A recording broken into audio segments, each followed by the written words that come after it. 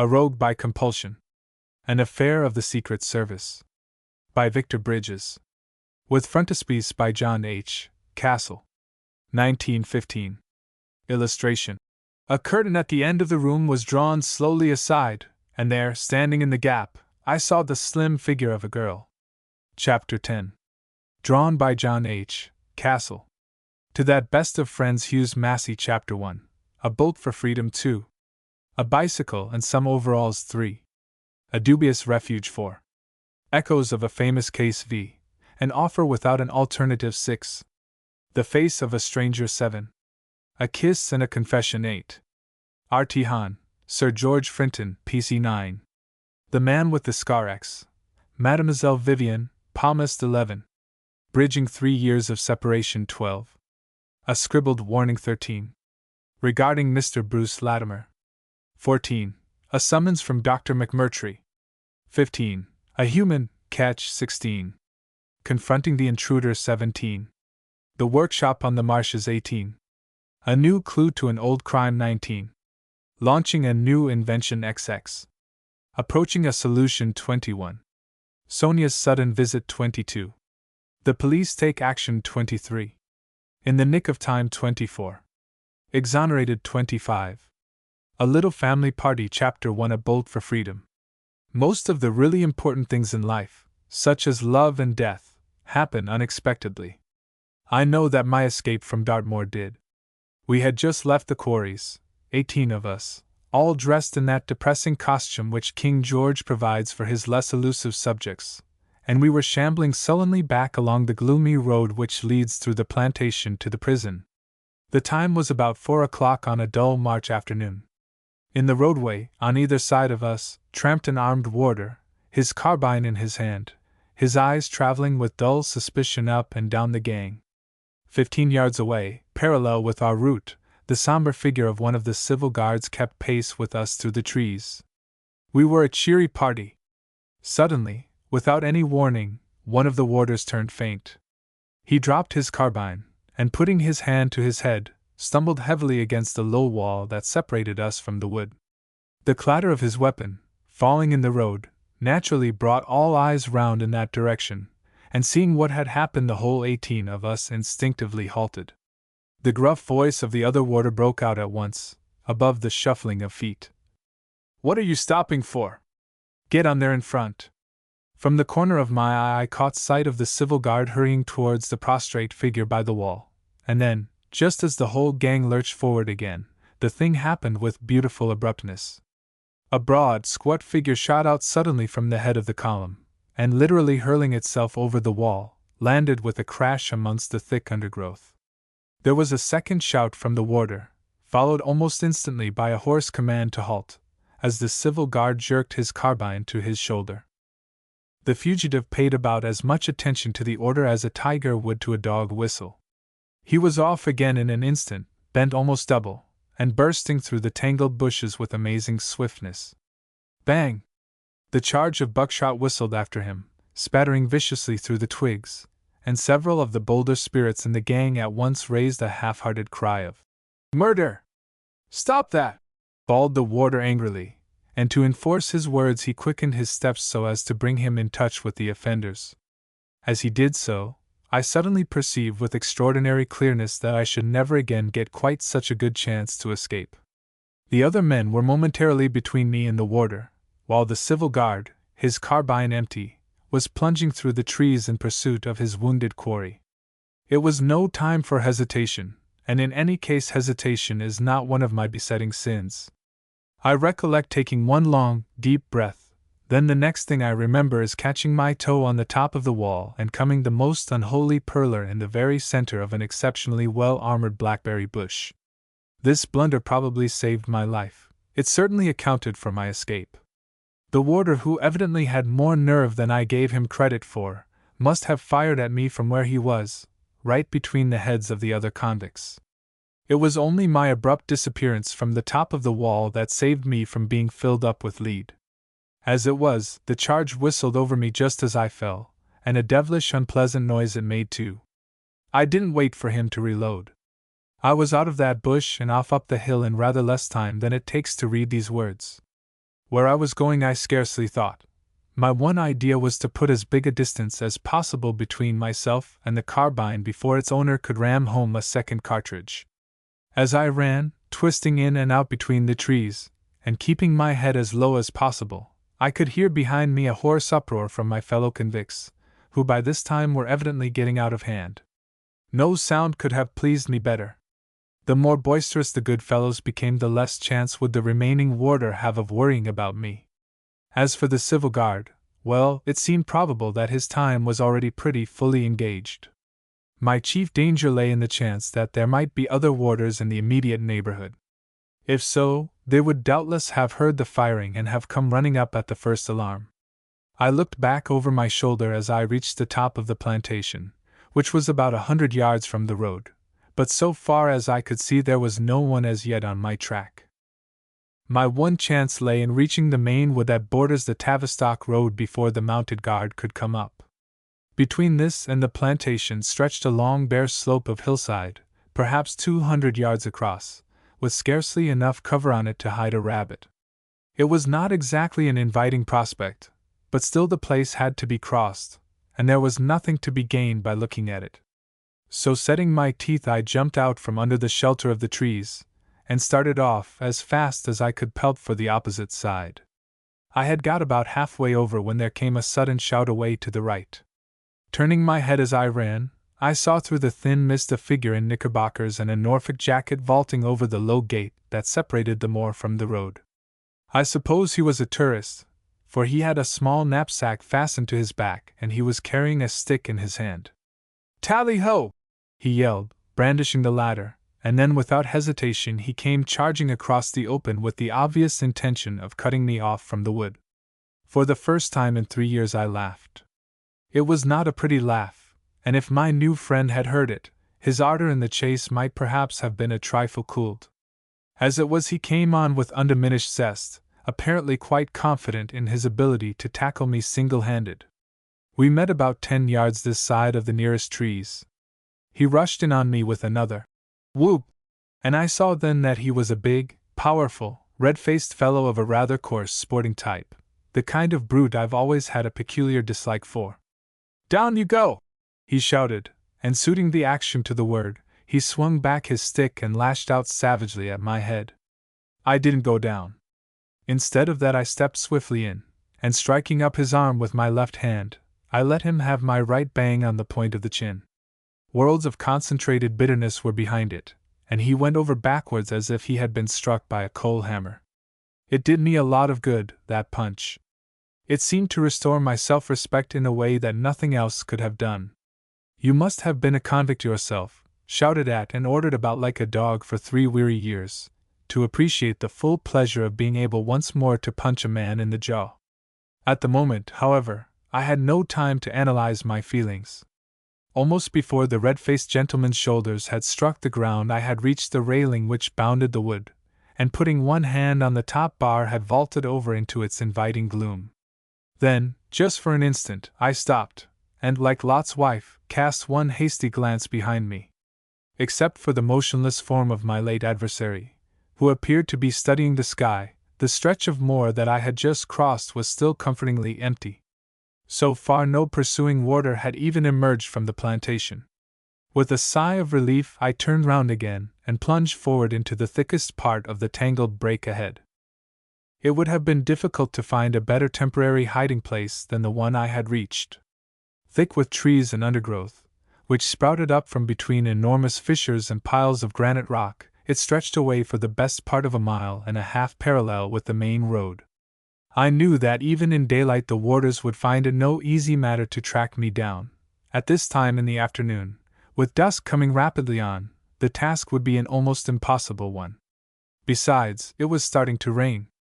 All the afternoon a thick cloud had been hanging over North Hesse, and now, as scratched and panting I forced my way on into the ever-increasing gloom, a fine drizzle began to descend through the trees.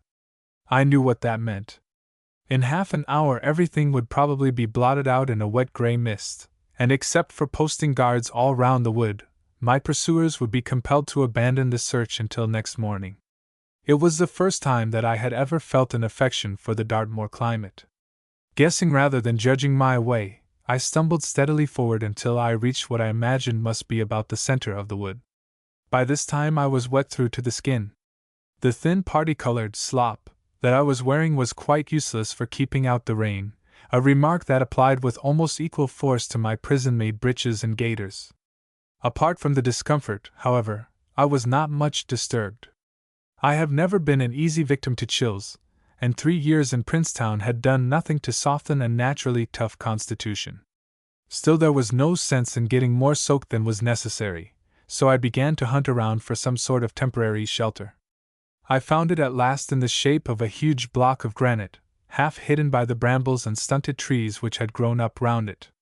Parting the undergrowth and crawling carefully in, I discovered at the base a kind of hollow crevice just long enough to lie down in at full length. I can't say it was exactly comfortable, but penal servitude has at least the merit of saving one from being over-luxurious. Besides, I was much too interested in watching the steady thickening of the mist outside to worry myself about trifles. With a swiftness which would have been incredible to any one who didn't know the moor, the damp, clammy vapor was settling down, blotting out everything in its gray haze. Except for the dripping brambles immediately outside, I could soon see absolutely nothing. Beyond that, it was like staring into a blanket. I lay there quite motionless, listening very intently for any sound of my pursuers. Only the persistent drip of the rain, however, and the occasional rustle of a bird, broke the silence.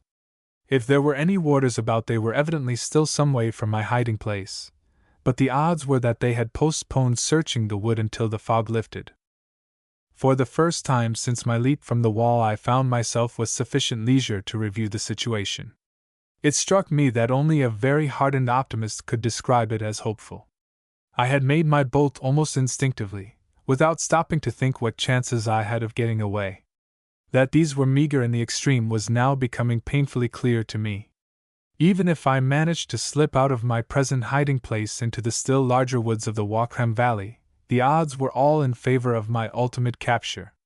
No escaped prisoner had ever yet succeeded in retaining his liberty for more than a few days, and where so many gentlemen of experience had tried and failed, it seemed distressingly unlikely that I should be more fortunate.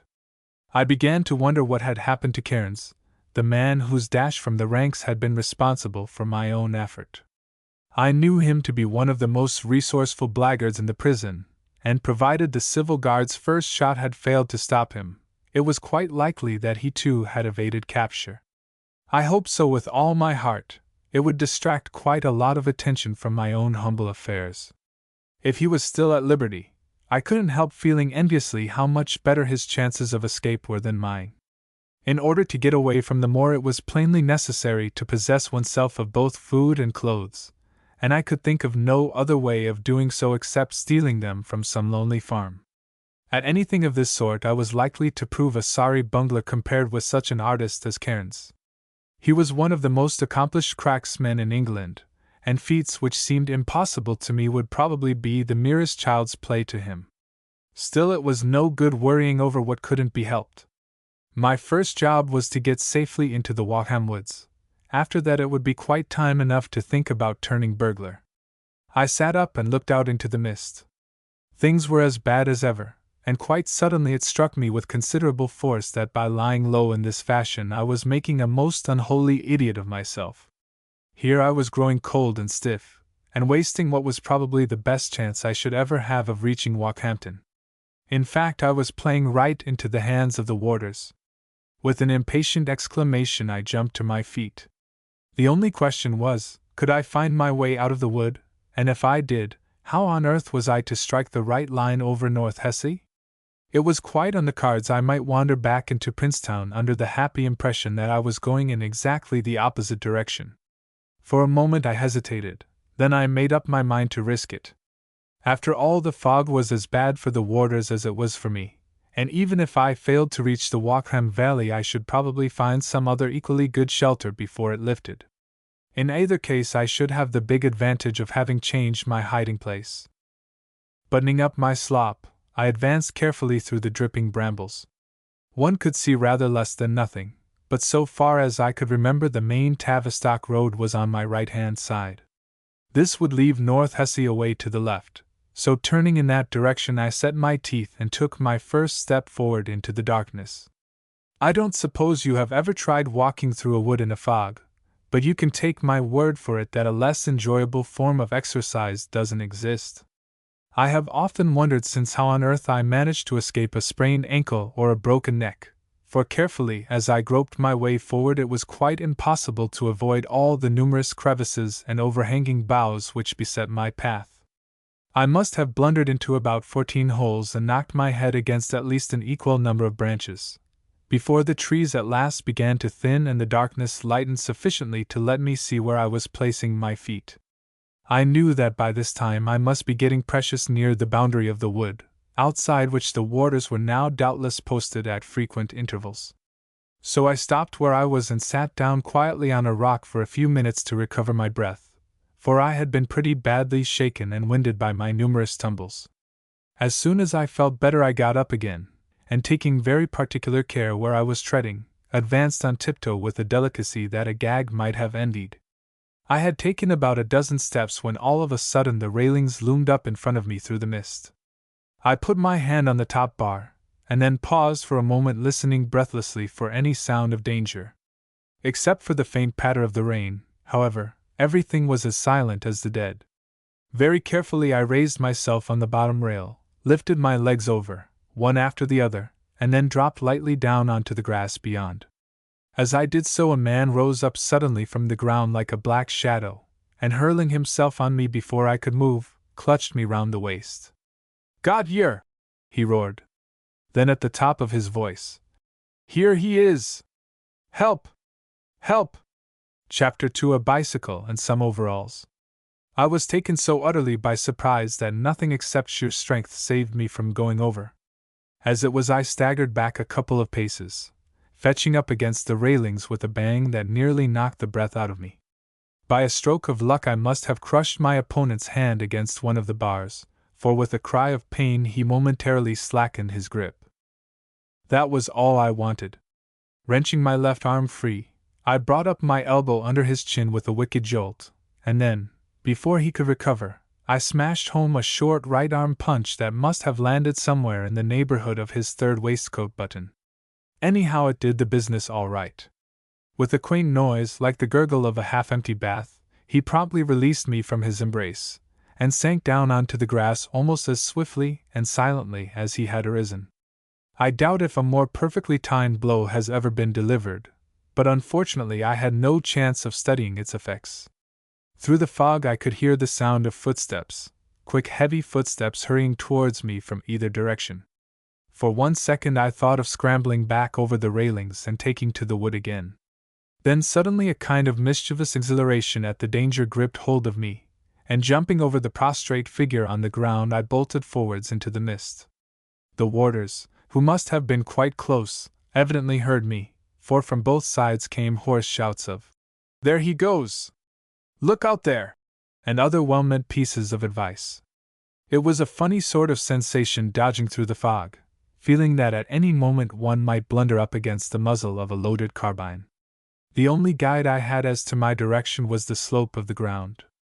I knew that as long as I kept on going uphill I was more or less on the right track, for the big granite-strewn bulk of North Hesse lay right in front of me, and I had to cross it to get to the Walkham Valley. On I went, the ground rising higher and higher, until at last the wet, slippery grass began to give way to a broken waste of rocks and heather. I had reached the top, and although I could see nothing on account of the mist, I knew that right below me lay the woods, with only about a mile of steeply sloping hillside separating me from their agreeable privacy. Despite the cold and the wet and the fact that I was getting devilish hungry, my spirits somehow began to rise. Good luck always acts on me as a sort of tonic, and so far I had certainly been amazingly lucky.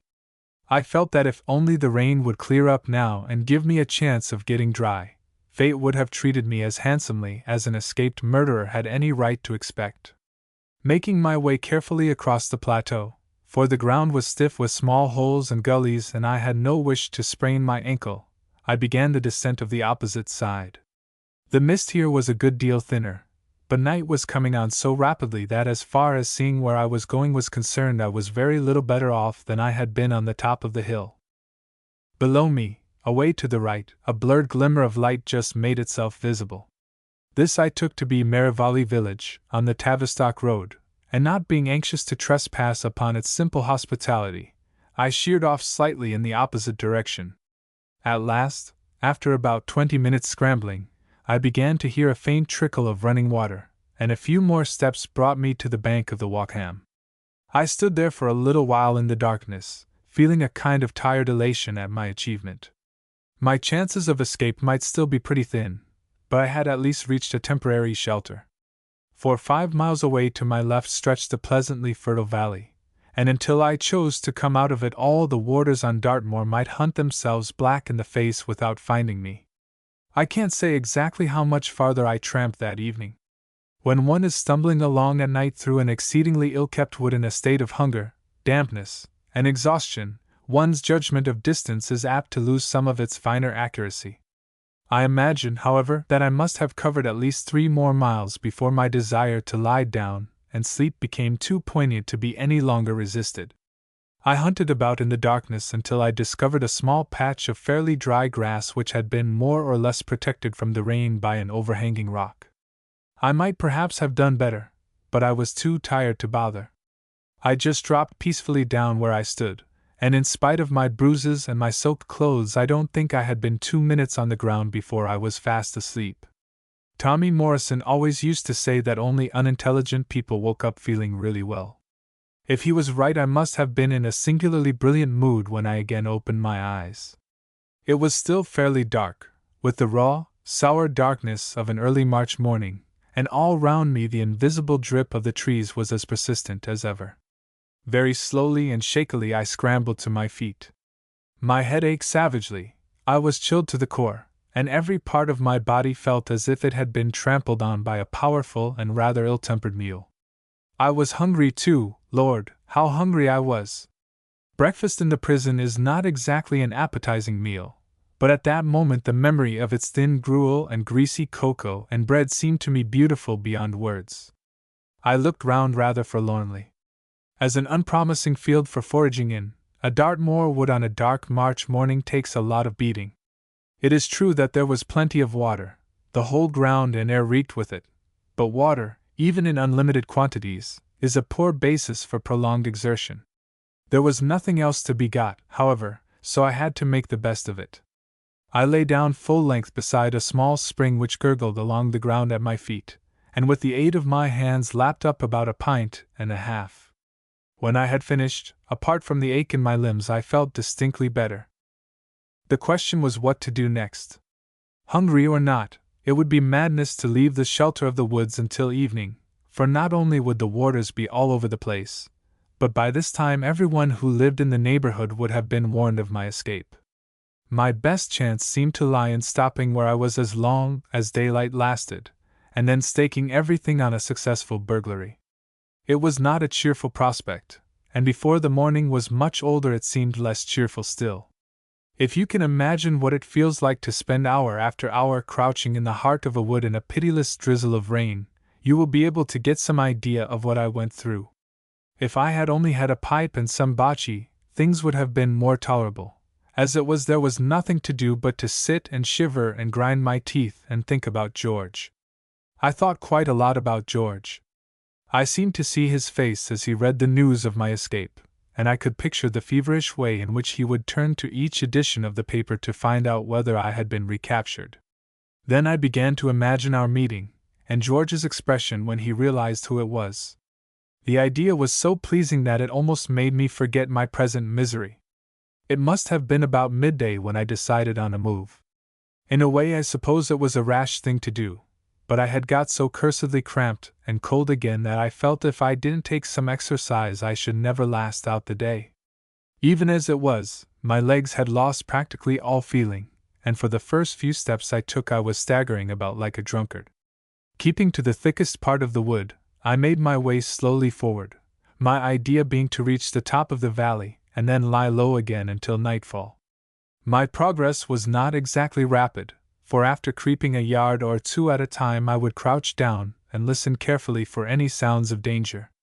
I had covered perhaps a mile in this spasmodic fashion when a gradual improvement in the light ahead told me that I was approaching open ground.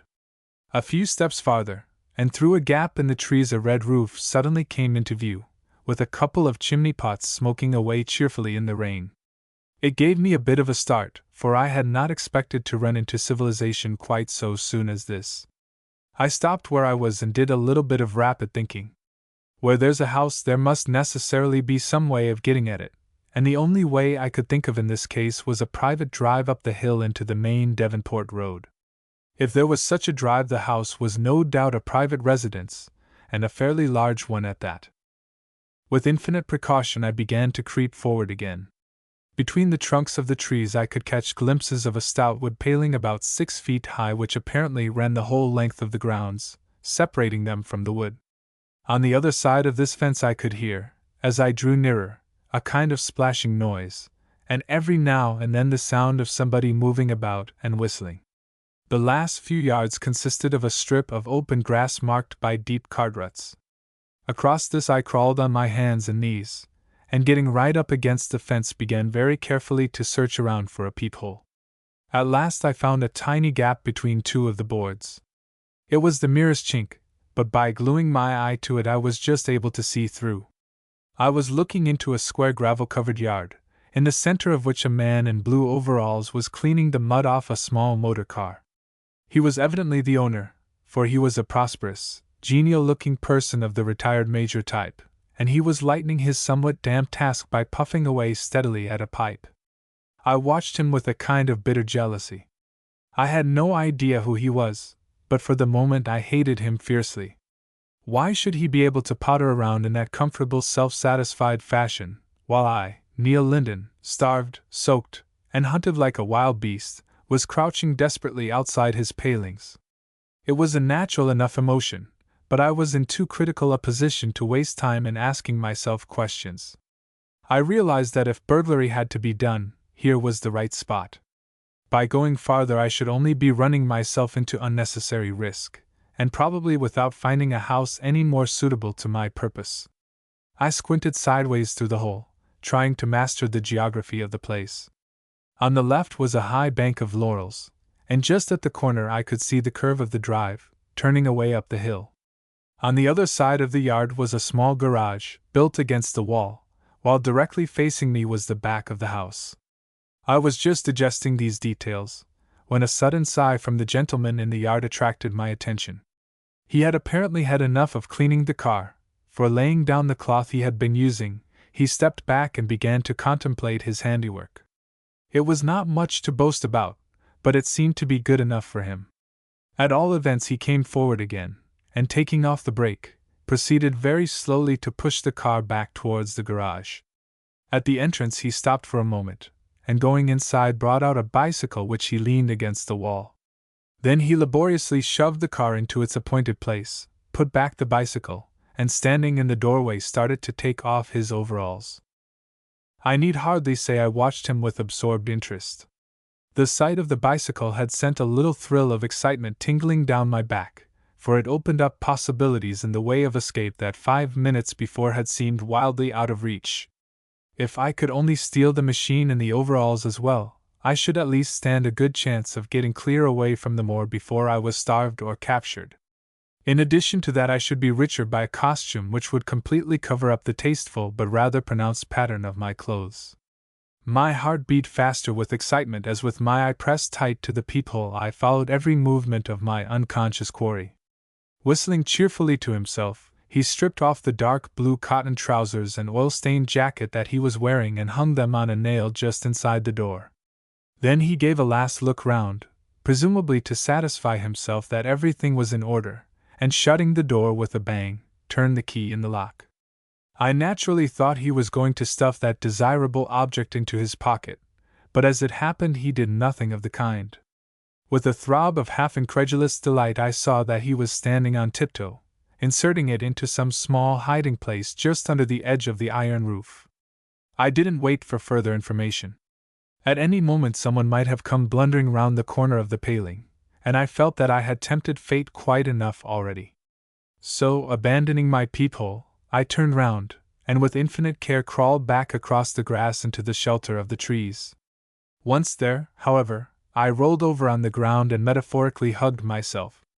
The situation may not appear to have warranted such excessive rapture, but when a man is practically hopeless, even the wildest of possible chances comes to him like music and sunshine. Forgetting my hunger and my wet clothes in my excitement, I lay there thinking out my plan of action. I could do nothing, of course, until it was dark. In fact, it would be really better to wait till the household had gone to bed, for several of the back windows looked right out on the garage. Then, provided I could climb the paling and get out the bicycle without being spotted, I had only to push it up the drive to find myself on the Devonport Road. With this comforting reflection, I settled myself down to wait. It was at least 4 hours from darkness, with another 4 to be added to that before I dared make a move. Looking back now, I sometimes wonder how I managed to stick it out. Long before dusk, my legs and arms had begun to ache again with a dull, throbbing sort of pain that got steadily worse, while the chill of my wet clothes seemed to eat into my bones. Once or twice I got up and crawled a few yards backwards and forwards, but the little additional warmth this performance gave me did not last long. I dared not indulge in any more violent exercise for fear that there might be warders about in the wood. What really saved me, I think, was the rain stopping. It came to an end quite suddenly, in the usual Dartmoor fashion, and within half an hour most of the mist had cleared off too. I knew enough of the local weather signs to be pretty certain that we were in for a fine night, and sure enough, half an hour after the sun had set, a large moon was shining down from a practically cloudless sky. From where I was lying I could, by raising my head, just see the 2 top windows of the house. About 10, as near as I could judge, somebody lit a candle in one of these rooms, and then coming to the window drew down the blind.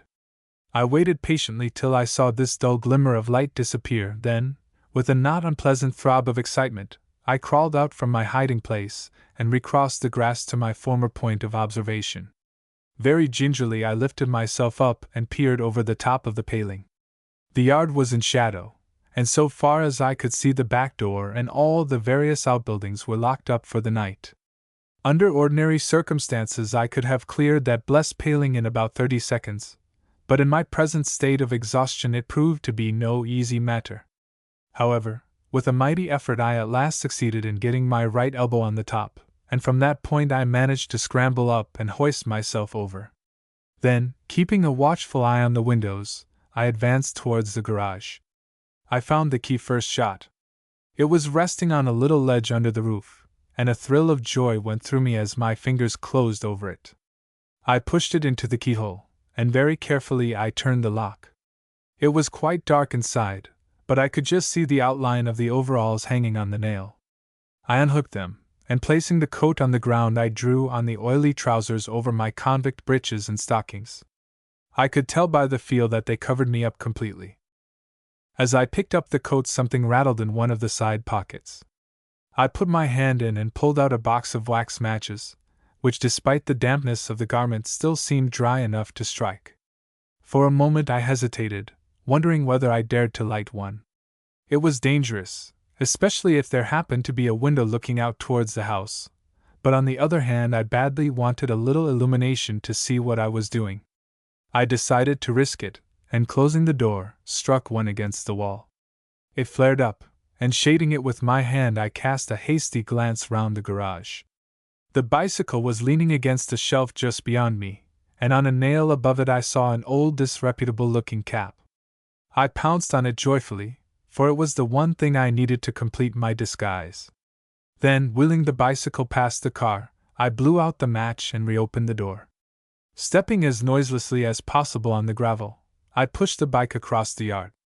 There was a large patch of moonlight between me and the end of the drive, and I went through it with a horrible feeling in the small of my back that at any moment someone might fling up a window and bawl out, "Stop, thief!"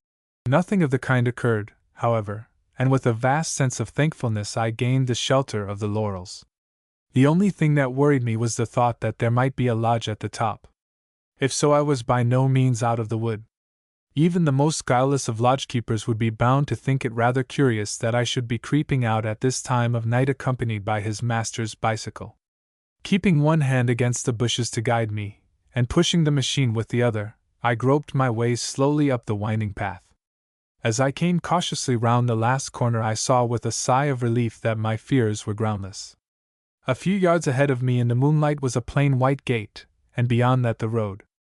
I opened the gate with deliberate care, and closed it in similar fashion behind me. Then for a moment I stopped.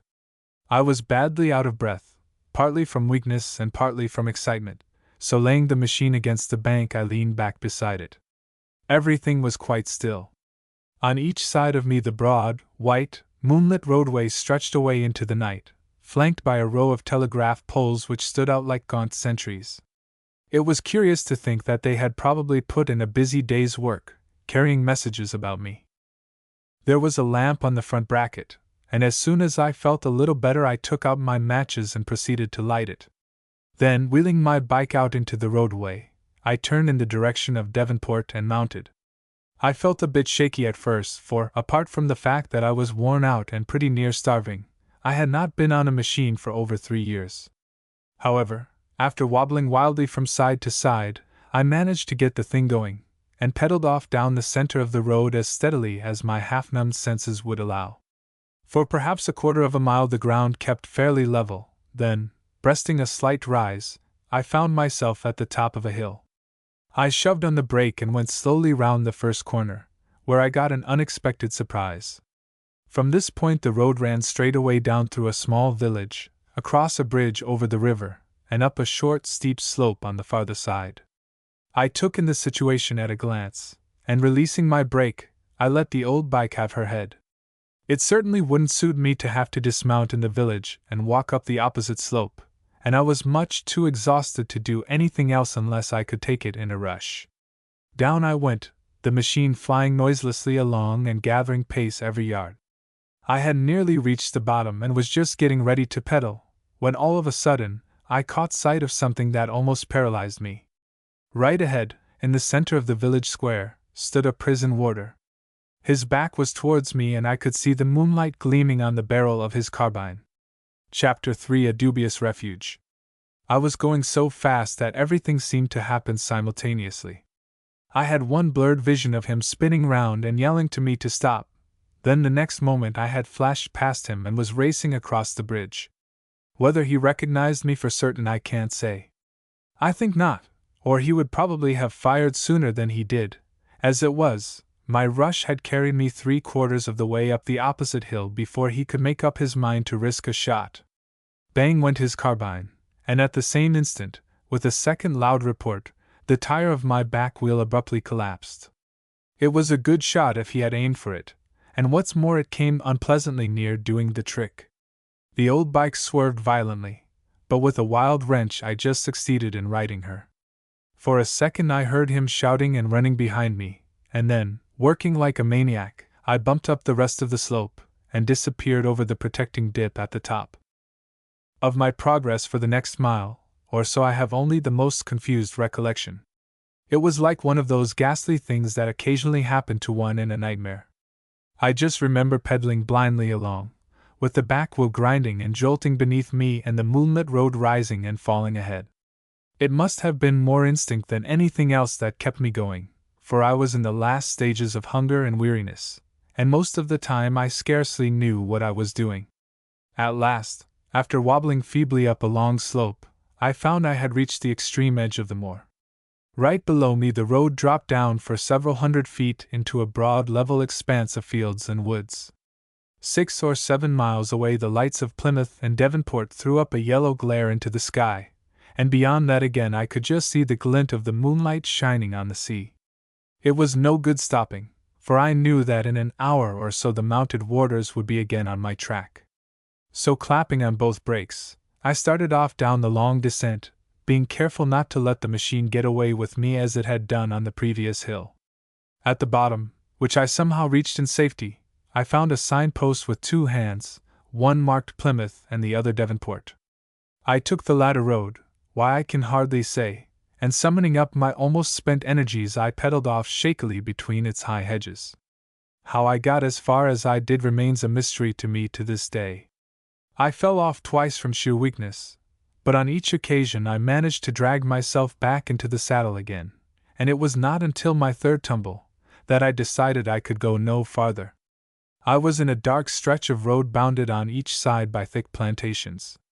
It was a good place to lie up in, but unfortunately there was another and more pressing problem in front of me. Half delirious as I was, I realized that unless I could find something to eat that night, my career as an escaped convict was pretty near its end. I picked myself up, and with a great effort managed to drag the bicycle to the side of the road. Then, clutching the rail that bounded the plantation, I began to stagger slowly forward along the slightly raised path. I think I had a sort of vague notion that there might be something to eat round the next corner. I had progressed in this fashion for perhaps 40 yards, when quite unexpectedly both the trees and the railings came to an end. I remained swaying and half incredulous for a moment. Then I began to realize that I was standing in front of an open gate looking up an exceedingly ill-kept drive. At the end of this drive was a house, and the moonlight shining full on the front of it showed me that the whole place had about as forlorn and neglected an appearance as an inhabited building could very well possess. That it was inhabited there could be no doubt, for in the small glass square above the hall door I could see a feeble glimmer of light. No one could have called it an inviting-looking place, but then I wasn't exactly waiting for invitations where a chance of food was concerned.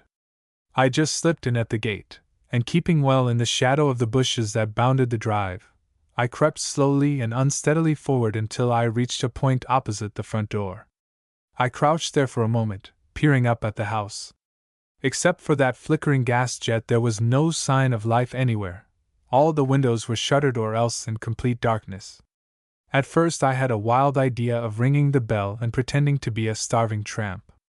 Then I remembered that my description had no doubt been circulated all round the neighborhood, and that if there was any one in the place they would probably recognize me at once as the missing convict. This choked me off, for though as a rule I have no objection to a slight scuffle, I felt that in my present condition the average housemaid could knock me over with the flick of a duster. The only alternative scheme that suggested itself to my numbed mind was to commit another burglary. There was a path running down the side of the house, which apparently led round to the back, and it struck me that if I followed this I might possibly come across an unfastened window. Anyhow, it was no good waiting about till I collapsed from exhaustion, so, getting on my feet, I slunk along the laurels as far as the end of the drive, and then crept across in the shadow of an overhanging tree. I made my way slowly down the path, keeping one hand against the wall, and came out into a small square yard, paved with cobbles, where I found myself looking up at the back of the house. There was a door in the middle with 2 windows on either side of it, and above these several other rooms, all apparently in complete darkness. I was beginning to feel horribly like fainting, but by sheer willpower I managed to pull myself together. Going up to the nearest window I peered through the pane. I could see the dim outline of a table with some plates on it just inside, and putting my hand against the bottom sash I gave it a gentle push. It yielded instantly, sliding up several inches with a wheezy rattle that brought my heart into my mouth. For a moment or two I waited, listening intently for any sound of movement within the house. Then, as nothing happened, I carefully raised the sash a little higher, and poked my head in through the empty window frame. It was the kitchen all right. There could be no doubt about that. A strong smell of stale cooking pervaded the warm darkness, and that musty odor brought tears of joy into my eyes. I took one long luxurious sniff, and then with a last effort I hoisted myself up and scrambled in over the low sill. As my feet touched the floor there was a sharp click. A blinding flash of light shot out from the darkness, striking me full in the face, and at the same instant a voice remarked quietly but firmly, "Put up your hands." I put them up. There was a short pause, then from the other end of the room a man in a dressing gown advanced slowly to the table in the center. He was holding a small electric torch in one hand and a revolver in the other. He laid down the former with the light still pointing straight at my face. "If you attempt to move," he remarked pleasantly, "I shall blow your brains out." With this he walked to the side of the room, struck a match against the wall, and reaching up turned on the gas. I was much too dazed to do anything, even if I had had the chance. I just stood there with my hands up, rocking slightly from side to side, and wondering how long it would be before I tumbled over. My captor remained for a moment under the light, peering at me in silence. He seemed to be a man of about 60, a thin, frail man with white hair and a sharp, deeply lined face. He wore gold-rimmed pince-nez, behind which a pair of hard gray eyes gleamed at me in malicious amusement. At last he took a step forward, still holding the revolver in his hand. "A stranger," he observed. "Dear me, what a disappointment! I hope Mr. Latimer is not ill?" I had no idea what he was talking about, but his voice sounded very far away. "If you keep me standing like this much longer," I managed to jerk out, "I shall most certainly faint." I saw him raise his eyebrows in a sort of half-mocking smile. "Indeed," he said. I thought. What he thought I never heard, for the whole room suddenly went dim, and with a quick lurch the floor seemed to get up and spin round beneath my feet. I suppose I must have pitched forward, for the last thing I remember is clutching wildly but vainly at the corner of the kitchen table. My first sensation on coming round was a burning feeling in my lips and throat. Then I suddenly realized that my mouth was full of brandy, and with a surprised gulp I swallowed it down and opened my eyes. I was lying back in a low chair with a cushion under my head. Standing in front of me was the gentleman in the dressing gown, only instead of a revolver he now held an empty wineglass in his hand. When he saw that I was recovering, he stepped back and placed it on the table. There was a short pause. "Well, Mr. Linden," he said slowly, "and how are you feeling now?" A hasty glance down showed me that the jacket of my overalls had been unbuttoned at the neck, exposing the soaked and mud-stained prison clothes beneath. I saw that the game was up, but for the moment I was too exhausted to care. My captor leaned against the end of the table watching me closely. "Are you feeling any better?" he repeated. I made a feeble attempt to raise myself in the chair. "I don't know," I said weakly. "I'm feeling devilish hungry." He stepped forward at once, his lined face breaking into something like a smile. "Don't sit up. Lie quite still where you are, and I will get you something to eat. Have you had any food today?" I shook my head. "Only rainwater," I said. "You had better start with some bread and milk then. You have been starving too long to eat a big meal straight away." Crossing the room, he pushed open a door which apparently led into the larder, and then paused for a moment on the threshold. "You needn't try to escape," he added, turning back to me. "I am not going to send for the police." "I don't care what you do," I whispered, "as long as you hurry up with some grub." Lying there in the sort of semi-stupor that comes from utter exhaustion, I listened to him moving about in the larder, apparently getting things ready. For the moment all thoughts of danger or recapture had ceased to disturb me. Even the unexpected fashion in which I was being treated did not strike me as particularly interesting or surprising. My whole being was steeped in a sense of approaching food. I saw him re-enter the room, carrying a saucepan, which he placed on a small stove alongside the fireplace. There was the scratching of a match followed by the pop of a gas ring, and half closing my eyes I lay back in serene and silent contentment.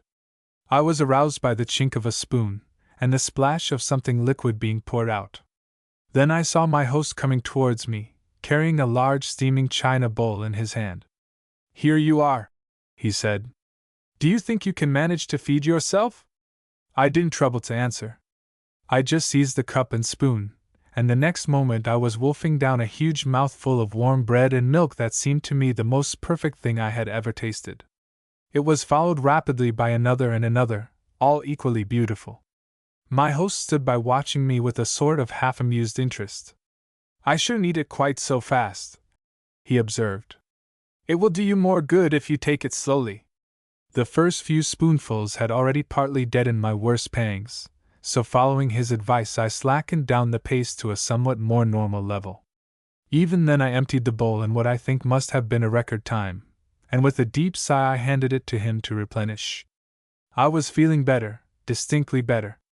The food, the rest in the chair, and the comparative warmth of the room were all doing me good in their various ways, and for the first time I was beginning to realize clearly where I was and what had happened. I suppose my host noticed the change, for he looked at me in an approving fashion as he gave me my second helping. "There you are," he said in that curious dry voice of his. "Eat that up, and then we'll have a little conversation. Meanwhile," he paused and looked round. "Well, if you have no objection, I think I will shut that window. I dare say you have had enough fresh air for today." I nodded. My mouth was too full for any more elaborate reply, and crossing the room he closed the sash and pulled down the blind. "That's better," he observed, gently rubbing his hands together. "Now we are more comfortable and more private. By the way, I don't think I have introduced myself yet. My name is McMurtry, Dr. McMurtry. I am charmed to meet you," I said, swallowing down a large chunk of bread. He nodded his head, smiling. "The pleasure is a mutual one, Mr. Linden, quite a mutual one." The words were simple and smooth enough in themselves, but somehow or other the tone in which they were uttered was not altogether to my taste. It seemed to carry with it the faint suggestion of a cat purring over a mouse. Still, I was hardly in a position to be too fastidious, so I accepted his compliment, and went on calmly with my bread and milk. With the same rather cat-like smile, Dr. McMurtry drew up a chair and sat down opposite to me. He kept his right hand in his pocket, presumably on the revolver. "And now," he said, "perhaps you have sufficiently recovered to be able to tell me a little about yourself.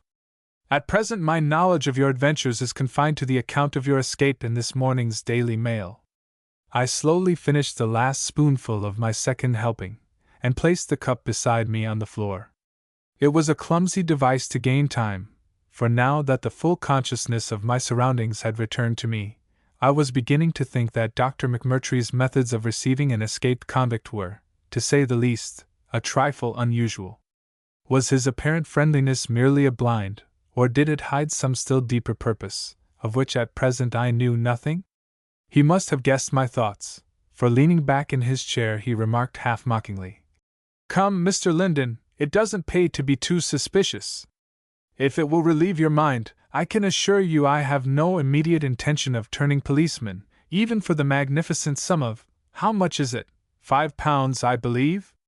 On mere business grounds I think it would be underrating your market value." The slight but distinct change in his voice in the last remark invested it with a special significance. I felt a sudden conviction that for some reason of his own Dr. McMurtry did not intend to give me up, at all events for the present. "I will tell you anything you want to know with pleasure," I said. "Where did the Daily Mail leave off?" He laughed curtly, and thrusting the other hand into his pocket pulled out a silver cigarette case. "If I remember rightly," he said, "you had just taken advantage of the fog to commit a brutal and quite unprovoked assault upon a warder." He held out the case. "But try one of these before you start," he added. "They are a special brand from St. Petersburg, and I think you will enjoy them. There's nothing like a little abstinence to make one appreciate a good tobacco." With a shaking hand I pressed the spring. It was 3 years since I had smoked my last cigarette, a cigarette handed me by the inspector in that stuffy little room below the dock, where I was waiting to be sentenced to death. If I live to be 100 I shall never forget my sensations as I struck the match which my host handed me and took in that first fragrant mouthful. It was so delicious that for a moment I remained motionless from sheer pleasure. Then lying back again in my chair with a little gasp I drew another great cloud of smoke deep down into my lungs. The doctor waited, watching me with a kind of cynical amusement. "Don't hurry yourself, Mr. Linden," he observed. "Pray don't hurry yourself. It is a pleasure to witness such appreciation." I took him at his word, and for perhaps a couple of minutes we sat there in silence while the blue wreaths of smoke slowly mounted and circled round us. Then at last, with a delightful feeling of half-drugged contentment, I sat up and began my story. I told it him quite simply, making no attempt to conceal or exaggerate anything. I described how the idea of making a bolt had come suddenly into my mind, and how I had acted on it without reflection or hesitation. Step by step I went quietly through my adventures, from the time when the fog had rolled down to the moment when, half fainting with hunger and exhaustion, I had climbed in through his kitchen window. Leaning on the arm of his chair, he listened to me in silence. As far as any movement, or change of expression was concerned, a statue could scarcely have betrayed less interest, but all the time the steady gleam of his eyes never shifted from my face. When I had finished, he remained there for several seconds in the same attitude. Then at last he gave a short, mirthless laugh. "It must be pleasant to be as strong as you are," he said. "I should have been dead long ago." I shrugged my shoulders. "Well, I don't exactly feel like going to a dance," I answered. He got up and walked slowly as far as the window, where he turned round and stood staring at me thoughtfully. At last he appeared to make up his mind. "You had better go to bed," he said, "and we will talk things over in the morning. You are not fit for anything more tonight." "No, I'm not," I admitted frankly. "But before I go to bed I should like to feel a little more certain where I'm going to wake up." There was a faint sound outside, and I saw him raise his head. It was the distant but unmistakable hum of a motor, drawing nearer and nearer every moment. For a few seconds we both stood there listening. Then with a sudden shock I realized that the car had reached the house and was turning in at the drive. Weak as I was, I sprang from my chair, scarcely feeling the thrill of pain that ran through me at the effort. "By God!" I cried fiercely. "You've sold me!" He whipped out the revolver, pointing it full at my face. "Sit down, you fool," he said. "It's not the police." Chapter 4: Echoes of a Famous Case. Whatever my intentions may have been, and they were pretty venomous when I jumped up, the revolver was really an unnecessary precaution. Directly I was on my feet I went as giddy as a kite, and it was only by clutching the chair that I saved myself from toppling over. I was evidently in a worse way than I imagined. Lowering his weapon, the doctor repeated his order. "Sit down, man, sit down. No one means you any harm here." "Who is it in the car?" I demanded, fighting hard against the accursed feeling of faintness that was again stealing through me. "They are friends of mine. They have nothing to do with the police. You will see in a minute." I sat down, more from necessity than by choice, and as I did so I heard the car draw up outside the back door. Crossing to the window, the doctor threw up the sash. "Savarov!" he called out. There came an answer in a man's voice which I was unable to catch. "Come in here," went on McMurtry. "Don't bother about the car." He turned back to me. "Drink this," he added, pouring out some more brandy into the wineglass. I gulped it down and lay back again in my chair, tingling all through. He took my wrist and felt my pulse for a moment. "I know you are feeling bad," he said, "but we'll get your wet clothes off and put you to bed in a minute. You will be a different man in the morning." "That will be very convenient," I observed faintly. There was a noise of footsteps outside, the handle of the door turned, and a man, a huge bear of a man in a long astrakhan coat, strode heavily into the room. He was followed by a girl whose face was almost hidden behind a partly turned back motor veil. When they caught sight of me, they both stopped abruptly. "Who's this?" demanded the man. Dr. McMurtry made a graceful gesture towards me with his hand. "Allow me," he said, "to introduce you. Monsieur and Mademoiselle Savarov, our distinguished and much sought-after friend Mr. Neil Linden." The big man gave a violent start, and with a little exclamation the girl stepped forward, turning back her veil. I saw then that she was remarkably handsome, in a dark, rather sullen-looking sort of way. "You will excuse my getting up," I said weakly. "It doesn't seem to agree with me. Mr. Linden," explained the doctor, "is fatigued. I was just proposing that he should go to bed when I heard the car." "How in the name of Satan did he get here?" demanded the other man, still staring at me in obvious amazement. "He came in through the window with the intention of borrowing a little food. I had happened to see him in the garden, and being under the natural impression that he was, another friend of ours, I ventured to detain him." Savarov gave a short laugh. "But it's incredible," he muttered. The girl was watching me curiously. "Poor man!" she exclaimed. "He must be starving." "My dear Sonia," said McMurtry, "you reflect upon my hospitality. Mr. Linden has been faring sumptuously on bread and milk. But he looks so wet and ill." "He is wet and ill," rejoined the doctor agreeably. That is just the reason why I am going to ask you to heat some water and light a fire in the spare bedroom. We don't want to disturb Mrs. Weston at this time of night. I suppose the bed is made up? Sonia nodded. I think so. I'll go up and see anyhow. With a last glance at me, she left the room, and Savarov, taking off his coat, threw it across the back of a chair. Then he came up to where I was sitting. You don't look much like your pictures, my friend, he said, unwinding the scarf that he was wearing round his neck. Under the circumstances, I replied. That's just as well. He laughed again, showing a set of strong white teeth. Yes, yes. But the clothes and the short hair, eh? They would take a lot of explaining away. It was fortunate for you chose this house, very fortunate. You find yourself amongst friends here. I nodded. I didn't like the man, there was too great a suggestion of the bully about him, but for all that I preferred him to McMurtry. It was the latter who interrupted. Come, Savarov, you take Mr. Linden's other arm and we'll help him upstairs. It is quite time he got out of those wet things. With their joint assistance I hoisted myself out of the chair and, leaning heavily on the pair of them, hobbled across to the door.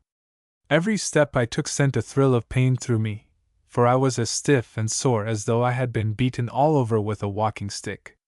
The stairs were a bit of a job too, but they managed to get me up somehow or other, and I found myself in a large, sparsely furnished hall lit by one ill-burning gas jet. There was a door half open on the left, and through the vacant space I could see the flicker of a freshly lighted fire. They helped me inside, where we found the girl Sonia standing beside a long yellow bathtub which she had set out on a blanket. I thought Mr. Linden might like a hot bath, she said. It won't take very long to warm up the water. Like it? I echoed gratefully, and then, finding no other words to express my emotions, I sank down in an easy chair which had been pushed in front of the fire. I think the brandy that McMurtry had given me must have gone to my head, or perhaps it was merely the sudden sense of warmth and comfort coming on top of my utter fatigue. Anyhow, I know I fell gradually into a sort of blissful trance, in which things happened to me very much as they do in a dream. I have a dim recollection of being helped to pull off my soaked and filthy clothes, and later on of lying back with indescribable felicity in a heavenly tub of hot water. Then I was in bed and somebody was rubbing me all over with some warm pungent stuff that seemed to take away the pain in my limbs and leave me just a tingling mass of drowsy contentment.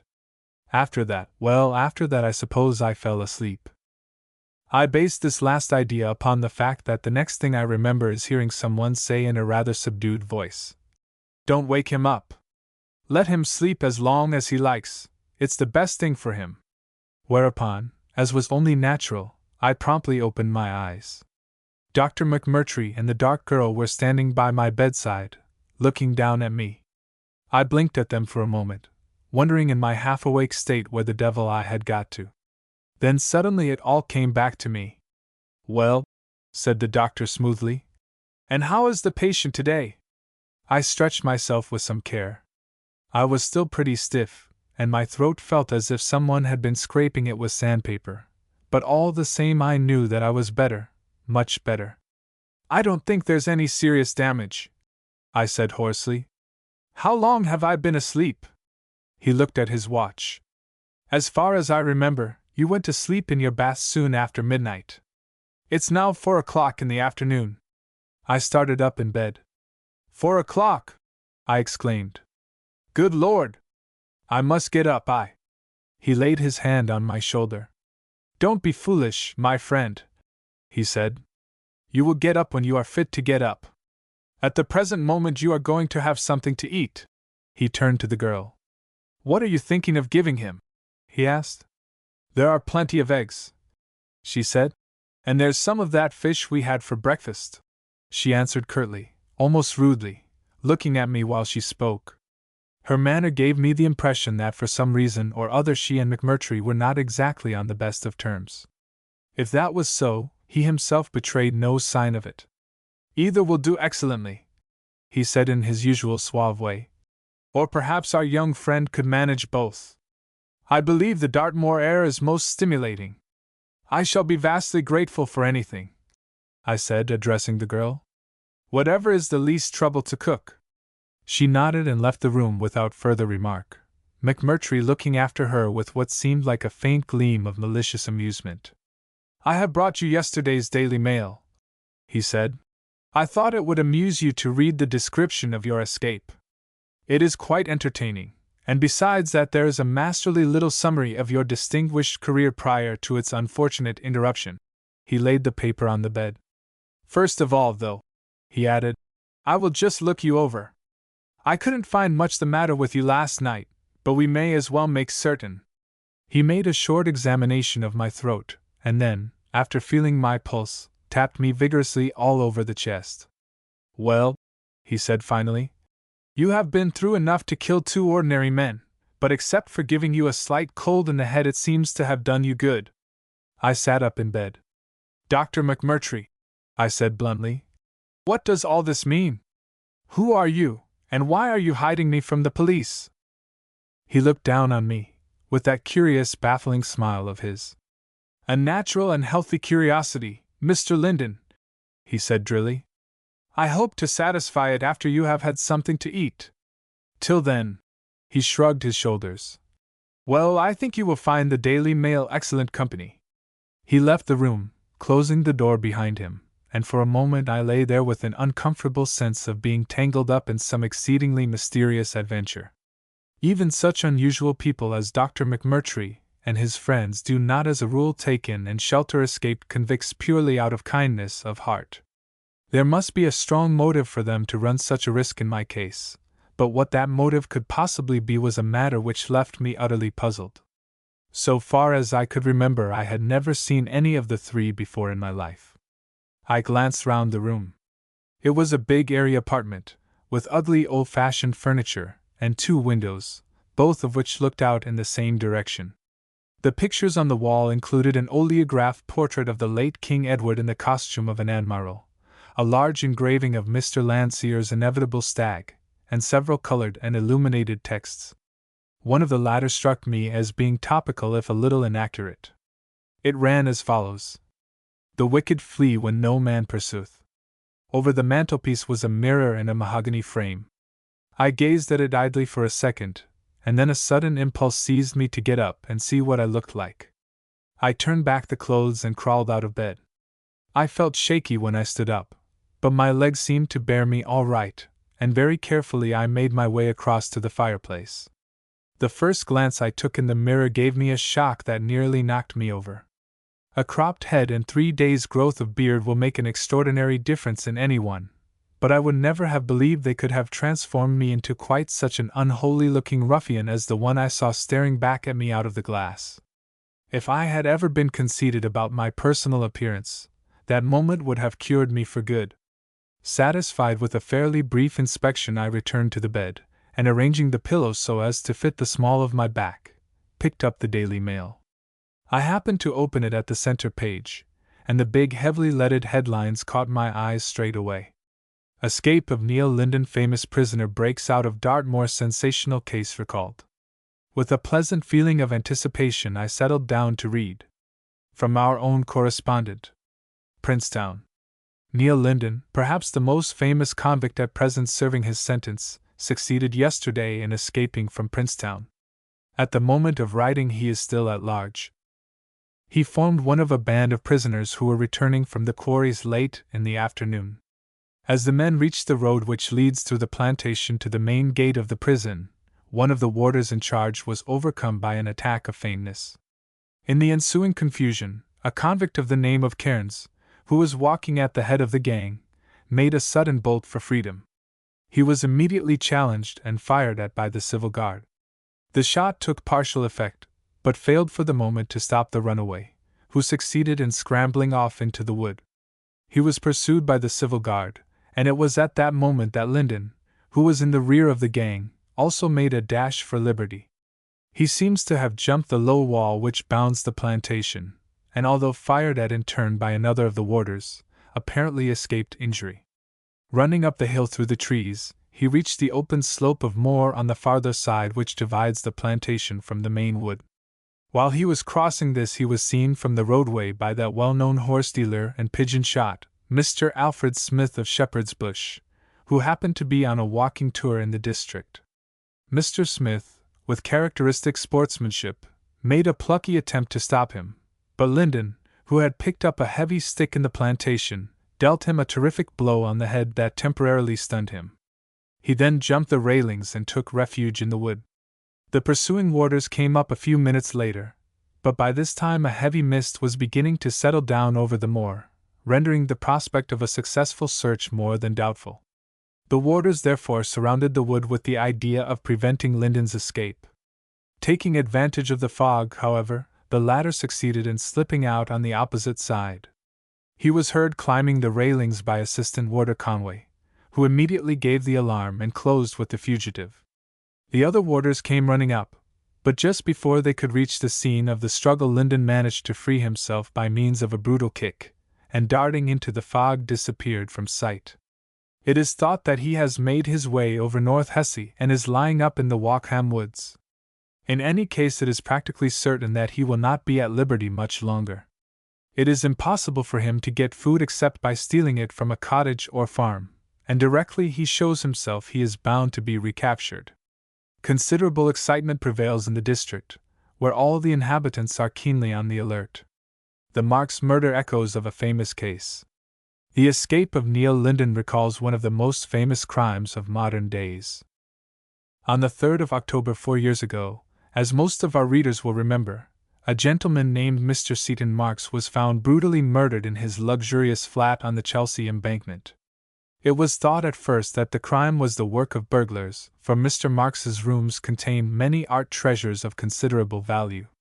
A further examination, however, revealed the fact that nothing had been tampered with, and the next day the whole country was startled and amazed to learn that Neil Linden had been arrested on suspicion. At the trial it was proved beyond question that the accused was the last person in the company of the murdered man. He had gone round to Mr. Marks's flat at 4 o'clock in the afternoon, and had apparently been admitted by the owner. 2 hours later Mr. Marks's servant returning to the flat was horrified to find his master's dead body lying in the sitting room. Death had been inflicted by means of a heavy blow on the back of the head, but the state of the dead man's face showed that he had been brutally mishandled before being killed. The accused, while maintaining his innocence of the murder, did not deny either his visit to the flat, or the fact that he had inflicted the other injuries on the deceased. He declined to state the cause of their quarrel, but the defending counsel produced a witness in the person of Miss Joyce Aylmer, a young girl of 16, who was able to throw some light on the matter. Miss Aylmer, a young lady of considerable beauty, stated that for about a year she had been working as an art student in Chelsea, and used occasionally to sit to artists for the head. On the afternoon before the murder she had had a professional engagement of this kind with Mr. Marks. There had been a visitor in the flat when she arrived, but he had left as soon as she came in. Subsequently, according to her statement, the deceased had acted towards her in an outrageous and disgraceful manner. She had escaped from his flat with difficulty, and had subsequently informed Mr. Linden of what had taken place. In his re-examination, the accused admitted that it was on account of Miss Aylmer's statement he had visited the flat. Up till then, he declared, he had had no quarrel with the deceased. This statement, however, was directly contradicted by Linden's partner, Mr. George Marwood. Giving his evidence with extreme reluctance, Mr. Marwood stated that for some time bad blood had undoubtedly existed between Mr. Marks and the accused. He added that in his own hearing on 2 separate occasions the latter had threatened to kill the deceased. Pressed still further, he admitted meeting Mr. Linden in Chelsea on the night of the murder, when the latter had to all intents and purposes acknowledged his guilt. On the evidence there could naturally be only one verdict, and Linden was found guilty and sentenced to death by Mr. Justice Owen. A tremendous agitation in favor of his reprieve broke out at once. Apart from the peculiar circumstances under which the crime was committed, it was urged that Mr. Linden's services to the country as an inventor should be taken into consideration. Within 24 hours over 1 million people had signed a petition in his favor, and the following day His Majesty was pleased to commute the sentence to one of penal servitude for life. There is little doubt, however, that Linden would have been released at the end of 10 or 12 years. The escaped convict's career. Neil Linden is the only son of the well-known explorer Colonel Grant Linden, who perished on the upper Amazon some 15 years ago. He was educated at Haileybury and Oriel College, Oxford, where he took the highest honors in chemistry and mathematics. Coming down, he entered into partnership with his cousin Mr. George Marwood, and between them the two young inventors met with early and remarkable success. Their greatest achievement was of course the construction of the Linden-Marwood automatic torpedo, which was taken up 4 years ago, after exhaustive tests, by the British government. Linden is a man of exceptionally powerful physique. He successfully represented Oxford as a heavyweight boxer in his last term, and the following year was runner-up in the amateur championship. He is also a fine long-distance swimmer, and a well-known single-handed yachtsman. Mr. George Marwood, whose painful position in connection with the trial aroused considerable sympathy, has carried on the business alone since his partner's conviction. Quite recently, as our readers will recall, he was the victim of a remarkable outrage at his offices in Victoria Street. While he was working there by himself late at night, a couple of masked men broke into the building, bound and gagged him, and proceeded to ransack the safe. It is said that they secured plans and documents of considerable value, but owing to the non-arrest of the thieves the exact details have never come to light. So ended the Daily Mail. I finished reading, and taking a long breath, laid down the paper. Up till then I had heard nothing about the news contained in the last paragraph, and it sent my memory back at once to the big well-lighted room in Victoria Street where George and I had spent so many hours together. I wondered what the valuable plans and documents might be which the thieves were supposed to have secured. In my day we had always been pretty careful about what we left at the office, and any really important plans, such as those of the Linden-Marwood torpedo, were invariably kept at the safe deposit across the street. From George and the office my thoughts drifted away over the whole of that crowded time referred to in the paper. Brief and bald as the narrative was, it brought up before me a dozen vivid memories, which jostled each other simultaneously in my mind. I saw again poor little Joyce's tear-stained face, and remembered the shuddering relief with which she had clung to me as she sobbed out her story. I could recall the cold rage in which I had set out for Marx's flat, and that first savage blow of mine that sent him reeling and crashing into one of his own cabinets. Then I was in court again, and George was giving his evidence, the lying evidence that had been meant to send me to the gallows. I remembered the cleverly assumed reluctance with which he had apparently allowed his statements to be dragged from him, and my blood rose hot in my throat as I thought of his treachery. Above all, I seemed to see the fat red face of Mr. Justice Owen, with the ridiculous little three-cornered black cap above it. He had been very cut up about sentencing me to death, had poor old Owen, and I could almost hear the broken tones in which he had faltered out the words. "Taken from the place where you now stand to the place whence you came, hang by the neck until your body be dead, and may God have mercy on your soul." At this cheerful point in my reminiscences I was suddenly interrupted by a sharp knock at the door. Chapter 5: An Offer Without an Alternative. With a big effort I pulled myself together. "Come in," I called out. The door opened, and the girl, Sonia, entered the room. She was carrying a tray, which she set down on the top of the chest of drawers. "I don't know the least how to thank you for all this," I said. She turned round and looked at me curiously from under her dark eyebrows. "For all what?" she asked. "This," I repeated, waving my hand towards the tray. "And the hot bath last night, and incidentally my life. If it hadn't been for you and Dr. McMurtry, I think my career, as the Daily Mail calls it, would be pretty well finished by now." She stood where she was, her hand on her hip, her eyes fixed on my face. "Do you know why we are helping you?" she asked. I shook my head. "I haven't the faintest notion," I answered frankly. "It certainly can't be on account of the charm of my appearance. I've just been looking at myself in the glass." She shrugged her shoulders half impatiently. "What does a man's appearance matter? You can't expect to break out of Dartmoor in a frock coat." "No," I replied gravely. "There must always be a certain lack of dignity about such a proceeding. Still, when one looks like an escaped murderer, it's all the more surprising that one should be so hospitably received." She picked up the tray again and brought it to my bedside. "Oh," she said, "I shouldn't build too much upon our hospitality if I were you." I took the tray from her hands. "I would build upon yours to any extent," I said, "but I am under no illusion whatever about Dr. McMurtry's disinterestedness.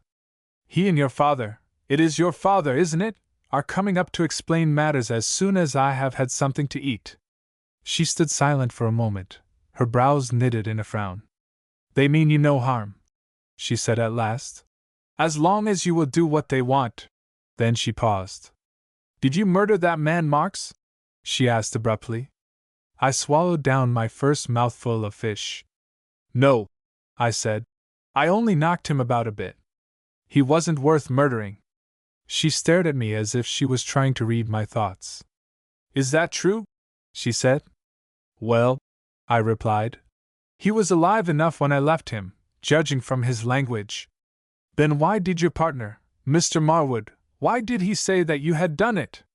"That," I said softly, "is a little question which George and I have got to discuss together some day." She walked to the door and then turned. "If a man I had trusted and worked with behaved like that to me," she said slowly, "I should kill him." I nodded my approval of the sentiment. "I dare say it will come to that," I said. "The only thing is one gets rather tired of being sentenced to death." She gave me another long, curious glance out of those dark brown eyes of hers, and then going out, closed the door behind her. For an exceedingly busy and agreeable quarter of an hour I occupied myself with the contents of the tray. There was some very nicely grilled whiting, a really fresh boiled egg, a jar of honey, and a large plate of brown bread and butter cut in sturdy slices. Best of all, on the edge of the tray were a couple of McMurtry's cigarettes. Whether he or Sonia was responsible for this last attention I could not say. I hoped it was Sonia. Somehow or other I did not want to be too much indebted to Dr. McMurtry. I finished my meal, finished it in the most complete sense of the phrase, and then, putting down my tray on the floor, reverently lighted up. I found that my first essay in smoking on the previous evening had in no way dulled the freshness of my enjoyment, and for a few minutes I was content to lie there pleasantly indifferent to everything except the flavor of the tobacco. Then my mind began to work. Sonia's questions had once again started a train of thought which ever since the trial had been running through my brain with maddening persistence. If I had not killed Marks, who had? How often had I asked myself that during the past 3 years? And how often had I abandoned the problem in utter weariness? Sometimes, indeed, I had been almost tempted to think the jury must have been right, that I must have struck the brute on the back of the head without realizing in my anger what I was doing. Then, when I remembered how I had left him crouching against the wall, spitting out curses at me through his cut and bleeding lips, I knew that the idea was nonsense. The wound which they found in his head must have killed him instantly. No man who had received a blow like that would ever speak or move again. The one thing I felt certain of was that in some mysterious way or other George was mixed up in the business. It was incredible that he could have acted as he did at the trial unless he had had some stronger reason than mere dislike for me. That he did dislike me I knew well, but my 6 years' association with him had taught me that he would never allow any personal motive to interfere with a chance of making money. By sending me to the gallows or into penal servitude he was practically ruining himself, for with all his acuteness and business knowledge he was quite deficient in any sort of inventive power. And yet he had not hesitated to do it, and to do it by a piece of lying sufficiently cold-blooded and deliberate to make Judas pale with envy. If there had been any apparent chance of his being able to rob me by the proceeding, I could have understood it. But my business interests as far as past inventions went were safe in the hands of my lawyers, and although I had told him a certain amount about the new explosive which I had been working at, it was quite impossible for him to turn it to any practical use. No, George must have had some other reason for perjuring his unpleasant soul, and the only one I could think of was that he had purposely turned the case against me in order to shield the real murderer. He had been fairly well acquainted with the dead man, I knew. Their tastes indeed ran on somewhat similar lines, and it was just possible that he was aware who had committed the crime. The thought filled me, as it always had filled me, with a bitter fury. Again and again in my cell I had fancied myself escaping from the prison and choking the truth out of my cousin's throat with my fingers, and now that the first part of this picture had come true, I vowed silently to myself that nothing should stop the remainder from following it. Whatever McMurtry might propose, I would see George once again face to face, even if death or recapture was the price I had to pay. I had just arrived at this conclusion when I heard the sound of footsteps in the passage outside. Then the handle of the door turned, and McMurtry appeared on the threshold with Savarov looming up behind him. There was a moment's silence, while the doctor stood there smiling down on me as blandly as ever. "May we come in?" he inquired. "We are not interrupting your tea, I hope." "No, I have done tea, thank you," I said, with a gesture towards the tray. Why it was so I can't say, but McMurtry's politeness always filled me with a feeling of repulsion. There was something curiously sinister about it. He stepped forward into the room, followed by Savarov, who closed the door behind him. The latter then lounged across and sat down on the windowsill, McMurtry remaining standing by my bedside. "You have read the Mail, I see," he said, picking up the paper. "I hope you admired the size of the headlines." "It's the type of compliment," I replied, "that I have had rather too much of." Savarov broke out into a short, gruff laugh. "Our friend," he said, "is modest, so modest. He does not thirst for more fame. He would retire into private life if they would let him." He chuckled to himself, as though enjoying the subtlety of his own humor. Unlike his daughter, he spoke English with a distinctly foreign accent. "Ah, yes," said Dr. McMurtry amiably. "But then, Mr. Linden is one of those people that we can't afford to spare. Talents such as his are intended for use." He took off his glasses and began to polish them thoughtfully. "One might almost say that he held them in trust for Providence." There was a short silence. "And is it on account of my talents that you have been kind enough to shelter me?" I asked bluntly. The doctor readjusted his pince-nez and seated himself with some deliberation on the foot of the bed. "The instinct to assist a hunted fellow creature," he observed, "is almost universal." Then he paused. "I take it, Mr. Linden, that you are not particularly anxious to rejoin your friends in Princetown?" I shook my head. "Not if there is a more pleasant alternative." Savarov grunted. "No alternative is likely to be more unpleasant for you," he said harshly. The touch of bullying in his tone put my back up at once. "Indeed," I said, "I can imagine several." McMurtry's smooth voice intervened. "But ours, Mr. Linden, is one which I think will make a very special appeal to you. How would you like to keep your freedom and at the same time take up your scientific work again?" I looked at him closely. For once there was no trace of mockery in his eyes. "I should like it very much indeed, if it was possible," I answered. McMurtry leaned forward a little. "It is possible," he said quietly. There was a short pause. Savarov pulled out a cigar, bit off the end, and spat it into the fireplace. Then he reached sideways to the chest of drawers for a match. "Explain to him," he said, jerking his head towards me. McMurtry glanced at him, it seemed to me a shade impatiently. Then he turned back to me. "For some time before Mr. Marx's unfortunate death," he said slowly, "you had been experimenting with a new explosive."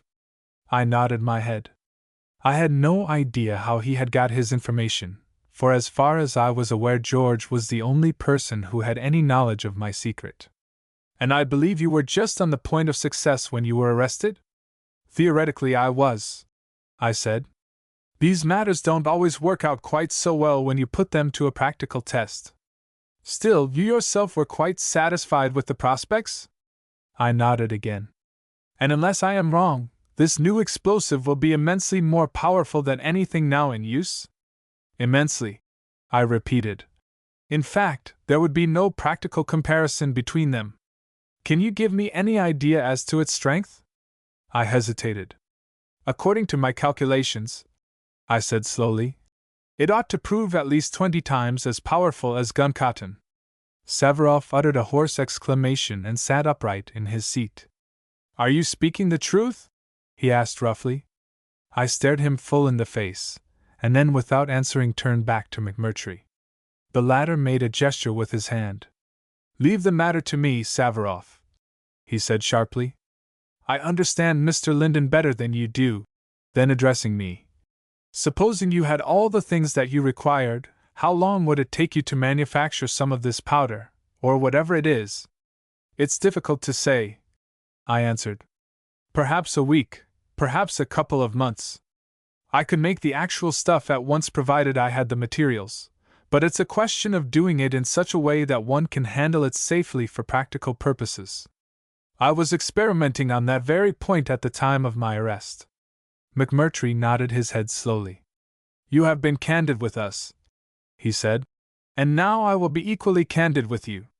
My friend M. Savarov and myself are very largely interested in the manufacture of high explosives.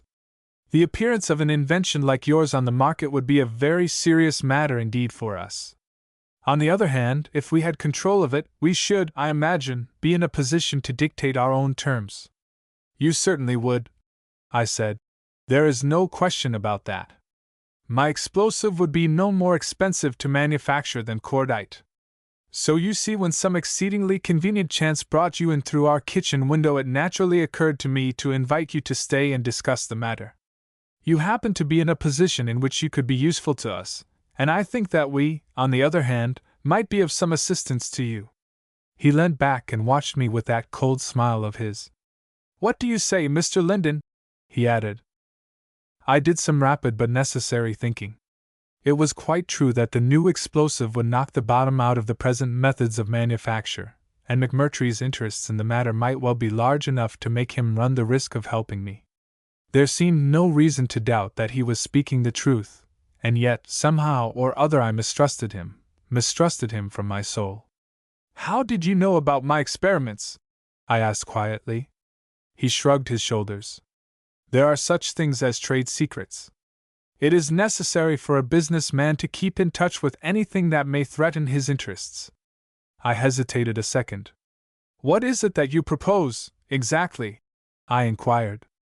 I saw, or thought I saw, the faintest possible gleam of satisfaction steal into his eyes.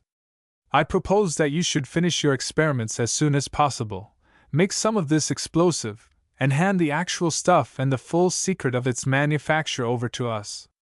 In return, I will guarantee you your freedom, and let you have a quarter interest in all profits we make out of your invention." He brought out these somewhat startling terms as coolly as though it were an everyday custom of his to do business with escaped convicts. I bent down from the bed, and under cover of picking up my second cigarette from the tray, secured a few useful moments for considering the situation. "I have no objection to the bargain," I said slowly, helping myself to a match off the table. "The only question is whether it is possible to carry it out. My experiments aren't the kind that can be conducted in a back bedroom. I should want a large shed of some kind, and the farther away it was from any houses the better. There is always the chance of blowing oneself up at this sort of business, and in that case an explosive like mine would probably wreck everything within a couple of miles." "You shall work under any conditions you please," said McMurtry amiably. "If it suits you, we will fix you up a hut and some sheds down on the Thames marshes, and you can live there till the experiments are finished." "But I should be recognized," I objected. "I am bound to be recognized. I am fairly well known as it is, and with my picture and description placarded all over England, I shouldn't stand a dog's chance. However lonely a place it was, someone would be bound to see me and give me away sooner or later." McMurtry shook his head. "You may be seen," he said, "but there is no reason why you should be recognized." I paused in the act of lighting my cigarette. "What do you mean?" I asked with some curiosity. "My dear Mr. Linden," said McMurtry courteously, "as a scientist yourself, you don't imagine that it's beyond the art of an intelligent surgeon to cope with a little difficulty like that?" "But in what way?" I objected. "A disguise? Anyone can see through a disguise except in novels." The doctor smiled. "I am not suggesting a wig and a pair of spectacles," he observed. "It is rather too late in the world's history for that sort of thing." Then he stopped and studied me for an instant attentively. In a fortnight, and practically without hurting you," he added, "I can make you as safe from the police as if you were dead and buried." I sat up in bed. "Under the circumstances," I said, "you'll excuse my being a little inquisitive." "Oh, there is no secret about it. Any surgeon could do it. I have only to alter the shape of your nose a trifle, and make your forehead rather higher and wider. A stain of some sort will do the rest." "Yes," I said, "but what about the first part of the program?" He shrugged his shoulders. "Child's play," he answered. "Merely a question of paraffin injections and the X-rays." He spoke with such careless confidence that for once it was impossible to doubt his sincerity. I lay back again and drew in a large exulting lungful of cigarette smoke. I had suddenly realized that if McMurtry's offer was genuine, and he could really do what he promised, there were no longer any difficulties in the way of my getting at George.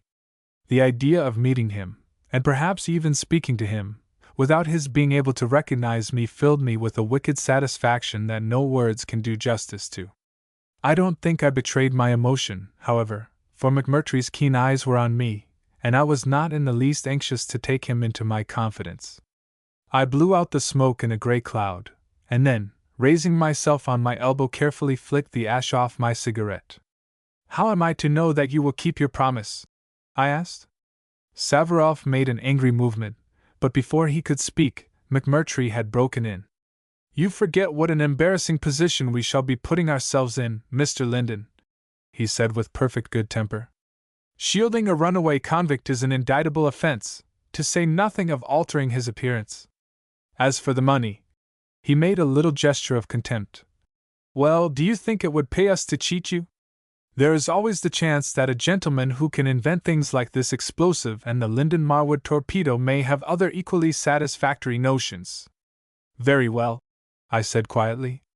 "I will accept the offer on one condition, that I can have a week in London before beginning work." With an oath, Savarov started up from the windowsill. "God in Himmel! And who are you to make terms?" he exclaimed roughly. "Why, we have only to send you back to the prison and you will be flogged like a dog. In which distressing event," I observed, "you would not get your explosive." "My dear Savarov," interrupted McMurtry soothingly, "there is no need to threaten Mr. Linden. I am sure that he appreciates the situation." Then he turned to me. "I suppose you have some reason for making this condition?" Silently in my heart I invoked the shade of Ananias. "If you had been in Dartmoor 3 years," I said with a rather well-forced laugh, "you would find several excellent reasons for wanting a week in London." My acting must have been good, for I could have sworn I saw a faint expression of relieved contempt flicker across McMurtry's face. "I see. A little holiday, a brief taste of the pleasures of liberty. Well, that seems to me a very natural and reasonable request. What do you think, Savarov?" That gentleman contented himself with a singularly ungracious grunt. "I don't think there would be much risk about it," I said boldly. "If you can change my appearance as completely as you say you can, no one would be the least likely to recognize me.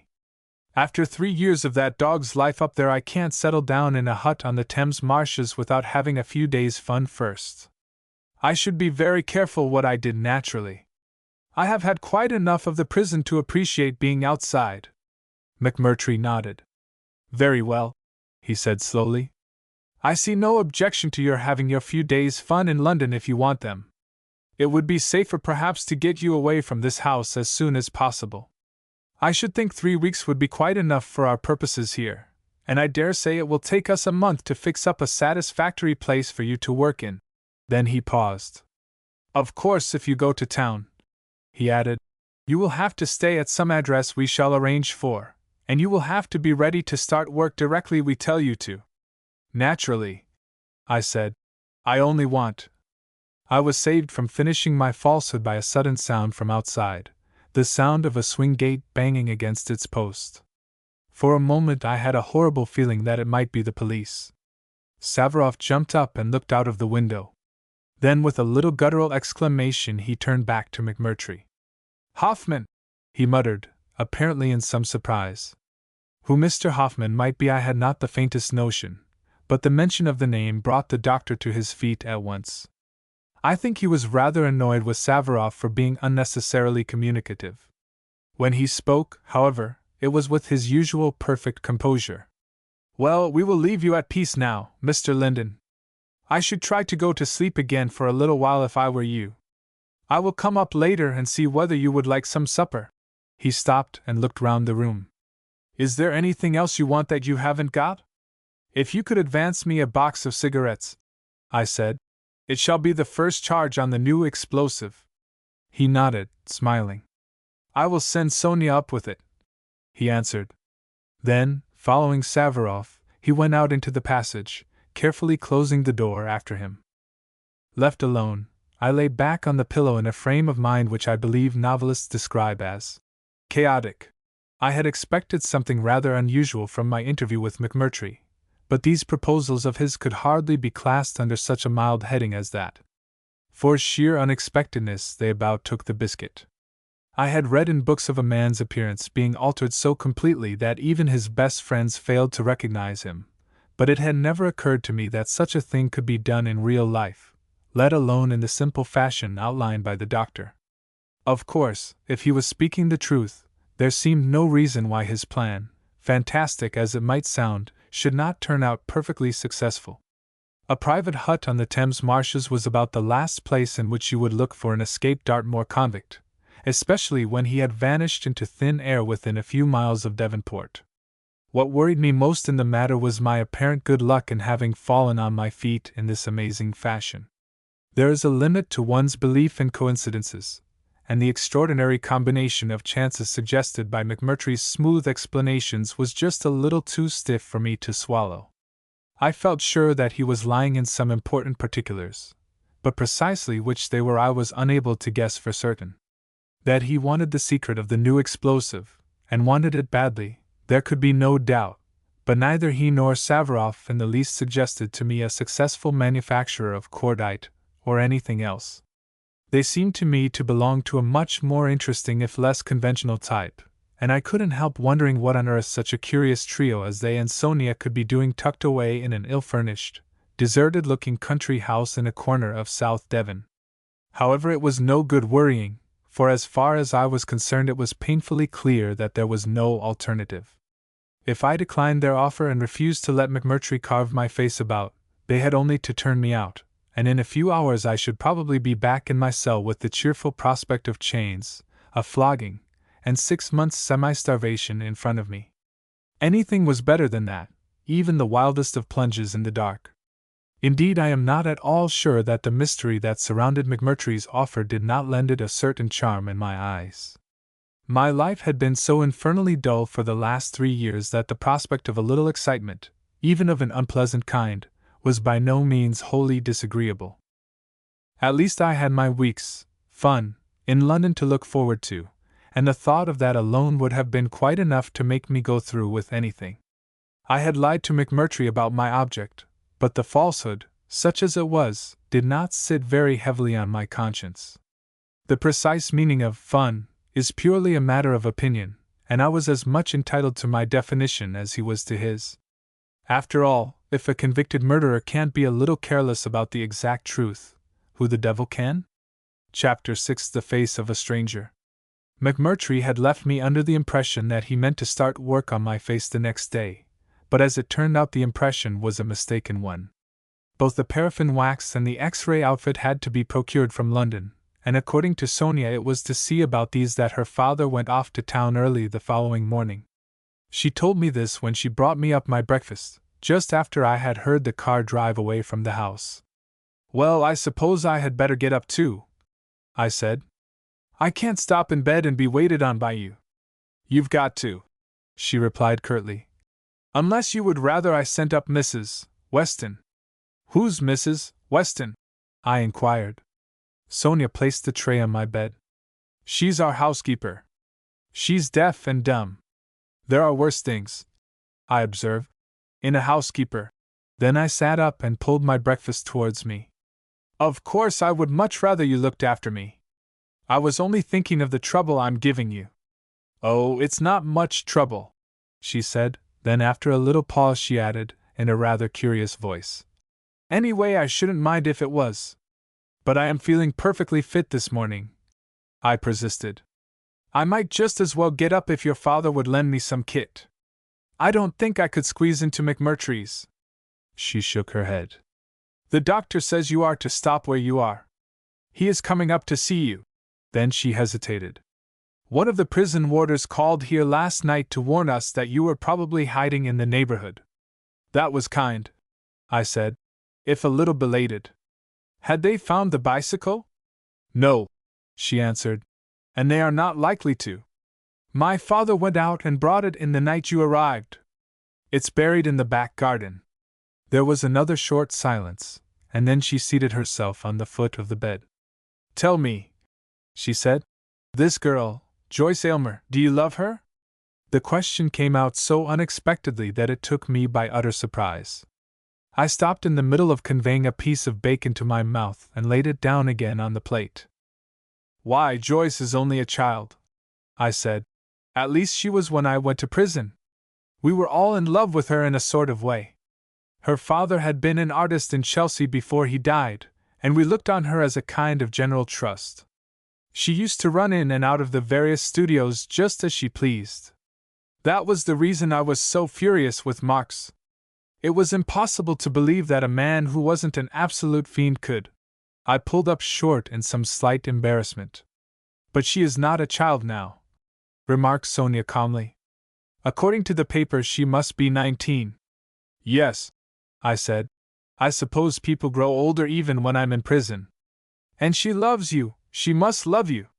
Do you think any woman could help loving a man who had done what you did for her?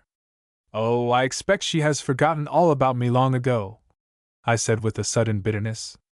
People who go to prison can't expect to be remembered, except by the police. I had spoken recklessly, and even while the words were on my tongue a vision of Joyce's honest blue eyes rose reproachfully in my mind. I remembered the terrible heartbroken little note which she had sent me after the trial, and then her other letter which I had received in Dartmoor, almost more pitiful in its brave attempt to keep hope and interest alive in my heart. Sonia leaned forward, her hands clasped in her lap. I thought, she said slowly, I thought that perhaps you wanted to go to London in order to meet her. I shook my head. I am not quite so selfish as that. I have brought her enough trouble and unhappiness already. Then it is your cousin that you mean to see, she said softly. This man, Marwood, who sent you to the prison. For a second I was silent. It had suddenly occurred to me that in asking these questions Sonia might be acting under the instructions of McMurtry or her father. She saw my hesitation and evidently guessed the cause. Oh, you needn't think I shall repeat what you tell me, she broke out almost scornfully. The doctor and my father are quite capable of taking care of themselves. They don't want me to act as their spy.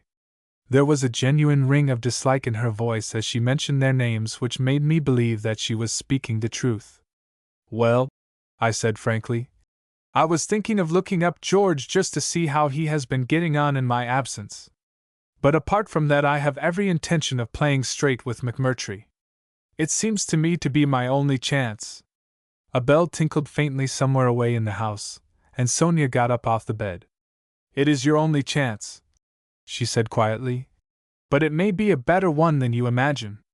And with this encouraging if somewhat obscure remark she went out and left me to my thoughts. McMurtry came up about an hour later. Suave and courteous as ever, he knocked at my door before entering the room, and wished me good morning in the friendliest of fashions. I have brought you another Daily Mail, yesterday's, he said, throwing the paper down on the bed. It contains the second installment of your adventures. Then he paused and looked at me with that curious smile that seemed to begin and end with his lips. Well, he added, and how are the stiffness and the sore throat this morning? Gone, I said. Both of them.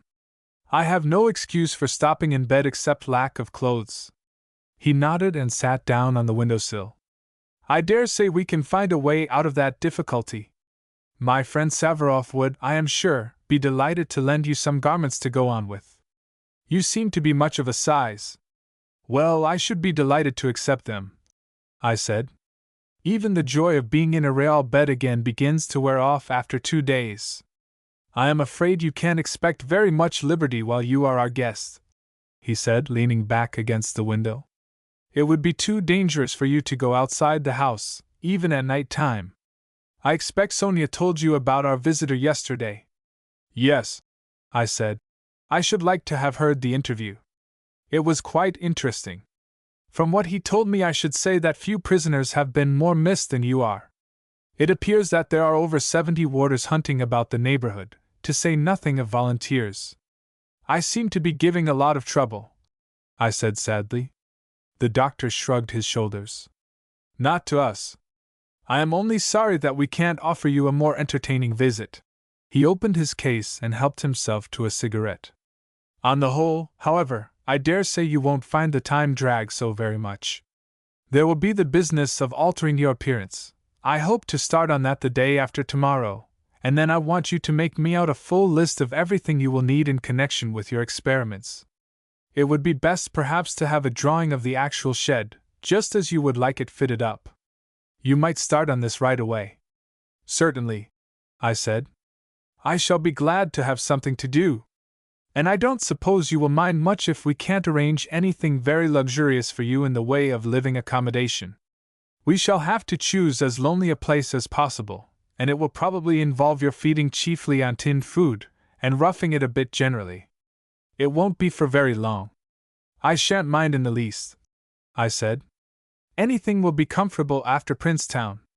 As long as you can fix me up with what I want for my work, I shan't grumble about the rest." He nodded again in a satisfied manner. "By the way," he said, "I suppose you never wore a beard or a mustache before you went to prison?" "Only once in some amateur theatricals," I answered. "And then the mustache came off. They will make a great difference in your appearance by themselves," he went on, looking at me critically. "I wonder how long they will take to grow." I passed my hand up my face, which was already covered with a thick stubble about half an inch in length. "At the present rate of progress," I said, "I should think about a week." McMurtry smiled. "Another fortnight on top of that will be nearer the mark, I expect," he said, getting up from the bed. "That will just fit in with our arrangements. In 3 weeks we ought to be able to fix you up with what you want, and by that time there won't be quite so much excitement about your escape. The Daily Mail will have become tired of you, even if the police haven't." He stopped to flick the ash off his cigarette. "Of course you will have to be extremely careful when you are in London. I shall change your appearance so that it will be quite impossible for anyone to recognize you, but there will always be the danger of somebody remembering your voice. I can disguise that to a certain extent," I said. "Besides, it's not likely that I shall run across anyone I know well. I only want to amuse myself for 2 or 3 evenings, and the West End's a large place as far as amusement goes."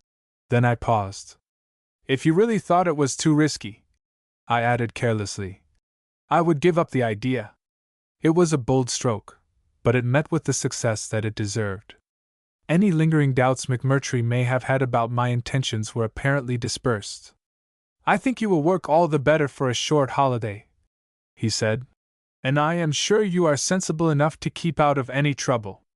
He walked to the door, and stood for a moment with his hand on the knob. "I will send you up the clothes and some paper and ink," he added. "Then you can get up or write in bed, just as you like." After 3 years of granite quarrying, broken only by a short spell of sewing mail sacks, the thought of getting back to a more congenial form of work was a decidedly pleasant one. During the half-hour that elapsed before Sonia came up with my things, I lay in bed, busily pondering over various points in connection with my approaching task. I had often done the same in the long solitary hours in my cell, and worked out innumerable figures and details in connection with it on my prison slate. Most of them, however, I had only retained vaguely in my head, for it is one of the intelligent rules of our cheerful convict system to allow no prisoner to make permanent notes of anything that might be of possible service to him after his release. There seemed, therefore, every prospect that I should be fully occupied for some time to come. Indeed, it was not until I had dressed myself in Savaroff's clothes — they fitted me excellently — and sat down at the table with a pen and a pile of foolscap in front of me, that I realized what a lengthy task I had taken on. All my rough notes, those invaluable notes, and calculations that I had spent 18 months over, were packed away in my safe at the Victoria Street office. I had not bothered about them at the time, for when you are being tried for your life other matters are apt to assume a certain degree of unimportance. Besides, although I had told George of their existence, I knew very well that, being jotted down in a private cipher, no one except myself would be able to make head or tail of what they were about. Still, they would naturally have been of immense help to me now if I could have got hold of them. Clear as the main details were in my mind, I saw I should have to go over a good bit of old ground before I could make out the exact list of my requirements which McMurtry needed. All that afternoon and the whole of the following day I stuck steadily to my task. I had little to interrupt me, for with the exception of Sonia who brought me up my meals, and the old deaf and dumb housekeeper who came to do my room about midday, I saw or heard nobody. McMurtry did not appear again, and Savarov, as I knew, was away in London. I took an hour off in the evening for the purpose of studying the Daily Mail, which proved to be quite as entertaining as the previous issue. There were 2.5 columns about me altogether, the first consisting of a powerful if slightly inaccurate description of how I had stolen the bicycle, and the remainder dealing with various features of my crime and my escape. It was headed, "Still at large Neil Linden's fight for liberty," and I settled myself down to read with a feeling of enjoyment that would doubtless have gratified Lord Northcliffe had he been fortunate enough to know about it. "Neil Linden," it began, "whose daring escape from Princetown was fully described in yesterday's Daily Mail, has so far successfully baffled his pursuers. Not only is he still at liberty, but having possessed himself of a bicycle and a change of clothes by means of an amazingly audacious burglary, it is quite possible that he has managed to get clear away from the immediate neighborhood." This opening paragraph was followed by a full and vivid description of my raid on the bicycle house. It appeared that the machine which I had borrowed was the property of a certain Major Hammond, who, when interviewed by the representative of the Mail, expressed himself of the opinion that I was a dangerous character, and that I ought to be recaptured without delay. The narrative then shifted to my dramatic appearance on the bicycle, as witnessed by the surprised eyes of Assistant Warder Marshfield. According to that gentleman, I had flashed past him at a terrific speed, hurling a handful of gravel in his face, which had temporarily blinded him. With amazing pluck and presence of mind he had recovered himself in time to puncture my back wheel, a feat of marksmanship which, as the Daily Mail observed, was highly creditable under the circumstances. From that point it seemed that all traces of me had ceased. Both I and the bicycle had vanished into space as completely as Elijah and his fiery chariot, and not all the united brains of Carmelite House appeared able to suggest a wholly satisfactory solution. "Linden," said the Mail, "may have succeeded in reaching Plymouth on the stolen machine, and there obtained the food and shelter of which by that time he must have been sorely in need. On the other hand, it is possible that, starved, frozen, and most likely wounded, he is crouching in some remote coppice, grimly determined to perish rather than to surrender himself to the warders." It was possible, certainly, but as a guess at the truth that was about all that could be said for it. The thing that pleased me most in the whole paper, however, was the interview with George in the 3rd column. It was quite short, only a 6-line paragraph headed, "Mr. Marwood and the Escape," but brief as it was, it filled me with a rich delight. Interviewed by our special correspondent at his residence on the Chelsea Embankment, Mr. George Marwood was reluctant to express any opinion on the escape. "The whole thing," he said, "is naturally extremely distasteful to me. I can only hope that the unhappy man may be recaptured before he succumbs to exposure, and before he has the chance to commit any further acts of robbery and violence." In regard to the last sentiment, I had not the faintest doubt that George was speaking the truth from the bottom of his heart. As long as I was at liberty, his days and nights would be consumed by an acute and painful anxiety. He was no doubt haunted by the idea that I had broken prison largely for the purpose of renewing our old acquaintance, and the thought that I might possibly succeed in my object must have been an extremely uncomfortable one. I laughed softly to myself as I sat and pictured his misgivings. It cheered me to think that whatever happened later he would be left in this gnawing suspense for at least another 3 weeks. After that I might perhaps see my way to relieve it. There were other people, I reflected, who must have read the mail with an equally deep if rather different interest. I tried to fancy how the news of my escape had affected Joyce. For all my cynical outburst in the morning, I knew well that no truer or more honest little heart ever beat in a girl's breast, and that the uncertainty about my fate must even now be causing her the utmost distress. Then there was Tommy Morrison. Somehow or other I didn't think Tommy would be quite as anxious as Joyce. I could almost see him slapping his leg and laughing that great laugh of his, as he read about my theft of the bicycle and my wild dash down the hill past the warder. He was a great believer in me, was Tommy, and I felt sure that nothing but the news of my recapture would shake his faith in my ability to survive. It was good to know that, whatever the rest of the world might be thinking, these two at least would be following my escape with a passionate hope that I should pull through. Just about 6 o'clock in the evening of the next day Savarov returned. I heard the car drive up to the house, and then came the sound of voices and footsteps, followed by the banging of a door. After that there was silence for perhaps 20 minutes while my two hosts were presumably talking together in one of the rooms below. Whether Sonia was with them or not I could not tell. At last I heard someone mounting the stairs, and a moment later McMurtry's figure framed itself in the doorway.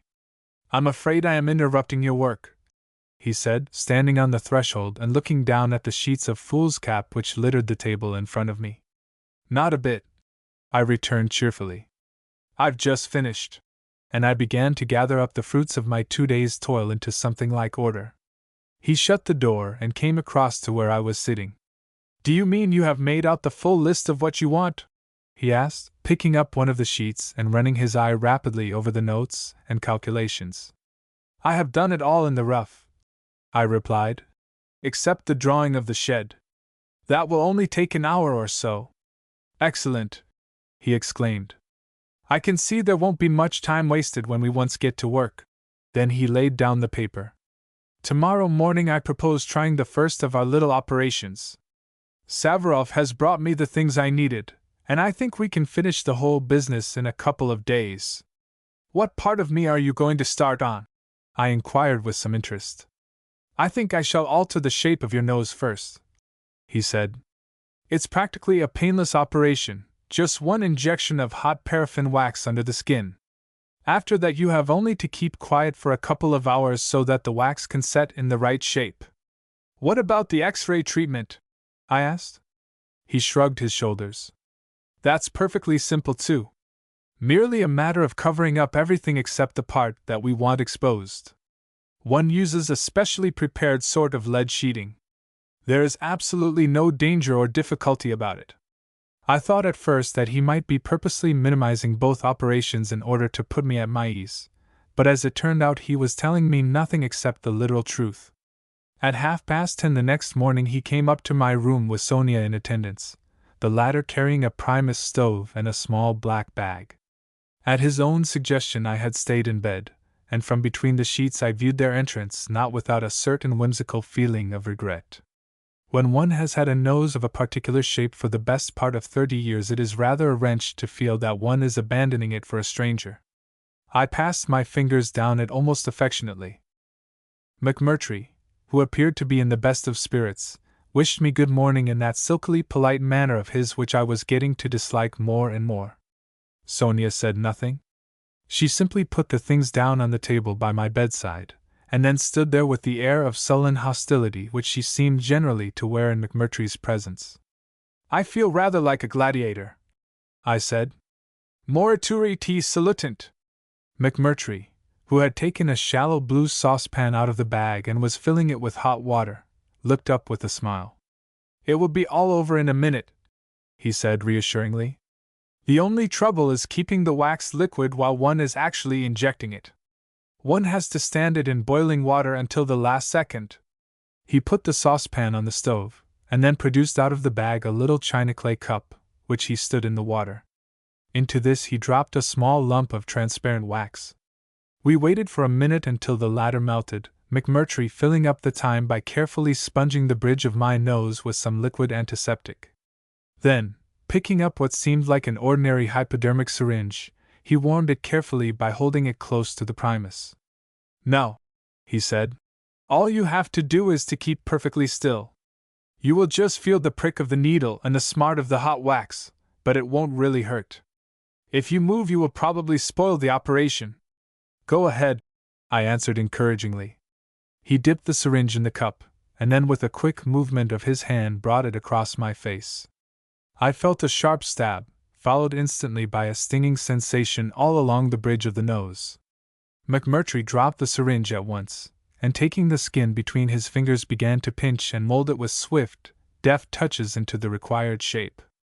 I lay as motionless as possible, hoping that things were prospering. It seemed to me a long time before the job was finished, though I dare say it was in reality only a matter of 45 seconds. I know I felt vastly relieved when, with a quick intake of his breath, McMurtry suddenly sat back and began to contemplate his work. "Well?" I inquired anxiously. He nodded his head, with every appearance of satisfaction. "I think we can call it a complete success," he said. Then he stepped back and looked at me critically from a couple of paces away. "What do you think, Sonia?" he asked. "I suppose it's what you wanted," she said, in a rather grudging, ungracious sort of fashion. "If you won't think me vain," I observed, "I should like to have a look at myself in the glass." McMurtry walked to the fireplace and unhooked the small mirror which hung above the mantelpiece. "I would rather you waited for a couple of days if you don't mind," he said. "You know what you used to look like better than anyone else, and it will be a good test if you see yourself quite suddenly when the whole thing is finished. I will borrow this, and keep you out of temptation." "Just as you like," I returned. "It will at least give me time to train myself for the shock." Quick and easy as the first operation had been, the second proved equally simple. The only apparatus it involved was an ordinary X-ray machine, with a large glass globe attached to it, which McMurtry brought up the next morning and arranged carefully by my bedside. On his pressing down a switch, which he did for my benefit, the whole interior of this globe became flooded with those curious lambent violet rays, which have altered so many of our previous notions on the subject of light and its power. McMurtry placed me in position, and then producing a large sheet of finely beaten-out lead, proceeded to bend and twist it into a sort of weird-looking helmet. When I put this on, it covered my head and face almost completely, leaving only an inch of hair along the forehead and perhaps a little more over each temple exposed to the light. Thus equipped, I sat for perhaps an hour in the full glare of the machine. It was dull work, and as McMurtry made no attempt to enliven it by conversation, I was not sorry when he eventually flicked off the switch and relieved me of my headgear. I had expected my hair to tumble out in a lump, but as a matter of fact it was over 2 days in accomplishing the task. There was no discomfort about the process. It just came off gradually all along my forehead, leaving a smooth, bare line which I could feel with my fingers. As soon as it was all gone, McMurtry proceeded to decorate me with some kind of stain that he had specially prepared for my face and neck, a composition which according to him would remain practically unaffected either by washing or exposure. It smelled damnably in the pot, but directly it was rubbed and this slight drawback disappeared. I was naturally anxious to see what result all these attentions had had upon my personal appearance, but McMurtry insisted on my waiting until my hair and beard had grown to something like a tolerable length. I can well remember the little thrill of excitement that ran through me when, on the 4th day after my first operation, he brought me back the looking-glass. "I think we might introduce you to yourself today," he said, smiling. "Of course another fortnight will make a considerable difference still, but even now you will be able to get a good idea of what you will look like. I am curious to hear your opinion." He handed me the glass, and the next moment, with an involuntary cry of amazement, I was staring at my reflection.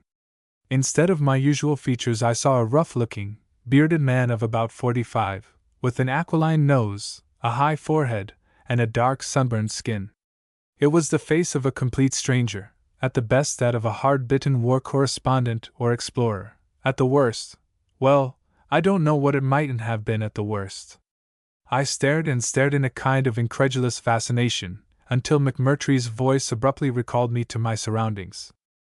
"Well, Mr. Neil Linden," he said, "do you recognize yourself?" I laid down the glass. "Don't call me that," I replied quietly. "Neil Linden is dead." Chapter 7: A Kiss and a Confession. One would hardly expect an escaped murderer to complain of being dull, especially when the whole country is still ringing with the story of his disappearance. Yet I must confess that, when I had once got used to the strangeness of my position, the next 2 weeks dragged intolerably. I was accustomed to confinement, but in the prison at all events I had had plenty of hard work and exercise, while here, cooped up entirely in one room, I was able to do nothing but pace restlessly up and down most of the day like a caged bear. I had finished my lists and drawings for McMurtry, and my only resources were 2 or 3 sensational novels which Sonia brought me back one day after a visit to Plymouth. I cannot say I found them very entertaining. I had been rather too deeply into life in that line myself to have much use for the second-hand imaginings of other people. Of the doctor and Savarov I saw comparatively little. Both of them were away from the house a good deal of the time, often returning in the car late at night, and then sitting up talking till some unholy hour in the morning. I used to lie awake in bed, and listen to the dull rumble of their voices in the room below. That there was something mysterious going on which I knew nothing about I became more convinced every day, but what it could be I was unable to guess. Once or twice I tried to sound Sonia on the matter, but although she would talk freely about my own affairs, on any point connected with herself, or the curious household to which she belonged, she maintained an obstinate silence. The girl puzzled me strangely. At times it almost seemed as though she were being forced against her will to take part in some business that she thoroughly disliked, but then the obvious way in which the 2 men trusted her scarcely bore out this idea. She showed no particular affection for her father, and it was plain that she detested McMurtry, yet there was evidently some bond between them strong enough to keep all 3 together. To me she behaved from the first with a sort of sullen friendliness. She would come and sit in my room, and with her chin resting on her hand and her big dark eyes fixed on mine, she would ask me questions about myself or listen to the stories I told her of the prison. Once, when I had been describing some peculiarly mean little persecution which one of the warders, who objected on principle to what he called "gentlemen lags," had amused himself by practicing on me, she had jumped up and with a quick, almost savage gesture, laid her hand on my arm.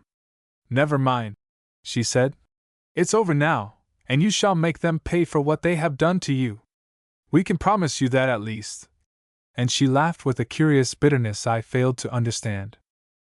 Of the mysterious Mr. Hoffman, who had turned up at the house on the 2nd day after my arrival, I saw or heard nothing more. I asked Sonia about him one day, but she only replied curtly that he was a business friend of the doctor's, and with this meager information I had to remain content. The point that I felt perhaps most inquisitive about was whom McMurtry could have mistaken me for when I had crawled in through the kitchen window.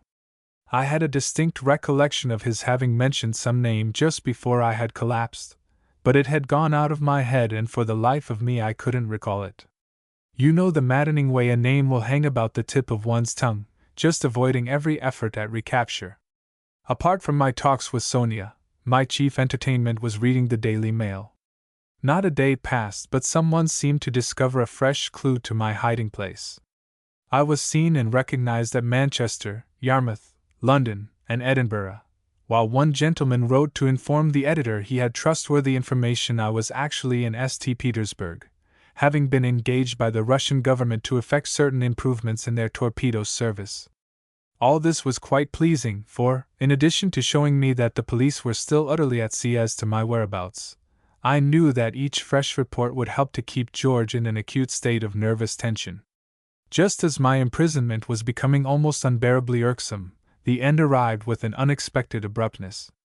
I was sitting at the window one morning smoking an after-breakfast pipe, a pipe which Sonia had brought me back from Plymouth at the same time as the books, when I heard a loud ring at the front doorbell, followed by a couple of sharp knocks.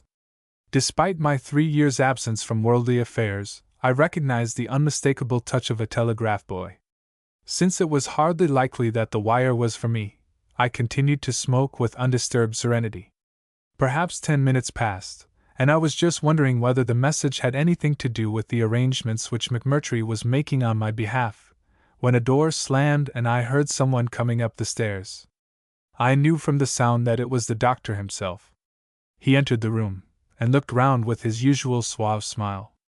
To all outward appearance he was as composed as ever, but I had a curious presentiment that something unexpected had happened. However, I thought it best to show no sign of any such impression. "Good morning," I said, knocking out my pipe and stuffing it away in my pocket, or rather Savaroff's pocket.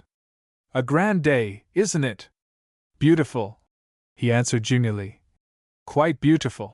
Then he walked across and sat down on the end of the bed. "As a matter of fact, I came up to see whether you felt like taking advantage of it." "Do you mean that it's safe for me to go out?"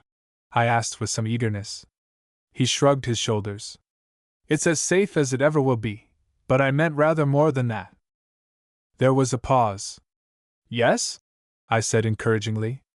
"I meant that our preparations are going on so well, that as far as I can see there is nothing to be gained by keeping you here any longer. I have just had a wire to say that the cottage and shed we have been arranging for near Tilbury are practically finished. If you want your week in London, I think you had better go up this afternoon." His proposal took me so completely by surprise that for a moment I hardly knew what to say. Somehow or other, I had a suspicion that he was keeping something back. I knew that he had intended me to stay where I was for at least another 3 days, and he was not the sort of man to change his plans without an uncommonly good reason.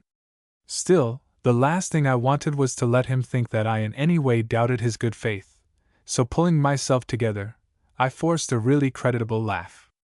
"Right you are," I said. "It's rather short notice, but I'm game to start any time. The only thing is, what am I to do about clothes?" "You can keep those you're wearing to go up in," he answered. "When you get to London you must buy yourself an outfit. Get what you want at different shops and pay for them in cash. I will advance you £50, which ought to be enough to last you the week. One can do quite a lot of dressing and dissipation on £50, I replied cheerfully. "Where am I going to stay?" He put his hand in his pocket and pulled out an envelope. "Here's the address," he said. "It's a lodging house near Victoria Station, kept by a sister of Mrs. Weston. You will find it comfortable and quiet, and you needn't worry about the landlady having any suspicions. I have told her that you have just come back from abroad and that you want to be in London for several days on business. You will pass under the name of Nicholson, James Nicholson." He handed me the envelope, and I read the address. Mrs. Oldbury, 3 Edith Terrace, SW, NR Victoria Station. "Very well," I said, getting up from my seat. "I understand I am to stop with Mrs. Oldbury and amuse myself spending the £50 until I hear from you." He nodded. "Directly things are ready we shall let you know. Till then you are free to do as you like." He opened a small leather case and handed me a bundle of banknotes. "Here is the money," he added with a smile. "You see, we trust you absolutely. If you choose to make a bolt to America, there will be nothing to stop you." It was said with such apparent frankness that it ought to have carried conviction, but as a matter of fact it did nothing of the kind.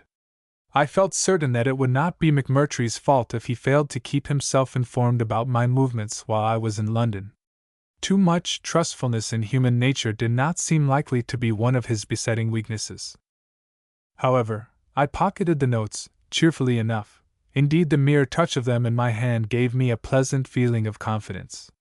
It is always nice to handle money in comparative bulk, but being absolutely without it for 36 months invests the operation with a peculiar charm.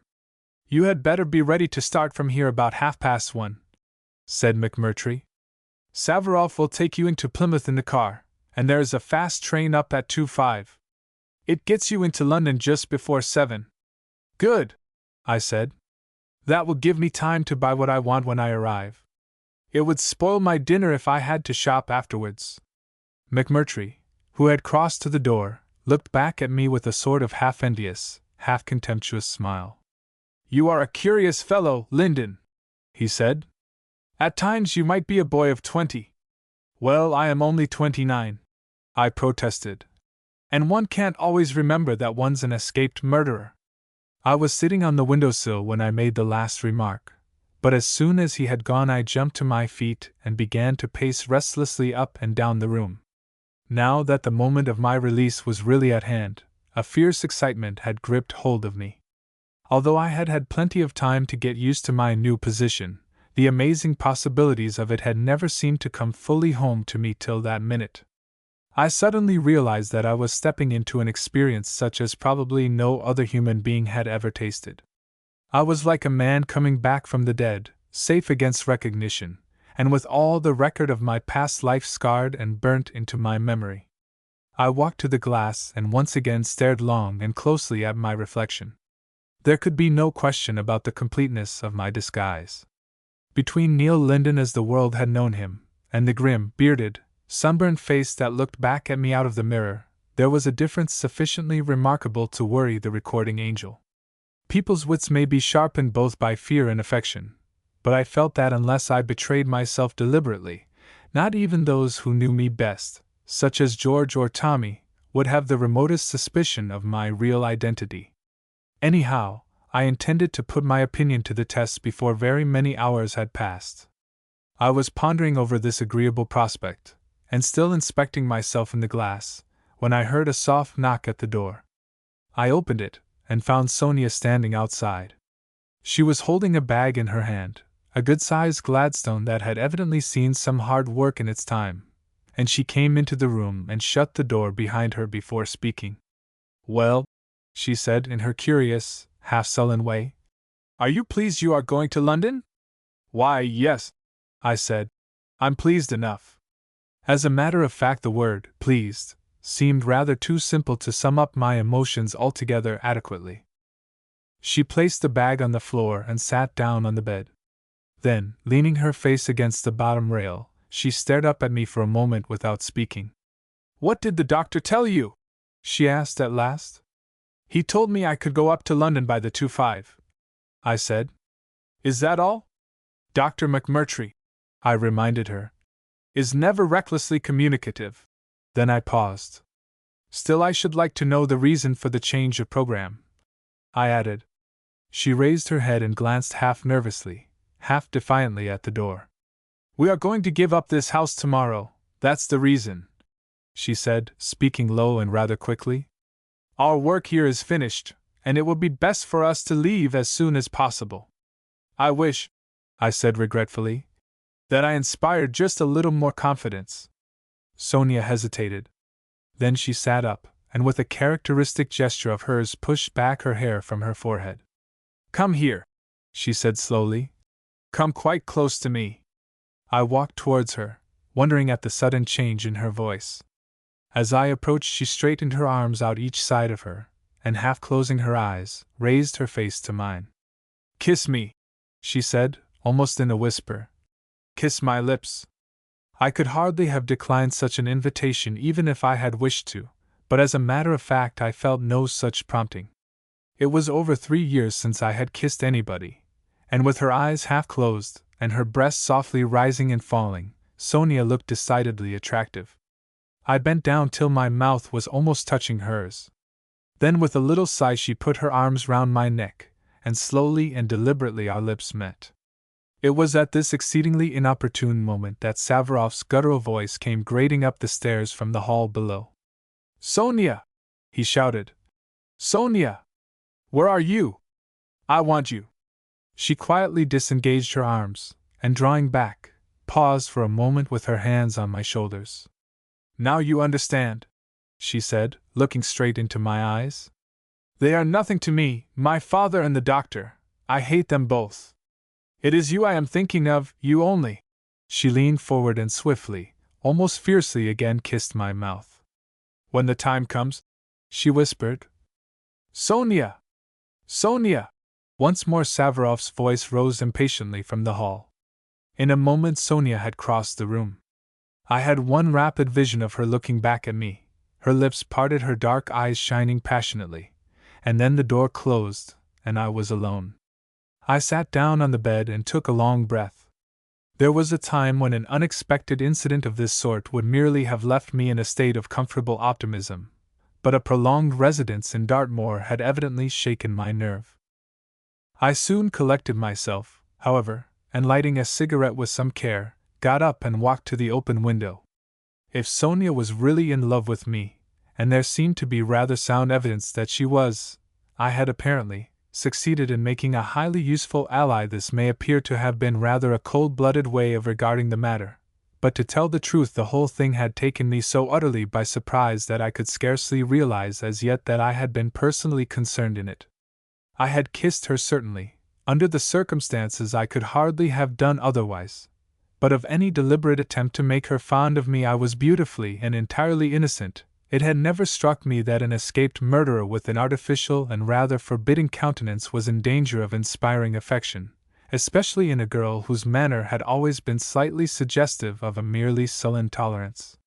Still, having succeeded in doing so, I felt no qualms in making the best of the situation.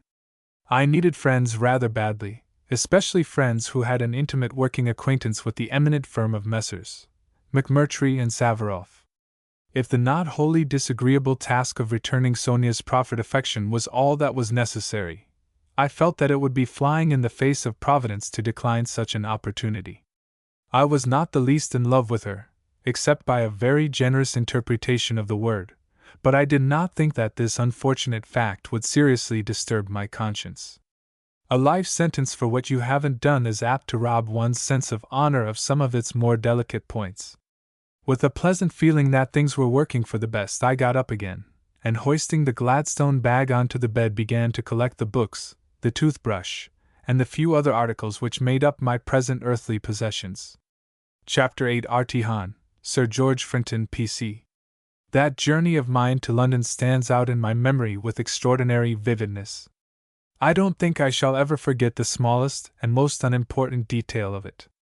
The truth is, I suppose, that my whole mind and senses were in an acutely impressionable state after lying fallow, as they practically had, for over 3 years. Besides, the sheer pleasure of being out in the world again seemed to invest everything with an amazing interest and wonder. It was just 1:30 when Saveroff brought the car round to the front door. I was standing in the hall talking to McMurtry, who had decided not to accompany us into Plymouth. Of Sonia I had seen nothing since our unfortunately interrupted interview in the morning.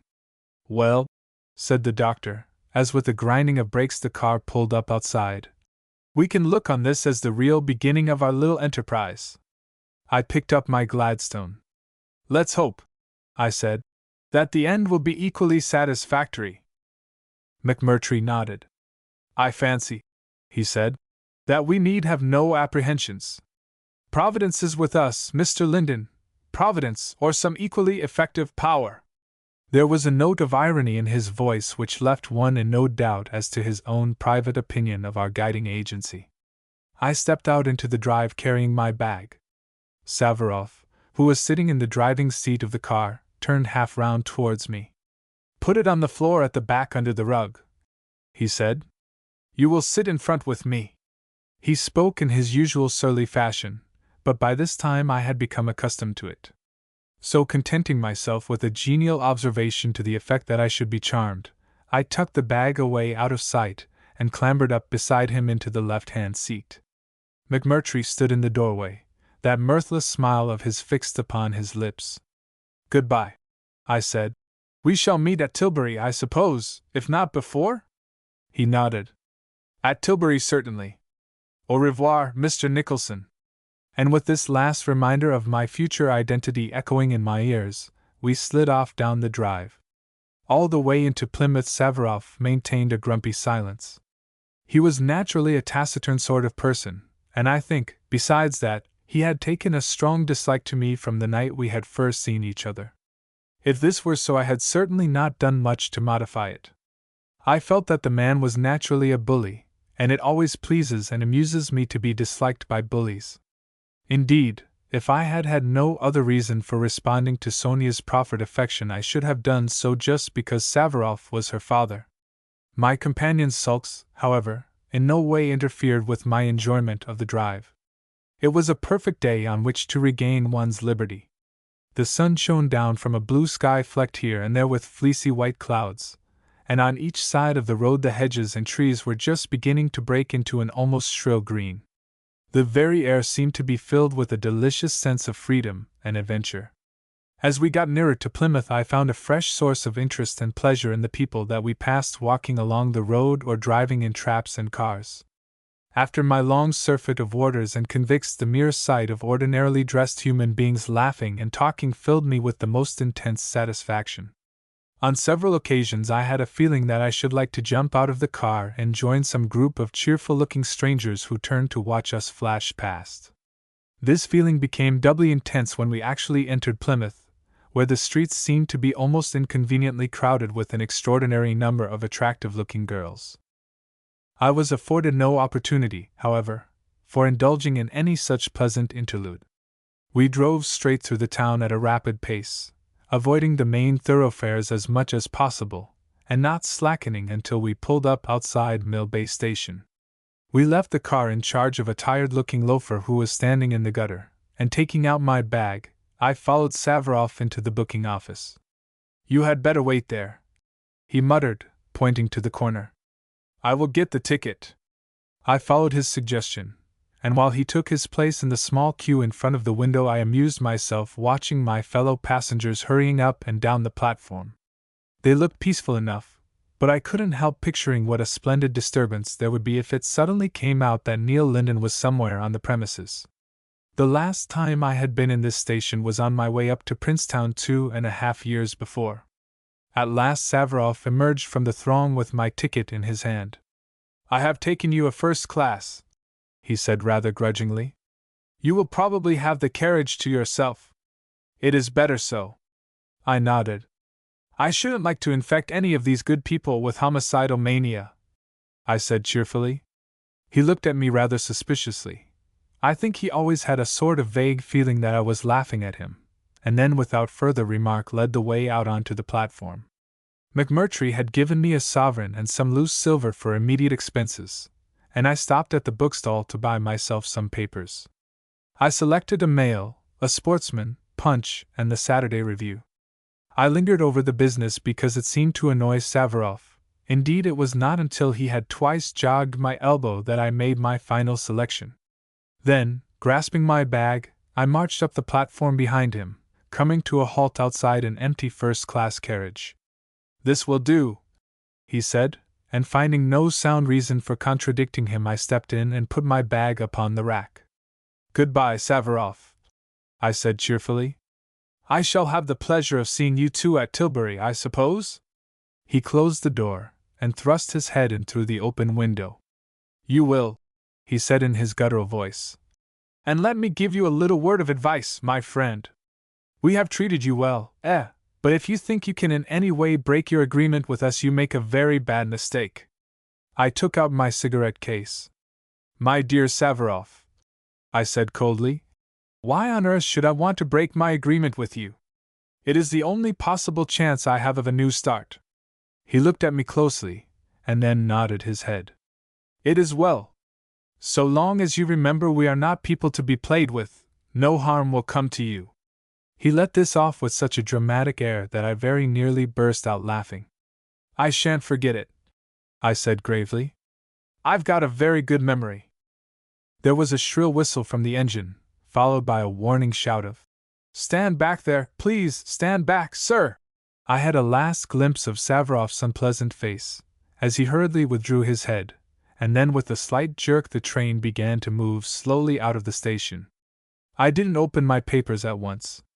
For some time I just sat where I was in the corner, and stared out contentedly over the passing landscape.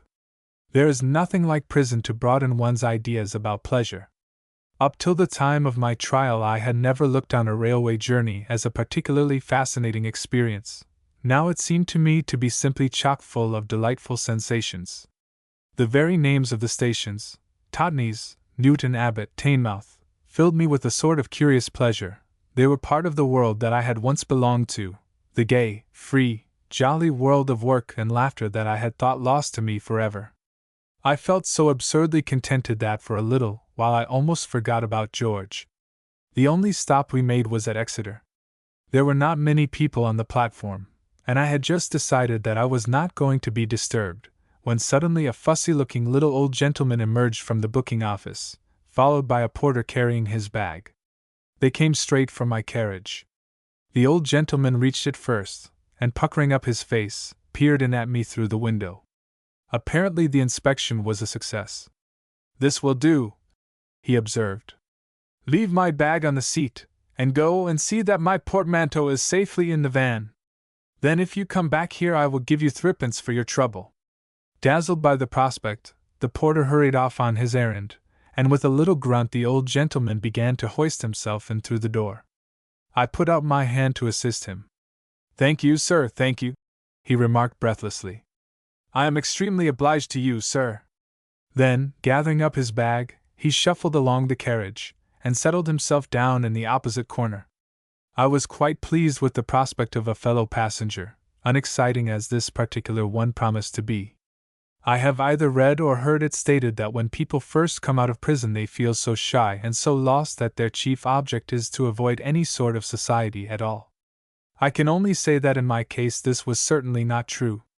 I wanted to talk to everyone. I felt as if whole volumes of conversation had been accumulating inside me during the long speechless months of my imprisonment. It was the old gentleman, however, who first broke our silence. Lowering his copy of the Times, he looked up at me over the top of his gold-rimmed spectacles. "I wonder, sir," he said, "whether you would object to having that window closed. I am extremely susceptible to draughts." "Why, of course not," I replied cheerfully, and suiting my action to my words I jerked up the sash. This prompt attention to his wishes evidently pleased him, for he thanked me civilly, and then, after a short pause, added some becoming reflection on the subject of the English spring. It was not exactly an inspiring opening, but I made the most of it. Without appearing intrusive, I managed to keep the conversation going, and in a few minutes we were in the middle of a brisk meteorological discussion of the most approved pattern. "I dare say you find these sudden changes especially trying," commented my companion. Then, with a sort of apology in his voice, he added, "One can hardly help seeing that you have been accustomed to a warmer climate." I smiled. "I have been out of England," I said, "for some time. And if this was not true in the letter, I don't think that even George Washington could have found much fault with it in the spirit." "Indeed, sir, indeed," said the old gentleman. "I envy you, sir. I only wish my own duties permitted me to winter entirely abroad. It has its advantages," I admitted, "but in some ways I am quite pleased to be back again." My companion nodded his head. "For one thing," he said, "one gets terribly behindhand with English news. I find that even the best of the foreign papers are painfully ill-informed." A sudden mischievous thought came into my head. "I have hardly seen a paper of any kind for a fortnight," I said. "Is there any particular news?" "The last interesting thing I saw was about that young fellow's escape from Dartmoor, that young inventor, what was his name, who was in for murder."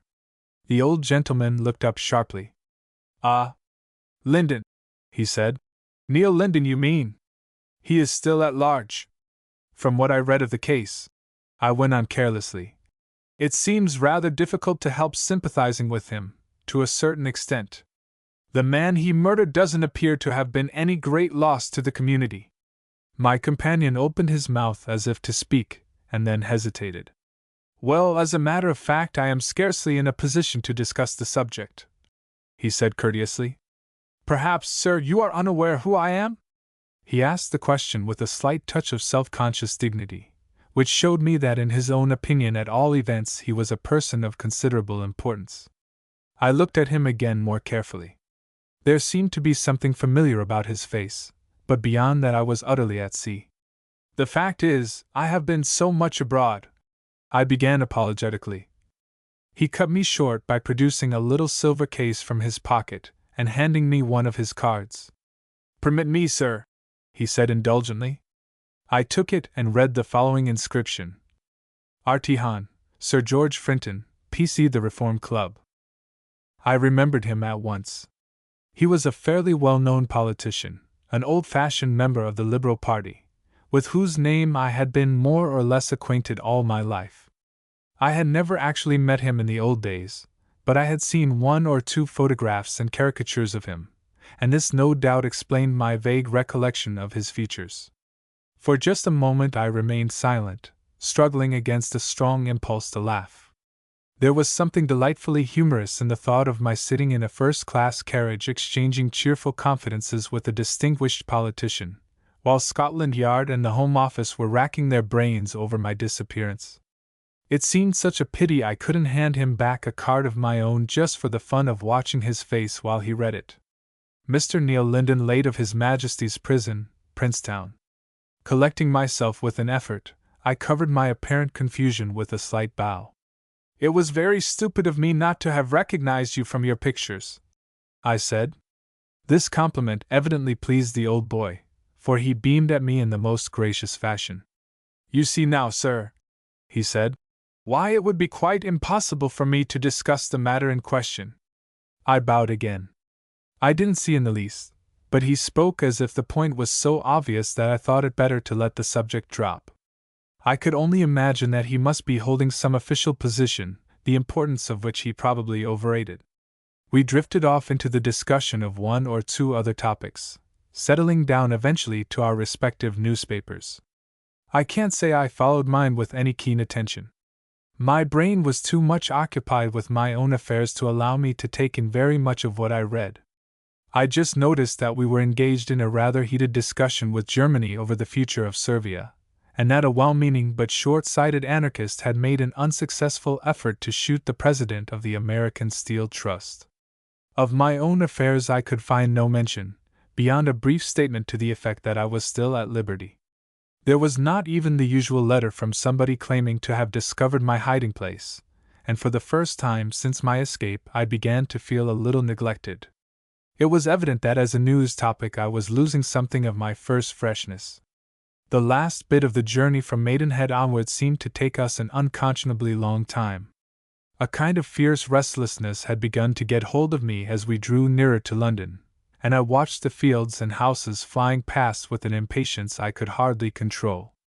We rushed through Hanwell and Acton, and then suddenly the huge bulk of Wormwood Scrubbs prison loomed up in the growing dusk away to the right of the line. It was there that I had served my separates, those first ghastly 6 months of solitary confinement which make even Princetown or Portland a welcome and agreeable change. At the sight of that poisonous place all the old bitterness welled up in me afresh.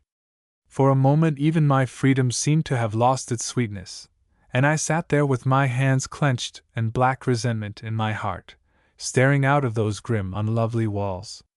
It was lucky for George that he was not with me in the carriage just then, for I think I should have wrung his neck without troubling about any explanations. I was awakened from these pleasant reflections by a sudden blare of light and noise on each side of the train. I sat up abruptly, with a sort of guilty feeling that I had been on the verge of betraying myself, and letting down the window, found that we were steaming slowly into Paddington Station. In the farther corner of the carriage my distinguished friend Sir George Frinton was beginning to collect his belongings. I just had time to pull myself together when the train stopped, and out of the waiting line of porters a man stepped forward and flung open the carriage door. He was about to possess himself of my fellow passenger's bag when the latter waved him aside.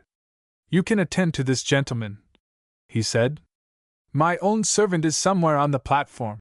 Then turning to me, he added courteously, "I wish you good day, sir.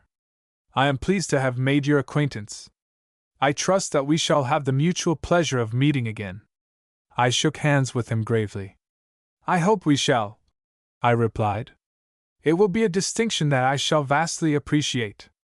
And of all unconscious prophecies that were ever launched, I fancy this one was about the most accurate. Preceded by the porter carrying my bag, I crossed the platform and stepped into a waiting taxi. "Where to, sir?" inquired the man. I had a sudden wild impulse to say, "Drive me to George," but I checked it just in time.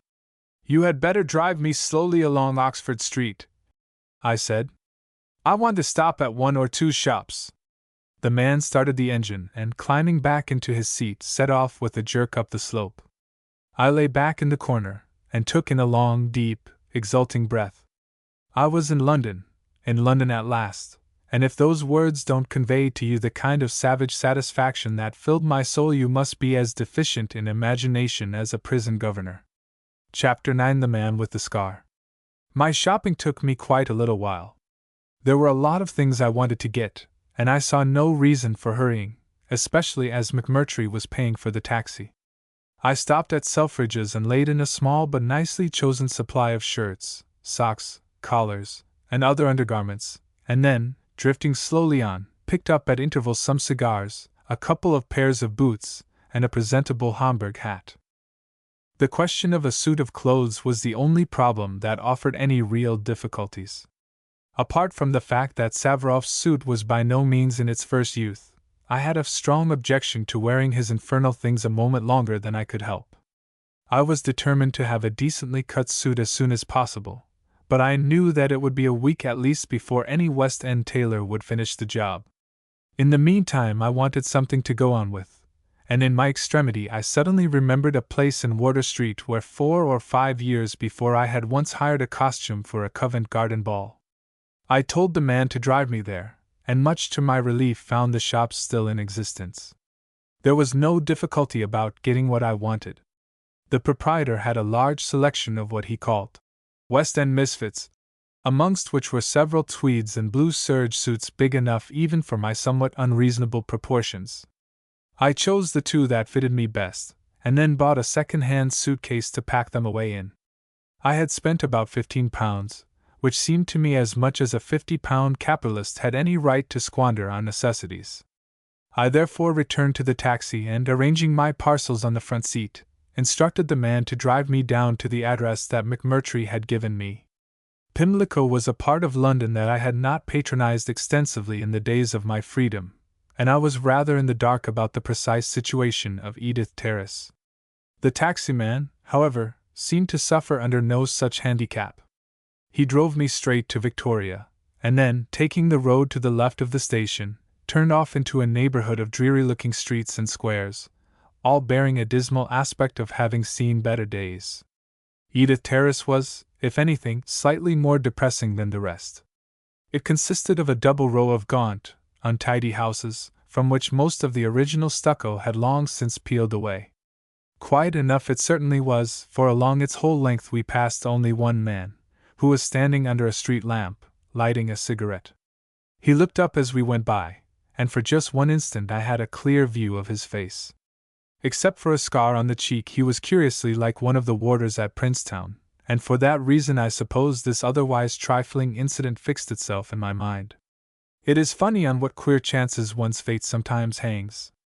We pulled up at number 3 and, mounting some not very recently cleaned steps, I gave a brisk tug at a dilapidated bell handle. After a minute I heard the sound of shuffling footsteps. Then the door opened and a funny-looking little old woman stood blinking and peering at me from the threshold. "How do you do?" I said cheerfully. "Are you Mrs. Oldbury?" She gave a kind of spasmodic jerk, that may have been intended for a curtsy. "Yes, sir," she said. "I'm Mrs. Oldbury, and you'd be the gentleman I'm expectin', Dr. McMurtry's gentleman?" This seemed an accurate if not altogether flattering description of me, so I nodded my head. "That's right," I said. "I'm Mr. Nicholson." Then, as the heavily laden taxi-man staggered up the steps, I added, "And these are my belongings." With another bob she turned round, and leading the way into the house opened a door on the right-hand side of the passage. "This will be your sitting room, sir," she said, turning up the gas. "It's a nice hairy room, and I give it a proper cleaning out this morning." I looked round, and saw that I was in a typical ground-floor front, with the usual cheap lace curtains, hideous wallpaper, and slightly stuffy smell. At the back of the room, away from the window, were 2 folding doors. My landlady shuffled across and pushed one of them open. "And this is the bedroom, sir. It's what you might call 'andy, and quiet too. You'll find that a nice comfortable bed, sir. It's the one my late 'usband died in." "It sounds restful," I said. Then walking to the doorway I paid off the taxi-man, who had deposited his numerous burdens and was waiting patiently for his fare. As soon as he had gone, Mrs. Oldbury, who had meanwhile occupied herself in pulling down the blinds and drawing the curtains, inquired whether I should like anything to eat. "I don't think I'll trouble you," I said. "I have got to go out in any case." "Oh, it's no trouble, sir, no trouble at all. I can put you on a nice little bit o' steak as easy as anything if you happen to fancy it." I shook my head. A few weeks ago, a nice little bit o' steak would have seemed like heaven to me, but since then I had become more luxurious. I was determined that my first dinner in London should be worthy of the occasion. Besides, I had other business to attend to. "No, thanks," I said firmly. "I don't want anything except some hot water and a latchkey, if you have such a thing to spare. I don't know what time you go to bed here, but I may be a little late getting back." She fumbled in her pocket and produced a purse, from which she extricated the required article. "I'm not generally in bed, not much before midnight, sir," she said. "If you should be late or perhaps you'd be kind enough to turn out the gas in the hall. I'll send you up some tea water by the girl." She went off, closing the door behind her, and picking up my parcels and bags I carried them into the bedroom and started to unpack. I decided that the blue suit was most in keeping with my mood, so I laid this out on the bed together with a complete change of underclothes. I was eyeing the latter with some satisfaction, when there came a knock at the door, and in answer to my summons the girl entered with the hot water. She was the typical lodging-house drudge, a poor little object of about 16, with a dirty face and her hair twisted up in a knot at the back of her head. "If you're pleased, sir," she said with a sniff, "Mrs. Oldbury wants to know if you'll be leaking a barf in the morning dot." "You can tell Mrs. Oldbury that the answer is yes," I said gravely. Then I paused. "What's your name?" I asked. She sniffed again, and looked at me with round, wondering eyes. "Gertie, sir. Gertie Uggins." I felt in my pocket and found a couple of half-crowns. "Take these, Gertie," I said, "and go and have a damned good dinner the first chance you get." She clasped the money in her grubby little hand. "Thank you, sir," she murmured awkwardly. "You needn't thank me, Gertie," I said. "It was a purely selfish action. There are some emotions which have to be shared before they can be properly appreciated. My dinner tonight happens to be one of them." She shifted from one leg to the other. "Yes, sir," she said. Then with a little giggle she turned and scuttled out of the room. I washed and dressed myself slowly, reveling in the sensation of being once more in clean garments of my own. I was determined not to spoil my evening by allowing any bitter or unpleasant thoughts to disturb me until I had dined. After that, I reflected, it would be quite time enough to map out my dealings with George. Lighting a cigarette, I left the house, and set off at a leisurely pace along Edith Terrace. It was my intention to walk to Victoria, and then take a taxi from there to whatever restaurant I decided to dine at. The latter question was not a point to be determined lightly, and as I strolled along I debated pleasantly in my mind the attractions of 2 or 3 of my old haunts. By the time I reached Victoria I had decided in favor of Galtier's, if Galtier's was still in existence. It was a place that, in my time at all events, had been chiefly frequented by artists and foreigners, but the food, of its kind, was as good there as anywhere in London. I beckoned to a passing taxi, and waving his arm in response the driver swerved across the street and drew up at the curb. "Where to, governor?" he inquired. I gave him the direction, and then turned to open the door. As I did so I noticed a man standing on the pavement close beside me looking vacantly across the street. For an instant I wondered where I had seen him before, then quite suddenly I remembered. He was the man we had passed in Edith Terrace, lighting a cigarette under the street lamp, the man who had reminded me of one of the prison warders. I knew I was not mistaken because I could see the scar on his face. With a sudden vague sense of uneasiness I got into the taxi and shut the door. The gentleman on the pavement paid no attention to me at all. He continued to stand there staring aimlessly at the traffic, until we had jerked forward and turned off round the corner of Victoria Street. All the same, the incident had left a kind of uncomfortable feeling behind it.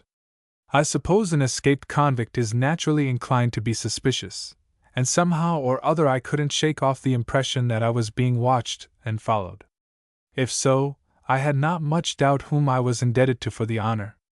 It had never seemed to me likely that McMurtry would leave me entirely to my own sweet devices while I was in London, not, at all events, until he had satisfied himself that I had been speaking the truth about my intentions. Still, even if my suspicions were right, there seemed no reason for being seriously worried.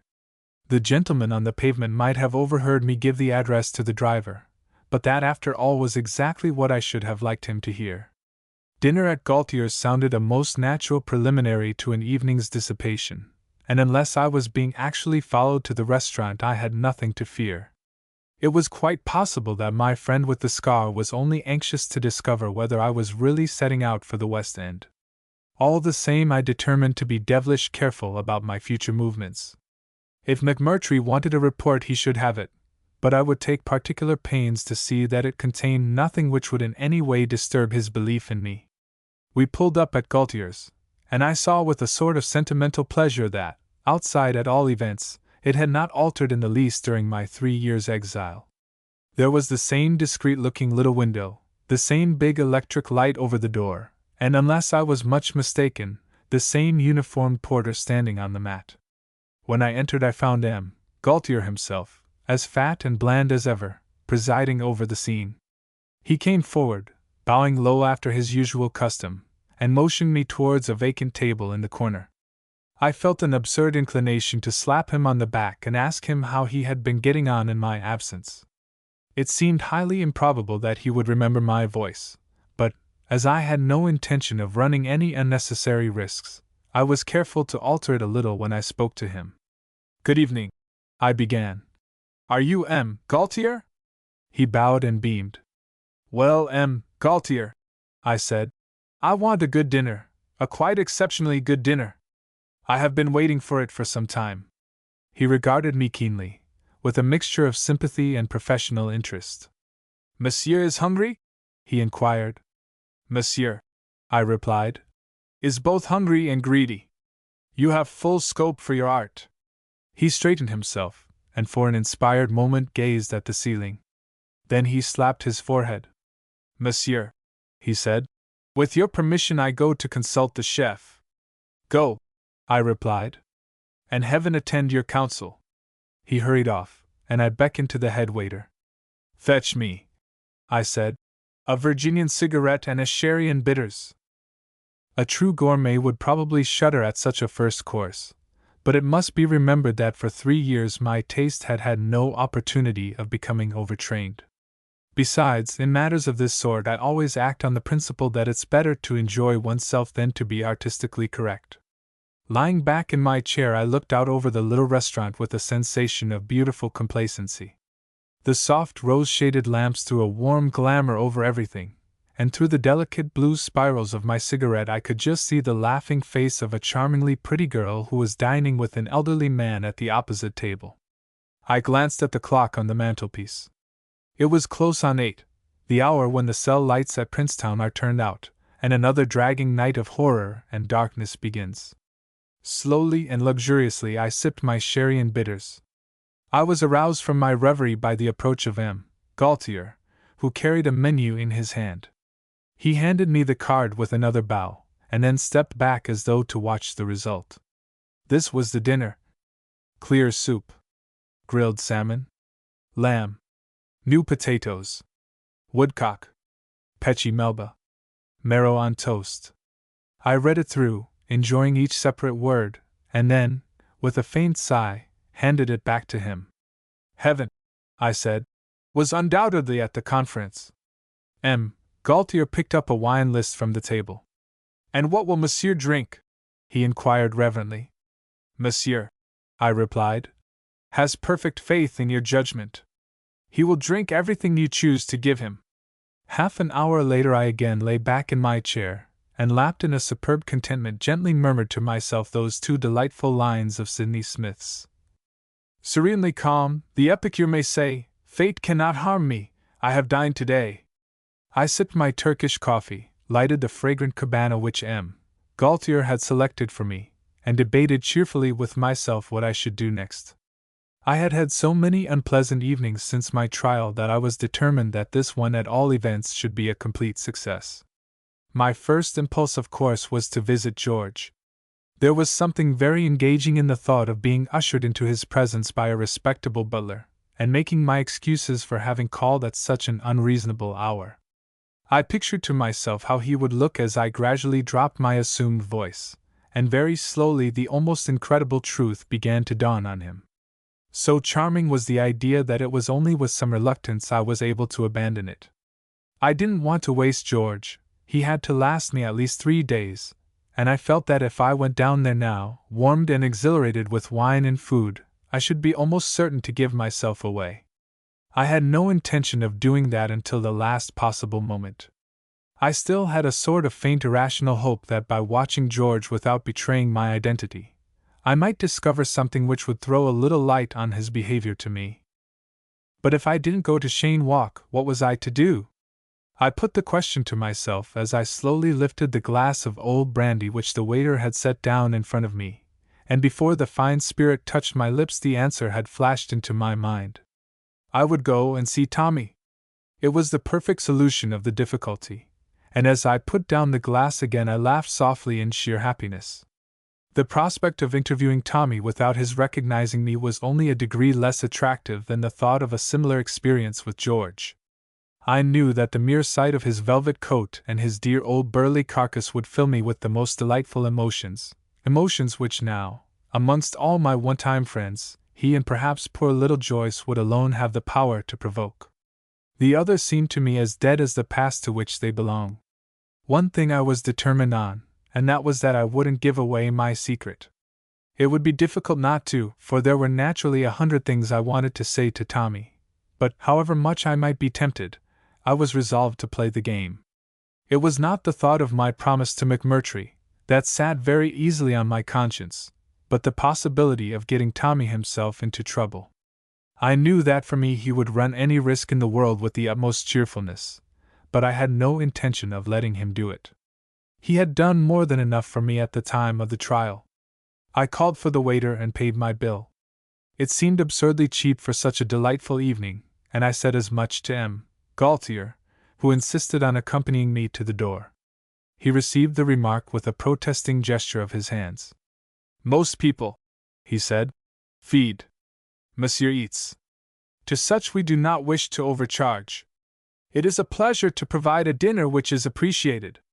The porter outside volunteered to call me a taxi, and while he was engaged in that operation I had a sharp look up and down the street to see whether my friend with the scar was hanging about anywhere. I could discern no sign of him, but all the same, when the taxi came up, I took the precaution of directing the man in a fairly audible voice to drive me to the pavilion in Piccadilly Circus. It was not until we were within a few yards of that instructive institution that I whistled through the tube and told him to take me on to Chelsea. I knew Tommy was in the same studio, for Joyce had told me so in her second letter. It was one of a fairly new block of 4 or 5 at the bottom of Beaufort Street, about half a mile along the embankment from George's house. All the way down I was debating with myself what excuse I could offer for calling at such a late hour, and finally I decided that the best thing would be to pretend that I was a traveling American artist who had seen and admired some of Tommy's work. Under such circumstances it would be difficult for the latter not to ask me in for a short chat. I stopped the cab in the King's Road, and getting out, had another good look round to see that I was not being followed.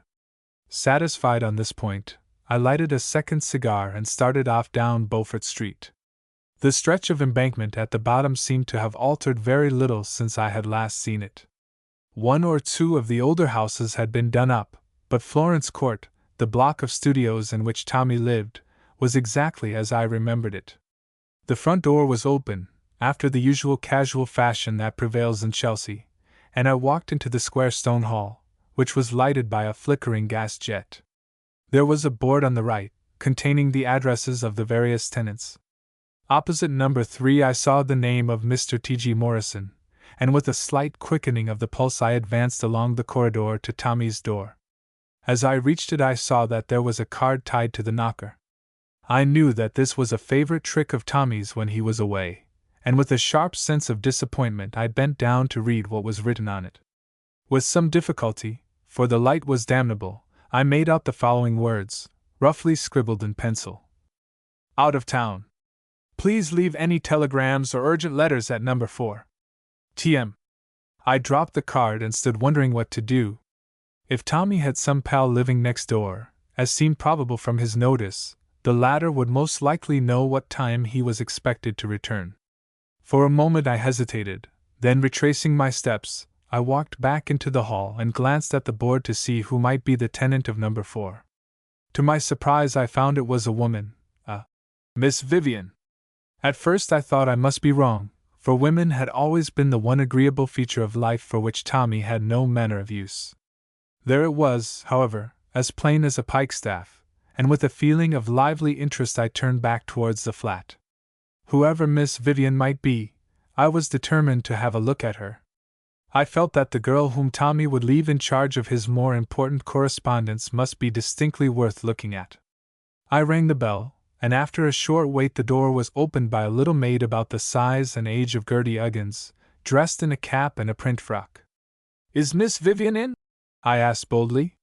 She shook her head. "Miss Vivian's out. Ave, you got an appointment?" "No," I said.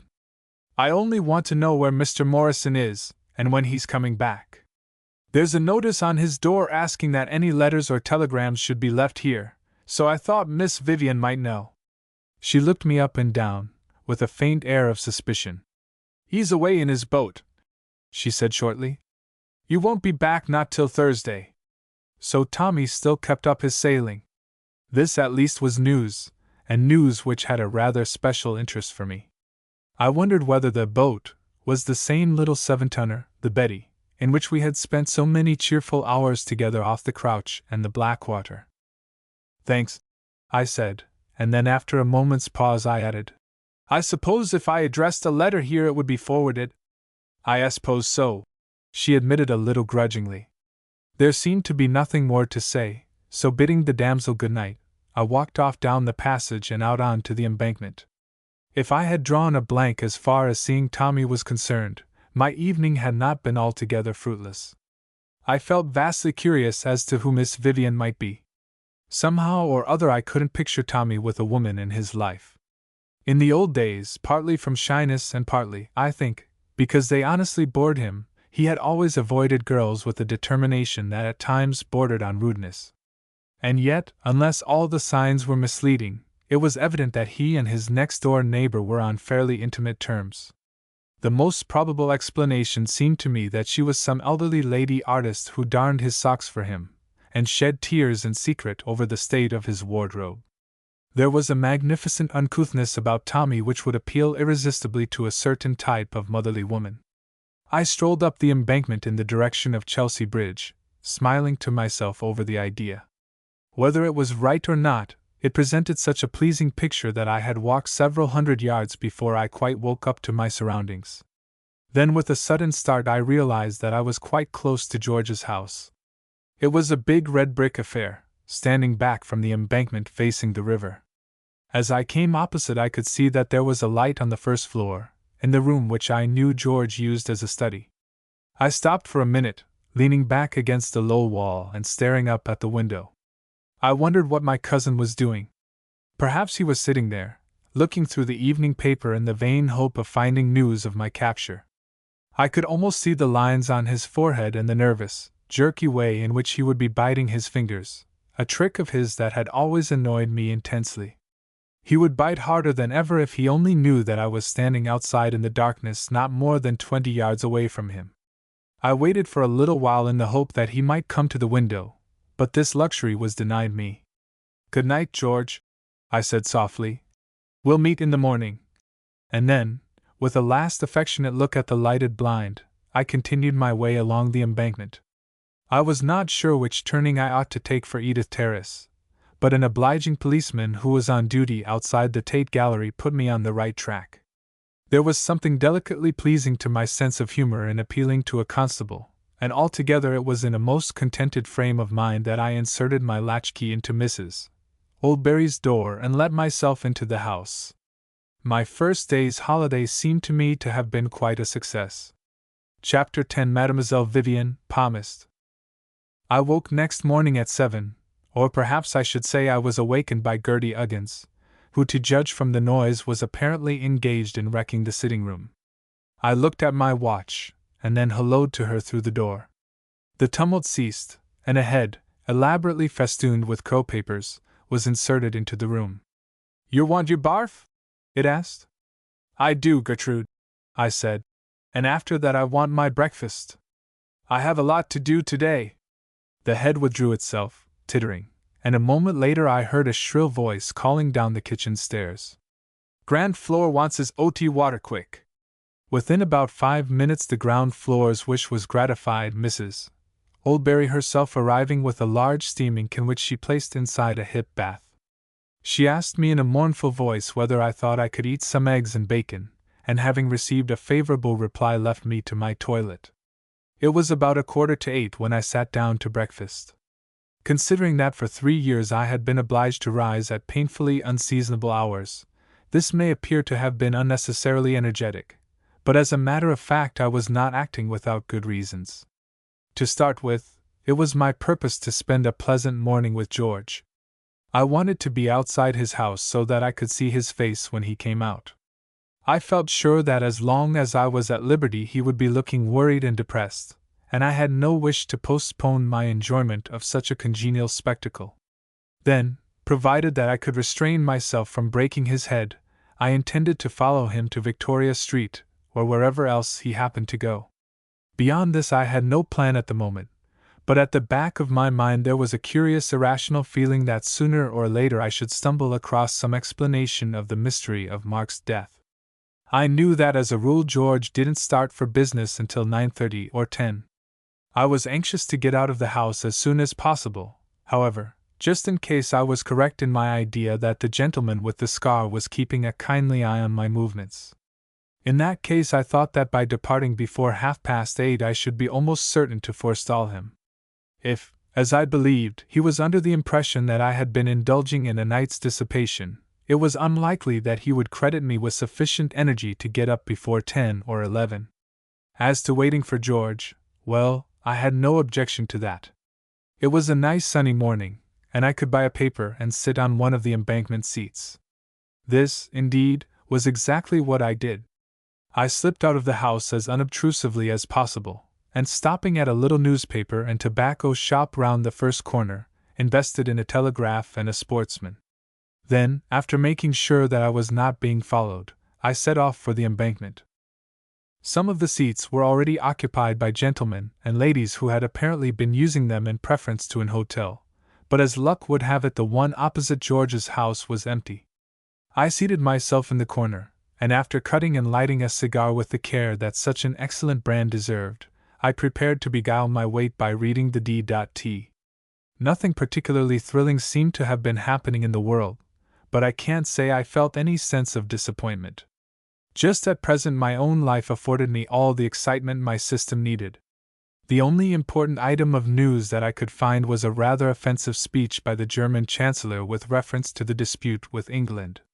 It was a surprising utterance for a statesman in his position, and the Telegraph had improved the occasion by writing one of its longest and stateliest leaders on provocative politicians. I had just finished reading this effort when George appeared. He came out of the front door and down the steps of his house, dressed as usual in a well-fitting frock coat and tall hat, such as he had always affected in the old days. I stared at him with a sort of hungry satisfaction. He looked pale and harassed, and he carried his head bent forward like a man whose mind was unpleasantly preoccupied. It warmed my heart to see him. When he had gone some little way along the pavement, I got up from my seat and began to keep pace with him on the other side of the roadway. It was easy work, for he walked slowly, and stared at the ground as though fully taken up with his own thoughts. I was not the least frightened of his recognizing me, but as a matter of fact he never even looked across in my direction. We marched along in this fashion as far as Vauxhall Bridge Road, where George turned up to the left in the direction of Victoria Street. I walked on a bit, so as to allow him to get about 100 yards ahead, and then coming back followed in his track. As he drew nearer to the station, I began to close up the gap, and all the way along Victoria Street I was only about 10 yards behind him. It was tantalizing work, for he was just the right distance for a running kick. The offices of our firm, which I had originally chosen myself, are on the first floor, close to the Army and Navy stores. George turned in at the doorway and went straight up, and for a moment I stood in the entrance, contemplating the big brass plate with Linden and Marwood on it, and wondering what to do next. It seemed odd to think of all that had happened since I had last climbed those stairs. Exactly across the road was a restaurant. It was new since my time, but I could see that there was a table in the window on the first floor, which must command a fair view of the houses opposite, so I determined to adopt it as a temporary scouting ground. I walked over and pushed open the swinging doors. Inside was a sleepy-looking waiter in his shirt sleeves engaged in the leisurely pursuit of rolling up napkins. "Good morning," I said. "Can I have some coffee and something to eat upstairs?" He regarded me for a moment with a rather startled air, and then pulled himself together. "Yes, sir." "Too early for lunch, sir. 'Am and eggs, sir?" I nodded. I had had eggs and bacon for breakfast, and on the excellent principle of not mixing one's drinks, 'am and eggs sounded a most happy suggestion. "Very well," I said. "And I wonder if you could let me have such a thing as a sheet of paper, and a pen and ink? I want to write a letter afterwards." This, I regret to say, was not strictly true, but it seemed to offer an ingenious excuse for occupying the table for some time without arousing too much curiosity. The waiter expressed himself as being in a position to gratify me, and leaving him hastily donning his coat, I marched up the staircase to the room above. When I sat down at the table in the window, I found that my expectations were quite correct. I was looking right across into the main room of our offices, and I could see a couple of clerks working away at their desks quite clearly enough to distinguish their faces. They were both strangers to me, but I was not surprised at this. I always thought that George had probably sacked most of the old staff, if they had not given him notice on their own account. Of my cousin himself I could see nothing. He was doubtless either in his own sanctum, or in the big inner room where I used to work with Watson, my assistant. It was of course impossible to eat much of the generous dish of 'am and eggs which the waiter brought me up, but I dallied over it as long as possible, and managed to swallow a cup of rather indifferent coffee. Then I smoked another cigar, and when the things were cleared away and the writing materials had arrived, I made a pretense of beginning my letter. All this time, of course, I was keeping a strict watch across the street. Nothing interesting seemed to happen, and I was just beginning to think that I was wasting my time in a rather hopeless fashion when suddenly I saw George come out of his private office into the main room opposite, wearing his hat and carrying an umbrella. He spoke to one of the clerks as though giving him some parting instructions, and went out, shutting the door behind him. I jumped to my feet, and hurrying down the stairs, demanded my bill from the rather surprised waiter.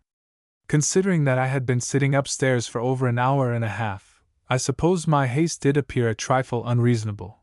Anyway, he took so long making out the bill that at last I threw down 5 shillings and left him at the process. Even so, I was only just in time. As I came out into the street, George emerged from the doorway opposite. He looked less depressed than before and much more like his usual sleek self, and the sight of him in these apparently recovered spirits whipped up my resentment again to all its old bitterness. He set off at a brisk pace in the direction of the Houses of Parliament, and crossing the street I took up a tactful position in his rear. In this order we proceeded along Whitehall, across Trafalgar Square, and up Charing Cross Road into Coventry Street. Here George stopped for a moment to buy himself a carnation. He had always had a taste for buttonholes, and then resuming our progress, we crossed the Circus, and started off down Piccadilly. By this time what is known, I believe, as the lust of the chase had fairly got hold of me. More strongly than ever I had the feeling that something interesting was going to happen, and when George turned up Bond Street I quickened my steps so as to bring me back to my old if rather tempting position close behind him. Quite suddenly, in the very narrowest part of the pavement, he came to a stop, and entered a doorway next to a tobacconist's shop. In a couple of strides I had reached the spot, just in time to see him disappearing up a winding flight of stone stairs. There were 2 little brass plates at the side of the door, and I turned to them eagerly to see whom he might be honoring with a visit. One was inscribed, Dr. Rich Jones, M.D., and the other, Lee Vivian. The moment I read the last name, something curiously familiar about it suddenly struck me. Then in a flash I remembered the penciled notice on Tommy's door, and the obliging Miss Vivian, who was willing to receive his telegrams. The coincidence was a startling one, but I was too anxious to discover what George was doing to waste much time pondering over it. Stepping forward to the foot of the stairs, I peered cautiously up. I could see by his hand, which was resting on the banisters, that he had passed the floor above, where the doctor lived, and was halfway up the next flight. Whoever Lee Vivian might be, she certainly represented George's destination. I retreated to the door, wondering what was the best thing to do. My previous effort in Victoria Street had been so successful that I instinctively glanced across the street to see whether there was another convenient restaurant from which I could repeat my tactics. There wasn't a restaurant, but there was something else which was even better, and that was a small and very respectable-looking public house. If I had to wait, a whiskey and soda seemed a much more agreeable thing to beguile the time with than a third helping of ham and eggs, so crossing the road with a light heart, I pushed open a door marked Saloon Bar. I found myself in a square, comfortably fitted apartment where a genial-looking gentleman was dispensing drinks to a couple of chauffeurs. Along the back of the bar ran a big fitted looking-glass, sloped at an angle which enabled it to reflect the opposite side of the street. This was most convenient, for I could stand at the counter with my back to the window, and yet keep my eye all the time upon the doorway from which George would appear. "Good morning, sir, what can I get you?" inquired the landlord pleasantly. "I'll have a whiskey and soda, thanks," I said. As he turned round to get it, a sudden happy idea flashed into my mind. I waited until he had placed the glass on the bar and was pouring out the soda, and then inquired carelessly, "You don't happen to know anyone of the name of Vivian about here, I suppose?" He looked up at once. "Vivian?" he repeated. "Well, there's a Mamselle Vivian across the road. D'you mean her?" I shrugged my shoulders. "I don't know," I said. Then, with a coolness which would have done credit to Ananias, I added, "A friend of mine has picked up a little bag or something with Vivian Bond Street on it. He asked me to see if I could find the owner." The landlord nodded his head with interest. "That'll be her, I expect. Mamselle Vivian the palmist, just across the way." "Oh, she's a palmist, is she?" I exclaimed. The thought of George consulting a palmist was decidedly entertaining. Perhaps he wanted to find out whether I was likely to wring his neck. With a side glance at the chauffeurs, the landlord leaned a little towards me and slightly lowered his voice. "Well, that's what she calls herself," he observed. "Palmist and clairvoyant, and a smart bit o' good she is too. But I thought the police had stopped that sort of thing," I said. The landlord shook his head. "The police don't interfere with her. She don't advertise or anything like that, and I reckon she has some pretty useful friends. You'd be surprised if I was to tell you some o' the people I seen going in there, cabinet ministers and bishops." "It sounds like the Athenaeum Club," I said. "Do you know what she charges?" "No," he replied. "Something pretty stiff, I guess. With folks like that it's a case of make while the sun shines." He was called off at this point to attend to another customer, leaving me to ponder over the information he had given me. I felt that somehow or other I must make Mademoiselle Vivian's acquaintance. A beautiful palmist, for whom George deserted his business at 11 in the morning, was just the sort of person who might prove extremely interesting to me. Besides, the fact that her name was the same as that of the lady who lived next door to Tommy lent an additional spur to my curiosity. It might be a mere coincidence, but if so, it was a sufficiently odd one to merit a little further investigation. I drank up my whiskey, and after waiting a minute or two, ordered another. I had just got this and was taking my first sip, when quite suddenly I saw in the mirror the reflection of George emerging from the doorway opposite. I didn't stop to finish my drink. I put down the tumbler, and nodding to the landlord walked straight out into the street. The pavement was thronged with the usual midday crowd, But pushing my way through, I dodged across the road and reached the opposite sidewalk just in time to see George stepping into a taxi a few yards farther down the street. I was not close enough to overhear the directions which he gave to the driver, but unless his habits had changed considerably, the chances were that he was off to lunch at his club. Anyhow, I felt pretty certain that I could pick up his trail again later on at the office if I wanted to. For the moment, I had other plans. It was my intention to follow George's example and pay a short call upon Mademoiselle Vivian. I walked back, and throwing away the end of my cigar, entered the doorway again and started off up the stairs. I imagined that by going as an ordinary client I should find no difficulty in getting admitted, but if I did, I was fully prepared to bribe or bluff, or adopt any method that might be necessary to achieve my purpose. I would not leave until I had at least seen the gifted object of George's midday rambles. I reached the second landing, where I was faced by a green door with a quaintly carved electric bell in the shape of an Egyptian girl's head, a red stone in the center of the forehead forming what appeared to be the button. Anyhow, I pressed it and waited, and a moment later the door swung silently open. A small but very alert page boy who looked like an Italian was standing on the mat. "Is Mademoiselle at home?" I inquired. He looked me up and down sharply. "Have you an appointment, sir?" "No," I said. "But will you be good enough to ask whether I can see her?" "My name is Mr. James Nicholson. I wish to consult her professionally. If you will step in here, sir, I will inquire. Mademoiselle very seldom sees anyone without an appointment." He opened a door on the right and ushered me into a small sitting room, the chief furniture of which appeared to be a couch, one or two magnificent bowls of growing tulips and hyacinths, and an oak shelf which ran the whole length of the room and was crowded with books. While the boy was away, I amused myself by examining the titles. There were a number of volumes on palmistry and on various branches of occultism, interspersed with several books of poetry, and such unlikely works as My Prison Life, by Jabez Balfour, and Melville Lee's well-known History of Police. It gave me rather an uncanny feeling for the moment to be confronted by the two latter, and I was just wondering whether a Bond Street palmist's clientele made such works of reference necessary, when the door opened and the page boy reappeared. "If you will kindly come this way, sir, Mademoiselle will see you," he announced. I followed him down the passage and into another room hung with heavy curtains that completely shut out the daylight.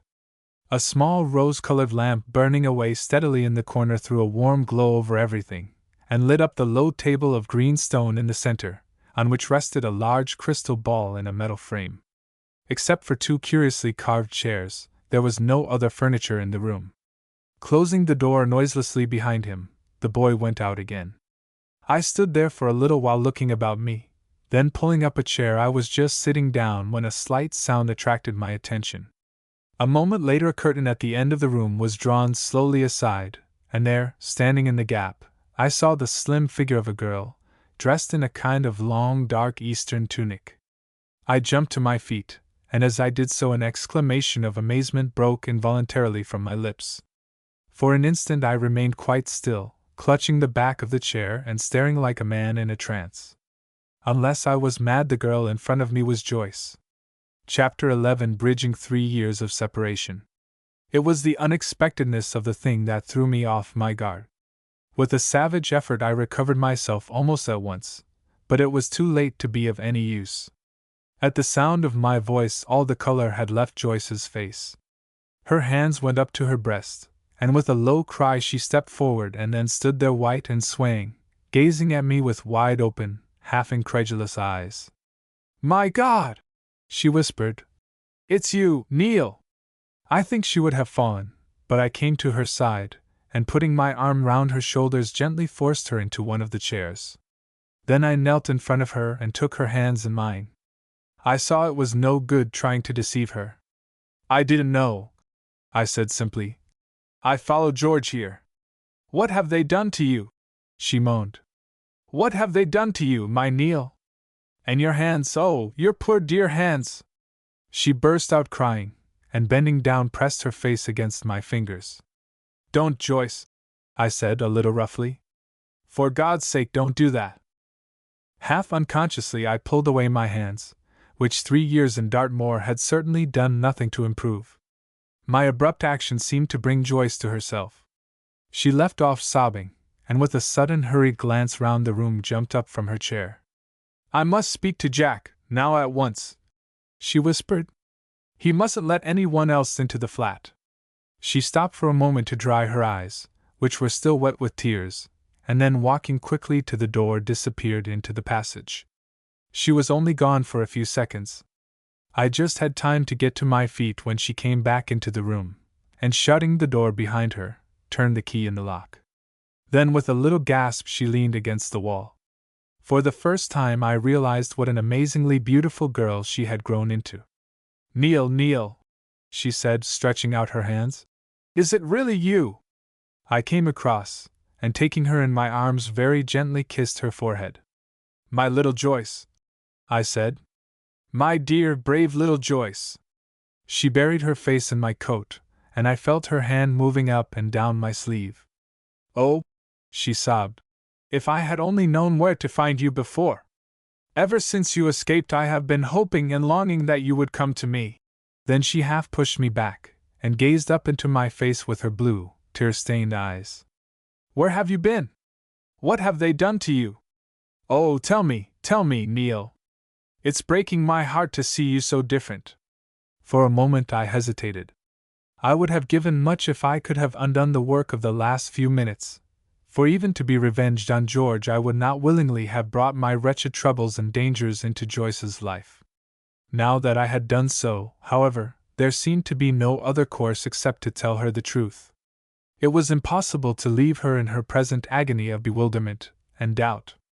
Pulling up one of the chairs I sat down, drawing her on to my knee. "If I had known it was you, Joyce," I said, "I should have let George go to the devil before I followed him here." "But why?" she asked.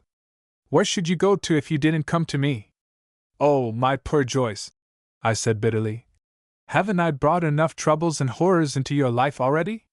She interrupted me with a low, passionate cry. "You talk like that! You, who have lost everything for my wretched sake! Can't you understand that every day and night since you went to prison I've loathed and hated myself for ever telling you anything about it? If I dreamed what was going to happen I'd have let marks."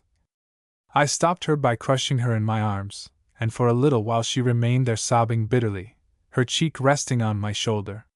For a moment or two I didn't feel exactly like talking myself. Indeed, it was Joyce who spoke first. Raising her head she wiped away her tears, and then sitting up gazed long and searchingly into my face. "There is nothing of you left," she said. "Nothing except your eyes, your dear, splendid eyes. I think I should have known you by those even if you hadn't spoken." Then, taking my hands again and pressing them to her, she added passionately, "Oh, tell me what it means, Neil.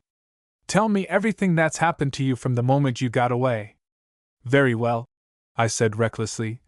"I shall be dragging you into all sorts of dangers, and I shall be breaking my oath to McMurtry, but after all that's just the sort of thing one would expect from an escaped convict." Step by step, from the moment when I had jumped over the wall into the plantation, I told her the whole astounding story. She listened to me in silence, her face alone betraying the feverish interest with which she was following every word. When I came to the part about Sonia kissing me, I told her everything just as it had happened. Her hands tightened a little on mine, but except for that one movement she remained absolutely still. It was not until I had finished speaking that she made her first comment. After I stopped she sat on for a moment just as she was, and then quite suddenly her face lighted up, and with a little low laugh that was half a sob she leaned forward and slid her arm round my neck. "Tommy was right," she whispered. "He said you'd do something wonderful.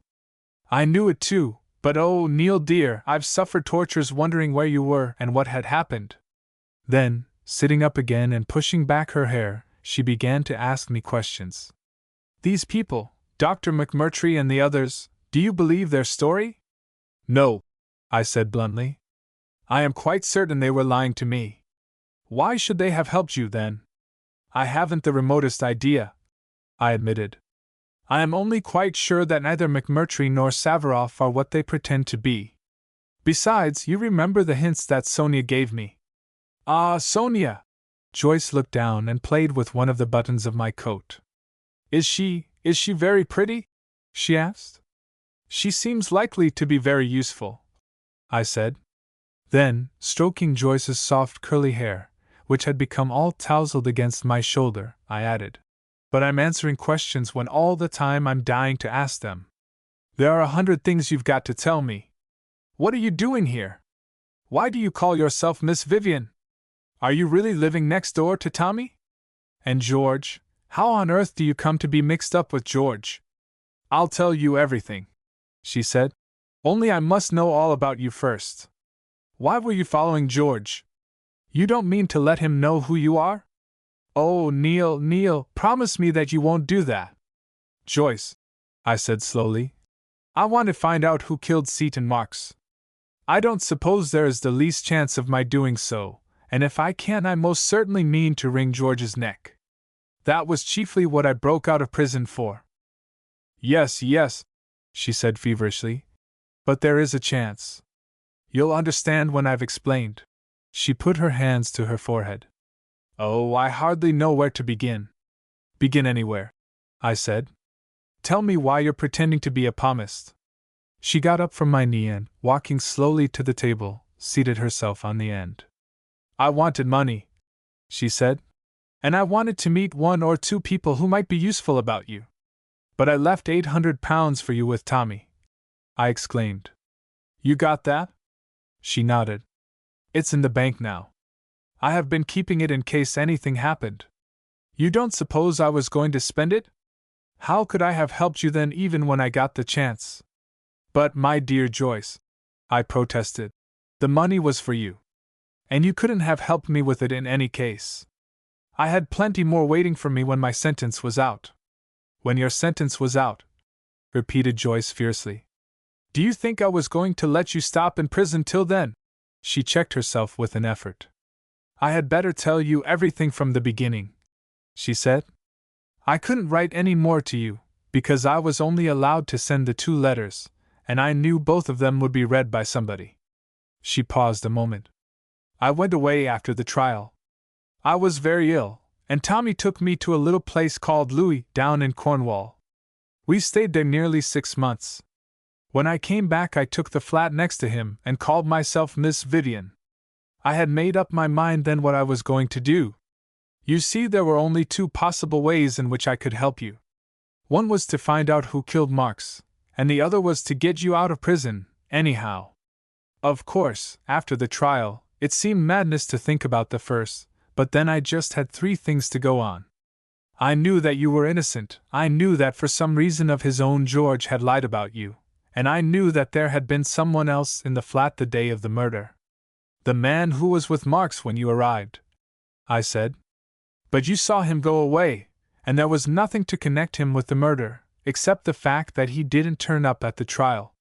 Sexton himself had to admit that in his speech. There was his face, said Joyce quietly. It was a dreadful face. It looked as if all the goodness had been burned out of it. There are about 500 gentlemen like that in Princetown, I said, including several of the warders. Did they ever find out anything about him? Joyce shook her head. Mr. Sexton did everything he could, but it was quite useless. Whoever he was, the man never came forward, and you see there was no one except me who even knew what he was like. It was partly that which first gave me the idea of becoming a palmist. I thought that up here in the West End I was more likely to come across him than anywhere else. And then there were other people I meant to meet, men in the government who might be able to get your sentence shortened. I knew I was beautiful, and with some men you can do anything if you're beautiful, and you don't care. Joyce, I cried. For God's sake, don't tell me. No, she broke in passionately. There's nothing to tell you. But if the chance had come, I'd have sold myself 1,000 times over to get you out of prison. The only man I've met who could do anything has been Lord Lammersfield, and he... She paused, then with a little break in her voice she added, well, I think Lord Lammersfield is rather like Tommy in some ways. I suppose there are still 1 or 2 white men about, I said. Lord Lammersfield used to be at the Home Office once, so of course his influence would count for a great deal. Well, he did all that was possible for me, but about 6 months ago he told me that there was no chance of your being let out for another 3 years. It was then that I made up my mind to get to know George. I thrust my hand in my pocket and pulled out my cigarette case. You've got rather thorough ideas about friendship, Joyce, I said, a little unsteadily. Can I smoke? She picked up a box of matches from the table, and coming across seated herself on the arm of my chair. Have I? She said simply. Well, you taught me them. She struck a match and held it to my cigarette. How did you manage it? I asked. Oh, it was easy enough. I asked Lord Lammersfield to bring him here one day. You know what George is like. He would never refuse to do anything a cabinet minister suggested. Of course, he had no idea who I was until he arrived. It must have been quite a pleasant surprise for him, I said grimly. Did he recognize you at once? Joyce shook her head. He had only seen me at the trial, and I had my hair down then. Besides, 2 years make a lot of difference. They've made a lot of difference in you, I said. They've turned you from a pretty child into a beautiful woman. With a little low, contented laugh, Joyce again laid her head on my shoulder. I think, she said, that that's the only one of George's opinions I'd like you to share. There was a moment's silence. Then I gently twisted one of her loose curls round my finger. My poor Joyce, I said, you seem to have been wading in some remarkably unpleasant waters for my sake. She shivered slightly. Oh, it was hateful in a way, but I didn't care. I knew George was hiding something that might help to get you out of prison, and what did my feelings matter compared with that? Besides, she smiled mockingly, for all his cleverness and his wickedness, George is a fool, just the usual vain fool that most men are about women. It's been easy enough to manage him. He knows who you are now, of course, I said. She nodded. I told him. He would have been almost certain to find out, and then he would probably have been suspicious. As it is, he thinks our meeting was just pure chance. But surely, I objected, he must have guessed you were on my side. She gave a short, bitter laugh.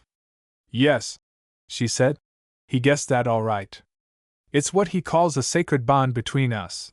There are times, you know, when George is almost funny.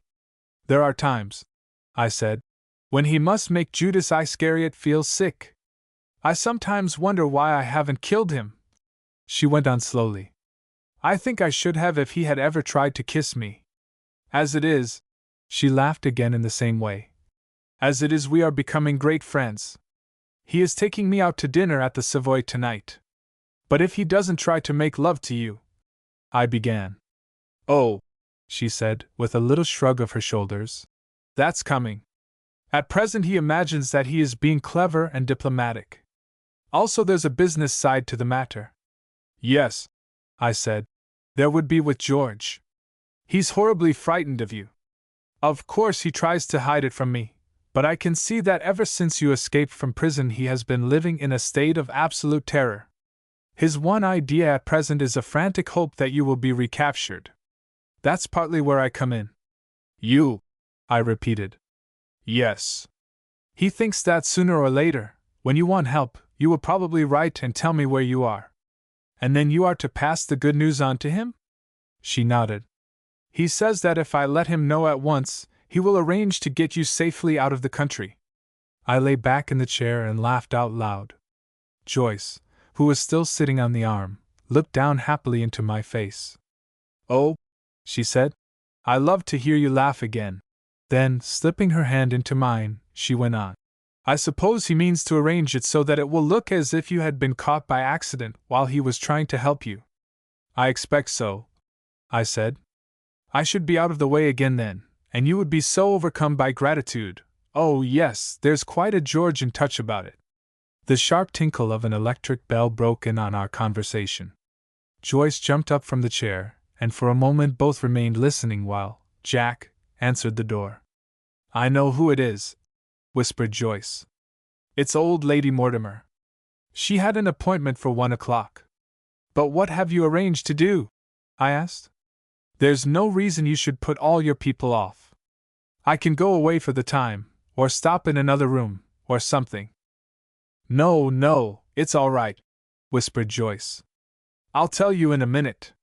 She waited until we heard the front door shut, and then coming back to me sat down again on my knee. I told Jack, she said, not to let anyone into the flat till 3 o'clock. I have an appointment then I ought to keep, but that still gives us nearly 2 hours. I will send Jack across to Stewart's to fetch us some lunch, and we'll have it in here. What would you like, my Neil? Anything but eggs and bacon, I said, getting out another cigarette. She jumped up with a laugh, and, after striking me a match, went out into the passage, leaving the door open. I heard her call the page boy and give him some instructions, and then she came back into the room, her eyes dancing with happiness and excitement. Isn't this splendid? She exclaimed. Only this morning I was utterly miserable wondering if you were dead, and here we are having lunch together just like the old days in Chelsea. Except for your hair, Joyce, I said. Don't you remember how it was always getting in your eyes? Oh, that! She cried. That's easily altered. She put up her hands, and hastily pulled out 2 or 3 hairpins. Then she shook her head, and in a moment a bronze mane was rippling down over her shoulders exactly as it used to in the old days. I wish I could do something like that, I said ruefully. I'm afraid my changes are more permanent. Joyce came up and thrust her arm into mine. My poor dear, she said, pressing it to her. Never mind, you look splendid as you are. Won't your boy think there's something odd in our lunching together like this? I asked. He seems a pretty acute sort of youth. Jack? She said. Oh, Jack's all right. He was a model in Chelsea. I took him away from his uncle, who used to beat him with a poker. He doesn't know anything about you, but if he did he would die for you cheerfully. He's by way of being rather grateful to me. You always inspired devotion, Joyce, I said, smiling. Do you remember how Tommy and I used to squabble as to which of us should eventually adopt you? She nodded, almost gravely, then with a sudden change back to her former manner, she made a step towards the inner room, pulling me after her. Come along, she said. We'll lunch in there. It's more cheerful than this, and anyway I want to see you in the daylight. I followed her in through the curtains, and found myself in a small, narrow room with a window which looked out on the back of Burlington Arcade. A couple of chairs, a black oak gate-legged table, and a little green sofa made up the furniture. Joyce took me to the window, and still holding my arm, made a second and even longer inspection of McMurtry's handiwork. It's wonderful, Neil, she said at last. You look 15 years older and absolutely different. No one could possibly recognize you except by the way you speak. I've been practicing that, I said, altering my voice. I shouldn't have given myself away if you hadn't taken me by surprise. She smiled again happily. It's so good to feel that you're safe, even if it's only for a few days. Then, letting go my arm, she crossed to the sofa. Come and sit down, she went on. We've got to decide all sorts of things, and we shan't have too much time.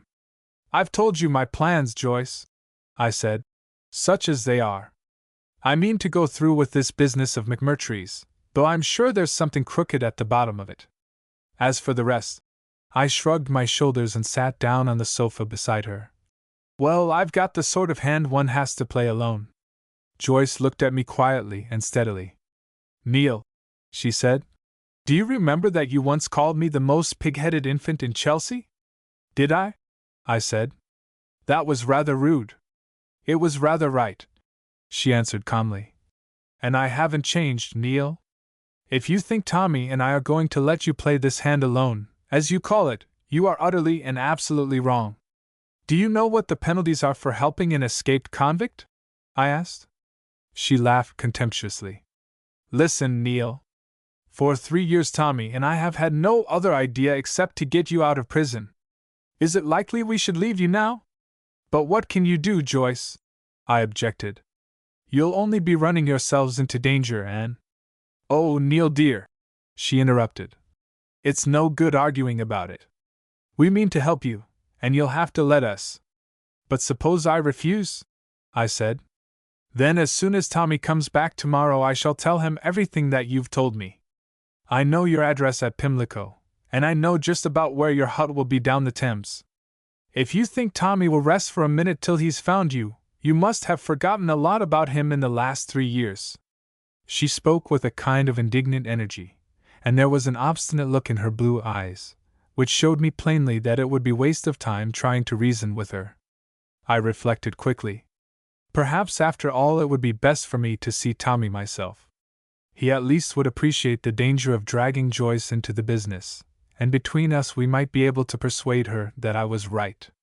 Well, what are your ideas, Joyce? I said. Except for keeping my eye on George, I had no particular plan until I heard from McMurtry. Joyce laid her hand on my sleeve. Tomorrow, she said, you must go and see Tommy. He is coming back by the midday train, and he will get to the flat about 2 o'clock. Tell him everything that you have told me. I shan't be able to get away from here till the evening, but I shall be free then, and we 3 will talk the whole thing over. I shan't make any more appointments here after tomorrow. Very well, I said reluctantly. I will go and look up Tommy, but I can't see that it will do any good. I am only making you and him liable to 18 months' hard labor. She was going to speak, but I went on. Don't you see, Joyce dear, there are only 2 possible courses open to me? I can either wait and carry out my agreement with McMurtry, or I can go down to Chelsea and force the truth about Marx's death out of George, if he really knows it. Dragging you 2 into my wretched affairs won't alter them at all. Yes, it will, she said obstinately.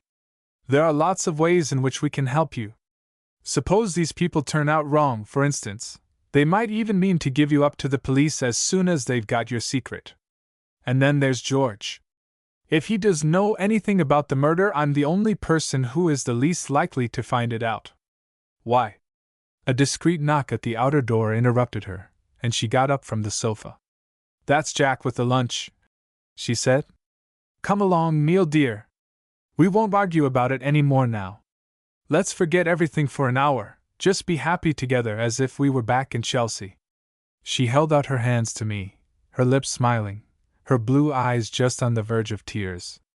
I drew her towards me and gently stroked her hair, as I used to do in the old days in Chelsea when she had come to me with some of her childish troubles.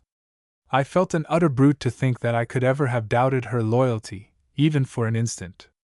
How long we kept the luckless Jack waiting on the mat I can't say, but at last Joyce detached herself, and crossing the room, opened the door. Jack came in carrying a basket in one hand and a tablecloth in the other. If he felt any surprise at finding Joyce with her hair down, he certainly didn't betray it. I got what I could, mademoiselle, he observed, putting down his burdens. Oyster patties, Gallatin, cheesecakes, and a bottle of champagne.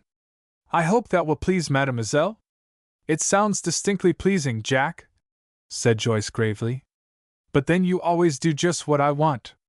The boy flushed with pleasure, and began to lay the table without even so much as bestowing a glance on me. It was easy enough to see that he adored his young mistress, adored her far beyond questioning any of her actions.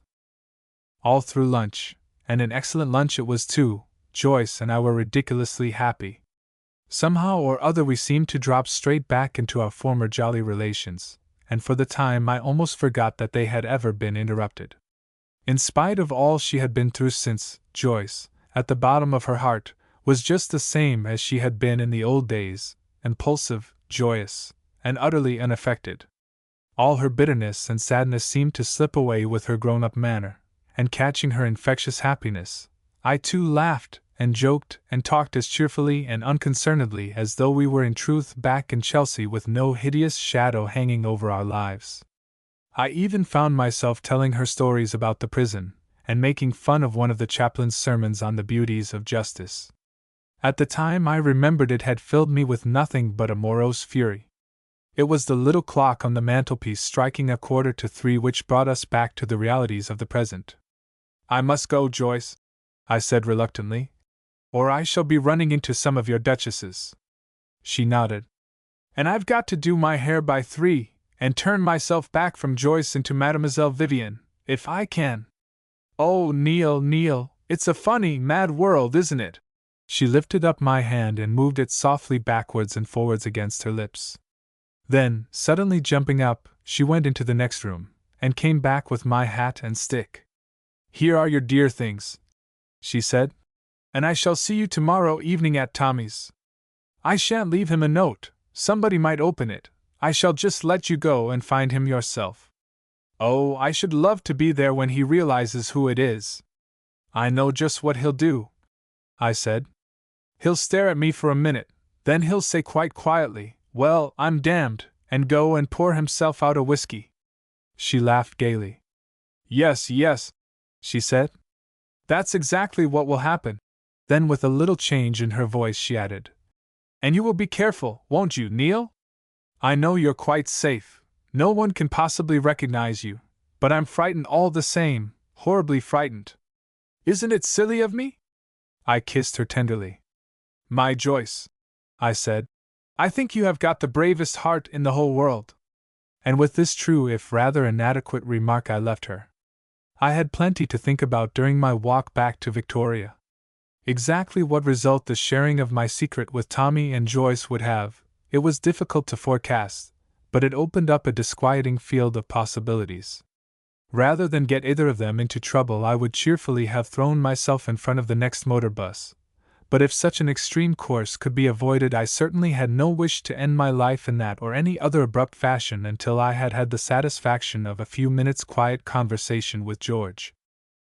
I blamed myself to a certain extent for having given way to Joyce.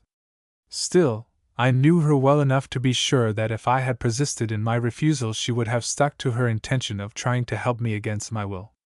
That would only have made matters more dangerous for all of us, so on the whole it was perhaps best that I should go and see Tommy.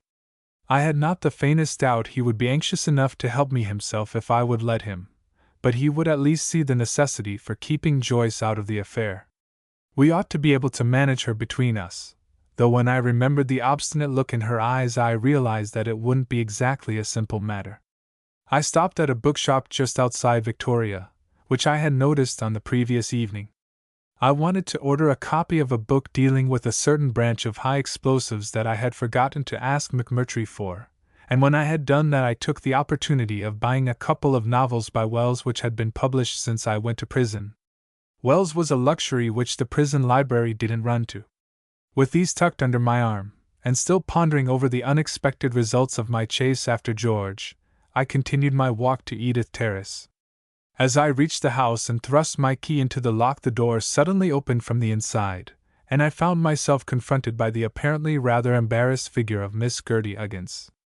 I heard you comin', she observed, rubbing one hand down her leg. So I opened the door like. That was very charming of you, Gertrude, I said gravely. She tittered, and then began to retreat slowly backwards down the passage. There's a letter for you in the sittin' room. Come by the post after you'd gorn. You want some tea? I don't mind a cup, I said. I've been eating and drinking all day, it seems a pity to give it up now. I'll make you one, she remarked, nodding her head. Mrs. Oldberry's gorn out shoppin' dot. She disappeared down the kitchen stairs, and opening the door of my room I discovered the letter she had referred to stuck up on the mantelpiece. I took it down with some curiosity.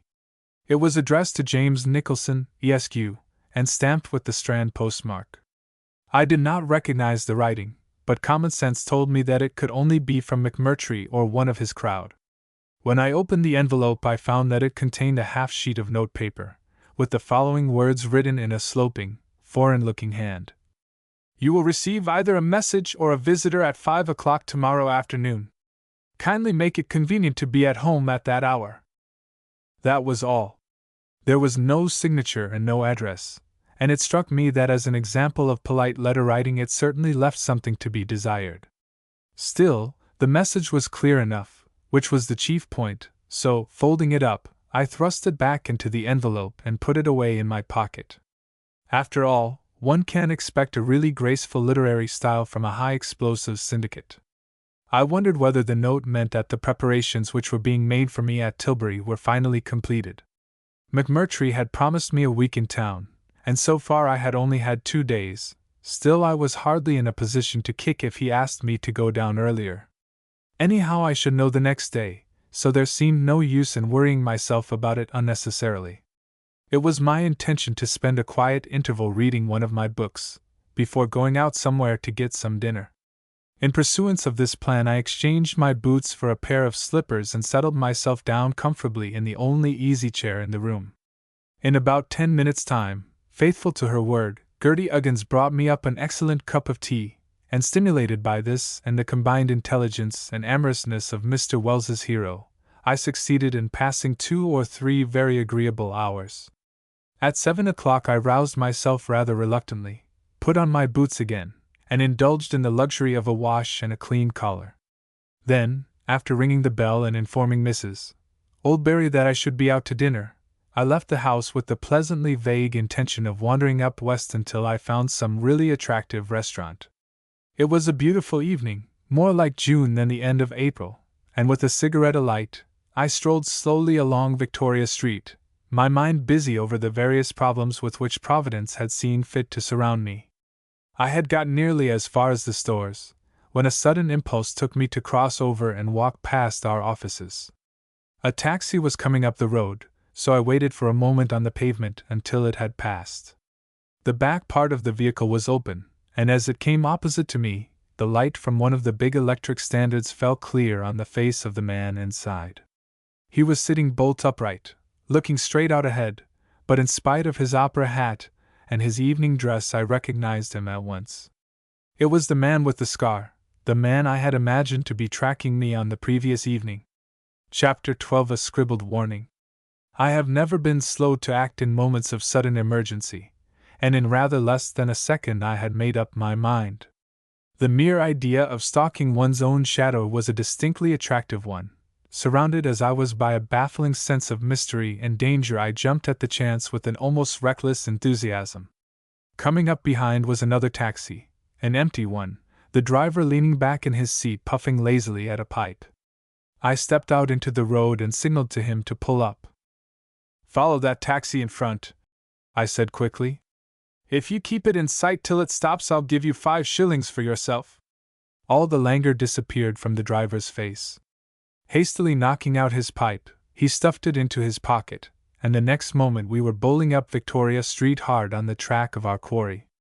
I sat back in the seat, filled with a pleasant exhilaration. Of course, it was just possible that I was making a fool of myself, that the gentleman in front was as innocent of having spied on my movements as the Bishop of London. Still, if that were the case, there could be no harm in following him, while if he were really one of McMurtry's friends, a closer acquaintance with his methods of spending the evening seemed eminently desirable.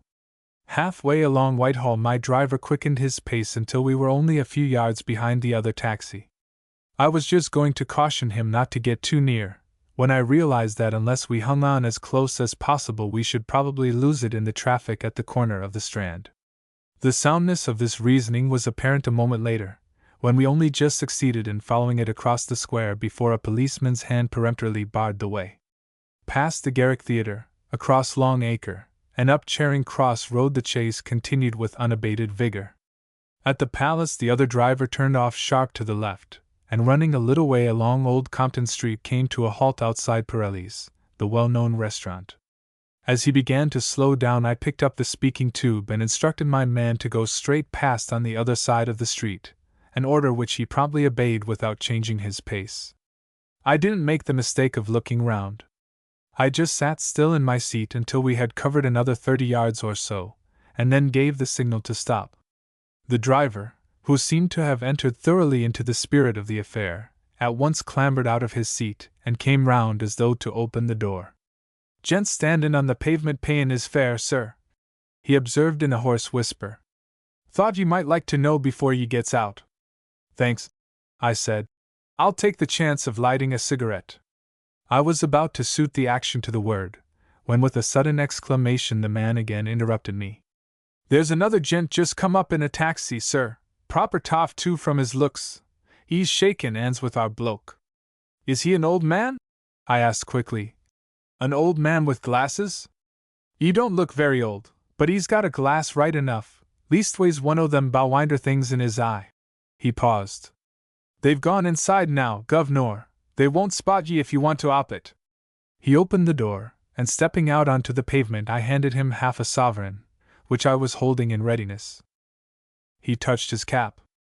Thank ye, sir. Thank ye very much. Then, fumbling in his pocket, he produced a rather dirty and crumpled card. I don't rightly know what the game is, governor, he went on in a lowered tone. But if you should happen to want to call on me for evidence any time, Martin's Garage, Walham Green, LL always find me. You only need to ask for Dick Harris. They all knows me round there. I accepted the card, and having assured Mr. Harris that in the event of my needing his testimony I would certainly look him up, I lit my delayed cigarette and started to stroll back towards Pirelli's. Whoever my original friend and his pal with the eyeglass might be, I was anxious to give them a few minutes' law before thrusting myself upon their society. I had known Pirelli's well in the old days, and remembering the numerous looking-glasses which decorated its walls, I thought it probable that I should be able to find some obscure seat, from which I could obtain a view of their table without being too conspicuous myself. Still, it seemed advisable to give them time to settle down to dinner first, so, stopping at a newspaper shop at the corner, I spun out another minute or two in buying myself a copy of La Vie Parisienne and the latest edition of the Pall Mall. With these under my arm and a pleasant little tingle of excitement in my heart, I walked up to the door of the restaurant, which a uniformed porter immediately swung open. I found myself in a brightly lit passage, inhabited by a couple of waiters, one of whom came forward to take my hat and stick. The other pushed back the glass door which led into the restaurant, and then stood there bowing politely and waiting for me to pass. I stopped for a moment on the threshold, and cast a swift glance round the room. It was a large, low-ceilinged apartment, broken up by square pillars, but as luck would have it I spotted my two men at the very first attempt. They were sitting at a table in one of the farther corners, and they seemed to be so interested in each other's company that neither of them had even looked up at my entrance. I didn't wait for them to do it either. Quickly and unobtrusively I walked to the corner table on the left of the floor, and sat down with my back towards them. I was facing a large mirror which reflected the other side of the room with admirable clearness. A waiter handed me the menu, and after I had ordered a light dinner I spread out La Vie Parisienne on the table, and bending over it made a pretense of admiring its drawings. As a matter of fact, I kept my entire attention focused on the looking-glass. I could only see the back of the man with the scar, but the face of his companion, who was sitting sideways on, was very plainly visible. It was a striking-looking face, too. He seemed to be about 35, a tall, clean-shaven, powerfully built man, with bright blue eyes and a chin like the toe of a boot. His hair was prematurely gray, and this, together with the monocle that he was wearing, gave him a curious air of distinction. He looked like a cross between a successful barrister and a retired prizefighter. I watched him with considerable interest. If he was another of McMurtry's mysterious circle, I certainly preferred him to any of the ones I had previously come across. His face, though strong and hard, had none of Savaroff's brutality in it, and he was quite lacking in that air of sinister malevolence that seemed to hang about the doctor. As far as I could see, most of the talking was being done by the man with the scar. He also appeared to be the host, for I saw him pick up the wine list, and after consulting his companion's taste give a carefully selected order to the waiter. Then my own dinner began to arrive, and putting aside La Vie, I propped up the Pall Mall in front of me and started to attack the soup. All through the meal I divided my attention between the paper and the looking-glass. I was careful how I made use of the latter, for the waiter was hovering about most of the time, and I didn't want him to think that I was spying on some of the other customers. So quite genuinely I waded through the news, keeping on glancing in the mirror over the top of the paper from time to time just to see how things were progressing behind me. That my two friends were getting along together very well was evident not only from their faces but from the sounds of laughter which at intervals came floating down the room. Indeed, so animated was their conversation that although I had begun my dinner later, I had finished some little time before they had. I had no intention of leaving first, however, so ordering myself some coffee, I sat back in my chair, and with the aid of a cigar, continued my study of the Pall Mall. I was in the middle of a spirited article on the German trouble, headed, What does the Kaiser mean? When glancing in the mirror, I saw a waiter advance to the table behind me, carrying a bottle of port in a basket, with a care that suggested some exceptional vintage. He poured out a couple of glasses, and then placing it reverently on the table, withdrew from the scene. I watched both men take a sip, and saw them set down their glasses with a thoroughly satisfied air. Then the man with the scar made a sudden remark to the other, who, turning his head, looked away over his shoulder into the restaurant. His attention could only have been withdrawn from the table for a couple of seconds at the most, but in that fraction of time something happened which set my heart beating rapidly in a kind of cold and tense excitement. So swiftly that if I had not been looking straight in the mirror I should have missed seeing it, the man with the scar brought his hand down over his companion's glass. Unless my eyes were playing me a trick, I distinctly saw him empty something into the wine. There are rare occasions in life when one acts instinctively in the right way before one's mind has had time to reason matters out. It was so with me now. Without stopping to think, I whipped out a pencil from my pocket and snatched away a piece of white paper from underneath the small dish of candied fruit in front of me. Spreading it out on the table, I hastily scribbled the following words: "Don't drink your wine. The man with you has just put something into it." I folded this up and beckoned to one of the waiters who was standing by the door. He came forward at once. "Do you want to earn half a sovereign?" I asked. "Yes, sir," he answered, without the faintest air of surprise. "Listen to me, then," I said, "and whatever you do, don't look round. In the farther corner behind us there's a gentleman with an eyeglass dining with another man. Go up the center of the room and give him this note. If he asks you who it's from, say someone handed it you in the hall and told you to deliver it. Then go and get my bill and bring it me here." The waiter bowed, and taking the note departed on his errand, as casually as though I had instructed him to fetch me a liqueur. All the time I had been speaking I had kept a watchful eye on the mirror, and as far as I could tell either of the two men had noticed our conversation. They were talking and laughing, the man I had sent the message to lightly fingering the stem of his wineglass, and blowing thin spirals of cigarette smoke into the air. Even as I looked he raised the glass, and for one harrowing second I thought I was too late.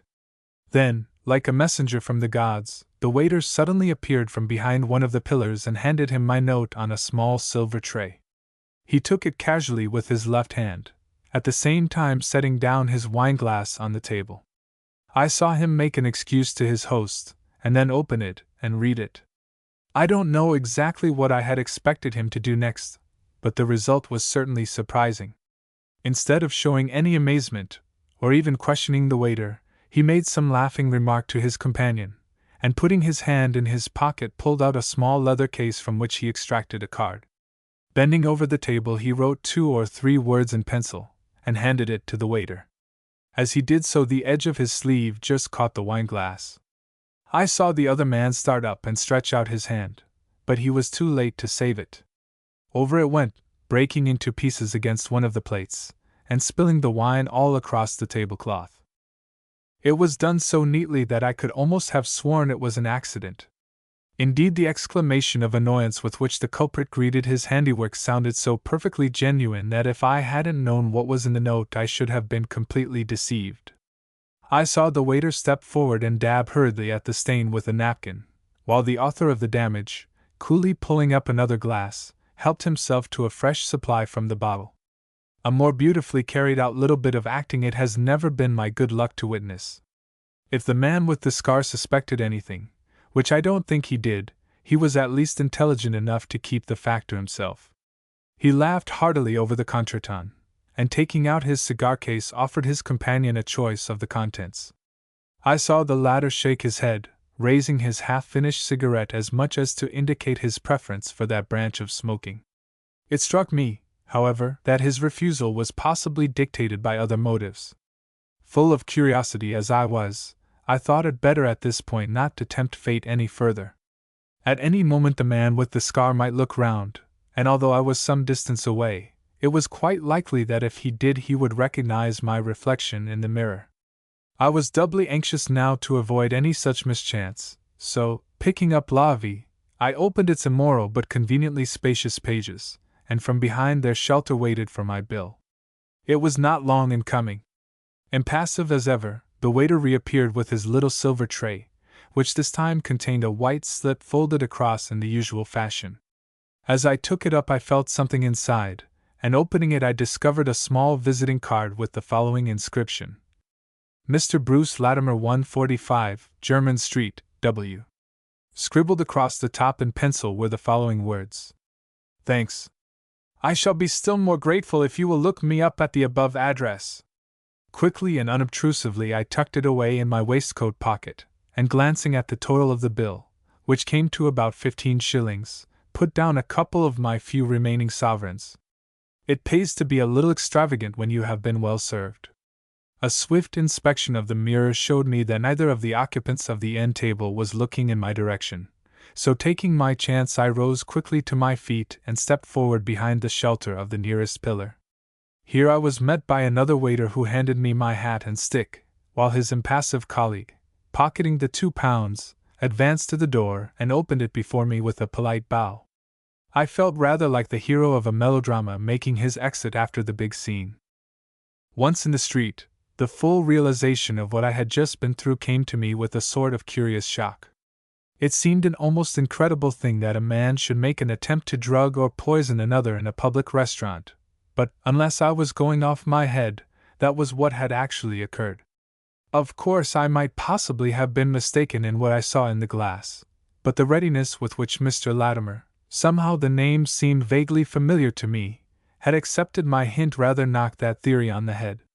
It showed that he, at all events, had not regarded such a contingency as being the least bit incredible. I began to try and puzzle out in my mind what bearings this amazing incident could have on my own affairs. I was not even sure as yet whether the man with the scar had been really spying on my movements, or whether my seeing him twice on the night of my arrival in town had been purely a matter of coincidence.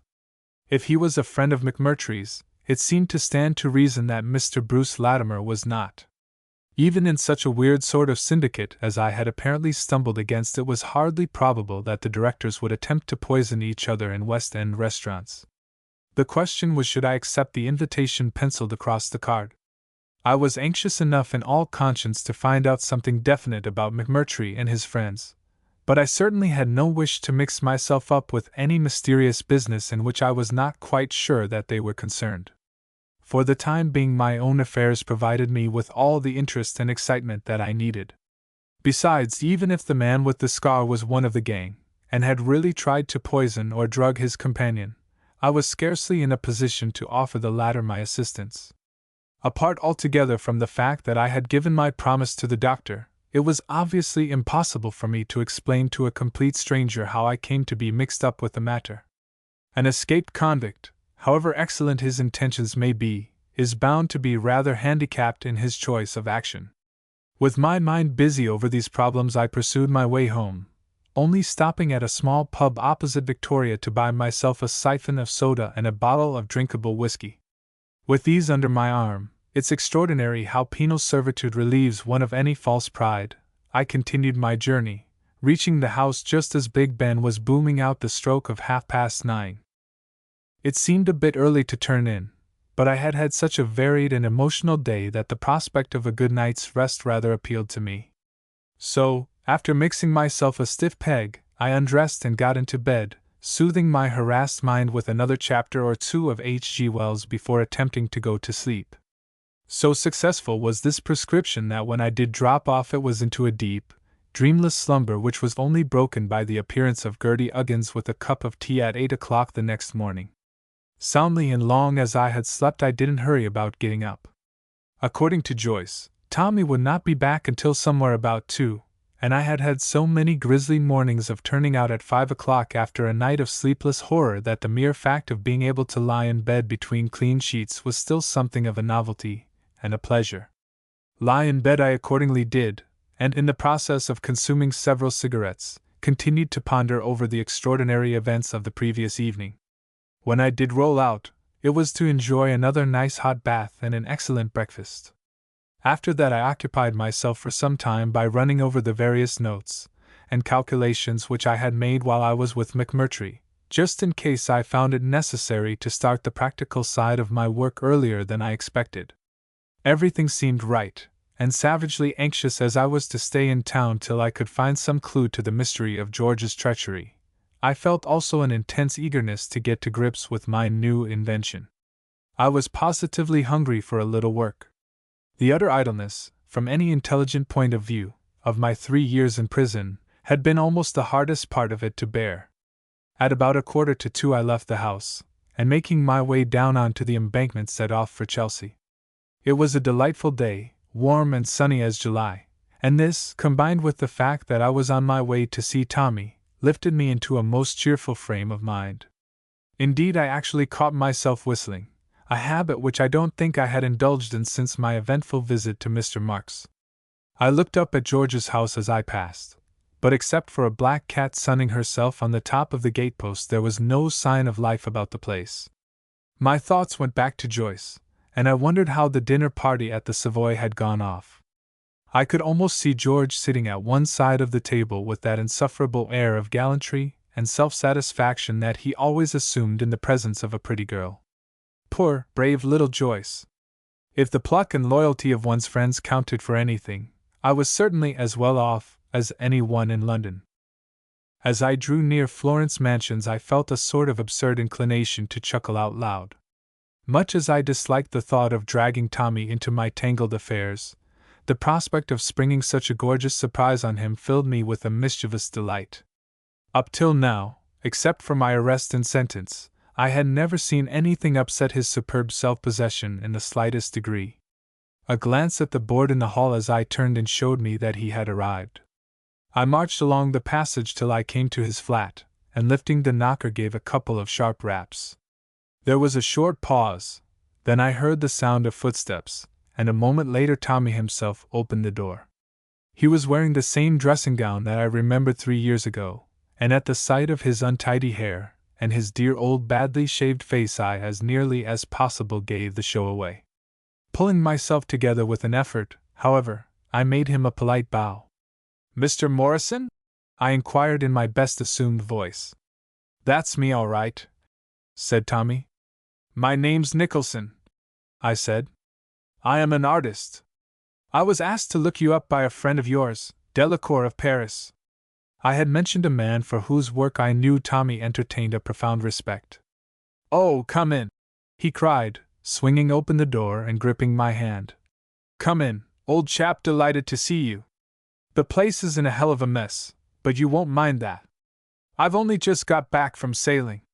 He dragged me into the studio, which was in the same state of picturesque confusion as when I had last seen it, and pulling up a large easy-chair thrust me down into its capacious depths. "I'm awfully glad I was in," he went on.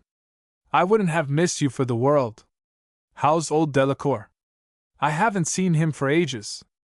I never get over to Paris these days." "Delacour's all right," I answered. "At least, as far as I know." Tommy walked across the room to a corner cupboard. "You'll have a drink, won't you?" he asked. "There's whiskey and brandy, and Grand Marnier, and I've got a bottle of port somewhere if you'd care for a glass." There was a short pause. Then in my natural voice I remarked quietly and distinctly, "You were always a drunken old blackguard, Tommy." The effect was immense. For a moment Tommy remained perfectly still, his mouth open, his eyes almost starting out of his head. Then quite suddenly he sat down heavily on the couch, clutching a bottle of whiskey in one hand and a tumbler in the other. "Well, I'm damned," he whispered.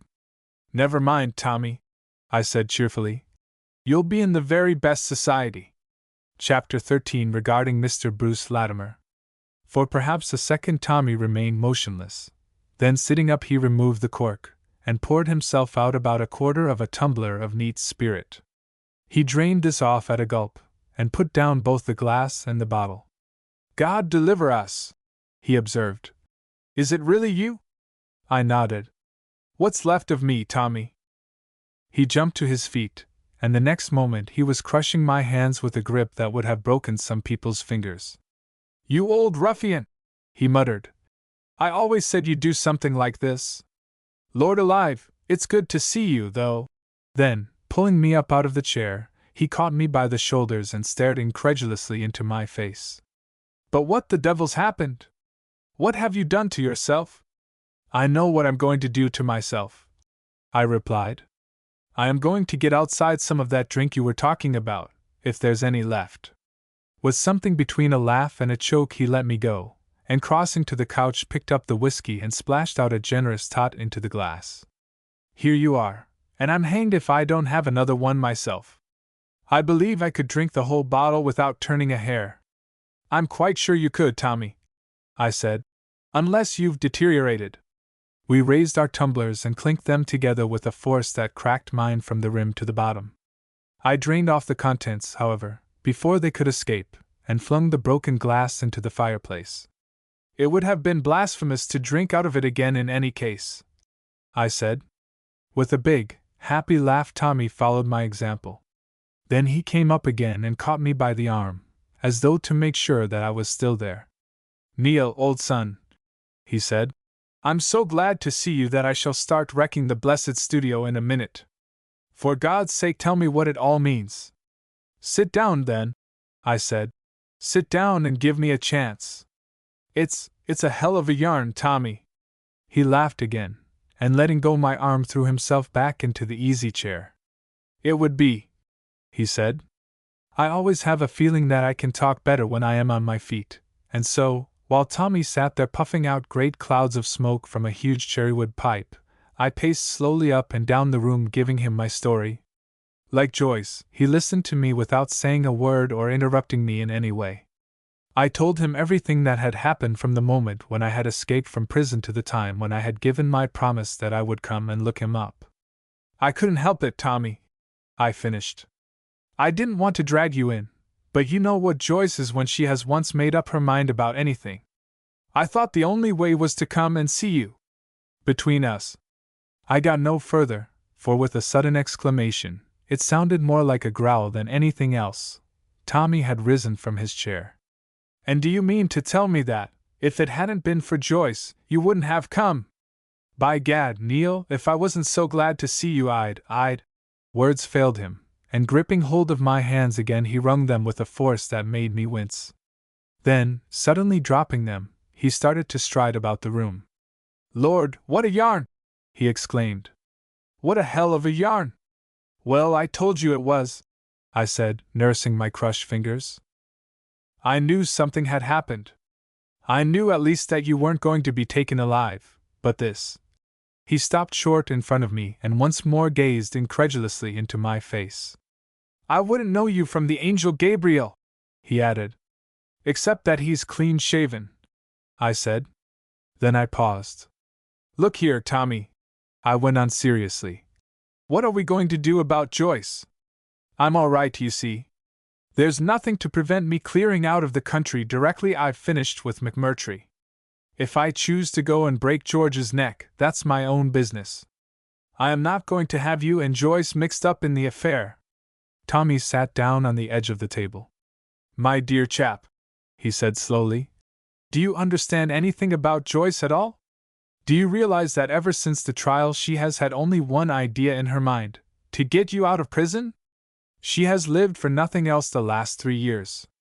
All this palmistry business was entirely on your account. She wanted to make money and get to know people who could help her, and she's done it in the most astounding way. When she found it was too soon for your sentence to be altered, she even made up some mad plan of taking a cottage near the prison and bribing one of the warders with that £800 you left her. It was all I could do to put her off by telling her that you would probably be shot trying to get away. Is it likely she'll chuck the whole thing up now, just when there's really a chance of helping you? But there isn't a chance, I objected.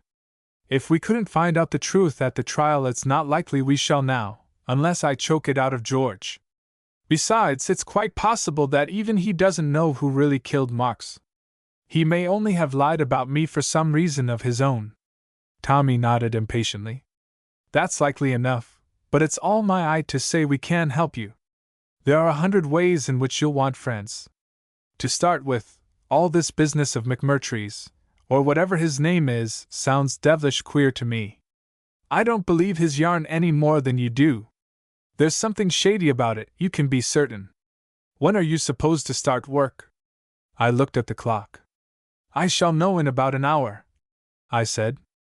I forgot to tell you that when I came back from Joyce's yesterday I found a note, I suppose from them, saying that I should have a message or a visitor at 5 o'clock today, and would I be good enough to be home at that time. At least it wasn't put quite so politely. Then I paused. Good Lord! I exclaimed. That reminds me. I haven't told you the most amazing part of the whole yarn. I put my hand in my pocket and pulled out the card which had been sent me in the restaurant. Have you ever heard of a man called Bruce Latimer? I asked. To my amazement, Tommy nodded his head. Bruce Latimer, he repeated. Yes, I know a Bruce Latimer, lives in Jermyn Street. What's he got to do with it? You know him?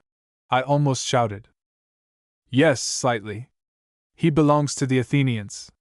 He used to do a lot of sailing at one time, but I haven't seen him down there this year.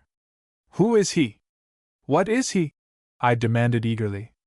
Well, I don't know exactly. He's in some government office, I believe, but he's not the sort of chap who ever talks about his own affairs. Where on earth did you come across him? As quickly as possible I told Tommy the story of my visit to Pirelli's, and showed him the card which Latimer had sent me by the waiter. He took it out of my hand, looking at me with a sort of half-skeptical amazement. You're not joking? He said. This is gospel truth you're telling me? I nodded. Humor's a bit out of my line nowadays, Tommy, I answered. The Dartmoor climate doesn't seem to suit it. But, he stared for a moment at the card without speaking. Well, this beats everything, he exclaimed. What in God's name can Bruce Latimer have to do with your crowd? That, I remarked, is exactly what I want to find out. Find out, repeated Tommy. We'll find out right enough. Do you think he guessed who it was that sent the note? Most likely he did, I said. I was the nearest person, but in any case he only saw my back. You can't recognize a man from his back. Tommy took 2 or 3 steps up and down the studio. You mustn't go and see him, he said at last. That's quite certain. You can't afford to mix yourself up in a business of this sort. No, I said reluctantly. But all the same I should very much like to know what's at the bottom of it. Suppose I take it on, then? Suggested Tommy. What could you say? I asked. I should tell him that it was a friend of mine, an artist who was going abroad the next day, who had seen it happen, and that he'd given me the card and asked me to explain. It's just possible Latimer would take me into his confidence. He would either have to do that or else pretend that the whole thing was a joke. I'm quite sure there was no joke about it, I said.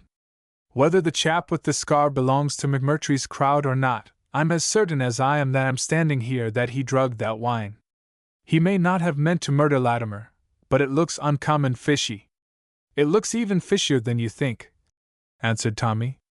I'd forgotten for the moment, when you asked about him, but I remember now that some fellow at the Athenians once told me that Latimer was supposed to be a Secret Service man of some kind. A Secret Service man? I repeated incredulously. I didn't know we went in for such luxuries in this country except in novels. Do you believe it? I didn't pay much attention at the time. I thought it was probably all rot, but this business. He stopped, and thrusting his hands into his pockets, again paced slowly up and down the room. I gave a thoughtful whistle. By Jove, Tommy, I said, if that's a fact and the gentleman with the scar is really one of our crowd, I seem to have dropped in for a rather promising time, don't I? I knew I was up against the police, but it's a sort of cheerful surprise to find that I'm taking on the Secret Service as well. Tommy pulled up short. Look here, Neil, he said. I don't like it, I'm hanged if I do. There's some rotten dirty work going on somewhere, that's as plain as a pikestaff. I believe these people are simply using you as a cat's paw. All they want is to get hold of the secret of this new explosive of yours. Then as likely as not they'll hand you over to the police, or else. He paused. Well, you've seen the sort of crowd they are. It may be all rot about Latimer being in the Secret Service, but there's no doubt they tried to poison or drug him last night. Men who will go as far as that wouldn't stick at getting rid of you if it happened to suit their book. I nodded. That's all true enough, Tommy, I said. But what am I to do? I took the bargain on, and I've no choice now except to go through with it. I can't walk up to a policeman and say I think Dr. McMurtry is a dangerous person engaged on some sort of illegal enterprise. Tommy came up and laid his hand on my shoulder. Drop it, Neil, chuck the whole thing and go to America. Joyce has got the 800 pounds of yours, and I could easily let you have another 2 or 3. In 6 months' time you'll be able to make as much money as you choose. You've had 3 years of hell, what's the good of running any risks that you can avoid? If there's the least faintest chance of getting at the truth, you can be certain I'll do it. Don't go and smash up all the rest of your life over this cursed business. What does it matter if all the fools in England think you killed Marx? He deserved to be killed anyway, the swine. Leave them to think, and clear off to some country where you can start fresh and fair again. It doesn't matter the least where you go to, you're bound to come to the top. It was about the longest speech I had ever heard Tommy make, and certainly the most eloquent. For a moment, indeed, I was almost tempted to take his advice. Then the thought of George and all the complicated suffering that I had been through rose up like a wall across my mind. No, I said firmly. I'm damned if I'll go. I'll see this out if it means the end of everything. As I spoke, there came a sharp ting from the clock on the mantelpiece, and looking up I saw that it was 4:30. By gad, Tommy, I added, I must go from here though. I've got to be back at Edith Terrace by 5 o'clock, or I shall miss this mysterious visitor. You're coming back here afterwards? He asked. I nodded. If I can. I haven't the least notion how long they'll keep me, but I told Joyce I would come round and let you know what had happened. Good, said Tommy. Don't be longer than you can help. I'll get in something to eat, and we'll all have supper together, you and I and Joyce, and then we can have a good jaw afterwards. There are still tons of things I want to know about. He thrust his arm through mine and walked with me to the door of the flat. By the way, Thomas, I said, I suppose the police aren't watching your place, just on the off chance of my rolling up. They must remember you were rather a particular pal of mine. I don't think so, he answered. They may have had a man on when you first escaped, but if so, he must have got fed up with the job by now. Don't you worry in any case. Your guardian angel wouldn't recognize you in that get-up, let alone a policeman. If there's any justice, I said. My guardian angel got the sack 3 years ago. With this irreverent remark, I shook his hand, and walking down the passage passed out on to the embankment. Having a good 2 miles to cover and only 25 minutes to do it in, it struck me that driving would be the most agreeable method of getting home. I hesitated for a moment between a taxi and a motor bus, deciding in favor of the latter chiefly from motives of sentiment. I had not been on one since my arrest, and besides that the idea of traveling along the streets in open view of the British public rather appealed to me. Since my interview with Tommy, I was beginning to feel the most encouraging confidence in McMurtry's handiwork. So, turning up Beaufort Street, I jumped onto a red Victoria at the corner, and making my way upstairs, sat down on one of the front seats. It was the first time I had been down the King's Road by daylight, and the sight of all the old familiar landmarks was as refreshing as rain in the desert. Twice I caught a glimpse of someone whom I had known in the old days. One man was Murgatroyd, the black and white artist, and the other Dr. O'Hara, the good-natured Irish medico who had once set a broken finger for me. The latter was coming out of his house as we passed, and I felt a mischievous longing to jump off the bus and introduce myself to him, just to see what he would do. At the corner of Sloane Square I had an unexpected and rather dramatic reminder of my celebrity. As we emerged from the King's Road, a procession of 5 or 6 sandwich men suddenly appeared from the direction of Simon Street, shuffling dejectedly along at intervals of a few yards. They were carrying double boards, on which, boldly printed in red and black letters, stared the following announcement: Madame Tussauds Marrowbone Road, Neil Linden, a lifelike portrait. I gazed down at them with a sort of fascinated interest. Somehow or other it seemed rather like reading one's own tombstone, and I couldn't help wondering whether I was in the main hall or whether I had been dignified with an eligible sight in the Chamber of Horrors. If it hadn't been for my appointment, I should most certainly have taken a cab straight up to Marylebone Road in order to find out. Promising myself that treat on the morrow, I stuck to my seat, and at 10 minutes to 5 by the station clock we drew up outside Victoria. I got off and walked briskly along to Edith Terrace. Turning the corner of the street, I observed the figure of Miss Gertie Uggins leaning against the front railings, apparently engaged in conversation with an errand boy on the other side of the road. As soon as she recognized me, she dived down the area steps, reappearing at the front door just as I reached the house. "I was watchin' for yer," she remarked in a hoarse whisper. "There's someone wants to see yer in there." She jerked her thumb towards the sitting room. "It's a liddy," she added. "A lady," I said. "What sort of a lady?" "Oh, a real liddy. She's got a lovely at." "Is she young and dark and rather nice to look at?" I asked. Gertie nodded. "That's her. She wouldn't give no nime, but that's her right enough." I didn't wait to ask any more questions, but putting down my hat on the hall table, I walked up to the sitting room and tapped lightly on the door. "Come in," called out a voice. I turned the handle, and the next moment I was face to face with Sonia. Chapter 14. A summons from Dr. McMurtry. She had risen from the sofa as I entered and was standing in the center of the room. The neatly cut, close-fitting dress that she was wearing suited her dark beauty to perfection and showed off the lines of her lithe, slender figure. She gave me a curious momentary impression of some sort of graceful wild animal. "Ah," she exclaimed softly. "I am glad you weren't late. I have to go away quite soon." I took the hand she held out to me. "My dear Sonia," I said, "why didn't you let me know that you were going to be the visitor?" "I didn't know myself," she answered. "The doctor meant to come, but he was called away unexpectedly this afternoon, so he sent me instead. I have got a letter for you from him."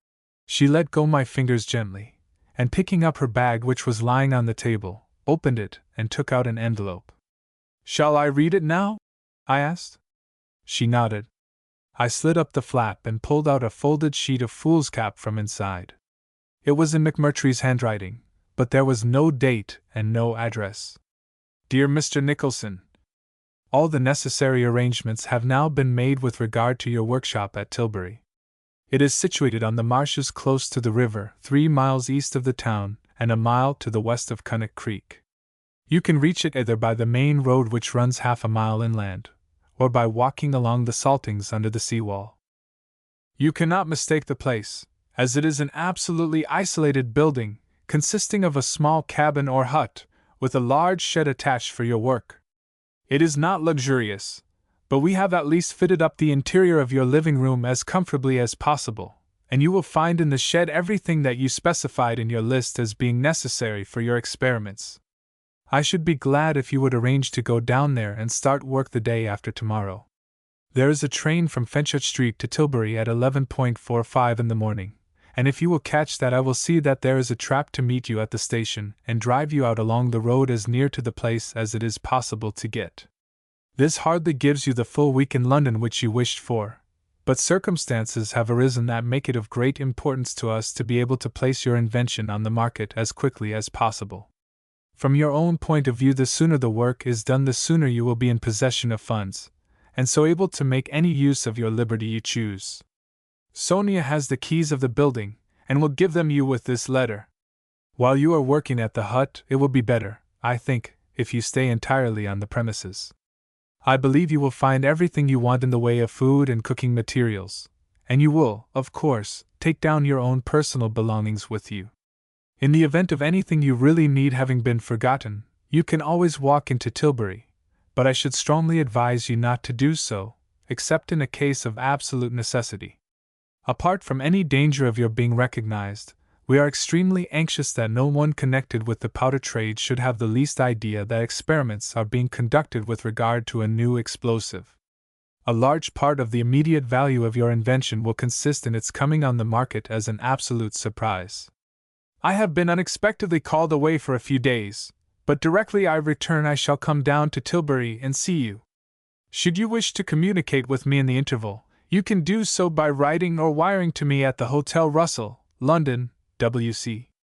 I hope that you have enjoyed your well-earned if rather long-delayed holiday. Your sincere friend, L.J. McMurtry. I finished reading and slowly refolded the letter. You know what this is about, of course, Sonia, I said. She nodded again. They want you to go down there at once. You must do it. You must do everything you are told just at present. I ought to be able to manage that, I said grimly. I've had plenty of practice the last 3 years. With a swift, silent movement she came up to me and put her hands on my arm. You must trust me, she said, speaking in that low, passionate voice of hers. You know that I love you. You know that I am only waiting for the right time to act. When it comes, I will give you a chance such as few men have had, a chance that will mean wealth and freedom and love. She breathed out the last word almost in a whisper, and then, raising her hands to my shoulders, drew down my face and pressed her lips to mine. I have no dislike to being kissed by a beautiful woman. Indeed, on the previous occasion when Sonia had so honored me, I had distinctly enjoyed the experience. This time, however, I felt a trifle uncomfortable. I had a kind of unpleasant sensation that somehow or other I was not quite playing the game. Still, as I have said elsewhere, an escaped convict cannot afford to be too nice in his emotions, so I returned her kiss with the same readiness and warmth as I had done before. Then, straightening myself, I unlaced her arms from my neck, and looked down smilingly into those strange dark eyes that were turned up to mine. I'm a poor sort of host, I said, but you see I am a little out of training. Won't you have some tea or anything, Sonia? No, she answered quickly. I don't want anything. I must go in a minute. I have to meet my father with the car. Then, taking my hand between hers, she added, Tell me what you have been doing yourself. Have you seen your cousin, the man who lied about you at the trial? I have been afraid about him. I have been afraid that you would kill him and perhaps be found out. There's no hurry about it, I said. It's rather pleasant to have something to look forward to. But you have seen him? I nodded. I had the pleasure of walking behind him for a couple of miles yesterday. He looks a little worried, but quite well otherwise. She laughed softly. You can afford to let him wait. And the girl, Joyce? Have you seen her? She asked the question quite dispassionately, and yet in some curious way I had a sudden vague feeling of menace and danger. Anyhow, I lied as readily and instinctively as Ananias. No, I said. George is the only part of my past that interests me now. I thought I saw the faintest possible expression of satisfaction flicker across her face, but if so it was gone immediately. Sonia, I said, there is a question I want to ask you. Am I developing nerves, or have I really been watched and followed since I came to London? She looked at me steadily. What makes you think so? She asked. Well, I said, it may be only my imagination, but I have an idea that a gentleman with a scar on his face has been taking a rather affectionate interest in my movements. For a moment she hesitated, then with a rather scornful little laugh she shrugged her shoulders. I told them it was unnecessary, she said. I crushed down the exclamation that nearly rose to my lips. So the man with the scar was one of McMurtry's emissaries, after all, and his dealings with Mr. Bruce Latimer most certainly did concern me. The feeling that I was entangled in some unknown network of evil and mystery came back to me with redoubled force. I hope the report was satisfactory, I said lightly. Sonia nodded. They only wanted to make certain that you had gone to Edith Terrace. I don't think you were followed after the first night. No, I said. I don't think I was. Precisely how much the boot had been on the opposite foot it seemed unnecessary to add. Sonia walked to the table and again opened her bag. I mustn't stay any longer, now, she said. I have to meet the car at 6 o'clock. Here are the keys. She took them out and came across to where I was standing. Goodbye, Sonia, I said, taking her hands in mine. No, she whispered. Don't say that, I hate the word. Listen, Neil. I am coming to you again down there, when we shall be alone, you and I together. I don't know when it will be, but soon, just as soon as I can. I can't help you, not in the way I mean to, until you have finished your work, but I will come to you, and. Her voice failed, and lowering her head, she buried her face in my coat. I bent down, and in a moment her lips met mine in another long, passionate kiss. It was hard to see how I could have acted otherwise, but all the same I didn't feel exactly proud of myself. Indeed, it was in a state of very mixed emotions that I came back into the house after we had walked together as far as the corner of the street. The mere fact of my having found out for certain that the man with the scar was an agent of McMurtry's was enough in itself to give me food for pretty considerable thought. Any suspicions I may have had as to the genuineness of the doctor's story were now amply confirmed. I was not intimately acquainted with the working methods of the high explosives trade, but it seemed highly improbable that they could involve the drugging or poisoning of government officials and public restaurants. As Tommy had forcibly expressed it, there was some damned shady work going on somewhere or other, and for all Sonia's comforting assurances concerning my own eventual prosperity, I felt that I was mixed up in about as sinister a mystery as even an escaped murderer could very well have dropped into. The thought of Sonia brought me back to the question of our relations. I could hardly doubt now that she loved me with all the force of her strange, sullen, passionate nature, and that for my sake she was preparing to take some pretty reckless step. What this was remained to be seen, but that it amounted to a practical betrayal of her father and McMurtry seemed fairly obvious from the way in which she had spoken. From the point of view of my own interests, it was an amazing stroke of luck that she should have fallen in love with me, and yet somehow or other I felt distinctly uncomfortable about it. I seemed to be taking an unfair advantage of her, though how on earth I was to avoid doing so was a question which I was quite unable to solve. I certainly couldn't afford to quarrel with her, and she was hardly the sort of girl to accept anything in the nature of a disappointment to her affections in exactly a philosophic frame of mind. I was still pondering over this rather delicate problem, when there came a knock at the door, and in answer to my summons Gertie Uggins inserted her head. "The liddy's gone?" she observed, looking inquiringly round the room. I nodded. "There is no deception, Gertrude," I said. "You can search the coal scuttle if you like." She wriggled the rest of her body in round the doorway. "Mrs. Oldbury sent me up to ask if you'd be wantin' dinner." "No," I said. "I am going out." Gertie nodded thoughtfully. "Takin' her, I suppose?" "To be quite exact," I said. "I am dining with another lady." There was a short pause. Then, with an air of some embarrassment, Gertie broke the silence. She said. "You know that $5 you give me?" "Yes," I said. "Well, I ain't spendin' it on no dinner, see? I'm goin' to buy at with it, like airs, do yer mind?" "I do mind," I said severely. "That money was intended for your inside, Gertie, not your outside. You have your dinner, and I'll buy you a new hat myself." She clasped her hands together. "Oh!" she cried. "Yer mean it? Yer really mean it?" "I never joke," I said, "on sacred subjects."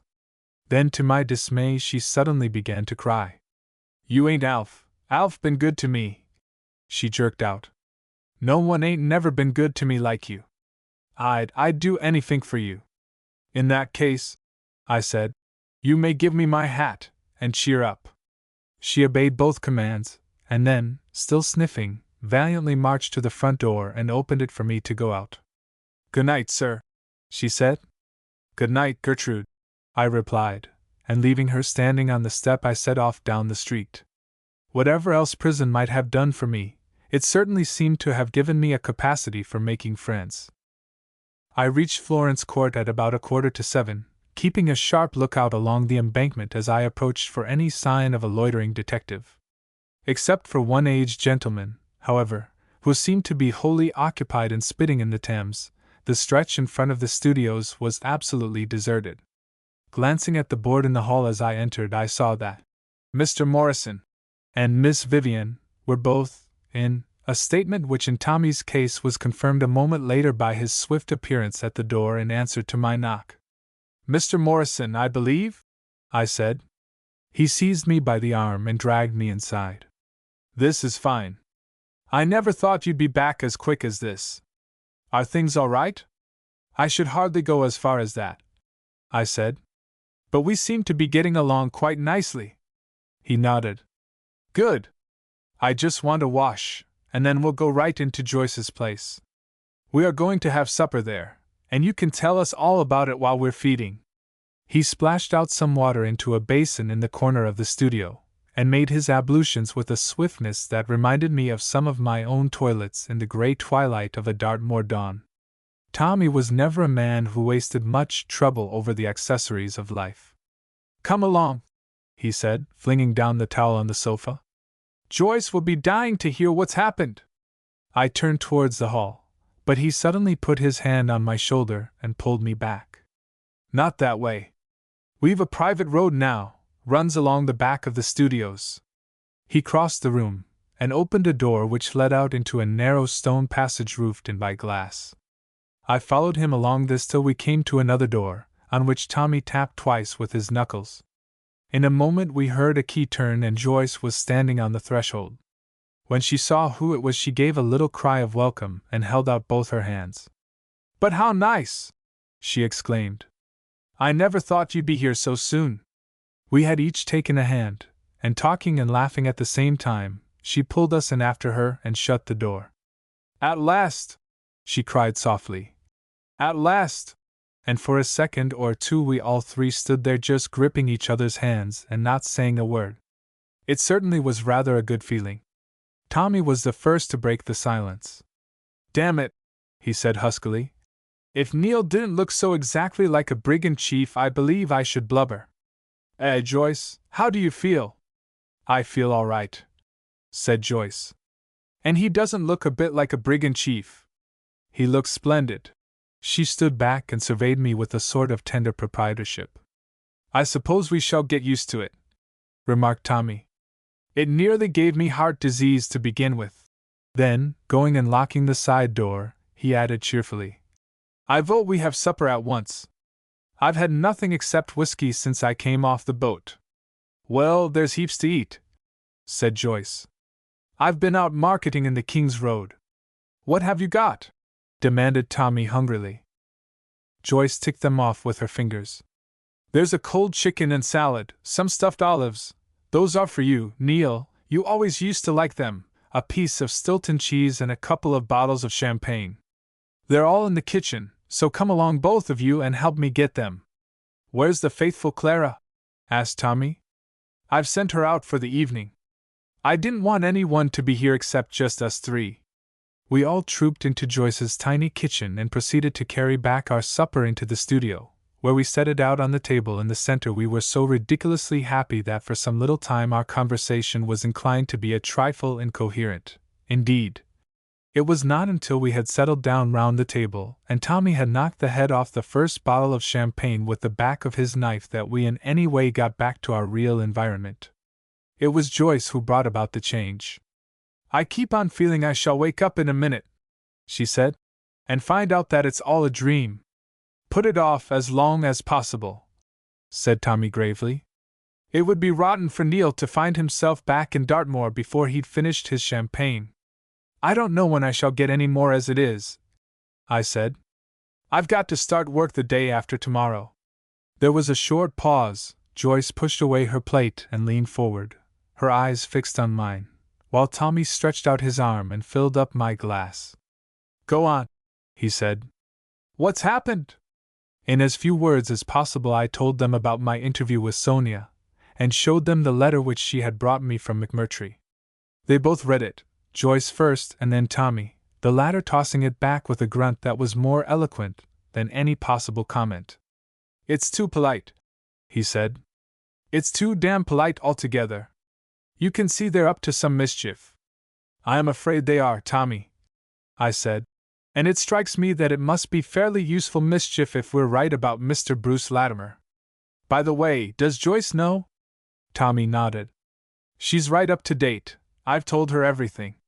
The question is, how much has that affair got to do with us? It's quite possible, if they're the sort of scoundrels they seem to be, that they might be up against the Secret Service in some way quite apart from their dealings with you. By Jove, Tommy! I exclaimed. I never thought of that. One's inclined to get a bit egotistical when one's an escaped murderer. It was Joyce's idea, admitted Tommy modestly, but it's quite likely there's something in it. Of course, we've no proof at present one way or the other. What do you think this girl, what's her name, Sonia, means to do? I shrugged my shoulders. Goodness knows, I said. It looks as if there was a chance of making a big immediate profit on my invention, and that she intended me to scoop it in instead of her father and McMurtry. I can't think of anything else. Tommy pulled up a fresh plate and helped himself to some cheese. She must be pretty keen on you, he observed. Well, you needn't rub it in, Tommy, I said. I feel quite enough of a cad as it is. You're not, interrupted Joyce indignantly. If she really loves you, of course she wants to help you whether you love her or not. Still, she'll expect a quid pro quo, persisted Tommy. Then it isn't love, returned Joyce scornfully. And in that case there's no need to bother about her. This seemed a most logical point of view, and I determined to adopt it for the future if my conscience would allow me. What about your invention? Asked Tommy. How long will it take you to work it out? Well, as a matter of fact, I said, it is worked out, as much as any invention can be without being put to a practical test. I was just on that when the smash came. I had actually made some of the powder and proved its power, but I'd never tried it on what one might call a working basis. If they've given me all the things I want, I don't see any reason why I shouldn't fix it up in 2 or 3 days. There's no real difficulty in its manufacture. I wasn't too definite with McMurtry. I thought it best to give myself a little margin. Tommy nodded. You've handled the whole thing splendidly up till now, he said. I rather think it's the ticklish part that's coming, though. Then he paused. Look here, he added suddenly. I've got a great notion. Why shouldn't we run down tomorrow in the Betty and have a squint at this place of yours? There's nothing like taking a few soundings when you're not too sure about things. I drew in a deep breath. I'd love to, Tommy, I said, but it's rather asking for trouble, isn't it? Suppose there was still someone about there. If McMurtry had the faintest idea I'd given away the show. He won't, interrupted Tommy. He can't. We'll take precious good care of that.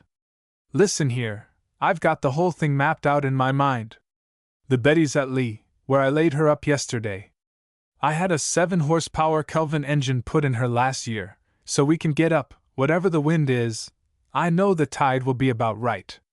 Well, my idea is that we 3 go down to Lee tomorrow morning and take her up to this place Cunnock Creek, or somewhere near. Then if it's all serene you can land and have a look round. If there seems to be anyone about we can just push off again. Joyce and I won't show up at all anyway, we'll stop on board and let you do the scouting. Yes, yes, exclaimed Joyce, her eyes shining eagerly. Let's go. It can't do any harm, and you might find out all sorts of useful things. Besides, added Tommy, it would be the deuce of a day, and it's a long time since any of us had a good day, Joyce? 3 years, said Joyce quietly. That decided me. Right you are, I said. You're something like pals, you two. We clinched the arrangement with a grip, and then Joyce, jumping up from the table, crossed the room to a small writing desk. I've got a timetable somewhere here, she said, so we can look out the train right away. It's all right, said Tommy. I know 'em backwards. We'll catch the 9:05 from Fenchurch Street. It's low water at 8:30, so that will get us in about the right time. We can leave the Betty at Tilbury or Gravesend afterwards, and come back by train from there. We'll be home for dinner or supper or something. Joyce nodded. That will just do, she said. I am going out again with George in the evening. Oh, I haven't told either of you about last night, have I? I shook my head. No, I said, but in any case I wish you'd drop that part of it, Joyce dear. I hate to think of you dining with George, it offends my sense of decency. She took an envelope out of the desk and came back to her place at the table. I mean to drop it quite soon, she said calmly, but I must go tomorrow. George is on the point of being rather interesting. She paused a moment. He told me last night that he was expecting to get a check for £12,000. £12,000? I echoed in astonishment. Where the devil's he going to get it from? Demanded Tommy. That, said Joyce, is exactly what I mean to find out. You see, George is at present under the impression that if he can convince me he is speaking the truth, I am coming away with him for a yachting cruise in the Mediterranean. Well, tomorrow I am going to be convinced, and it will have to be done very thoroughly. Tommy gave a long whistle. I wonder what dog's trick he's up to now. He can't be getting the money straight. I know they've done nothing there the last year. It would be interesting to find out, I admitted. All the same, Joyce, I don't see why you should do all the dirty work of the firm. It's my job for the minute, said Joyce cheerfully, and none of the firm's work is dirty to me. She came across, and opening my coat, slipped the envelope which she had taken out of her desk into my inner pocket. I got those out of the bank today, she said. £25 notes. You had better take them before we forget. You're sure to want some money. Then, before I could speak, she picked up the second bottle of champagne that Tommy had just opened, and filled up all 3 glasses. I like your description of us as the firm, she said. Don't you, Tommy? Let's all drink a health to it. Tommy jumped to his feet and held up his glass. The firm, he cried. And may all the fools who sent Neil to prison live to learn their idiocy. I followed his example. The firm, I cried. And may everyone in trouble have pals like you. Joyce thrust her arm through mine and rested her head against my shoulder. The firm, she said softly. Then, with a little break in her voice, she added in a whisper. And you don't really want Sonia, do you, Neil? Chapter 15. A Human Catch. It's not often that the weather in England is really appropriate to one's mood, but the sunshine that was streaming down into Edith Terrace as I banged the front door at 8:30 the next morning seemed to fit in exactly with my state of mind. I felt as cheerful as a schoolboy out for a holiday. Apart altogether from the knowledge that I was going to spend a whole delightful day with Tommy and Joyce, the mere idea of getting on the water again was enough in itself to put me into the best of spirits. I stopped for a moment at the flower stall outside Victoria Station to buy Joyce a bunch of violets. She had always been fond of violets, and then calling up a taxi instructed the man to drive me to Fenchurch Street. I found Tommy and Joyce waiting for me on the platform. The former looked superbly disreputable in a very old and rather dirty grey flannel suit, while Joyce, who was wearing a white serge skirt with a kind of green knitted coat, seemed beautifully in keeping with the sunshine outside. "Hello!" exclaimed Tommy. "We were just getting the jim-jams about you. Thought you'd eloped with Sonia or something." I shook my head. "I never elope before midday," I said. "I haven't the necessary stamina." I offered Joyce the bunch, which she took with a smile, giving my hand a little squeeze by way of gratitude. "You dear!" she said. "Fancy your remembering that." "Well, come along," said Tommy. "This is the train all right. I've got the tickets and some papers." He opened the door of a first-class carriage just behind us, and we all 3 climbed in. "We shall have it to ourselves," he added. "No one ever travels first on this line except the Port of London officials, and they don't get up till the afternoon." We settled ourselves down, Tommy on one side and Joyce and I on the other, and a minute later the train steamed slowly out of the station. Joyce slipped her hand into mine, and we sat there looking out of the window over the sea of grey roofs and smoking chimney stacks which make up the dreary landscape of East London. "Have a paper?" asked Tommy, holding out the Daily Mail. "No, thanks, Tommy," I said. "I'm quite happy as I am. You can tell us the news if there is any." He opened the sheet and ran his eye down the center page. "There's nothing much in it," he said, "bar this German business. No one seems to know what's going to happen about that. I wonder what the Kaiser thinks he's playing at. He can't be such a fool as to want to fight half Europe." "How is the Navy these days?" I asked. "One doesn't worry about trifles like that in Dartmoor." "Oh, we're all right," replied Tommy cheerfully. "The Germans haven't got a torpedo to touch yours yet, and we're still a long way ahead of 'em in ships. We could wipe them off the sea in a week if they came out to fight. Well, that's comforting, I said. I don't want them sailing up the Thames till I've finished.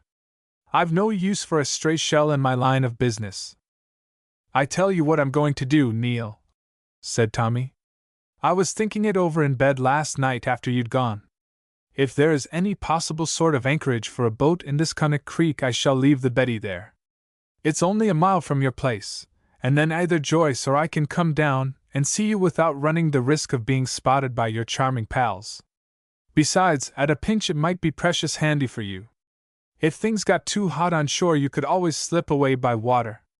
It's not as if you were dependent on the tides.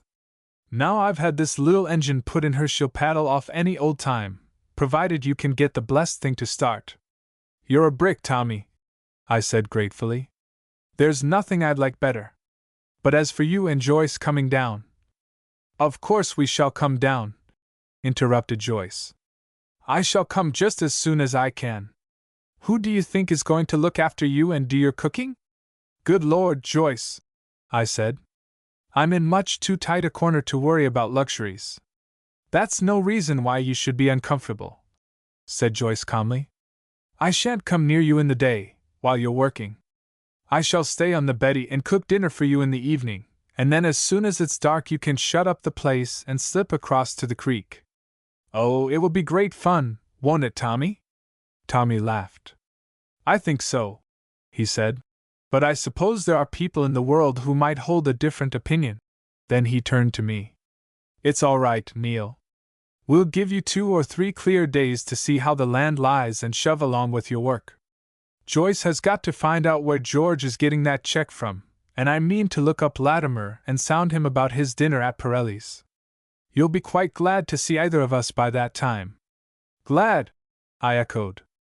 I shall be so delighted, I shall probably blow myself up. It's you two I'm thinking of.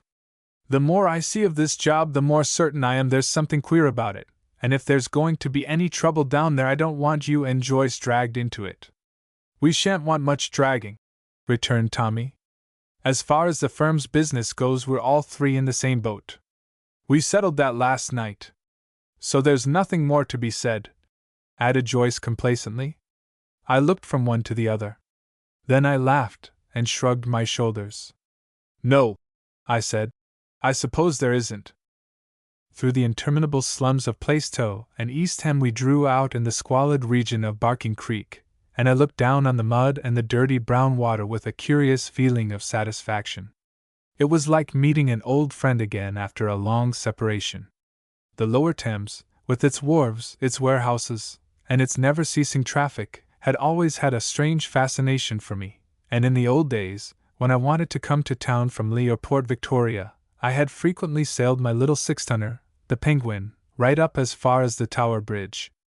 I could remember now the utter amazement with which George had always regarded this proceeding. Are you feeling pretty strong this morning? Asked Tommy, breaking a long silence. The Betty's lying out in the Ray, and the only way of getting at her will be to tramp across the mud. There's no water for another 4 hours. We shall have to take turns carrying Joyce. You won't, said Joyce. I shall take off my shoes and stockings and tramp too. I suppose you've got some soap on board. You'll shock Lee terribly if you do, said Tommy. It's a beautiful, respectable place nowadays, all villas and trams and picture palaces, rather like a bit of Upper Tooting. It doesn't matter, said Joyce. I've got very nice feet and ankles, and I'm sure it's much less immoral than being carried in turns. Don't you think so, Neil? Certainly, I said gravely. No properly brought-up girl would hesitate for a moment.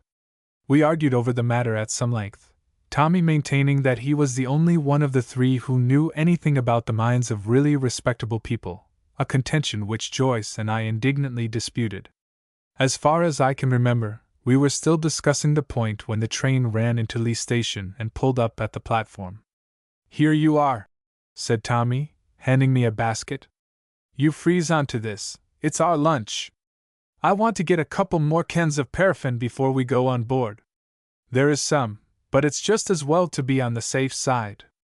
We left the station, and walking a few yards down the hill, pulled up at a large wooden building which bore the dignified title of Marine and Yachting Stores. Here Tommy invested in the paraffin and one or two other trifles he needed, and then turning off down some slippery stone steps, we came out on the beach. Before us stretched a long bare sweep of mud and sand, while out beyond lay the Ray Channel, with a number of small boats and fishing smacks anchored along its narrow course. "There's the Betty," said Tommy, pointing to a smart-looking little clinker-built craft away at the end of the line. "I've had her painted since you saw her last." "And from what I remember, Tommy," I said, "she wanted it, badly." Joyce seated herself on a bulk of timber, and began composedly to take off her shoes and stockings. "How deep does one sink in?" she asked. "I don't want to get this skirt dirtier than I can help." "You'll be all right if you hold it well up," said Tommy. "Unless we happen to strike a quicksand." "Well, you must go first," said Joyce. "Then if we do, Neil and I can step on you." Tommy chuckled, and sitting down on the bank imitated Joyce's example, rolling his trousers up over the knee. I followed suit, and then, gathering up our various belongings, we started off gingerly across the mud. Tommy led the way, his shoes slung over his shoulder, and a tin of paraffin in each hand. He evidently knew the lie of the land, for he picked out the firmest patches with remarkable dexterity, keeping on looking back to make sure that Joyce and I were following in his footsteps. It was nasty, sloppy walking at the best, however, for every step one took one went in with a squelch right up to the ankle, and I think we had all had pretty well enough by the time we reached the boat. Poor Joyce, indeed, was so exhausted that she had to sit down on the lunch basket, while Tommy and I, by means of wading out into the channel, managed to get hold of the dinghy. Our first job on getting aboard was to wash off the mud. We sat in a row along the deck with our feet over the side, Tommy flatly refusing to allow us any farther until we were all properly cleaned. Then, while Joyce was drying herself and putting on her shoes and stockings, he and I went down into the cabin and routed out a bottle of whiskey and a siphon of soda from somewhere under the floor. "What we want," he observed, "is a good stiff peg all round." And the motion being carried unanimously as far as Joyce and I were concerned, 3 good stiff pegs were accordingly dispatched. "That's better," said Tommy with a sigh. "Now we're on the safe side. There's many a good yachtsman died of cold through neglecting these simple precautions." Then jumping up and looking round he added cheerfully, "We shall be able to sail the whole way up, the wind's dead east and likely to stay there." "I suppose you'll take her out on the engine," I said. "This is a nice useful ditch, but there doesn't seem to be much water in it for fancy work." Tommy nodded. "You go and get in the anchor," he said, "and I'll see if I can persuade her to start. She'll probably break my arm, but that's a detail." He opened a locker at the back of the well, and squatted down in front of it, while I climbed along the deck to the bows and proceeded to hand in several fathoms of wet and slimy chain. I had scarcely concluded this unpleasant operation, when with a sudden loud hum the engine began working, and the next moment we were slowly throbbing our way forwards down the center of the channel. The Ray runs right down to Southend Pier, but there are several narrow openings out of it connecting with the river. Through one of these Tommy steered his course, bringing us into the main stream a few hundred yards down from where we had been lying. Then, turning her round, he handed the tiller over to Joyce, and clambered up alongside of me on to the roof of the cabin. "Come on, Neil," he said. "I've had enough of this penny steamer business. Let's get out the sails and shove along like gentlemen." The Betty's rig was not a complicated one.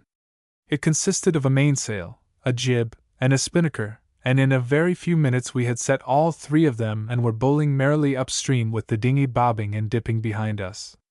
Tommy jumped down and switched off the engine, while Joyce, resigning the tiller to me, climbed up and seated herself on the boom of the mainsail. She had taken off her hat, and her hair gleamed in the sunshine like copper in the firelight. I don't think we did much talking for the first few miles, at least I know I didn't. There is no feeling in the way of freedom quite so fine as scudding along in a small ship with a good breeze behind you, and after being cooped up for 3 years in a prison cell I drank in the sensation like a man who has been almost dying of thirst might gulp down his first draught of water. The mere tug of the tiller beneath my hand filled me with a kind of fierce delight, while the splash of the water as it rippled past the sides of the boat seemed to me the bravest and sweetest music I had ever heard. I think Joyce and Tommy realized something of what I was feeling, for either of them made any real attempt at conversation. Now and then the latter would jump up to haul in or let out the main sheet a little, and once or twice he pointed out some slight alteration which had been recently made in the buoying of the river. Joyce sat quite still for the most part, either smiling happily at me, or else watching the occasional ships and barges that we passed, most of which were just beginning to get under way. We had rounded Canby Island and left Whole Haven some little distance behind us, when Tommy, who was leaning over the side staring out ahead, suddenly turned back to me. "There's someone coming round the point in a deuce of a hurry," he remarked. "Steam launch from the look of it. Better give them a wide berth, or we'll have their wash aboard." I bent down and took a quick glance under the spinnaker boom. A couple of 100 yards ahead a long, white, vicious-looking craft was racing swiftly towards us, throwing up a wave on either side of her bows that spread out fanwise across the river. I shoved down the helm, and swung the Betty a little off her course so as to give them plenty of room to go by. They came on without slackening speed in the least, and passed us at a pace which I estimated roughly to be about 16 knots an hour. I caught a momentary glimpse of a square-shouldered man with a close-trimmed auburn beard crouching in the stern, and then the next moment a wave broke right against our bows, drenching all three of us in a cloud of flying spray. Tommy swore vigorously. "That's the kind of river hog who ought to be choked," he said. "If I—" He was interrupted by a sudden exclamation from Joyce. She had jumped up laughing when the spray swept over her, and now, holding on to the rigging, she was pointing excitedly to something just ahead of us. "Quick, Tommy!" she said. "There's a man in the water, drowning. They've swamped his boat." In a flash Tommy had leaped to the side. "Keep her going," he shouted to me. "We're heading straight for him." Then scrambling aft he grabbed hold of the tow rope and swiftly hauled the dinghy alongside. "I'll pick him up, Tommy," I said quietly. "You look after the boat, you know her better than I do." He nodded, and calling to Joyce to take over the tiller sprang up onto the deck ready to lower the sails. I cast off the painter, all but one turn, and handing the end to Joyce, told her to let it go as soon as I shouted. Then, pulling the dinghy right up against the side of the boat, I waited my chance and dropped down into her. I was just getting out the sculls, when a sudden shout from Tommy of, "There he is!" made me look hurriedly round. About 20 yards away a man was splashing feebly in the water, making vain efforts to reach an oar that was floating close beside him. "Let her go, Joyce!" I yelled, and the next moment I was tugging furiously across the intervening space with the loose tow rope trailing behind me. I was only just in time. Almost exactly as I reached the man he suddenly gave up struggling, and with a faint gurgling sort of cry disappeared beneath the water. I leaned out of the boat, and plunging my arm in up to the shoulder, clutched him by the collar. "No, you don't, Bertie," I said cheerfully. "Not this journey. It's a ticklish business dragging a half-drowned man into a dinghy without upsetting it, but by getting him down aft, I at last managed to hoist him up over the gunwale. He came in like some great wet fish, and I flopped him down in the stern sheets. Then with a deep breath I sat down myself. I was feeling a bit pumped. For a moment or two my catch lay where he was, blowing, gasping, grunting, and spitting out mouthfuls of dirty water. He was a little weazened man of middle age, with a short grizzled beard. Except for a pair of fairly new sea boots, he was dressed in old nondescript clothes which could not have taken much harm even from the Thames mud. Indeed, on the whole, I should think their recent immersion had done them good. "Well," I said encouragingly, "how do you feel?" With a big effort he raised himself on his elbow. "Right enough, governor," he gasped. "Right enough." Then, sinking back again, he added feebly, "If you see them oars o' mine, you might pick him up." There was a practical touch about this that rather appealed to me. I sat up, and looking round, discovered the Betty about 40 yards away. Tommy had got the sails down and set the engine going, and he was already turning her round to come back and pick us up. I waved my hand to him, a greeting which he returned with a triumphant hail. Standing up, I inspected the surrounding water for any sign of my guest's belongings. I immediately discovered both oars, which were drifting upstream quite close to one another and only a few yards away, but except for them there was no sign of wreckage. His boat and everything else in it had vanished as completely as a submarine. I salvaged the oars, however, and had just got them safely on board, when the Betty came throbbing up and circled neatly round us. Tommy, who was steering, promptly shut down the engine to its slowest pace, and reaching up I grabbed hold of Joyce's hand, which she held out to me, and pulled the dinghy alongside. "Very nice, Tommy," I said. "Lipton couldn't have done it better." "How's the poor man?" asked Joyce, looking down pityingly at my prostrate passenger. At the sound of her voice the latter roused himself from his recumbent position, and made a shaky effort to sit up straight. "He'll be all right when he's got a little whiskey inside him," I said. "Come on, Tommy, you catch hold, and I'll pass him over." I stooped down, and taking him round the waist, lifted him right up over the gunwale of the Betty, where Tommy received him rather like a man accepting a sack of coals. Then, catching hold of the tow rope, I jumped up myself, and made the dinghy fast to a convenient cleat. Tommy dumped down his burden on one of the well seats. "You've had a precious narrow squeak, my friend," he observed pleasantly. The man nodded. "If you hadn't a come along as you did, sir, I'd have been dead by now, dead as a dogfish." Then turning round he shook his gnarled fist over the Betty's stern in the direction of the vanished launch. "Sunk me why they're blarsted wash," he quavered. "That's what they done." "Well, accidents will happen," I said, "but they were certainly going much too fast." "Accidents," he repeated bitterly. "This warn't no accident. They done it a purpose, the dirty Dutchman." "Sunk you deliberately!" exclaimed Tommy. "What on earth makes you think that?" A kind of half-cunning, half-cautious look came into our visitor's face. "Meb I knows too much to please 'em," he muttered, shaking his head. "Meb they'd be glad to see old Luke Gow under the water."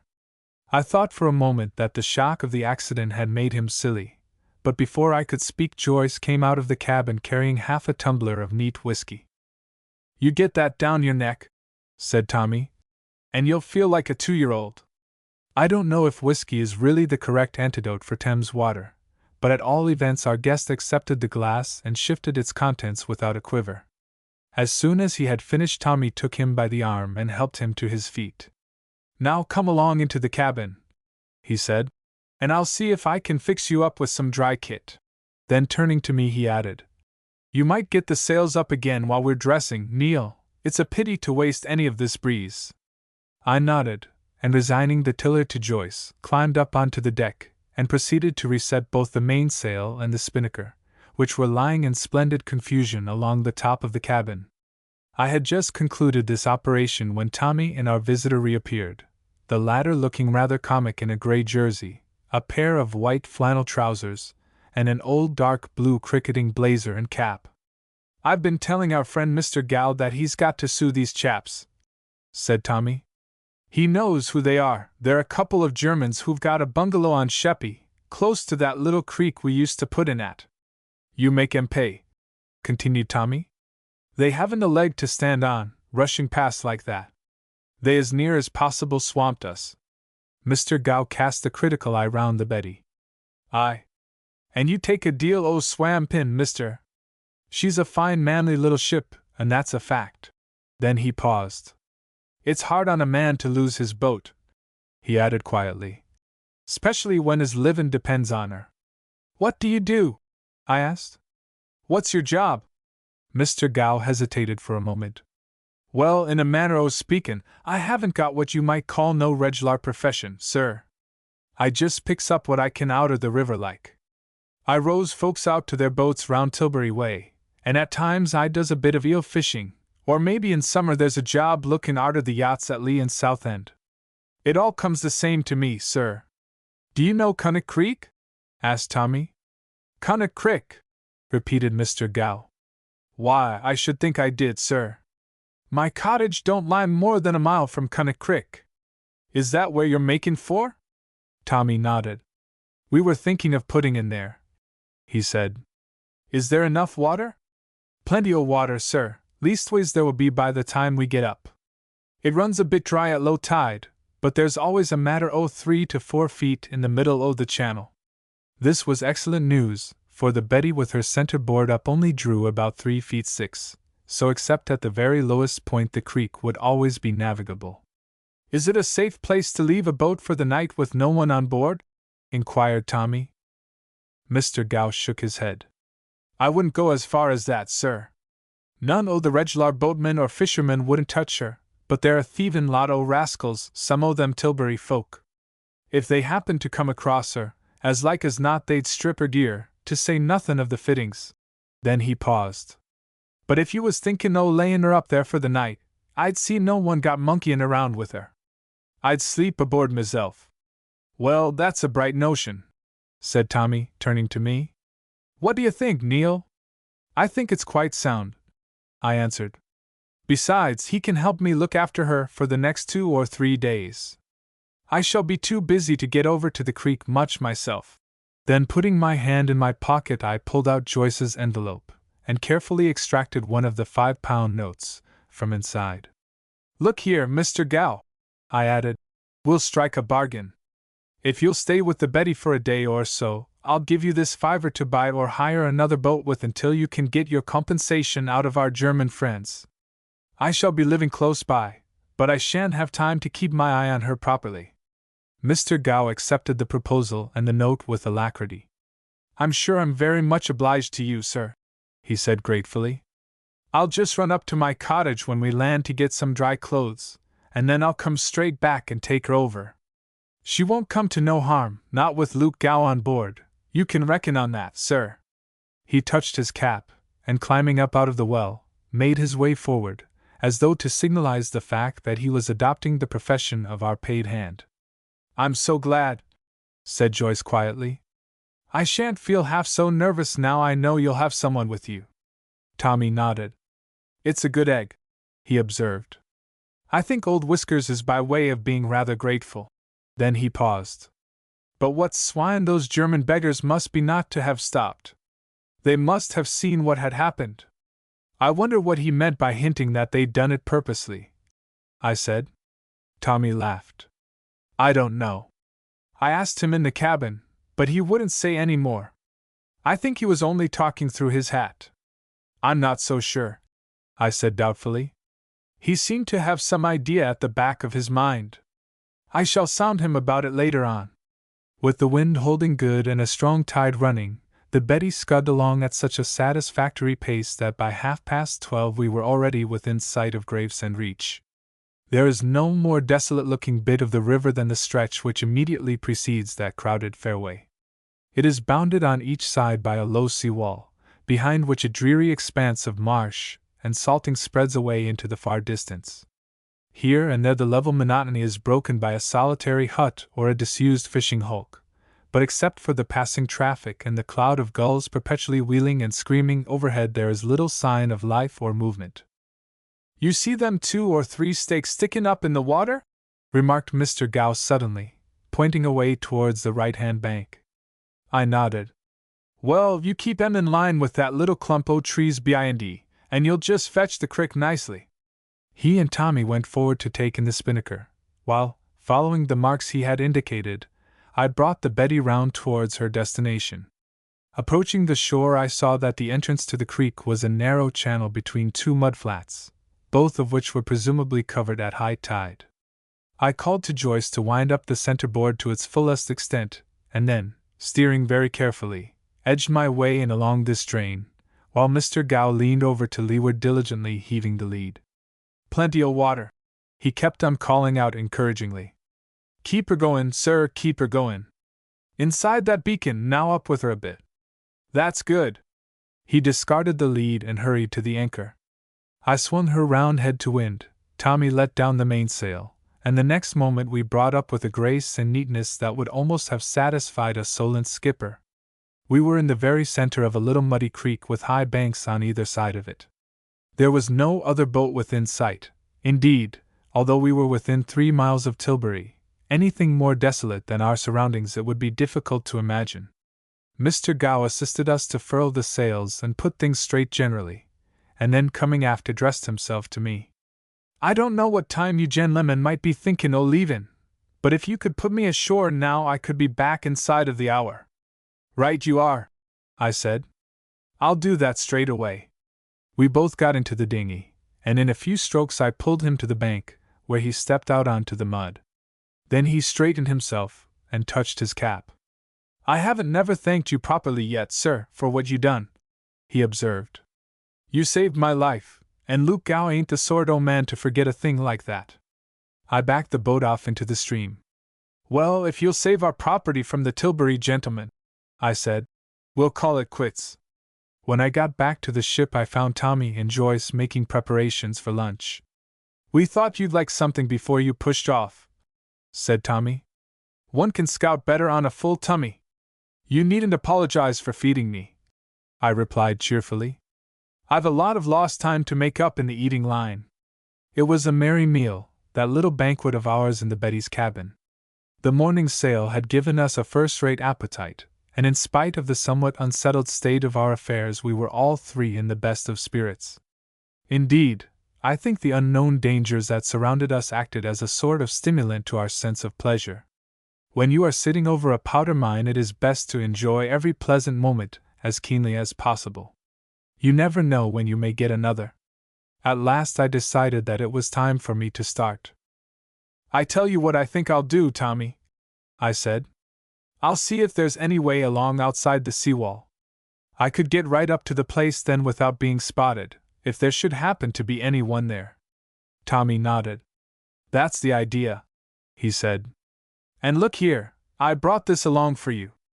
I don't suppose you'll want it, but it's a useful sort of thing to have on the premises." He pulled out a small pocket revolver, loaded in each chamber, and handed it over to me. I accepted it rather doubtfully. "Thanks, Tommy," I said, "but I expect I should do a lot more damage with my fists." "Oh, please take it, Neil," said Joyce simply. "Very well," I answered, and stuffing it into my side pocket, I buttoned up my coat. "Now, Tommy," I said, "if you'll put me ashore we'll start work." It was about 100 yards to the mouth of the creek, and with the tide running hard against us it was quite a stiff little pull. Tommy, however, insisted on taking me the whole way down, just to see whether there was any chance of getting along outside the seawall. We landed at the extreme point, and jumping out onto the mud, I picked my way carefully round the corner and stared up the long, desolate stretch of river frontage.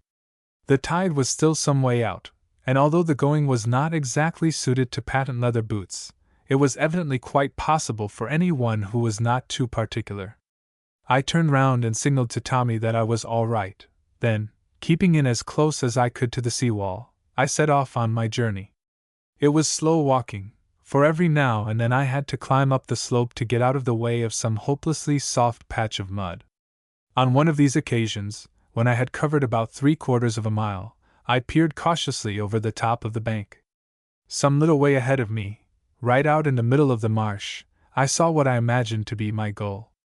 It was a tiny brick building with a large wooden shed alongside, the latter appearing considerably the newer and more sound of the two. I was inspecting it with the natural interest that one takes in one's future country house, when quite suddenly I saw the door of the building opening.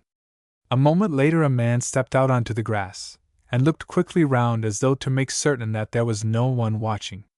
Although the distance was about 300 yards I recognized him at once. It was my friend of the restaurant, Mr. Bruce Latimer. Chapter 16: Confronting the Intruder. The discovery was a beautifully unexpected one, but I was getting used to surprises by this time. I bobbed down at once behind the seawall, and crouched there for a moment wondering what was the best thing to do. After what I had found out it seemed hardly probable that Latimer could be there in the capacity of McMurtry's caretaker. But if not, how on earth had he hit upon the place, and what was he doing prowling about inside it? Raising myself up again with extreme care I had another look through the grass. Latimer had left the building and was stooping down in front of the door of the shed, his attention being obviously concentrated on the lock. I was rather a long way off, but as far as I could see he appeared to be trying to slip back the bolt with the aid of a piece of wire. I think that decided me. However dangerous it might be to show myself, it seemed still more risky to allow someone of whose motives I was at present completely ignorant to inspect my future workshop. Almost before I realized what I was doing, I had slipped over the bank and dropped down onto the marsh.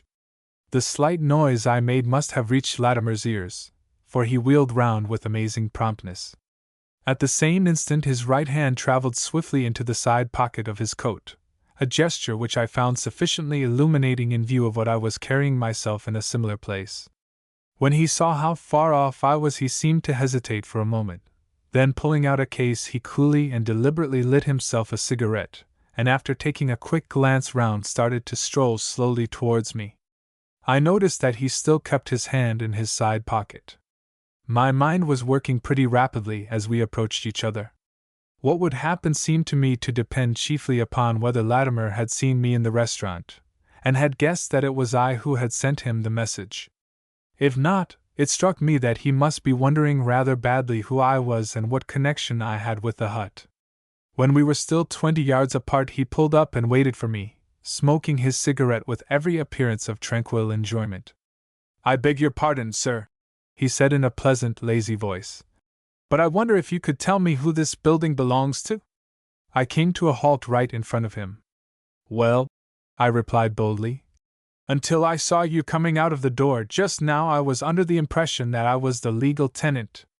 He smiled, and taking off his hat made me a slight bow. "I must really beg your pardon," he said. "I was trespassing shamelessly. The fact of the matter is that I am acting on behalf of the district surveyor, and finding the door open and being unable to get any answer, I took the liberty of looking inside. If ever in my life I felt confident that a man was telling me a lie, it was at that moment, but my belief was certainly due to no fault of Mr. Latimer's.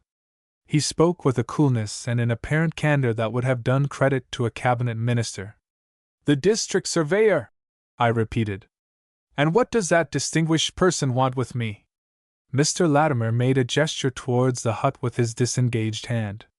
"It's nothing of any real importance," he said, "but you appear to have been making some slight alterations here. This wooden building—" "It's only a temporary structure," I interrupted. He nodded. "Quite so. Still, there are certain bylaws which we have to see attended to. The surveyor happened to notice it the other day when he was passing, and he asked me to find out the exact purpose it was intended for. We are bound to make some restrictions about wooden buildings on account of the extra chance of their catching fire." The idea of the district surveyor being seriously perturbed over the possibility of my being roasted alive struck me as rather improbable, but I was careful not to give any impression of doubting the statement. "As a matter of fact," I said, "there is no chance of a tragedy of that sort. I have taken the place to make a few experiments in connection with photography. The stuff I am using is quite uninflammable." All the time I was speaking, I was watching him carefully to see if I could detect the least sign of his recognizing me. For any such indication, however, we might have been utter strangers. He accepted my falsehood as politely as I had received his. "Well, in that case," he said with a smile, "there is really no need for me to bother you any further. I will tell the surveyor that you are a strictly law-abiding citizen." Meanwhile, he stepped back and again raised his hat. "Let me apologize once more for having broken into your place." Whether there was any deliberate irony in his remark I was unable to guess. His manner at all events gave no hint of it. "You needn't apologize," I returned artlessly. "It was my own fault for leaving the door open." I thought I saw the faintest possible quiver at the corner of his lips, but if so, it was gone again at once. "Yes," he said gravely. "You will find it safer to keep the place locked up. Good day, sir." "Good day," I replied, and turning deliberately away from him, I sauntered off towards the hut. I did not look round until I had reached the door, and even then I made a pretense of dropping my keys and stooping to pick them up. The precaution, however, seemed a little superfluous. Mr. Latimer was some 30 or 40 yards away, walking inland across the marsh in the direction of Tilbury. I couldn't help wondering whether he had noticed the mast of the Betty, which was just visible in the distance, sticking up demurely above the bank of the creek. I stepped inside the hut. It was really little more than a hut, and closed the door. The first impression I received was one of being back in my prison cell.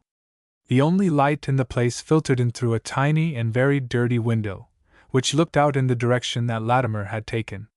For the rest, as soon as my eyes were used to the gloom, I made out a camp bed with blankets on it, a small wooden table and chair, a jug and basin, and in the farther corner of the room a miscellaneous collection of cooking and eating utensils. There was also a large wooden box which I imagined to contain food. I took in all this practically at a glance, for my mind was still too occupied with my late visitor to trouble much about anything else. I sat down on the bed and tried to think out the situation clearly. There could be no doubt that Latimer had been spying on the place, if such an unpleasant word could be applied to a gentleman who was supposed to be in government service. The question was, what did he suspect? I had pretty good evidence that he was up against McMurtry and the others in some shape or other, and presumably it was on account of my connection with them that I had been favored with his attentions. Still, this didn't seem to make the situation any the more cheerful for me. If Latimer was really a Secret Service man, as someone had told Tommy, it stood to reason that I must be assisting in some particularly shady and dangerous sort of enterprise. I had no special objection to this from the moral point of view, but on the other hand I certainly didn't want to throw away my hardly won liberty before I had had the satisfaction of settling accounts with George. I debated with myself whether it would be best to let McMurtry know that the place was being watched. To a certain extent his interests in the matter seemed to be identical with mine, but my mistrust of him was still strong enough to make me hesitate. Beyond his bare word and that of Sonia I had no proof as yet that he intended to play straight with me. One thing appeared certain, and that was that Latimer had failed to recognize me as the man who had sent him the warning at Pirelli's. In a way this gave me an advantage, but it was a forlorn enough sort of advantage in view of the unknown dangers by which I was surrounded. I got up off the bed, feeling anything but comfortable, and going to the door had another look round. Latimer had disappeared behind the thin belt of trees that fringed the Tilbury Road, and so far as I could see there was no one else about. Getting out my keys, I walked along to the shed and opened the door. If my living accommodation was a trifle crude, McMurtry had certainly made up for it here. He had evidently carried out my instructions with the most minute care and an absolute disregard for expense. Lead tanks, sinks, chemicals, an adequate water supply in the shape of a pump, everything I had asked for seemed to have been provided. I looked round the large, clean, well-lighted place with a sensation of intense satisfaction. The mere sight of all these preparations made me ache to begin work, for I was consumed with the impatience that any inventor would feel who had been compelled to leave a big discovery on the very verge of completion. Coming out, I closed the door again, and carefully turned the key behind me. Then walking back to the hut I locked that up as well. I hadn't the faintest belief in Latimer's story about finding the place open, and apart from making things safe I certainly didn't want to leave any traces of my surprise visit. From what I knew of McMurtry I felt sure that he had left somebody in charge, and that in all probability Latimer had merely taken advantage of their temporary absence. After a last glance all round, to make sure that the coast was still clear, I walked rapidly down to the seawall and scrambled up onto the top. The tide had risen a bit, but there was just room to get along, so jumping down I set off on my return journey.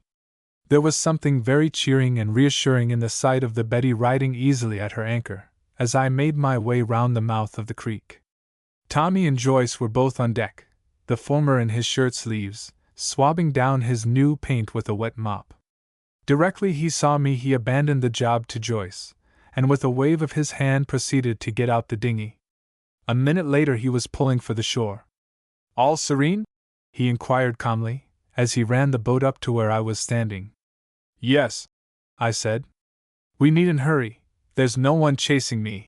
Then pushing her off the mud I jumped in. "I'll tell you the news," I added, "when we get on board." We headed off for the Betty, and as we came alongside and I handed up the painter to Joyce, I felt rather like the Raven must have done when he returned to the Ark. As far as peace and security were concerned, My outside world seemed to be almost as unsatisfactory as his. "How have you got on?" demanded Joyce eagerly. I climbed up onto the deck. "I've had quite an interesting time," I said.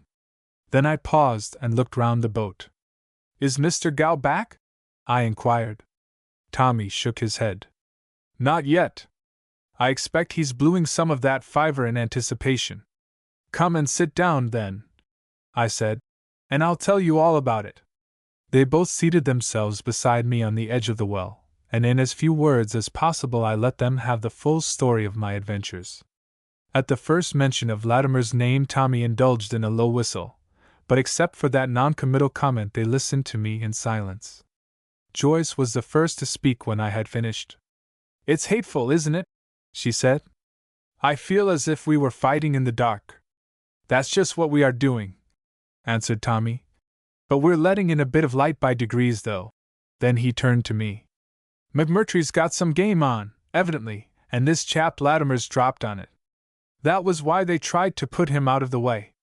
"Yes," I said, "and if Latimer is really in the Secret Service, it must be a precious queer sort of game, too." Tommy nodded. "I wonder if they're anarchists," he said, after a short pause. "Perhaps they want your powder to blow up the Houses of Parliament, or the law courts with." I laughed shortly. "No," I said. "Whatever McMurtry's after, it's nothing so useful and unselfish as that. If I thought it was, I shouldn't worry."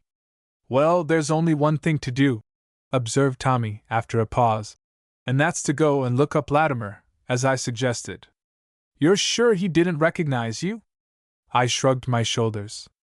"I'm sure of nothing about him," I replied, "except that he's a superb liar." "We must risk it anyhow," said Tommy. "He's the only person who knows anything of what's going on, and he evidently wants to find out who sent him that note, or he wouldn't have answered it as he did. He'll have to give me some sort of explanation if I go and see him. I shall rub it into him that my supposed pal is a perfectly sensible, unimaginative sort of chap, and anyway people don't invent a yarn like that." "Look," interrupted Joyce suddenly. "Isn't that Mr. Gow coming along by those trees?" She pointed away down the creek, and following her direction I saw the figure of our trusty retainer trudging back towards the ship, with a bundle over his shoulder. He had exchanged Tommy's picturesque outfit for some garments of his own, more in keeping with his new and dignified position. "I'll pick him up," I said. "But what are we going to do about getting back? We had better not try Tilbury, or we may run into Latimer. It would put the hat on everything if he saw us together." Tommy consulted his watch. "It's just 3:30 now," he said. "I vote we run across to Gravesend and catch the train there. Old Whiskers can bring the boat back here after we've gone, if he's still sober." "Of course he's sober," said Joyce. "Look at the beautiful way he's walking." I should hardly have applied quite such a complimentary adjective to Mr. Gow's gait myself, but all the same Joyce's diagnosis proved to be quite correct. Mr. Gow was sober, most undoubtedly and creditably sober. I rowed to the bank, and brought him on board, and when we told him of our plans he expressed himself as being perfectly competent to manage the return journey single-handed. "You leave her to me," he remarked consolingly. "I shan't want no help, not to bring her in here. Some people don't hold with being alone in a boat, but that ain't Luke Gow's way." He went forward to get up the anchor, while Tommy and I occupied ourselves with the exciting sport of trying to start the engine. It went off at last with its usual vicious kick, and a few minutes later we were throbbing our way out of the creek into the main river. The tide was right at its highest, and down the center of the fairway straggled a long procession of big hooting steamers, sluggish brown-sailed barges, and small heavily burdened tugs, puffing out their usual trails of black smoke.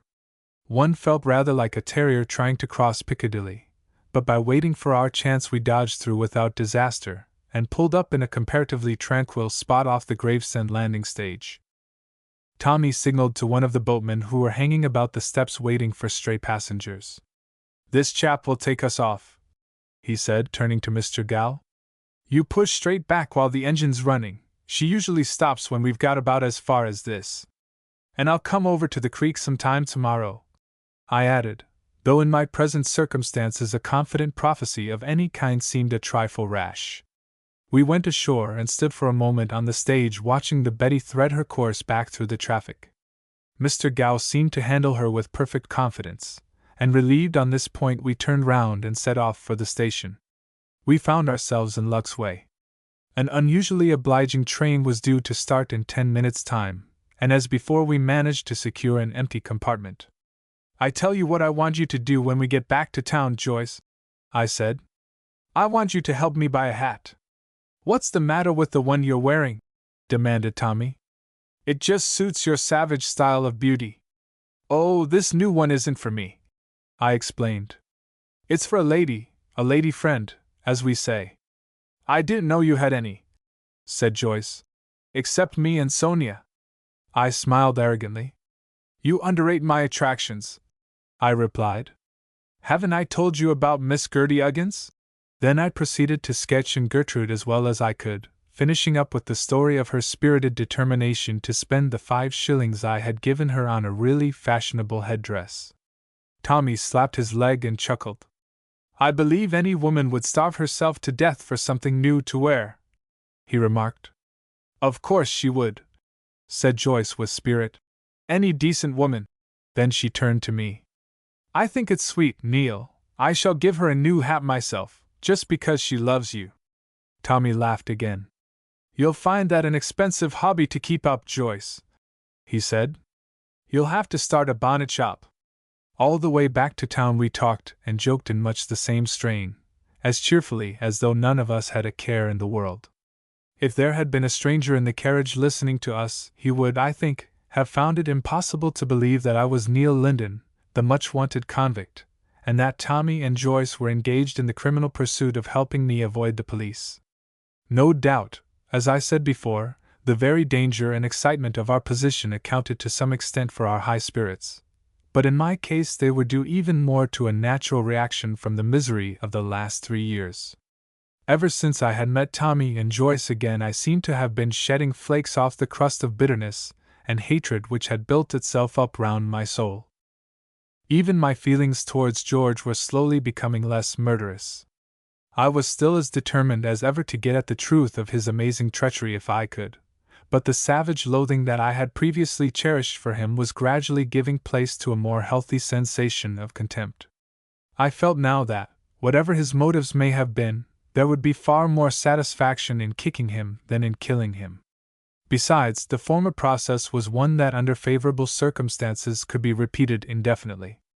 "You're spending the evening with me, Neil, of course," observed Tommy, as we drew into Charing Cross.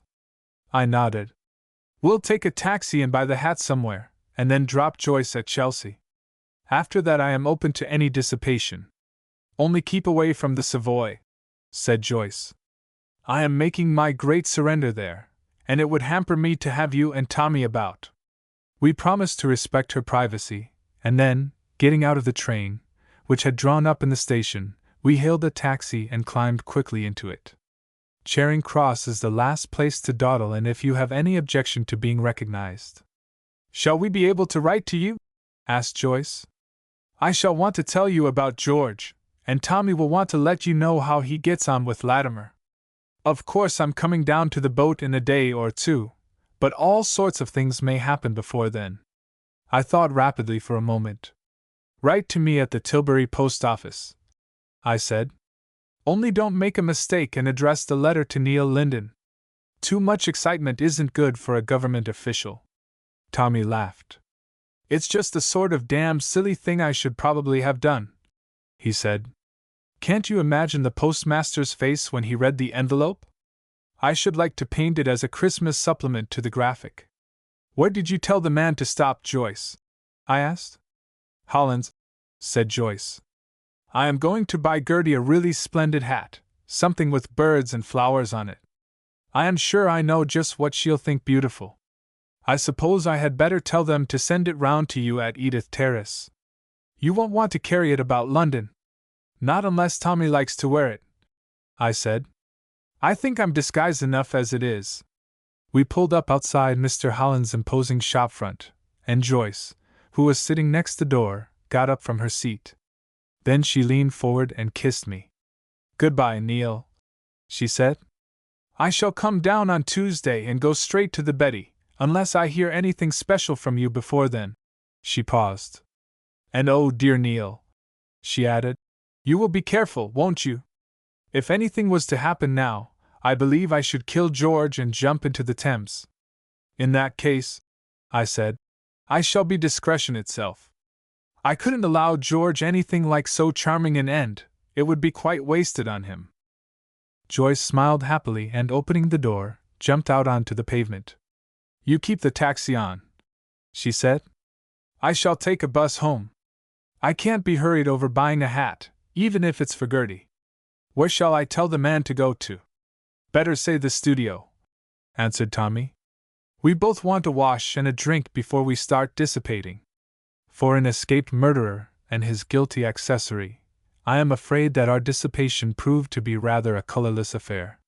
Tommy had always had simple tastes in the way of amusement, and even if it had been safe for us to parade the West End in each other's company, I certainly had no wish to waste my time over a theater or anything of that sort. I found that real life supplied me with all the drama I needed just at present. What we actually did was to dine quietly in a little out-of-the-way restaurant just off Sloane Square, and then play billiards for the remainder of the evening in a room above a neighboring tavern. We had several most exciting games. In old days I had been able to beat Tommy easily, but owing to a regrettable oversight on the part of the government, there is no table at Princetown, and in consequence I was rather short of practice. Afterwards Tommy walked with me as far as Victoria, where we discussed such arrangements for the future as we were in a position to make. "I'll write to you anyway, Neil," he said, "as soon as I've tackled Latimer, and I'll probably come down with Joyce on Tuesday. If you want me any time before, send me a wire." I nodded. "You'll be more useful to me in London, Tommy," I said. "All the threads of the business are up here. McMurtry, Latimer, George." I paused. "I'd give something to know what those three do between them," I added regretfully. Tommy gripped my hand. "It's all right, old son," he said. "I'm not much of a believer in inspirations and all that sort of rot, but somehow or other I'm dead certain we're going to win out. I've had a feeling like that ever since the trial, and so has Joyce." "Thanks, Tommy," I said briefly. "You'd give a jellyfish a backbone, you too." And with a last squeeze of the hand I left him standing there, and set off across the station for Edith Terrace. It was close on midnight when I got back, and every one in the house seemed to have gone to bed.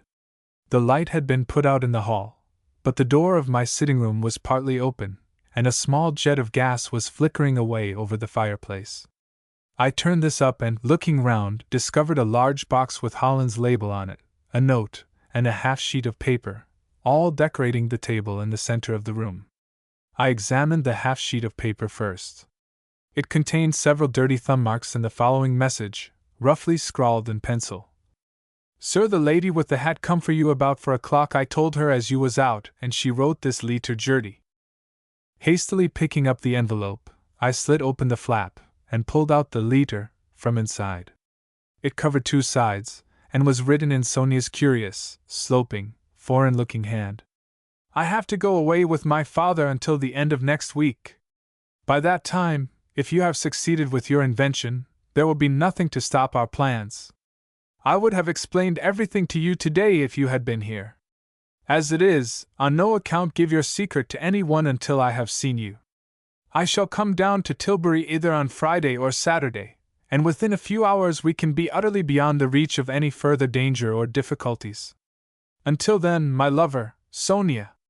I read it through twice, and then slowly folding it up, thrust it back into the envelope. "It seems to me," I said, "that I'm going to have quite an interesting house party." Chapter 17: The Workshop on the Marshes. I gave Gertie her hat next morning when she brought me up my breakfast. It was a gorgeous thing, rather the shape of a dustman's helmet, with a large scarlet bird nestling on one side of it, sheltered by some heavy undergrowth. Gertie's face, as I pulled it out of the box, was a study in about 8 different emotions. "Or," she gasped faintly, "that ain't never for me." "Yes, it is, Gertrude," I said. It was specially chosen for you by a lady of unimpeachable taste. I held it out to her, and she accepted it with shaking hands, like a newly made peeress receiving her tiara. My God! She whispered reverently. Ain't it just a dream? To be perfectly honest, it seemed to me more in the nature of a nightmare, but wild horses wouldn't have dragged any such hostile criticism out of me. I think it will suit you very nicely, Gertie, I said. It's got just that dash of color which Edith Terrace wants. You really mean it? She asked eagerly. You really think I'll look all right in it? Course it do seem a bit funny like with this 'ere frock, but I got a green velveteen what belonged to Mrs. Oldbury's niece. It won't outgo with that. It won't indeed, I agreed heartily.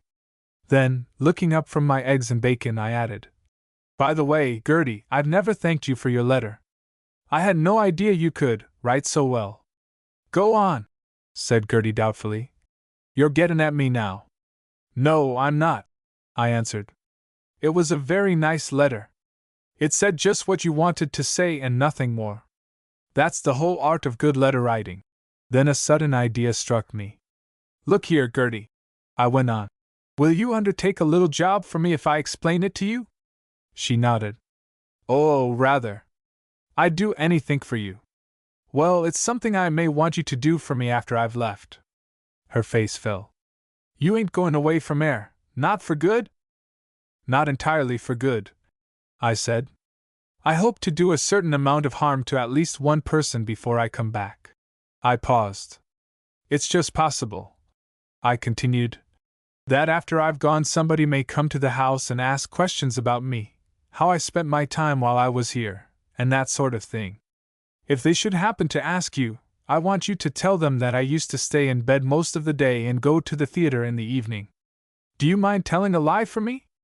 Gertie looked at me in obvious amazement. I don't think, she observed. What you take me for, a Sunday school teacher? No, Gertie, I said gravely. No girl with your taste in hats could possibly be a Sunday school teacher. Then pushing away my plate and lighting a cigarette, I added, I'll leave you a stamped addressed envelope and a telegraph form. You can send me the wire first to say if anyone has called, and then write me a line afterwards by post telling me what they were like and what they said. I can do that all right, she answered eagerly. If they talks to Mrs.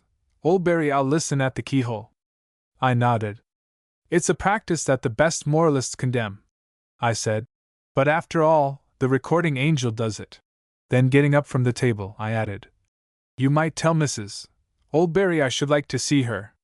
When that good lady arrived, I acquainted her with the fact that I intended to leave her house in about 2 hours' time. Any resentment which she might have felt over this slightly abrupt departure was promptly smoothed away by my offer to take on the rooms for at least another fortnight. I did this partly with the object of leaving a pleasant impression behind me, and partly because I had a vague idea that it might come in handy to have some sort of headquarters in London where I was known and recognized as Mr. James Nicholson. Having settled up this piece of business, I sat down and wrote to McMurtry. It was a task which required a certain amount of care and delicacy, but after 2 trial essays I succeeded in turning out the following letter, which seemed to me about to meet the situation. Dear Dr. McMurtry, As you have probably heard, I received your letter yesterday, and I am making arrangements to go down to Tilbury tomorrow by the 11.45. Of course, in a way, I am sorry to leave London. It's extraordinary what a capacity for pleasure a prolonged residence in the country gives one, but at the same time I quite agree with you that business must come first. I shall start work directly I get down, and if all the things I asked for in my list have been provided, I don't think it will be long before I have some satisfactory news for you. Unless I see you or hear from you before then, I will write to the Hotel Russell directly there is anything definite to communicate. Meanwhile, please give my kind regards to your amiable friend and colleague, and also remember me to his charming daughter. Believe me, yours sincerely, James Nicholson. With its combined touch of seriousness and flippancy, this appeared to me exactly the sort of letter that McMurtry would expect me to write. I couldn't resist putting in the bit about his amiable friend, for the recollection of Savaroff's manner towards me still rankled gently in my memory. Besides, I had a notion it would rather amuse McMurtry, whose more artistic mind must have been frequently distressed by his colleagues' blustering surliness. I could think of nothing else which required my immediate attention, so going into my bedroom I proceeded to pack up my belongings. I put in everything I possessed with the exception of Savaroff's discarded garments, for although I was keeping on the rooms I had no very robust faith in my prospects of ever returning to them. Then, ringing the bell, I dispatched Gertrude to fetch me a taxi, while I settled up my bill with Mrs. Oldbury. "And seem you've taken on the rooms, sir," observed that lady. "I hopes it's to be a case of say au revoir and not goodbye." "I hope it is, Mrs. Oldbury," I replied. "I shall come back if I possibly can, but one never knows what may happen in life." She shook her head somberly. "Ah, you're right there, sir. And curious enough, that's the very identical remark my late husband was sair fond o' makin'. I remember his sayin' it to me the very night before he was knocked down by a bus. Knocked down in Westminster he was, and runned over the body by both eye and wheels. He never got over it, not as you might say really got over it. If ever he ate cheese after that it always give him a pain in his stomach."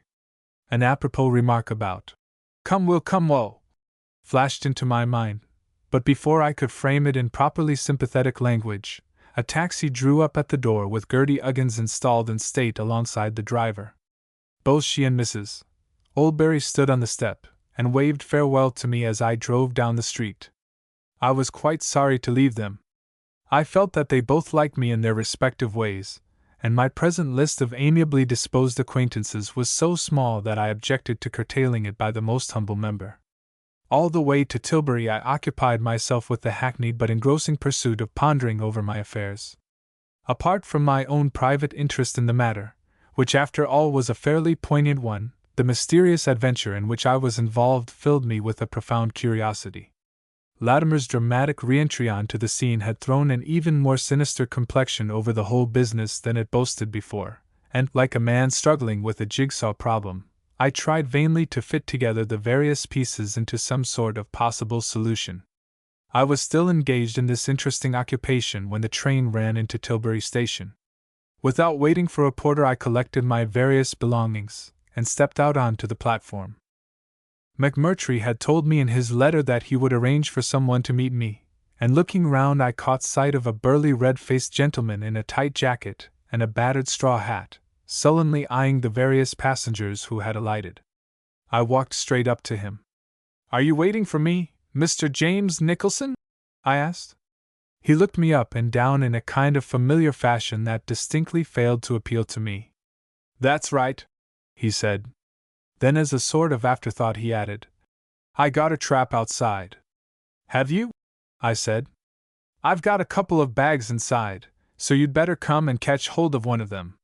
His unpleasantly red face grew even redder, and for a moment he seemed to meditate some spirited answer. Then apparently he thought better of it, and slouching after me up the platform, possessed himself of the larger and heavier of my two bags, which I had carefully left for him. The trap proved to be a ramshackle affair with an ill-kept but powerful-looking horse between the shafts. I climbed up, and as I took my seat I observed to my companion that I wished first of all to call at the post office. "I dunno nothing about that," he grunted, flicking his whip. "My orders was to drive you to Warren's Copse." "I don't care in the least what your orders were," I answered. "You can either go to the post office or else you can go to the devil. There are plenty of other traps in Tilbury." He was evidently unused to this crisp style of dialogue, for after glaring at me for a moment in a sort of apoplectic amazement he jerked his horse round and proceeded slowly down the street. "Have it your own way," he muttered. "I intend to," I said cheerfully. We pulled up at the post office, a large red-brick building in the main street, and leaving my disgruntled friend sitting in the trap, I jumped out and pushed open the swing door. Except for an intelligent-looking clerk behind the counter the place was empty. "Good morning," I said. "I wonder if you could help me out of a slight difficulty about my letters?" "What sort of a difficulty?" he inquired civilly. "Well, for the next week or two," I said, "I shall be living in a little hut on the marshes about 2 miles to the east from here, and quite close to the sea wall. I am making a few chemical experiments in connection with photography. A most useful lie, this. And I've told my friends to write or send telegrams here, to the post office. I wondered, if anything should come for me, whether you had a special messenger or any one who could bring it over. I would be delighted to pay him his proper fee and give him something extra for his trouble. My name is Nicholson, Mr. James Nicholson. The man hesitated for a moment. I don't think there will be any difficulty about that, not if you leave written instructions. I shall have to ask the postmaster when he comes in, but I'm pretty certain it will be all right. I thanked him, and after writing out exactly what I wanted done, I returned to my friend in the trap, who, to judge from his expression, did not appear to have benefited appreciably from my little lesson in patience and politeness. Under the circumstances, I decided to extend it. I am going across the street to get some things I want, I observed. You can wait here.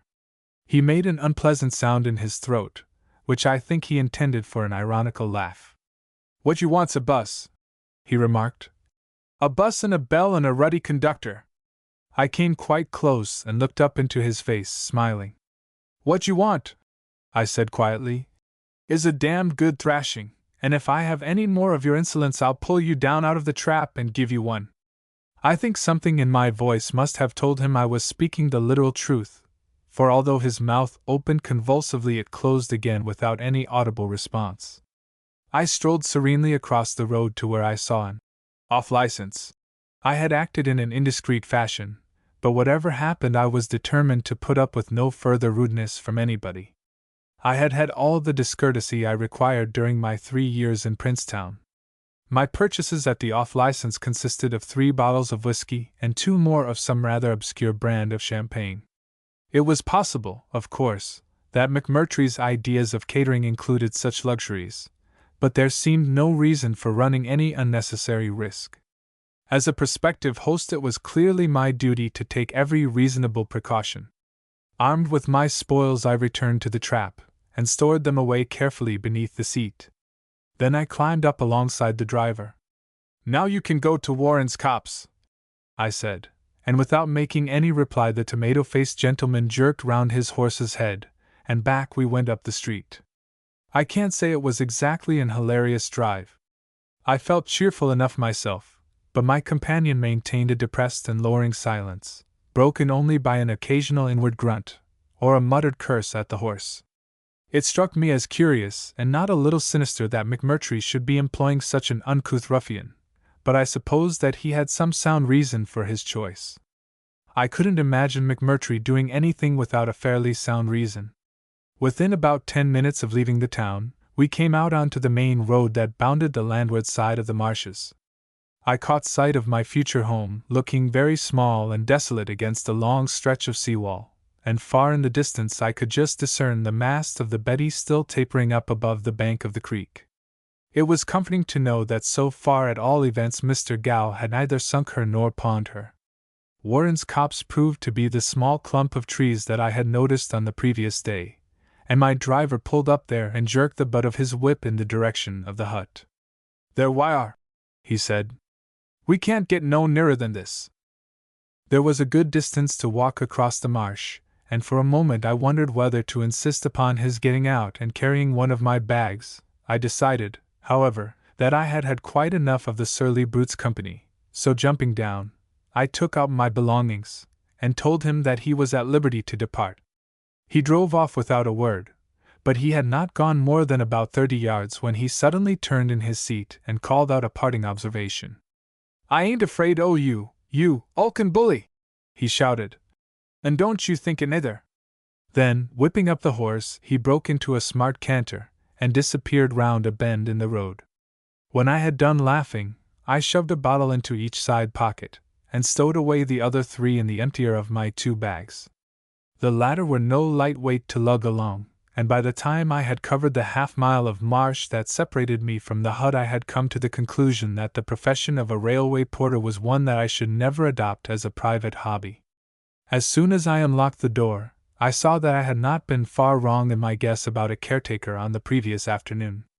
Someone, at all events, had been there in the interval, for the pile of cooking and eating utensils were now arranged on a rough shelf at the back, while the box which I had noticed had been unpacked and its contents set out on the kitchen table. I glanced over them with some interest. There were packets of tea and sugar, several loaves of bread, and a number of gaily colored tins, containing such luxuries as corned beef, condensed milk, tongue, potted meat, and golden syrup. Except for the tea, however, there seemed to be a regrettable dearth of liquid refreshments, and I mentally thanked Providence for my happy inspiration with regard to the off-license. I pottered about a bit, unpacking my own belongings, and putting things straight generally. As I seemed likely to be spending some time in the place, I thought I might as well make everything as comfortable and tidy as possible to start with, and thanks to my combined experience of small boats and prison cells, I flatter myself I made rather a good job of it. By the time I had finished, I was feeling distinctly hungry. I opened one of the tongues, and with the additional aid of bread and whiskey made a simple but satisfying lunch. Then I sat down on the bed and treated myself to a pipe before going across to the shed to start work. Smoking in business hours is one of those agreeable luxuries which an inventor of high explosives finds it healthier to deny himself. I could see no sign of anyone about when I went outside. Except for a few gulls, which were wheeling backwards and forwards over the seawall, I seemed to have the whole stretch of marsh and saltings entirely to myself. Some people, I suppose, would have found the prospect a depressing one, but I was very far from sharing any such opinion. I like marsh scenery, and for the present at all events I was fully able to appreciate the charms which sages of all times are reported to have discovered in solitude.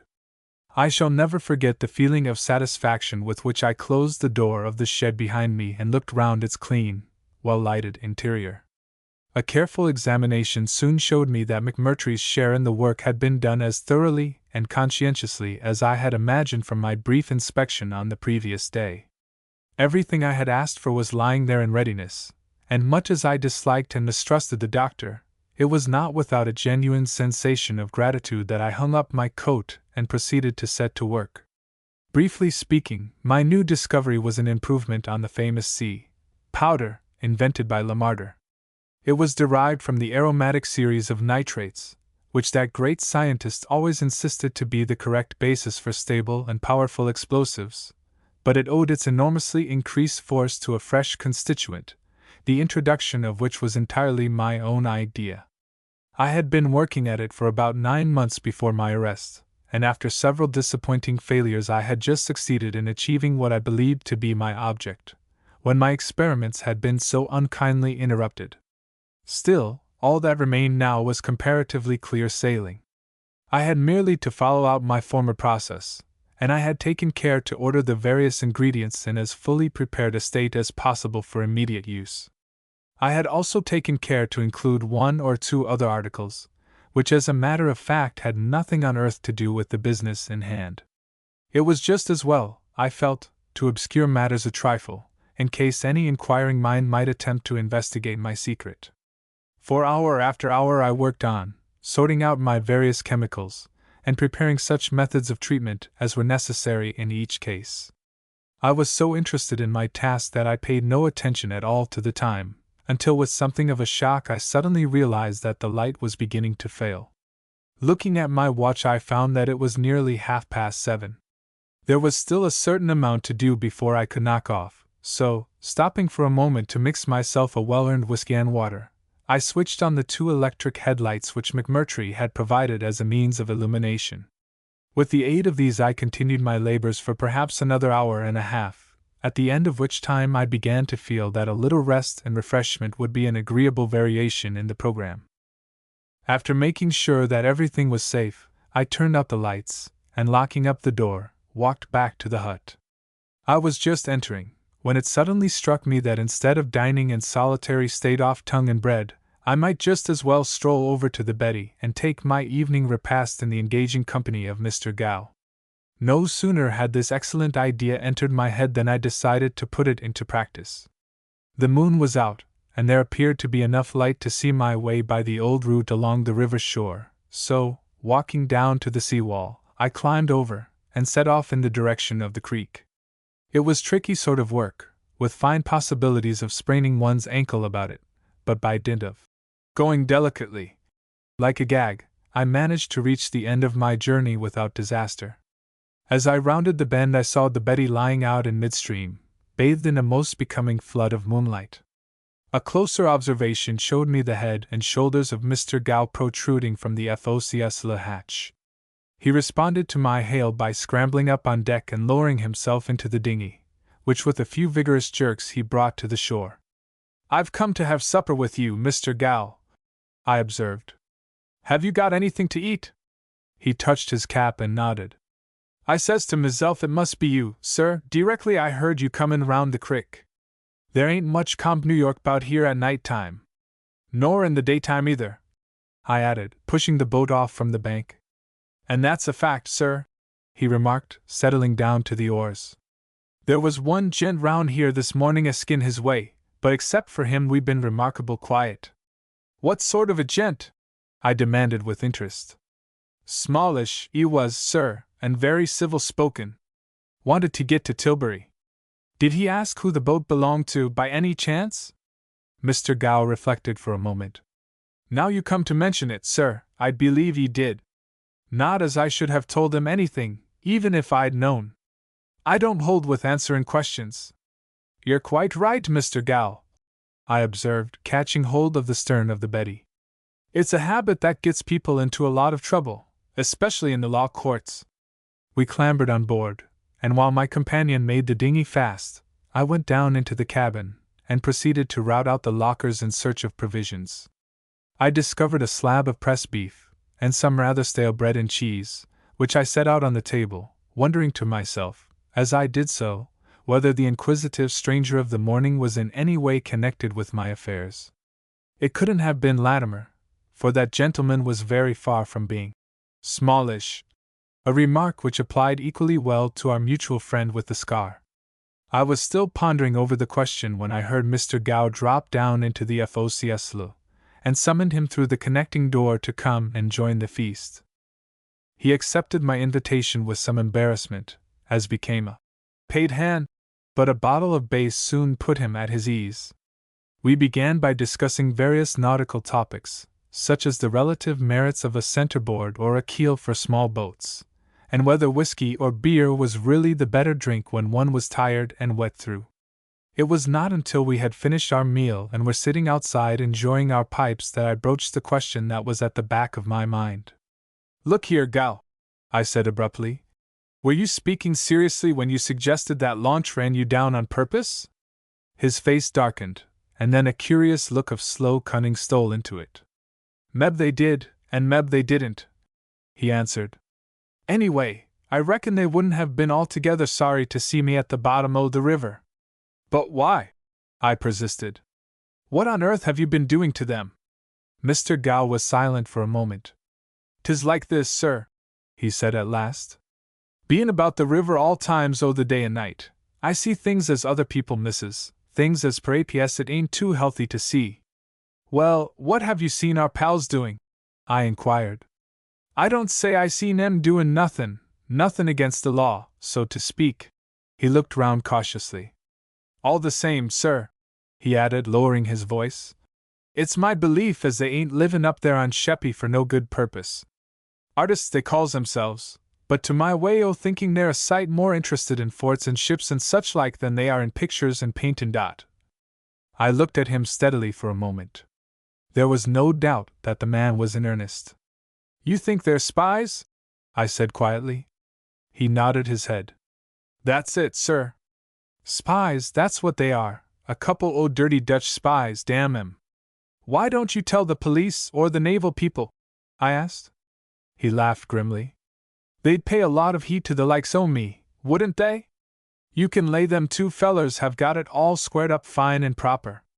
Come to look into it, and you'd find they was artists right enough. No, there wouldn't be no doubt about that.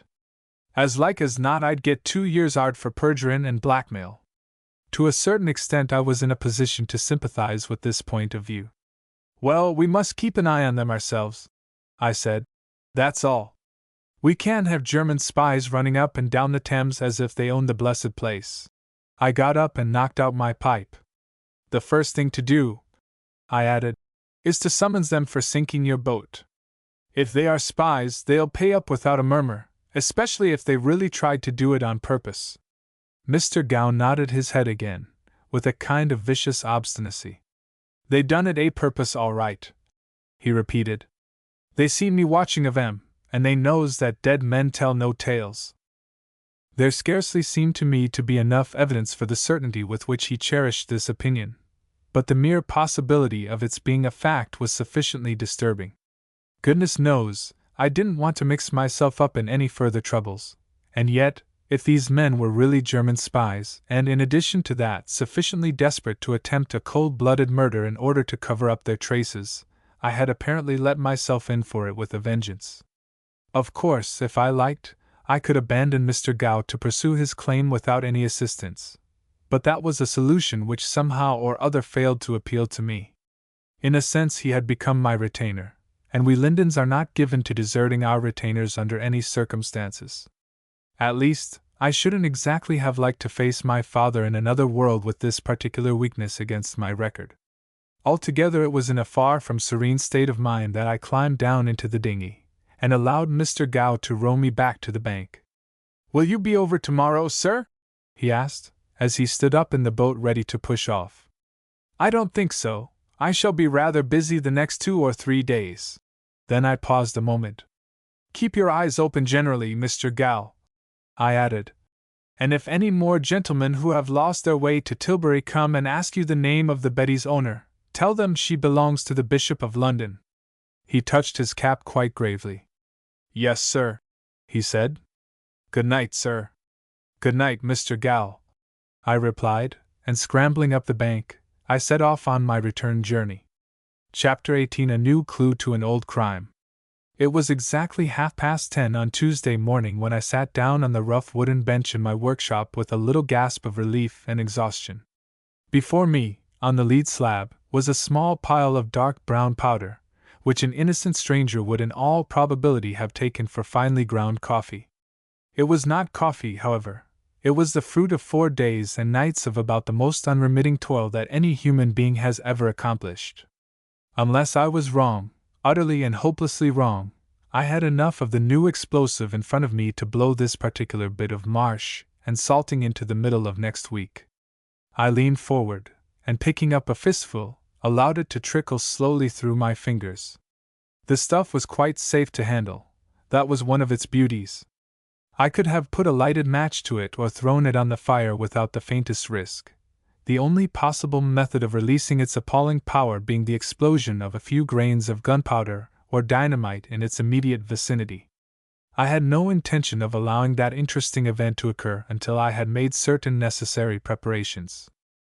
I was still contemplating my handiwork with a sort of fatigued pride, when a sudden sound outside attracted my attention. Getting up and looking through the shed window, I discovered a telegraph boy standing by the hut, apparently engaged in hunting for the bell. "All right, Sonny," I called out. "Bring it along here." I walked to the door, and the next minute I was being handed an envelope addressed to me at the Tilbury post office in Joyce's handwriting. "It came the last post yesterday," explained the lad. "We couldn't let you have it until this morning because there wasn't any one to send." "Well, sit down a moment, Charles," I said, "and I'll just see if there's any answer." He seated himself on the bench, staring round at everything with obvious interest. With a pleasant feeling of anticipation, I slit open the envelope and pulled out its contents. "Chelsea, Monday. Dearest James, it looks rather nice written, doesn't it? I am coming down tomorrow by the train which gets into Tilbury at 2:15. I shall walk across to the Betty and sit there peacefully till you turn up. Whatever stage the work is at, don't be later than 7:30. I shall have supper ready by then, and it will be a supper worth eating. My poor darling, you must be simply starved. I've lots to tell you, James, but it will keep till tomorrow. With all my love, Joyce."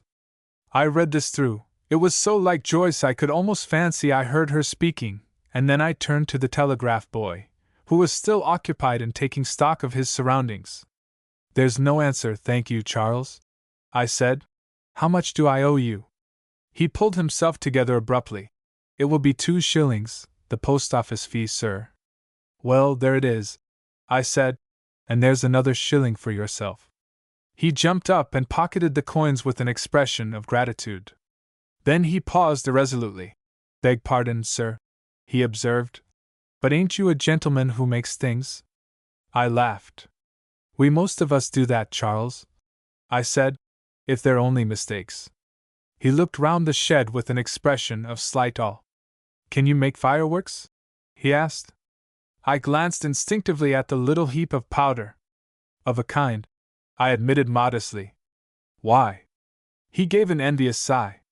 "I only wondered if it was hard, sir. I'd rather be able to make fireworks than do anything." "It's not very hard," I said consolingly.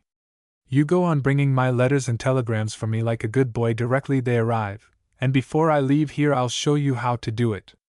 Only you mustn't talk about it to anybody, or I shall have everyone asking me the same thing." His face brightened, and stammering out his thanks and his determination to keep the bargain a profound secret, he reluctantly took his departure. I felt that in future, whatever happened, I was pretty certain to get anything which turned up for me at the post office without undue delay. For the next half hour or so I amused myself by constructing a kind of amateur magazine outside the hut in which to store my precious powder. It was safe enough in a way above ground, as I have already mentioned, but with inquisitive strangers like Mr. Latimer prowling around, I certainly didn't mean to leave a grain of it about while I was absent from the shed. I packed it all away in a waterproof iron box, which I had specially ordered for the purpose, and buried it in the hole that I had dug outside. Then I covered the latter over with a couple of pieces of turf, and carefully removed all traces of my handiwork. It was not until I had finished this little job that I suddenly realized how tired I was. For the last 4 days I had scarcely stirred outside the shed, and I don't suppose I had averaged more than 3 hours sleep a night the whole time. The excitement and interest of my work had kept me going, and now that it was over I found that I was almost dropping with fatigue.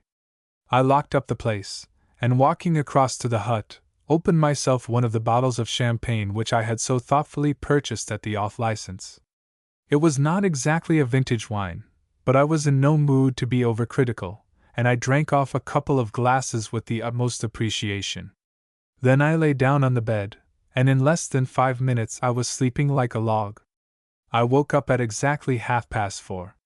However tired I am, a few hours' sleep always puts me right again, and by the time I had had a wash and changed into a clean shirt, I felt as fresh as a daisy. I decided to walk straight over to the Betty. I knew that by this time Joyce would be on board, and as there was nothing else to be done in the shed, I thought I might just as well join her now as later. I had been too busy to miss anyone very much the last 4 days, but now that the strain was over I felt curiously hungry to see her again. Besides, I was longing to hear what news she had brought about Tommy and George. With a view to contributing some modest item towards the supper program, I shoved the other bottle of champagne into my pocket, and then lighting a cigar, locked up the place, and set off for the creek by my usual route. The tide was very high, and on several occasions I had to scramble up and make my way along the seawall in full view of the marsh and the roadway. Fortunately, however, there seemed, as usual, to be no one about, and I reached the mouth of the creek without much fear of having been watched or followed. The Betty was there all right, but I could see no sign of any one on board. I walked up the creek until I was exactly opposite where she was lying, and then putting my hands to my lips I gave her a gentle hail. In an instant Joyce's head appeared out of the cabin, and the next moment she was on deck waving me a joyous welcome with the frying pan. "Oh, it's you!" she cried. "How lovely! Half a second, and I'll come over and fetch you." "Where's Mr. Gow?" I called out. "He's gone home. I sent him off for a holiday. There's no one on board but me." She scrambled aft, and unshipping the dinghy, came sculling towards me across the intervening water. She was wearing a white jersey, and with her arms bare and her hair shining in the sunlight, she made a picture that only a blind man would have failed to find inspiring. She brought up right against the bank where I was standing, and leaning over, caught hold of the grass. "Jump," she said. "I'll hang on." I jumped, and the next moment I was beside her in the boat, and we were hugging each other as cheerfully and naturally as two children. "You dear, to come so soon," she said.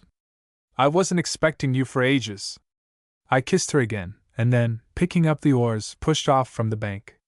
"Joyce," I said, "I've done it! I've made enough of the blessed stuff to blow up half Tilbury." She clapped her hands joyfully. "How splendid! I knew you would. Have you tried it?" I shook my head. "Not yet," I said. "We'll do it early tomorrow morning, before anyone's about." Then, digging in my skull to avoid a desolate-looking beacon, I added anxiously, "What about Tommy? Is he coming?" Joyce nodded. "He'll be down tomorrow. I've got a letter for you from him. He saw Mr. Latimer last night." "Did he?" said I. "Things are moving with a vengeance. What about the gentle George?" Joyce laughed softly. "Oh," she said, "I've such lots to tell you, I hardly know where to start." I ran the boat alongside the Betty, and we both climbed on board. "Suppose we start by having some tea," I suggested. "I'm dying for a cup." "You poor dear," said Joyce. "Of course you shall have one. You can read what Tommy says while I'm getting it ready." She fetched a letter out of the cabin, and sitting in the well I proceeded to decipher the 3 foolscap pages of hieroglyphics which Tommy is pleased to describe as his handwriting. As far as I could make out they ran as follows. "My dear Neil." I suppose I oughtn't to begin like that, in case somebody else got hold of the letter. It doesn't matter really, however, because Joyce is bringing it down, and you can tear the damn thing up as soon as you've read it. "Well, I've seen Latimer. I wrote to him directly I got back, reminded him who I was, and told him I wanted to have a chat with him about some very special private business. He asked me to come round to his rooms in Jermyn Street last night at 10 o'clock, and I was there till pretty near midnight. I thought I was bound to find out something, but good Lord, Neil, it came off in a way I'd never dared hope for. Practically speaking, I've got to the bottom of the whole business, at least so far as Latimer's concerned. You see, he either had to explain or else tell me to go to the devil, and as he thought I was a perfectly safe sort of chap to be honest with, he decided to make a clean breast of it. To start with, it's very much what we suspected. Latimer is a Secret Service man, and that's how he comes to be mixed up in the job. It seems that some little while ago the Admiralty or one of the other government departments got it into their heads that there were a number of Germans over in England spying out the land in view of a possible row over this Servian business. Latimer was told off amongst others to look into the matter. He had been sniffing around for some weeks without much luck, when more or less by chance he dropped across the track of those 2 very identical beauties who ran down Gow's boat in the Thames last Friday. Somehow or other they must have got wind of the fact that he was after them, and they evidently made up their minds to get rid of him. They seem to have set about it rather neatly. The man with the scar, who is either one of them or else in with them, introduced himself to Latimer as a member of the French Secret Service. He pretended that he had some special information about the case in hand, and although Latimer was a bit suspicious, he agreed to dine at Pirelli's and hear what the fellow had to say. Well, you know the rest of that little incident. If it hadn't been for you, there's not the faintest doubt that Latimer would have copped it all right, and I can tell you he's by way of being rather particularly grateful. I was specially instructed to send you a message to that effect next time I was writing. What the connection is between your crowd and these Germans I can't exactly make out. Of course, if you're right in your idea about the chap with the scar spying on you in London, it's perfectly obvious they're working together in some way. At the same time, I'm quite sure that Latimer knows nothing about it. The reason he came down to look at the hut on Friday was because a report about it had been sent to him by one of his men. He has 2 fellows working under him, and he thought it might have something to do with the Germans. He described the way you had caught him quite frankly, and told me how he'd had to invent a lie about the surveyor in order to get out of it. Exactly what he means to do next I don't know. He has got some plan on, and I've a notion he wants me to help him. At least he sounded me pretty plainly last night as to whether I'd be game to lend him a hand. I need hardly tell you I jumped at the idea. It seems to me our only possible chance of finding out anything. I am to see him or hear from him tomorrow, and directly I know what's in the wind I'll either write to you or come and look you up. Joyce will tell you all about George and McMurtry. If they aren't both up to some kind of particularly dirty mischief, I'll eat my whole wardrobe. We must talk it over thoroughly when we meet. I'm longing to see you again, and hear all about the work and what's been going on down there. So long, old son. Yours as ever, Tommy. I was just making out the last words when Joyce emerged from the cabin, carrying some tea on a tray. Here you are, Neil, she said. I have cut you only 2 slices of bread and butter, because I don't want you to spoil your supper. There's cold pheasant and peas and new potatoes. I pulled out the bottle of champagne from my pocket. If they're as new as this wine, I observed, they ought to be delicious. Joyce accepted my contribution, and after reading the label, placed it carefully on the floor of the well. Sarconiti fills? She repeated. I always thought they made vinegar. Perhaps they do, I replied. We shall know when we drink it. Joyce laughed, and sitting down beside me, poured me out a cup of tea. You've read Tommy's letter, she said. What do you think about it? I took a long drink. From the little I've seen of Mr. Bruce Latimer, I said, I should put him down as being one of the most accomplished liars in England. I paused. At the same time, I added, I think he's a fine fellow. I like his face. Joyce nodded her head. But you don't believe his story? I shrugged my shoulders. It may be true, I said. Tommy seems to think so anyhow. If it is, things are a bit simpler than I imagined, that's all. And if it isn't? Said Joyce. Ah, said I. If it isn't. I left the sentence unfinished, and helped myself to a second bit of bread and butter. There was a short silence. Tell me about George, Joyce, I went on. What are these particular dark doings that Tommy's hinting about? Joyce leaned forward with her chin on her hands, her blue eyes fixed on mine.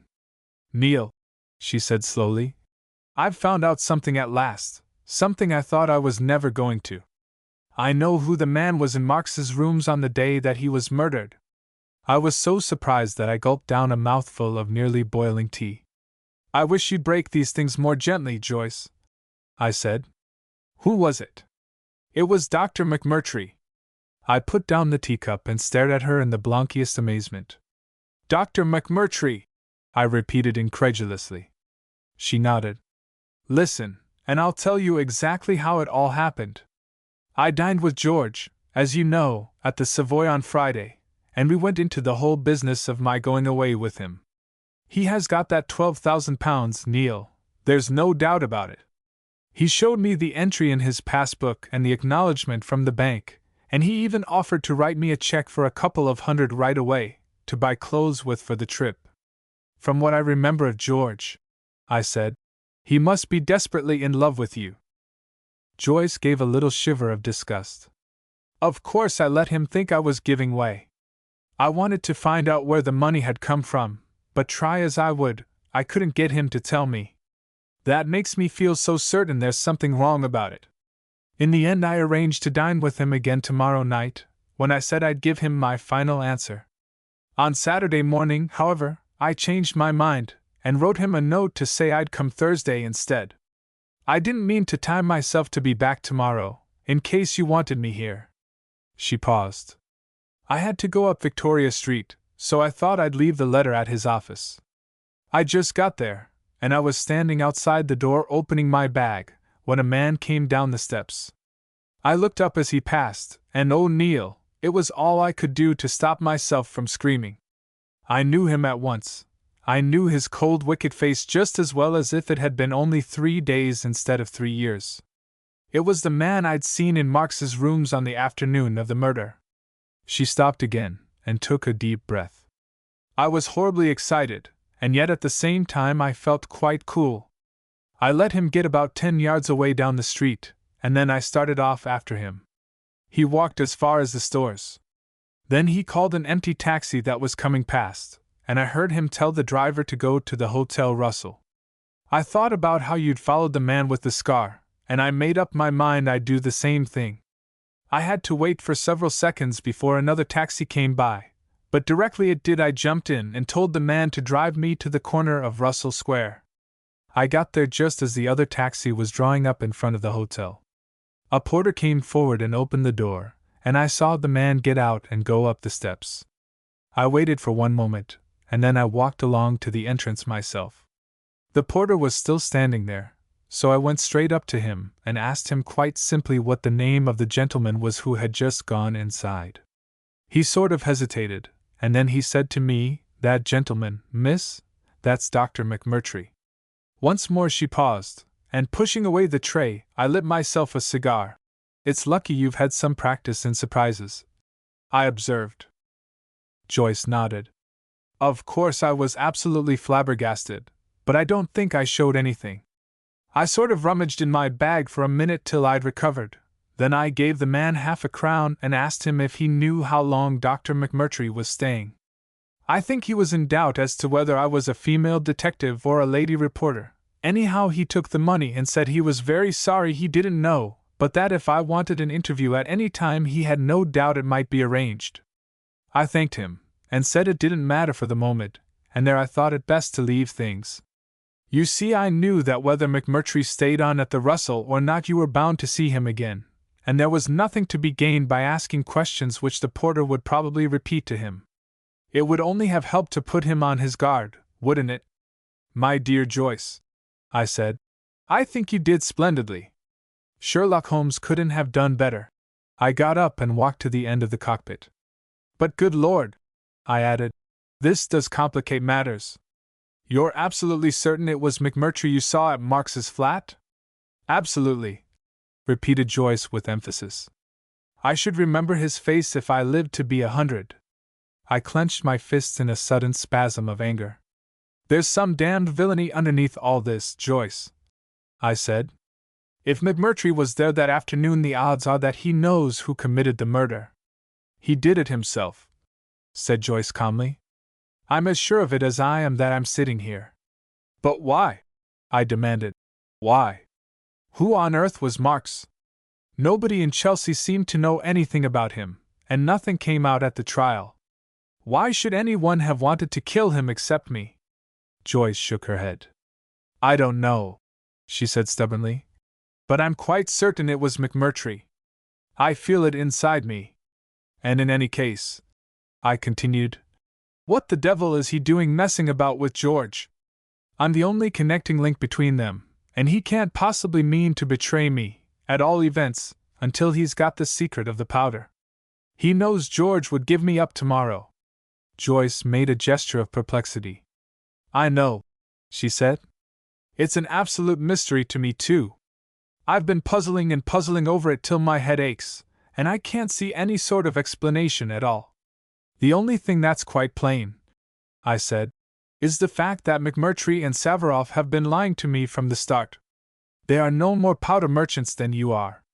They want to get hold of my invention for some reason, to make money out of it, I suppose, and then they're prepared to clear out and leave me to George and the police. At least, that's what it's beginning to look like." "Well, anyhow," said Joyce, "you're not tied to them any longer by your promise." "No," I said. "It takes two to keep a bargain. Besides," I added rather bitterly, "I can afford the privilege of breaking my word. It's only what you'd expect from a convict." Joyce got up, and coming to where I was sitting, slipped her arm through mine and softly stroked my hand. "Don't kneel," she said. "I hate you to say anything that isn't fine and generous. It's like hearing music out of tune." I drew her to me, and half closing her eyes, she laid her cheek against mine. We remained silent for a moment or two, and then, giving her a little hug, I sat up and took hold of her hands.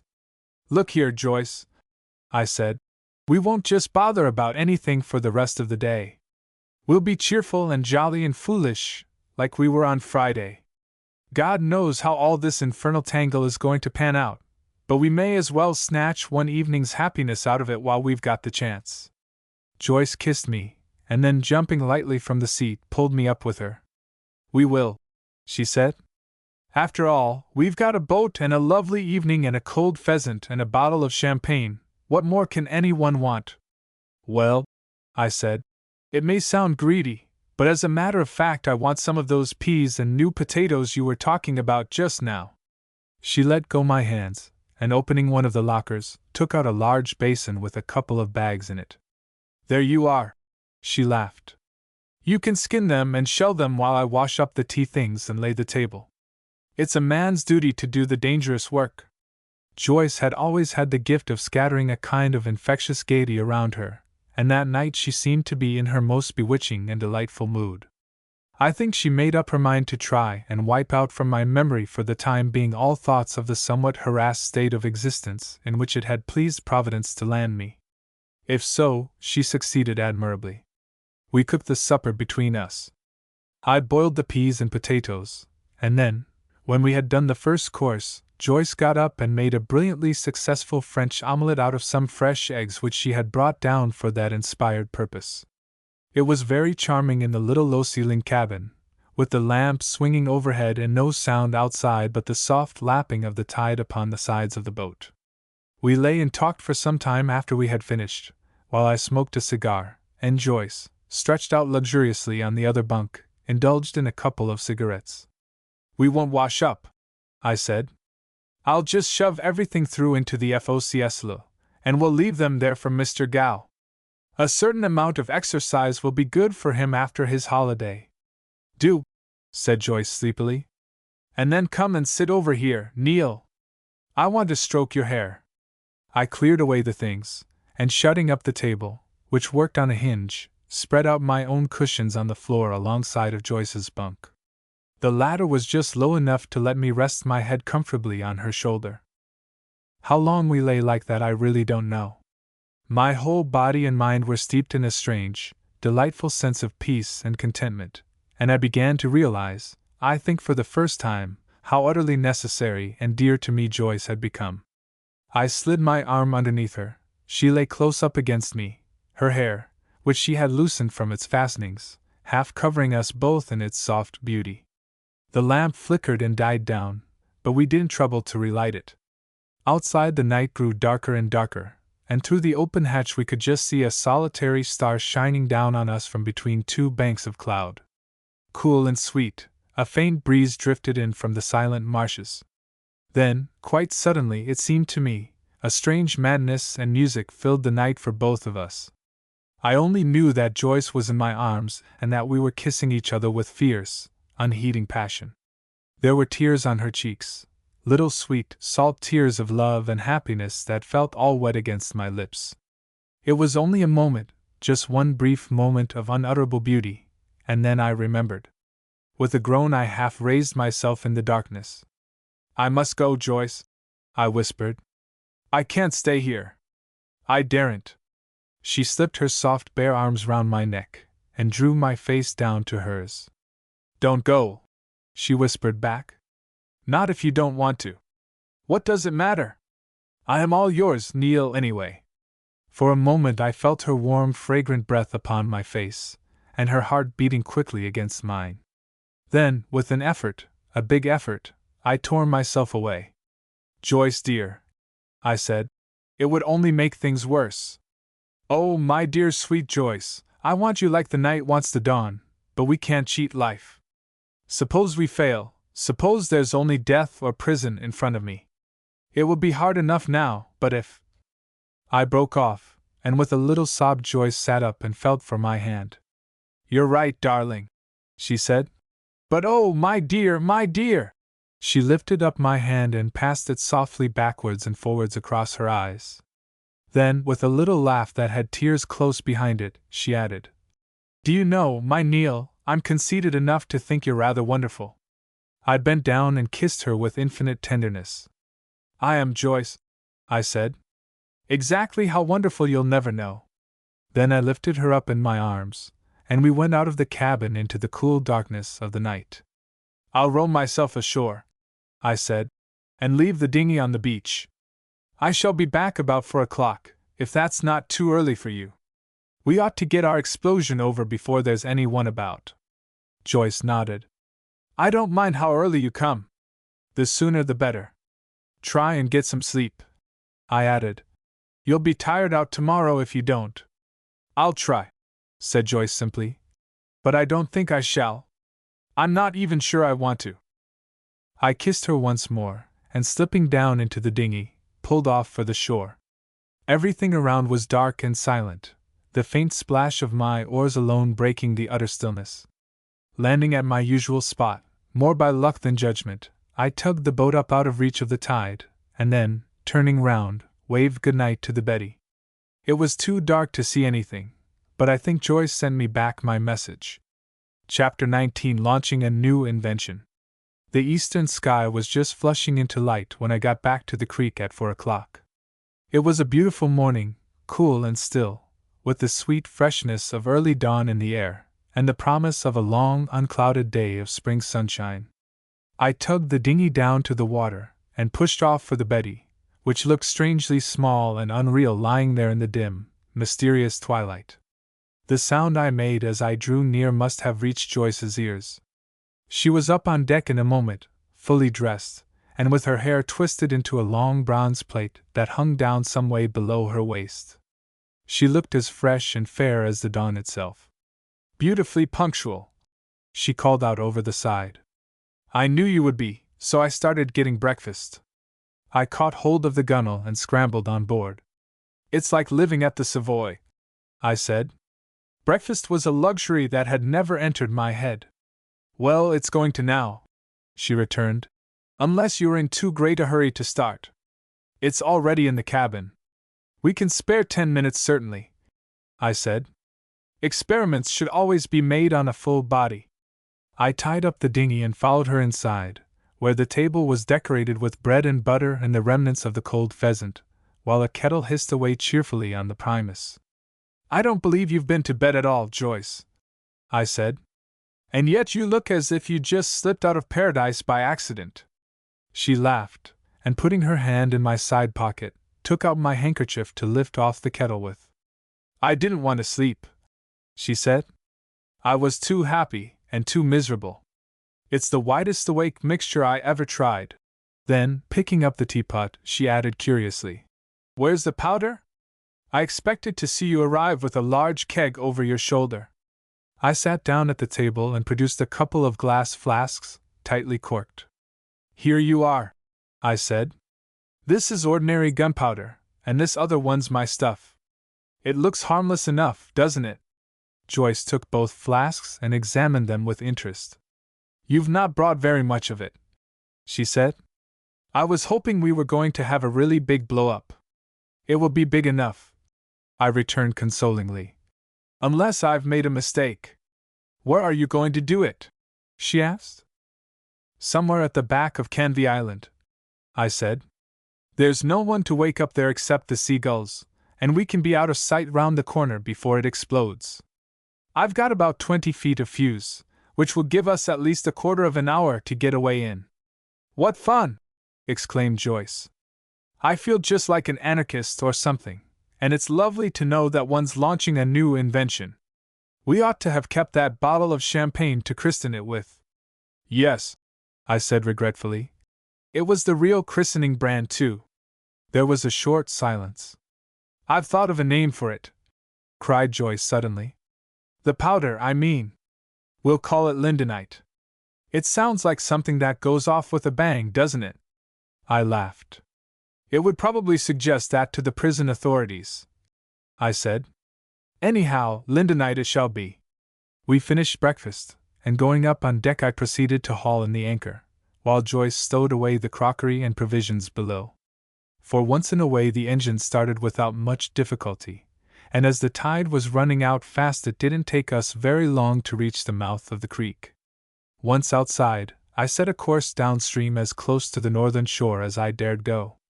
Except for a rusty-looking steam tramp we had the whole river to ourselves, not even a solitary barge breaking the long stretch of grey water. One by one the old landmarks, Mucking Lighthouse, the Thames Cattle Wharf, and Hole Haven, were left behind, and at last the entrance to the creek that runs round behind Canvey Island came into sight. One would never accuse it of being a cheerful, bustling sort of place at the best of times, but at 5 o'clock in the morning it seemed the very picture of uninhabited desolation. A better locality in which to enjoy a little quiet practice with new explosives it would be difficult to imagine. I navigated the Betty rather gingerly, for it was over 3 years since I had visited the spot. Joyce kept on sounding diligently with the lead either side of the boat, and at last we brought up in about 1½ fathom, just comfortably out of sight of the main stream. "This will do nicely," I said. "We'll turn her round first, and then I'll row into the bank and fix things up under that tree over there. We can be back in the river before anything happens." "Can't we stop and watch?" asked Joyce. "I should love to see it go off." I shook my head. "Unless I've made a mistake," I said, "it will be much healthier round the corner. We'll come back and see what's happened afterwards." By the aid of some delicate maneuvering I brought the Betty round, and then getting into the dinghy pulled myself ashore. It was quite unnecessary for my experiment to make any complicated preparations. All I had to do was to dig a hole in the bank with a trowel that I had brought for the purpose, empty my stuff into that, and tip in the gunpowder on top. When I had finished I covered the whole thing over with earth, leaving a clear passage for the fuse, and then lighting the end of the ladder, jumped back into the boat and pulled off rapidly for the Betty. We didn't waste any time dawdling about. Joyce seized the painter as I climbed on board, and hurrying to the tiller I started off down the creek as fast as we could go, taking very particular pains not to run aground. We had reached the mouth, and I was swinging her round into the main river, when a sudden rumbling roar disturbed the peacefulness of the dawn. Joyce, who was staring out over the stern, gave a little startled cry, and glancing hastily back I was just in time to see a disintegrated-looking tree soaring gaily up into the air in the midst of a huge column of dust and smoke. The next moment a rain of falling fragments of earth and wood came splashing down into the water, a few stray pieces actually reaching the Betty, which rocked vigorously as a miniature tidal wave swept after us up the creek. I put down my helm and brought her round so as to face the stricken field. "We seem to have done it, Joyce," I observed with some contentment. She gave a little gasping sort of laugh. "It was splendid," she said. "But oh, Neil, what appalling stuff it must be! It's blown up half Canvey Island." "Never mind," I said cheerfully. "There are plenty of other islands left. Let's get into the dinghy and see what the damage really amounts to. I fancy it's fairly useful." We anchored the Betty, and then pulled up the creek towards the scene of the explosion, where a gaping aperture in the bank was plainly visible. As we drew near I saw that it extended, roughly speaking, in a half-circle of perhaps 20 yards diameter.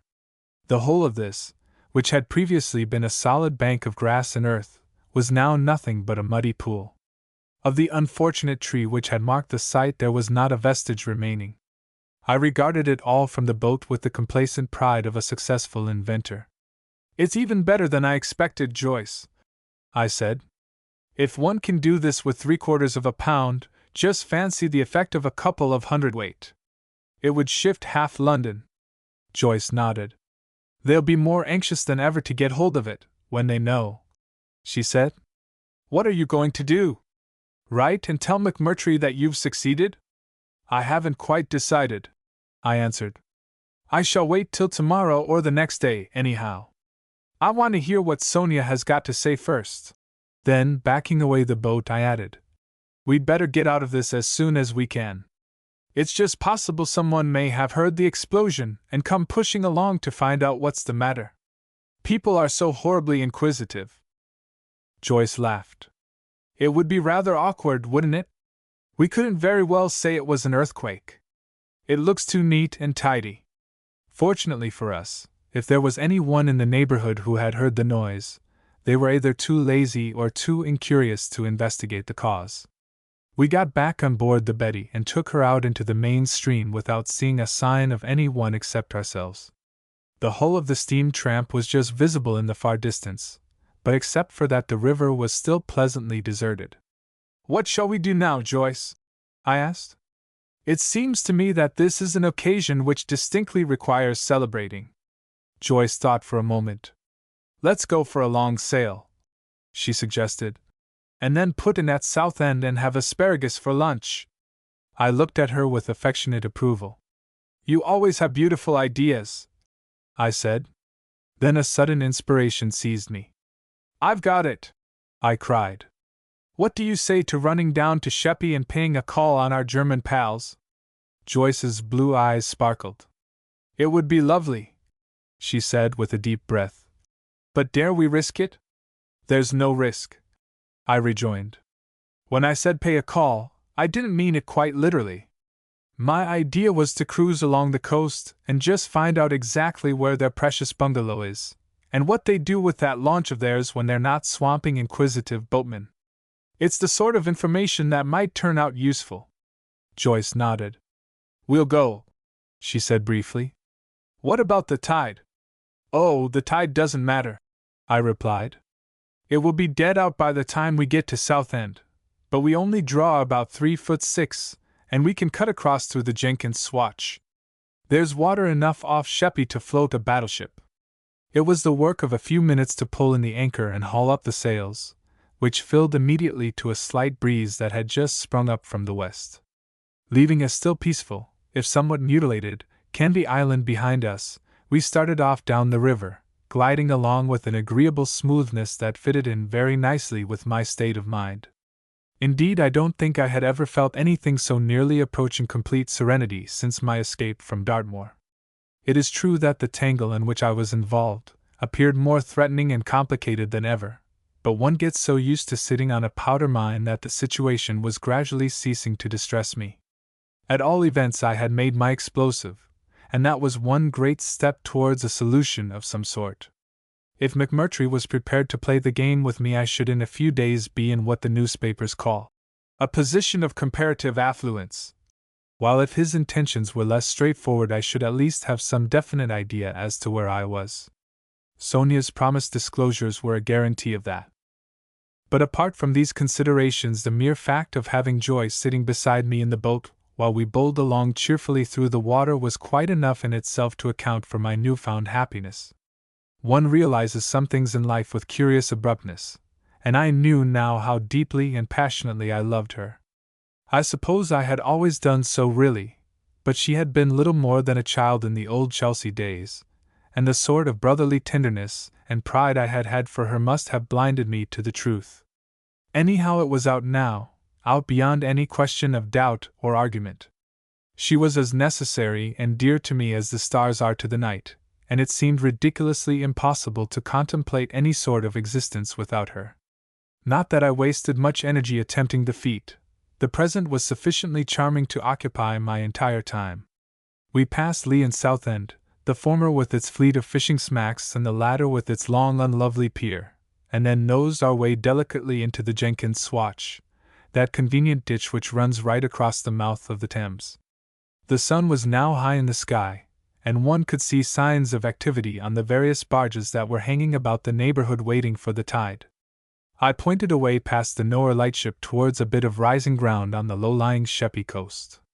That's about where our pals are hanging out, I said. There's a little deep-water creek there, which Tommy and I used to use sometimes, and according to Mr. Gow their bungalow is close by. Joyce peered out under her hand across the intervening water.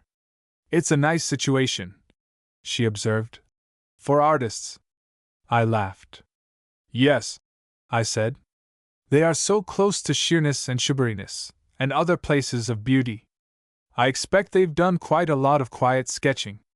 We reached the end of the Swatch, and leaving Queenborough, with its grim collection of battleships and coal hulks, to starboard, we stood out to sea along the coastline. It was a fairly long sail to the place which I had pointed out to Joyce, but with a light breeze behind her the Betty danced along so gaily that we covered the distance in a surprisingly short time. As we drew near, Joyce got out Tommy's field glasses from the cabin, and kneeling up on the seat in the well, focused them carefully on the spot.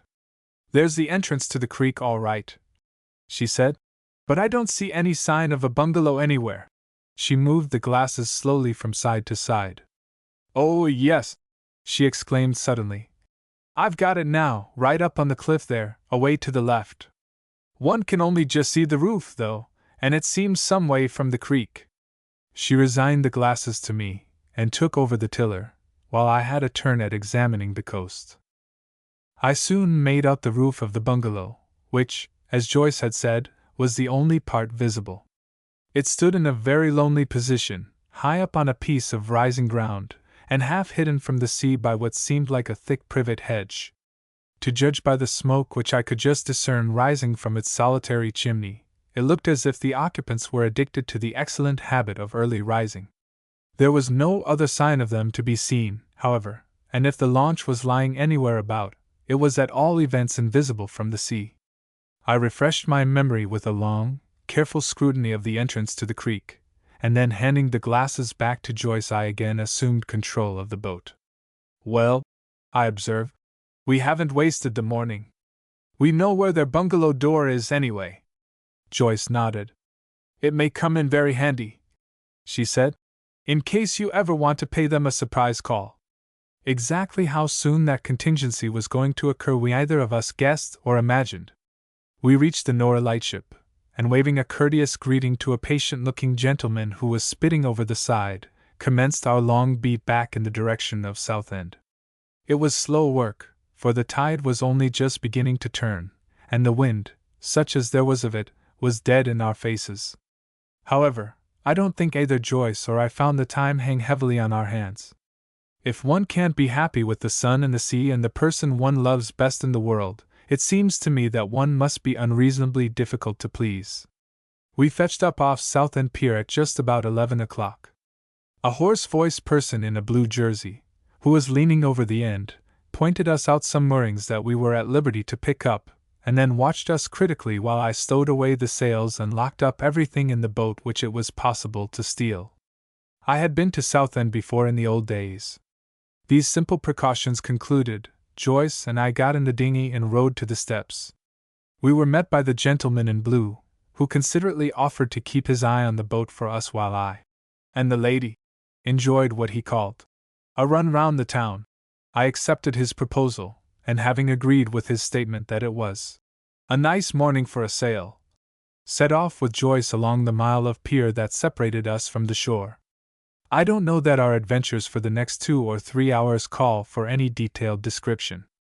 We wandered leisurely and cheerfully through the town, buying each other 1 or 2 trifles in the way of presents, and then adjourned for lunch to a large and rather dazzling hotel that dominated the sea front.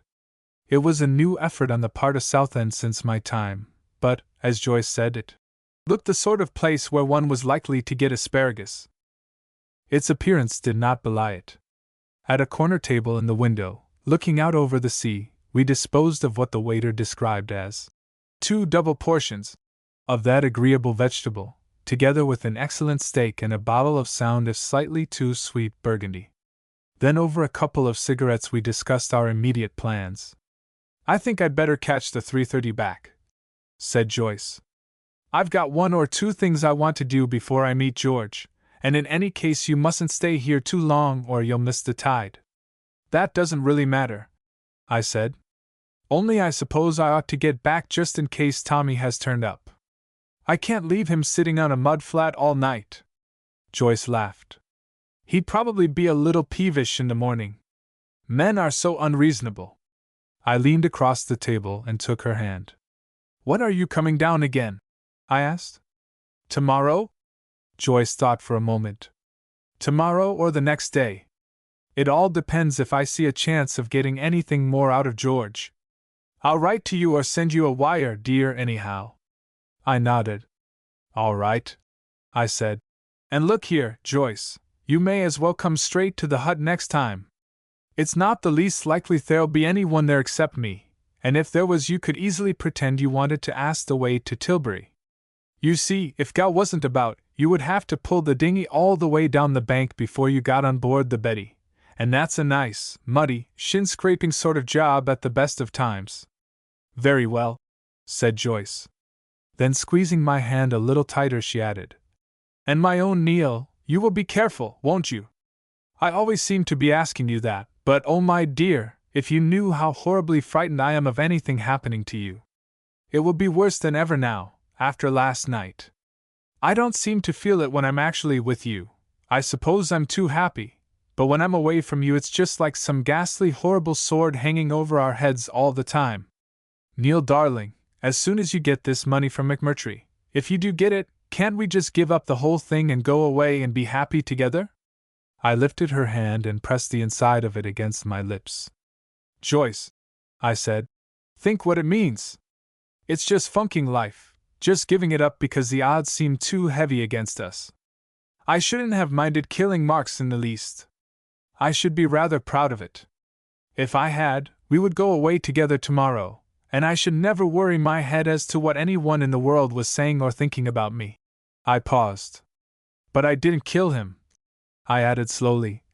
And that just makes all the difference. Joyce's blue eyes were very near tears, but they looked back steadily and bravely into mine. Yes, she said. I didn't really mean it, Neil. I was just weak for the moment, that's all. Right down in my heart I want everything for you. I could never be contented with less. I want the whole world to know how they've wronged you. I want you to be famous and powerful and splendid, and I want the people who've abused you to come and smirk and grovel to you, and say that they knew all the time that you were innocent. She stopped and took a deep breath. And they shall, Neil. I'm as certain of it as if I saw it happening. I seem to know inside me that we're on the very point of finding out the truth. I don't think my worst enemy would accuse me of being superstitious, but there was a ring of conviction in Joyce's voice which somehow or other affected me curiously. I believe you're right, I said. I've got something of that sort of feeling too. Perhaps it's infectious. Then, letting go her hand, to spare the feelings of the waiter who had just come into the room, I sat back in my chair and ordered the bill. We didn't talk much on our way to the station. I think we were both feeling rather depressed at the prospect of doing without each other for at least 24 hours, and in any case the trams and motors and jostling crowd of holiday-makers who filled the main street would have rendered any connected conversation rather a difficult art. A good many people favored Joyce with glances of admiration, especially a spruce-looking young constable who officially held up the traffic to allow us to cross the road. He paid no attention at all to me, but I consoled myself with the reflection that he was missing an excellent chance of promotion. At the station I put Joyce into a first-class carriage, kissed her affectionately under the disapproving eye of an old lady in the opposite corner, and then stood on the platform until the train steamed slowly out of the station. I turned away at last, feeling quite unpleasantly alone. It's no good worrying about what can't be altered, however, so, lighting a cigar, I strolled back philosophically to the hotel, where I treated myself to the luxury of a hot bath before rejoining the boat. It must have been pretty nearly 4:30 by the time I reached the pierhead. My friend with the hoarse voice and the blue jersey was still hanging around, looking rather thirsty and exhausted after his strenuous day's work of watching over the dinghy. I gave him £0.50 for his trouble, and followed by his benediction pulled off for the Betty. The wind had gone round a bit to the south, and as the tide was still coming in I decided to sail up to the creek in preference to using the engine. The confounded throb of the latter always got on my nerves, and apart from that I felt that the mere fact of having to handle the sails would keep my mind lightly but healthily occupied. Unless I was mistaken, a little light healthy occupation was exactly what my mind needed. As occasionally happens on exceptionally fine days in late spring, the perfect clearness of the afternoon was gradually beginning to give place to a sort of fine haze. It was not thick enough, however, to bother me in any way, and under a jib and mainsail the Betty swished along at such a satisfactory pace that I was in sight of Gravesend Reach before either the light or the tide had time to fail me. I thought I knew the entrance to the creek well enough by now to run her in under sail, though it was a job that required a certain amount of cautious handling. Anyhow I decided to risk it, and heading for the shore, steered her up the narrow channel, which I had been careful to take the bearings of at low water. I was so engrossed in this feat of navigation that I took no notice of anything else, until a voice from the bank abruptly attracted my attention. I looked up with a start, nearly running myself aground, and there on the bank I saw a gesticulating figure, which I immediately recognized as that of Tommy. I shouted a greeting back, and swinging the Betty round, brought up in almost the identical place where we had anchored on the previous night. Tommy, who had hurried down to the edge of the water, gave me a second hail. "Buck up, old son!" he called out. "There's something doing." A suggestion of haste from Tommy argued a crisis of such urgency that I didn't waste any time asking questions. I just threw over the anchor, and tumbling into the dinghy sculled ashore as quickly as I could. "Sorry I kept you waiting, Tommy," I said, as he jumped into the boat. "Been here long?" "About 3 hours," he returned. "I was beginning to wonder if you were dead." I shook my head. "I'm not fit to die yet," I replied. "What's the matter?" He looked at his watch. "Well, the chief matter is the time. Do you think I can get to Sheppey by 9:30?" I paused in my rowing. "Sheppey," I repeated. "Why, damn it, Tommy, I've just come back from Sheppey." It was Tommy's turn to look surprised. "The devil you have!" he exclaimed. "What took you there?" "To be exact," I said, "it was the Betty." And then in as few words as possible I proceeded to acquaint him with the morning's doings. I was just finishing as we came alongside. "Well, that's fine about the powder," he said, scrambling on board. "Where's Gow?" "Joyce sent him off for a holiday," I answered, "and he hasn't come back yet." Then hitching up the dinghy I added curiously, "What's up, Tommy? Let's have it." "It's Latimer," he said. "I told you I was expecting to hear from him.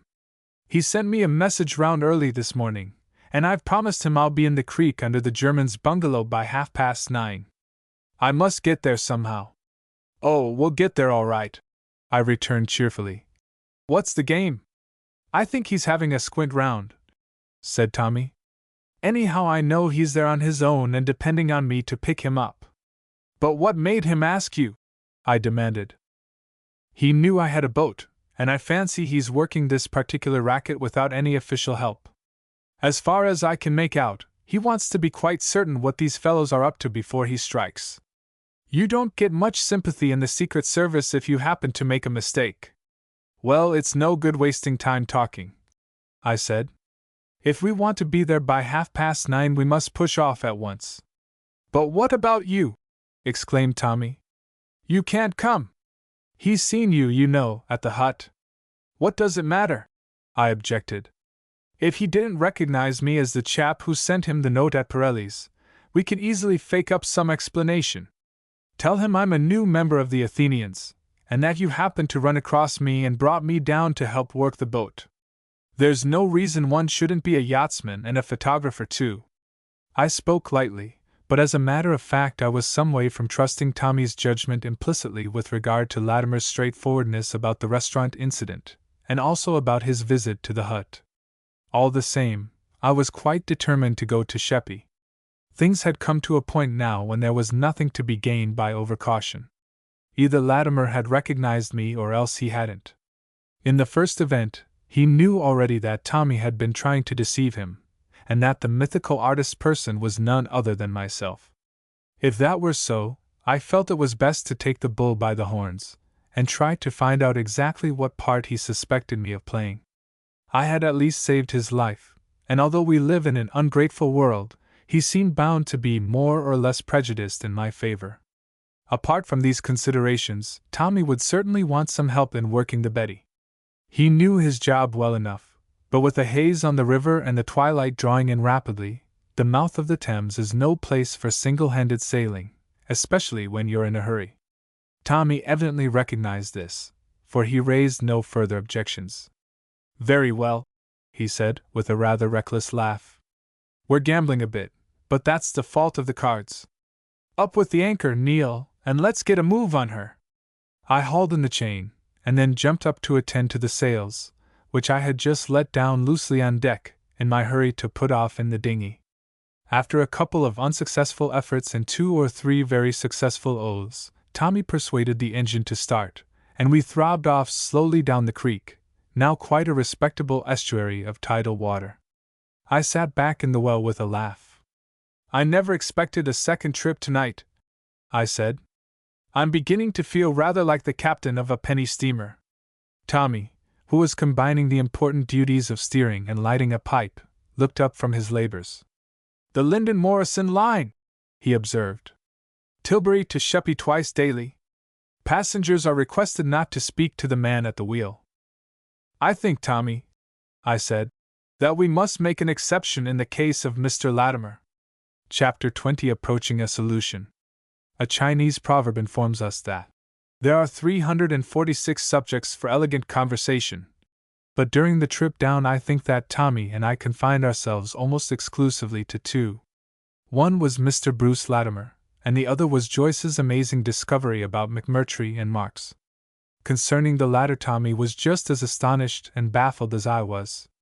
I'm blessed if I know what to think about it, Neil, he admitted.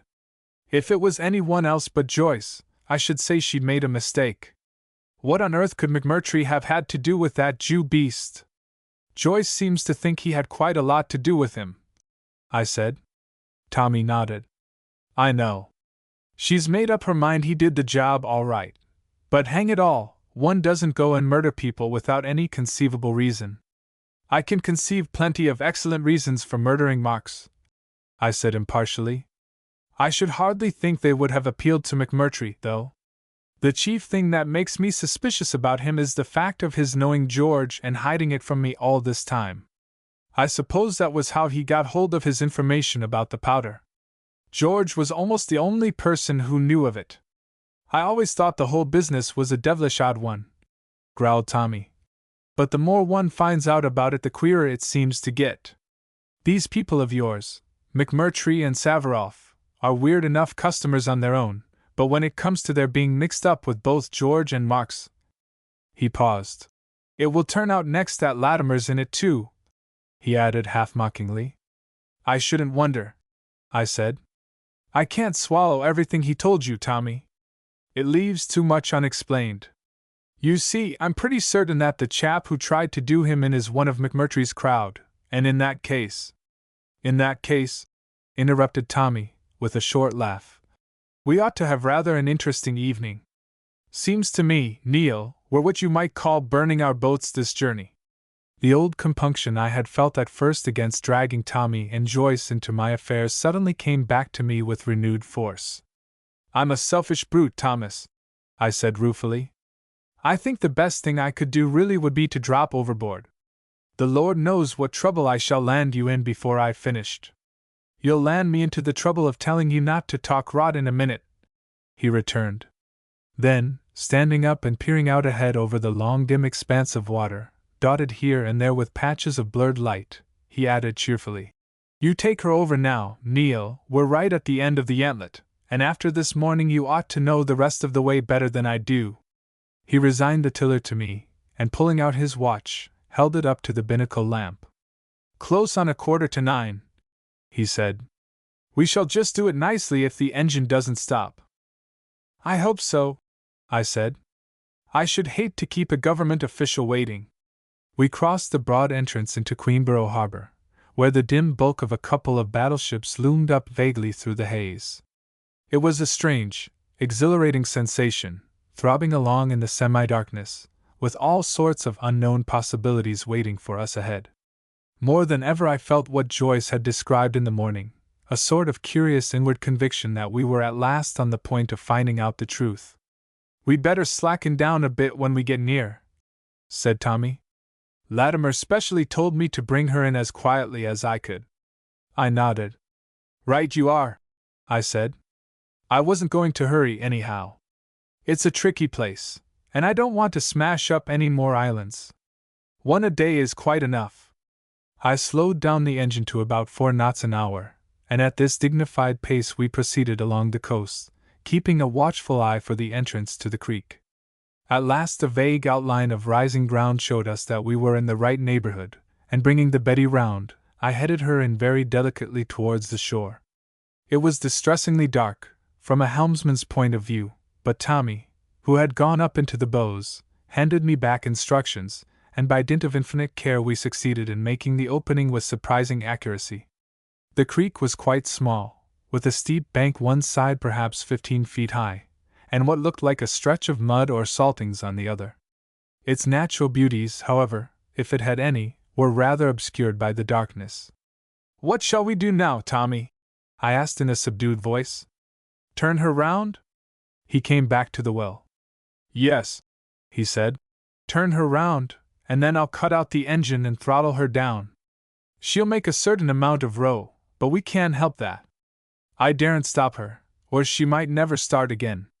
We carried out our maneuver successfully, and then dropped over the anchor to keep us in position. I seated myself on the roof of the cabin, and pulling out a pipe, commenced to fill it. I wonder how long the interval is, I said. I suppose spying is a sort of job you can't fix an exact time limit to. Tommy looked at his watch again. It's just on 9:45 now. He told me not to wait after past. I stuffed down the bocce with my thumb, and felt in my pocket for a match. It seems to me, I began. The interesting remark I was about to make was never uttered. From the high ground away to the left came the sudden crack of a revolver shot that rang out with startling viciousness on the night air. It was followed almost instantly by a second. Tommy and I leaped up together, inspired simultaneously by the same idea. Being halfway there, however, I easily reached the painter first. All right, I cried. I'll pick him up. You haul in and have her ready to start. I don't know exactly what the record is for getting off in a dinghy in the dark, but I think I hold it with something to spare. I was away from the ship and sculling furiously for the shore in about the same time that it has taken to write this particular sentence. I pulled straight for the direction in which I had heard the shots. It was the steepest part of the cliff, but under the circumstances it seemed the most likely spot at which my services would be required. People are apt to take a short cut when revolver bullets are chasing about the neighborhood. I stopped rowing a few yards from the shore, and swinging the boat round, stared up through the gloom. There was just light enough to make out the top of the cliff, which appeared to be covered by a thick growth of gorse several feet in height. I backed away a stroke or two, and as I did so, there came a sudden snapping, rustling sound from up above, and the next instant the figure of a man broke through the bushes. He peered down eagerly at the water. That you, Morrison? He called out in a low, distinct voice, which I recognized at once. Yes, I answered briefly. It struck me as being no time for elaborate explanations. Mr. Latimer was evidently of the same opinion.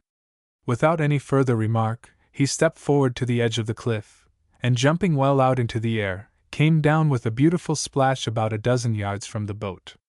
He rose to the surface at once, and I was alongside of him a moment later. It's all right, I said, as he clutched hold of the stern. Morrison's in the Betty. I'm lending him a hand. I caught his arm to help him in, and as I did so he gave a little sharp exclamation of pain. Hello? I said, shifting my grip. What's the matter?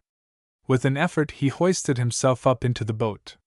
Nothing much, thanks, he answered in that curious composed voice of his.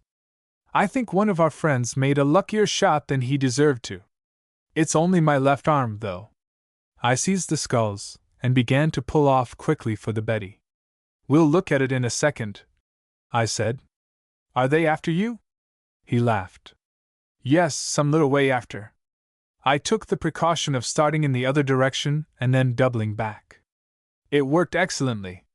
He spoke in the same rather amused drawl as he had done at the hut, and there was no hint of hurry or excitement in his manner. I could just see, however, that he was dressed in rough, common-looking clothes, and that he was no longer wearing an eyeglass. If he had had a cap, he had evidently parted with it during his dive into the sea.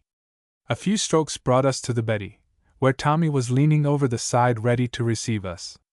All right? He inquired coolly, as we scrambled on board. Nothing serious, replied Latimer.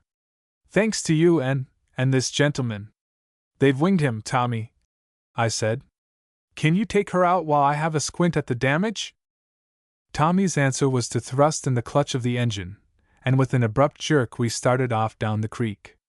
As we did so there came a sudden hail from the shore. Boat ahoy! What boat's that? It was a deep, rather dictatorial sort of voice, with the faintest possible touch of a foreign accent about it. Latimer replied at once in a cheerful, good-natured bawl, amazingly different from his ordinary tone. Private launch, Vanity, Southend, and who the hell are you? Whether the vigor of the reply upset our questioner or not, I can't say. Anyhow, he returned no answer, and leaving him to think what he pleased, we continued our way out into the main stream. "Come into the cabin and let's have a look at you," I said to Latimer. "You must get those wet things off, anyhow." He followed me inside, where I took down the small hanging lamp and placed it on the table. Then very carefully I helped him strip off his coat, bringing to light a gray flannel shirt, the left sleeve of which was soaked in blood. I took out my knife, and ripped it up from the cuff to the shoulder. The wound was about a couple of inches above the elbow, a small clean puncture right through from side to side. It was bleeding a bit, but one could see at a glance that the bullet had just missed the bone. "You're lucky," I said. "Another quarter of an inch, and that arm would have been precious little use to you for the next 2 months. Does it hurt much?" He shook his head. "Not the least," he replied carelessly. "I hardly knew I was hit until you grabbed hold of me." I tied my handkerchief round as tightly as possible just above the place, and then going to the locker hauled out our spare fancy costume which had previously done duty for Mr. Gow. "You get these on first," I said, "and then I'll fix you up properly." I thrust my head out through the cabin door to see how things were going, and found that we were already clear of the creek and heading back towards Queenborough. Tommy, who was sitting at the tiller puffing away peacefully at a pipe, removed the latter article from his mouth. "Where are we going to, my pretty maid?" he inquired. "I don't know," I said. "I'll ask the passenger as soon as I've finished doctoring him." I returned to the cabin, where Mr. Latimer, who had stripped off his wet garments, was attempting to dry himself with a dishcloth. I managed to find him a towel, and then, as soon as he had struggled into a pair of flannel trousers and a vest, I set about the job of tying up his arm. An old shirt of Tommy's served me as a bandage, and although I don't profess to be an expert, I knew enough about first aid to make a fairly serviceable job of it. Anyhow, Mr. Latimer expressed himself as being completely satisfied. "You'd better have a drink now," I said. "That's part of the treatment." I mixed him a stiff peg, which he consumed without protest, and then, after he had inserted himself carefully into a jersey and coat, we both went outside. "Hello!" exclaimed Tommy genially. "How do you feel now?" Our visitor sat down on one of the side seats in the cockpit, and contemplated us both with his pleasant smile. "I feel extremely obliged to you, Morrison," he said. "You have a way of keeping your engagements that I find most satisfactory." Tommy laughed. "I had a bit of luck," he returned. "If I hadn't picked up our pal here, I doubt if I should have got down in time after all. By the way, there's no need to introduce you. You've met each other before at the hut, haven't you?" Latimer, who was just lighting a cigar which I had offered him, paused for a moment in the operation. "Yes," he said quietly. "We have met each other before. But I should rather like to be introduced, all the same." Something in his manner struck me as being a trifle odd, but if Tommy noticed it, he certainly didn't betray the fact. "Well, you shall be," he answered cheerfully. "This is Mr. James Nicholson." Latimer finished lighting his cigar, blew out the match, and dropped it carefully over the side. "Indeed," he said. "It only shows how extremely inaccurate one's reasoning powers can be." There was a short but rather pregnant pause. Then Tommy leaned forward. "What do you mean?" he asked, in that peculiarly gentle voice which he keeps for the most unhealthy occasions. Latimer's face remained beautifully impassive. "I was under the mistaken impression," he answered slowly, "that I owed my life to Mr. Neil Linden." For perhaps 3 seconds none of us spoke, then I broke the silence with a short laugh.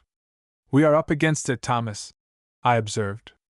Tommy looked backwards and forwards from one to the other of us. "What shall we do?" he said quietly. "Throw him in the river? It would be rather extravagant," I objected, "after we've just pulled him out." Latimer smiled. "I am not sure I don't deserve it. I have lied to you, Morrison, all through in the most disgraceful manner." Then he paused. "Still, it would be extravagant," he added.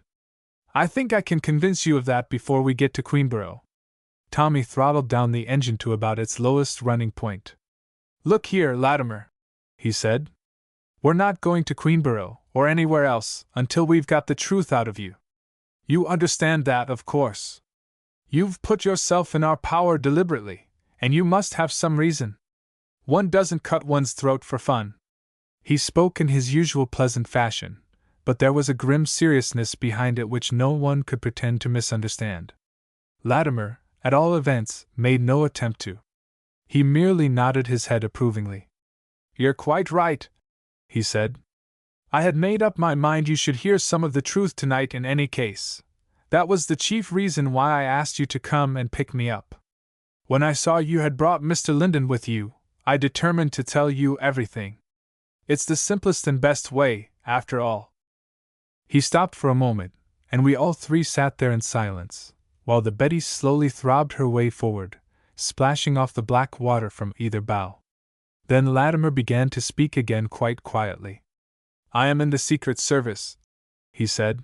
But you can forget the rest of what I told you the other night, Morrison. I am after bigger game than a couple of German spies, though they come into it right enough.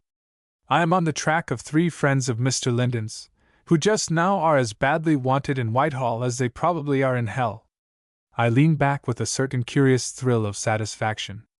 I thought so, I said softly.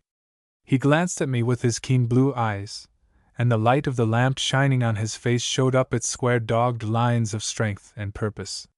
It was a fine face, the face of a man without weakness and without fear.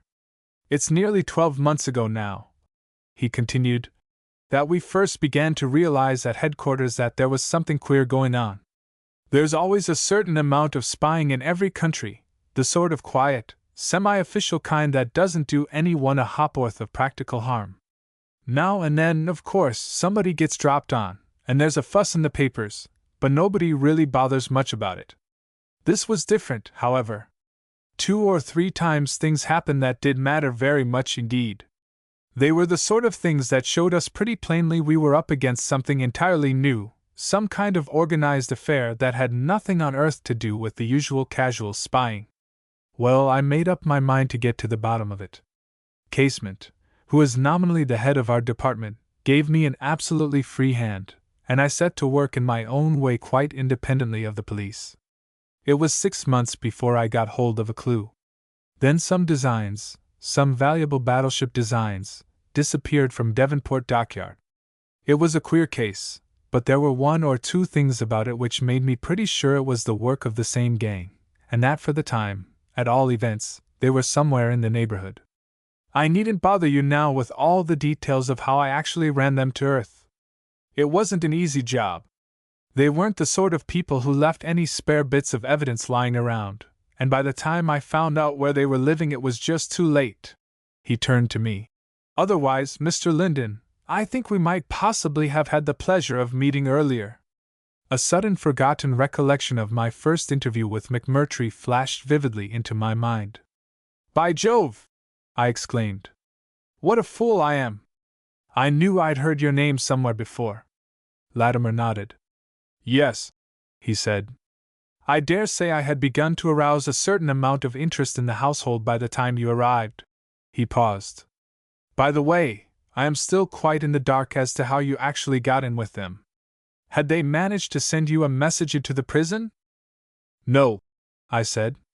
I'm equally in the dark as to how you found out who I am, but you seem to know so much already, you may as well have the truth.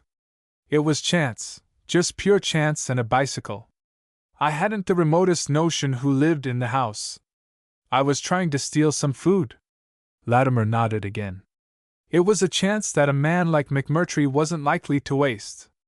I don't know yet how you're paying him for his help, but I should imagine it's a fairly stiff price. However, we'll come back to that afterwards. I was just too late, as I told you, to interrupt your pleasant little house party. I managed to find out, however, that some of you had gone to London, and I followed at once. It was then, I think, that the doctor decided it was time to take the gloves off. So far, although I'd been on their heels for weeks, I hadn't set eyes on any of the gang personally. All the same, I had a pretty good idea of what McMurtry and Savarov were like to look at, and I fancy they probably guessed as much. Anyhow, as you know, it was the 3rd member of the Brotherhood, a gentleman who, I believe, calls himself Hoffman, who was entrusted with the job of putting me out of the way. A faint, mocking smile flickered for a moment round his lips. That was where the doctor made his first slip. It never pays to underestimate your enemy. Hoffman certainly had a good story, and he told it well, but after 13 years in the Secret Service I shouldn't trust the Archbishop of Canterbury till I'd proved his credentials. I agreed to dine at Pirelli's, but I took the precaution of having 2 of my own men there as well, one in the restaurant and one outside in the street. I had given them instructions that, whatever happened, they were to keep Hoffman shadowed till further orders. Well, you know how things turned out almost as well as I do. I was vastly obliged to you for sending me that note, but as a matter of fact I hadn't the least intention of drinking the wine. Indeed, I turned away purposely to give Hoffman the chance to doctor it. What did beat me altogether was who you were. I naturally couldn't place you at all. I saw that you recognized one of us when you came in, and that you were watching our table pretty attentively in the glass. I had a horrible suspicion for a moment that you were a Scotland Yard man, and were going to bungle the whole business by arresting Hoffman. That was why I sent you my card. I knew if you were at the Yard you'd recognize my name. I severed my connection with the police some time ago, I said drily. What happened after dinner? I've been longing to know ever since. I got rid of Hoffman at the door, and from the time he left the restaurant my men never lost him again. They shadowed him to his lodgings. He was living in a side street near Victoria, and for the next 2 days I got a detailed report of everything he did. It was quite interesting reading. Amongst other things it included paying a morning visit to the hut you're living in at present, Mr. Linden, and going on from there to spend the afternoon calling on some friends at Sheppey. I laughed gently, and turned to Tommy. Amazingly simple, I said, when you know how it's done. Tommy nodded. I've got all that part, but I'm still utterly at sea about how he dropped onto you. That was simpler still, answered Latimer. One of my men told me that the hut was empty for the time, so I came down to have a look at it. He turned to me. Of course I recognized you at once as the obliging stranger of the restaurant. That didn't put me much farther on the road, but when Morrison rolled up with his delightfully ingenious yarn, he gave me just the clue I was looking for. I knew his story was all a lie because I'd seen you since. Well, a man like Morrison doesn't butt into this sort of business without a particularly good reason, and it didn't take me very long to guess what his reason was. You see, I remembered him chiefly in connection with your trial. I knew he was your greatest friend. I knew you had escaped from Dartmoor and disappeared somewhere in the neighborhood of McMurtry's place, and putting 2 and 2 together there was only one conclusion I could possibly come to. My appearance must have taken a little getting over, I suggested. Latimer shrugged his shoulders. Apart from your features you exactly fitted the bill, and I had learned enough about McMurtry's past performances not to let that worry me. What I couldn't make out was why he should have run the risk of helping you. Of course you might have offered him a large sum of money, if you had it put away somewhere, but in that case there seemed no reason why you should be hanging about in a hut on the Thames marshes. Why didn't you tell the police? Asked Tommy. The police? Latimer's voice was full of pleasant irony. My dear Morrison, we don't drag the police into this sort of business. Our great object is to keep them out of it. Mr. Linden's affairs had nothing to do with me officially apart from his being mixed up with McMurtry. Besides, my private sympathies were entirely with him. Not only had he tried to save my life at Pirelli's, but ever since the trial I have always been under the impression he was fully entitled to slaughter Mr. whatever the scoundrel's name was. I acknowledged the remark with a slight bow. Thank you, I said. As a matter of sober fact I didn't kill him, but I shouldn't be the least sorry for it if I had. Latimer looked at me for a moment straight in the eyes. We've treated you beautifully as a nation, he said slowly. It's an impertinence on my part to expect you to help us. I laughed. Go on, I said. Let's get it straightened out anyhow. Well, the straightening out must be largely done by you. As far as I'm concerned, the rest of the story can be told very quickly. For various reasons I got to the conclusion that in some way or other the 2 gentlemen on Sheppey had a good deal to do with the matter. My men had been making a few inquiries about them, and from what we'd learned I was strongly inclined to think they were a couple of German naval officers over here on leave. If that was so, the fact that they were in communication with Hoffman made it pretty plain where McMurtry was finding his market. My men had told me they were generally away on the mainland in the evening, and I made up my mind I'd have a look at the place the first chance I got. I asked Morrison to come down and pick me up in his boat for 2 reasons, partly because I wanted to keep in touch with you both, and partly because I thought it might come in handy to have a second line of retreat. It was rather convenient, as things turned out, interposed Tommy. Very, admitted Latimer drily. They got back to the garden just as I had opened one of the windows, and shot at me from behind the hedge. If it hadn't been for the light they must have picked me off. He stopped, and standing up in the well, looked round. By this time we were again just off the entrance to Queenborough, and the thick haze that had obscured everything earlier in the evening was rapidly thinning away. A watery moon showed up the various warships at anchor, dim gray formless shapes, marked by blurred lights. "What do you say?" he asked, turning to Tommy. "Shall we run in here and pick up some moorings? Before we go any further I want to hear Lyndon's part of the story, and then we all 3 shall know exactly where we are. After that you can throw me in the sea, or, well, I think there are several possible alternatives. We'll find out anyhow," said Tommy. He turned the Betty towards the shore, and we worked our way carefully into the harbor.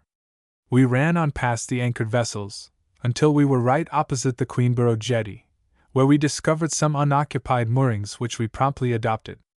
It was a snug berth, and a fairly isolated one, a rakish-looking little gunboat being our nearest neighbor. In this pleasant atmosphere of law and order I proceeded to narrate as briefly and quickly as possible the main facts about my escape and its results. I felt that we had gone too far now to keep anything back. Latimer had boldly placed his own cards face upwards on the table, and short of sending him to the fishes, there seemed to be nothing else to do except to follow his example. As he himself had said, we should then at least know exactly how we stood with regard to each other. He listened to me for the most part in silence, but the few interruptions that he did make showed the almost fierce attention with which he was following my story. I don't think his eyes ever left my face from the first word to the last. When I had finished he sat on for perhaps a minute without speaking. Then very deliberately he leaned across and held out his hand. We exchanged grips, and for once in my life I found a man whose fingers seemed as strong as my own. "I don't know whether that makes you an accessory after the fact," I said. "I believe it's about 18 months for being civil to an escaped convict." He let go my hand, and getting up from his seat leaned back against the door of the cabin facing us both. "You may be an escaped convict, Mr. Lyndon," he said slowly, "but if you choose I believe you can do more for England than any man alive." There was a short pause. "It seems to me," interrupted Tommy, "that England is a little bit in Neil's debt already." "That doesn't matter," I observed generously. "Let's hear what Mr. Latimer has got to say." I turned to him. "Who are McMurtry and Saveroff?" I asked. "And what the devil's the meaning of it all?" "The meaning is plain enough to a certain point," he answered. "I haven't the least doubt that they intend to sell the secret of your powder to Germany, just as they've sold their other information. If I knew for certain it was only that, I should act, and act at once." He stopped. "Well," I said, "I believe there's something more behind it, something we've got to find out before we strike. For the last 2 months Germany has taken a tone towards us diplomatically that can only have one explanation. They mean to get their way or fight, and if it comes to a fight they're under the impression they're going to beat us." "And you really believe McMurtry and Saveroff are responsible for their optimism?" I asked a little incredulously. Latimer nodded. "Dr. McMurtry," he said in his quiet drawl, "is the most dangerous man in Europe. He is partly English and partly Russian by birth. At one time he used to be court physician at St. Petersburg. Saveroff is a German Pole, his real name is Vasilov. Between them they were largely responsible for the early disasters in the Japanese War." For a moment no one spoke. Then Tommy leaned forward. "I say, Latimer," he exclaimed, "is this serious history? The Russian government, replied Latimer, are most certainly under that impression. But if they know about it, I objected, how is it that McMurtry and Savarov aren't in Siberia? I've never heard that the Russians are particularly tender-hearted where traitors are concerned. Latimer indulged in that peculiarly dry smile of his. If the government had got hold of them, I think their destination would have been a much warmer one than Siberia. As it was, they disappeared just in time. There was a gang of them, 4 or 5 at the least, and all men of position and influence. They must have made an enormous amount of money out of the Japs. In the end, one of them rounded on the others. At least that's what appears to have happened. Anyhow, McMurtry and Savarov skipped in such a hurry that they seem to have left most of their savings behind them. I suppose that's what made them start business again in England. You're absolutely sure they're the same pair? Asked Tommy. Absolutely. I've got their full description from the Russian police. It tallies in every way, even to Savarov's daughter. There is a girl with them, I believe? Yes, I said. There's a girl. Then I paused for a moment. Look here, Latimer, I went on. What is it you want me to do? I'll help you in any way I can. When I made my bargain with McMurtry, I hadn't a notion what his real game was. I don't in the least want to buy my freedom by selling England to Germany. The only thing I flatly and utterly refuse to do is to serve out the rest of my sentence. If it's bound to come out who I am, you must give me your word I shall have a reasonable warning. I don't much mind dying, especially if I can arrange for 10 minutes with George first, but quite candidly I'd see England wiped off the map before I'd go back to Dartmoor. Latimer made a slight gesture with his hands. You've saved my life, once at all events, he said. It may seem a trifle to you, but it's a matter of quite considerable importance to me. I don't think you need worry about going back to Dartmoor, not as long as the Secret Service is in existence. Well, what is it you want me to do? I asked again. He was silent for a moment or two, as though arranging his ideas. Then he began to speak very slowly and deliberately. I want you to go on as if nothing had happened. Write to McMurtry the first thing tomorrow morning and tell him that you've made the powder. He is sure to come down to the hut at once. You can show him that it's genuine, but on no account let him have any of it to take away. Tell him that you will only hand over the secret on receipt of a written agreement, and make him see that you're absolutely serious. Meanwhile, let me know everything that happens as soon as you possibly can. Telegraph to me at 145 Jermyn Street. You can send in the messages to Tilbury by the man who's looking after your boat. Use some quick simple cipher. Suppose we say the alphabet backwards, Z for A and so on. Have you got plenty of money? I nodded. I should like to have some sort of notion what you're going to do, I said. It would be much more inspiriting than working in the dark. It depends entirely on the next 2 days. I shall go back to London tonight and find out if either of my men has got hold of any fresh information. Then I shall put the whole thing in front of Casement. If he agrees with me, I shall wait till the last possible moment before striking. We've enough evidence about the Devonport case to arrest McMurtry and Savarov straight away, but I feel it would be madness while there's a chance of getting to the bottom of this business. Perhaps you understand now why I've risked everything tonight. We're playing for high stakes, Mr. Linden and you. He paused. Well, I'm inclined to think that you've the ace of trumps. I stood up and faced him. I hope so, I said. I'm rather tired of being taken for the knave. Isn't there a job for me? Asked Tommy pathetically. I'm open for anything, especially if it wants a bit of physical violence. There will probably be a demand for that a little later on, said Latimer in his quiet drawl. At present I want you to come back with me to London. I shall find plenty for you to do there, Morrison. The fewer people that are mixed up in this affair the better. He turned to me. You can take the boat back to Tilbury alone if we go ashore here? I nodded, and he once more held out his hand. We shall meet again soon, he said. Very soon, I think. Have you ever read Longfellow? It was such a surprising question that I couldn't help smiling. Not recently, I said.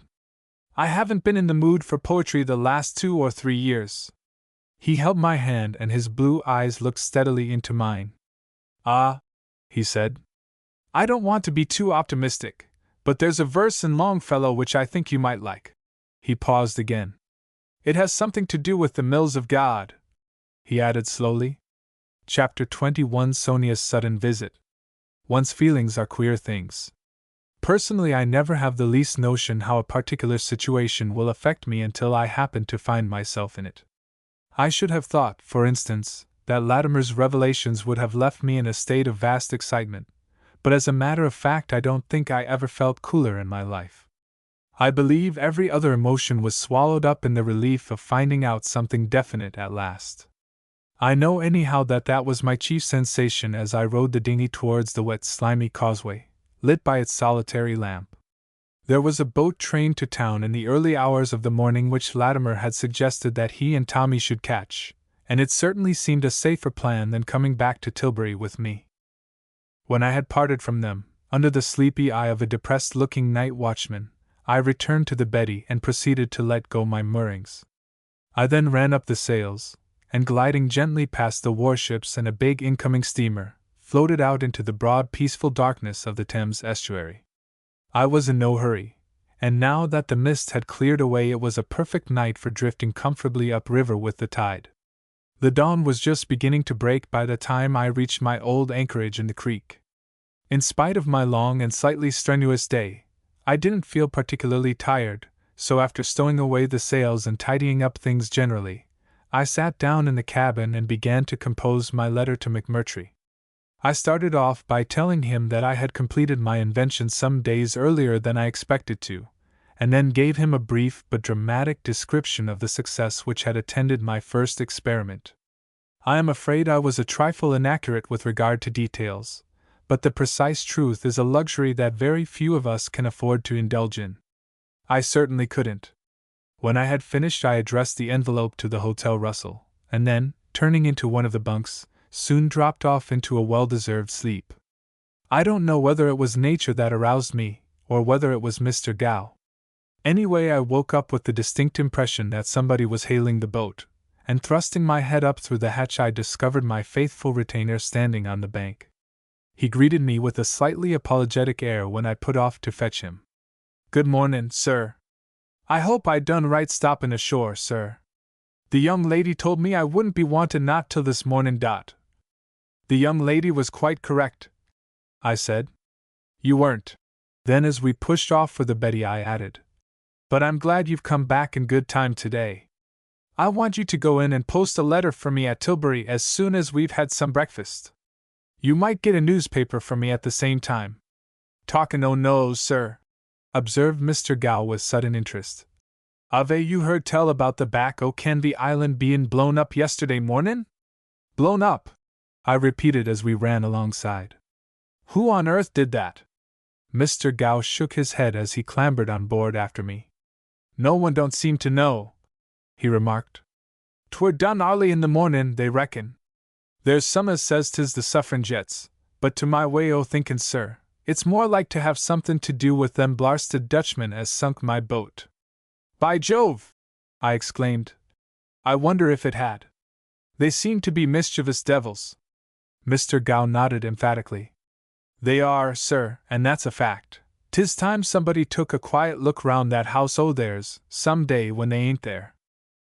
How very nearly this desirable object had been achieved on the previous evening I thought it unnecessary to mention, but I was hugely relieved to learn that so far there was no suspicion as to who was really responsible for the damage to the creek. Apart from the inconvenience which it would have entailed, to be arrested for blowing up a bit of mud in a Thames backwater would have been a sad come-down for a convicted murderer. As soon as he had provided me with some breakfast, Mr. Gow departed for Tilbury with my letter to McMurtry in his pocket. He was away for a couple of hours, returning with a copy of the Daily Mail and the information that there were no letters for me at the post office. I handed him over the Betty, with instructions not to desert her until he was relieved by either Tommy or Joyce or me, and then set off for the hut by my usual route. It was less than 30 hours since I had left it, but so many interesting things had happened in the interval it seemed more like 3 weeks. For any one entangled in such a variety of perils as I appeared to be, I spent a surprisingly peaceful day. Not a soul came near the place, and except for reading the mail and indulging in a certain amount of hard thinking, I enjoyed the luxury of doing absolutely nothing. After the exertion and excitements of the previous 24 hours, this lull was exactly what I needed. It gave me time to take stock of my position in the light of Latimer's amazing revelations, a process which on the whole I found fairly satisfactory. If the likelihood of proving my innocence still seemed a trifle remote, I had at least penetrated some of the mystery which surrounded Dr. McMurtry and his friends, and more it was becoming obvious to me that the two problems were closely connected. Anyhow, I turned into bed in an optimistic mood, and with the stimulating feeling that in all probability I had a pleasantly eventful day in front of me. It certainly opened in the most promising fashion. I woke up at 8, and was making a light breakfast off a tin of sardines and some incredibly stale bread, when through the little window that looked out towards the Tilbury Road I suddenly spotted my youthful friend from the post office approaching across the marsh. I opened the door, and he came up with a respectful grin of recognition. "Letter for you, sir," he observed. "Come this morning, sir." He handed me an envelope addressed in Joyce's writing, and stood by while I read it, thoughtfully scratching his head with the peak of his cap. It was only a short note, but beautifully characteristic of Joyce. "My own Neil, I'm coming down to see you tomorrow afternoon. I've got several things to tell you, but the chief reason is because I want to kiss you and be kissed by you. Everything else seems rather unimportant compared with that. Joyce." "Any answer, sir?" inquired the boy, when he saw I had finished reading. "Yes, Charles," I said. "There is an answer, but I'm afraid I can't send it by post. Wait a minute, though," I added as he began to put on his cap. "I want you to send off a wire for me if you will. It will take a minute or two to write." I went into the hut, and hastily scribbled a telegram to Latimer, telling him that I had written to McMurtry, but that otherwise there was nothing to report. I copied this out carefully in the simple cipher we had agreed on, and handed it to the boy, together with 5 shillings. "You can keep the change," I said, "and buy fireworks with it. I've been too busy to make any yet." He gurgled out some expressions of gratitude and took his departure, while I renewed my attack upon the sardines and bread. Fortified by this simple cheer, I devoted the remainder of the morning to tidying up my shed.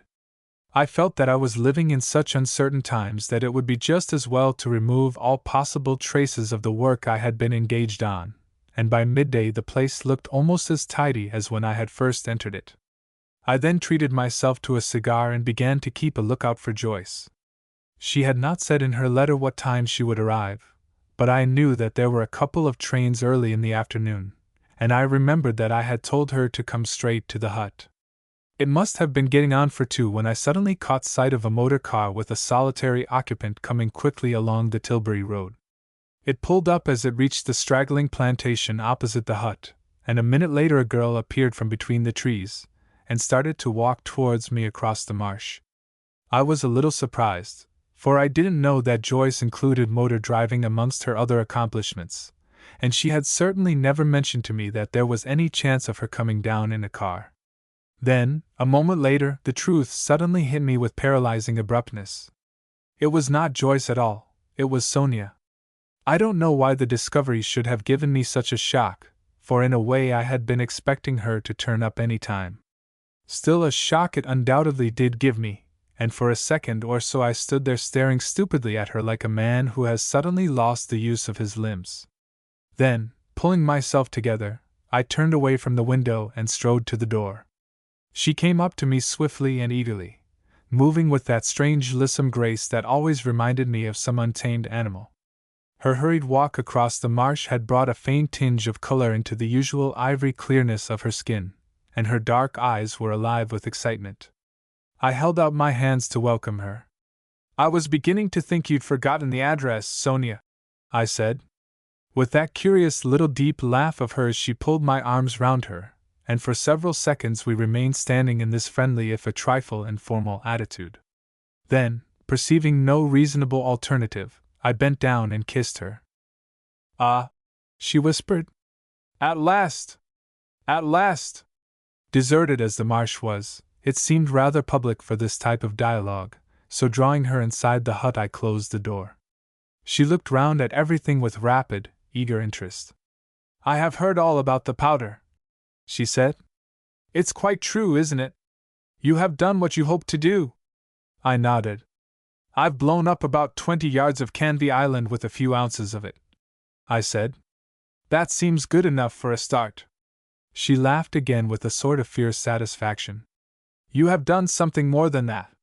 You have given me just the power I needed to help you. She came up and with a quick impulsive gesture laid her 2 hands on my arm. Neil, Neil, my lover! In a few hours from now you can have everything you want in the world. Everything, Neil, money, freedom, love. She broke off, panting slightly with her own vehemence, and then drawing my face down to hers, kissed me again on the lips.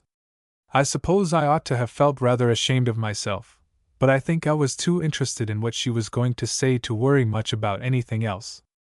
Tell me, Sonia, I said. What am I to do? Can I trust your father and McMurtry? She let go my arm, and stepping back sat down on the edge of the small table which I had been using as a writing desk. Trust them, she repeated half scornfully. Yes, you can trust them if you want to go on being cheated and robbed. Can't you see, can't you guess the way they have been lying to you? Of course I can, I said coolly. But when one's between the devil and Dartmoor, I prefer the devil every time. I don't enjoy being cheated, but it's much more pleasant than being starved or flogged. She leaned forward, holding the edge of the table with her hands. There's no need for either. As I've told you, in a few hours from now we can be away from England with money enough to last us for our lives. Do you know what your invention is worth? Do you know what use they mean to make of it? I imagine they hope to sell it, I answered. It wouldn't be difficult to find a customer. Difficult? She lowered her voice to a quick, eager whisper. They have got a customer. The best customer in Europe. A customer that will pay anything in the world for such a secret as yours. I gazed at her with a carefully assumed expression of amazement and dawning intelligence. Good Lord, Sonia, I said slowly. Do you mean? She made an impatient movement with her hands. Listen! I am going to tell you everything. What's the good of you and I beating about the bush? She paused. We are spies, she said quite simply. Professional spies. Of course it sounds absurd and impossible to you, an Englishman, but all the same it's the truth. You don't know what sort of man Dr. McMurtry is. I appear to be learning, I observed. He has been a friend of my father's for years. They were in Russia together at one time, and then Paris, Vienna, oh, everywhere. It has always been the same. In each country they have found out things that other governments have been willing to pay for. At least the doctor has. The rest of us, my father, myself, Hoffman, she shrugged her shoulders. We are his puppets, his tools. Everything we have done has been planned and arranged by him. There was a short silence. How long have you been here? I asked. What brought you to England? We have been here just over 3 years, she answered slowly. There was a man in London that Dr. McMurtry and my father wanted to find. 8 years ago he betrayed them in St. Petersburg. A sudden idea, so wild as to be almost incredible, flashed into my mind. I moistened my lips. Who was he? I asked steadily. She shook her head. I don't know his name. I only know that he is dead. I think Dr. McMurtry would kill anyone who betrayed him, if he could. I crossed the room and sat down on the edge of the bed. I felt strangely excited. And after that, I said quietly, I suppose the doctor thought he might as well stop here and do a little business? I think it was suggested to him from Berlin. He had sent them all sorts of information when we were in Paris, and of course, as things are now, they were still more anxious to get hold of anything about the English army or navy. She paused. What they specially wanted were the plans of the Linden Marwood torpedo. Yes, I said.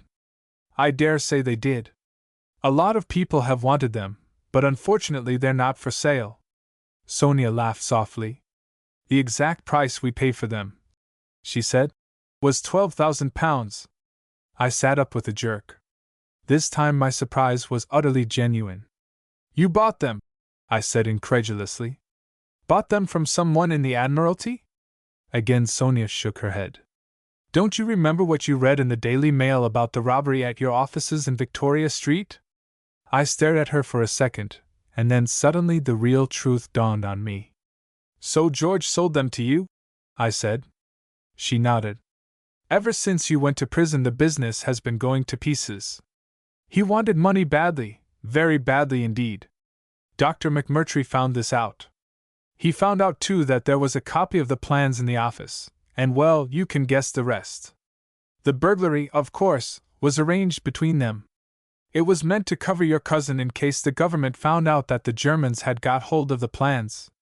And have they found out? I asked. Again Sonia shrugged her shoulders. I can't say. The doctor and my father never tell me anything that they can keep to themselves. Most of what I know I have picked up from listening to them and putting things together in my own head afterwards. I am useful to them, and to a certain point they trust me, but only so far. They know I hate them both.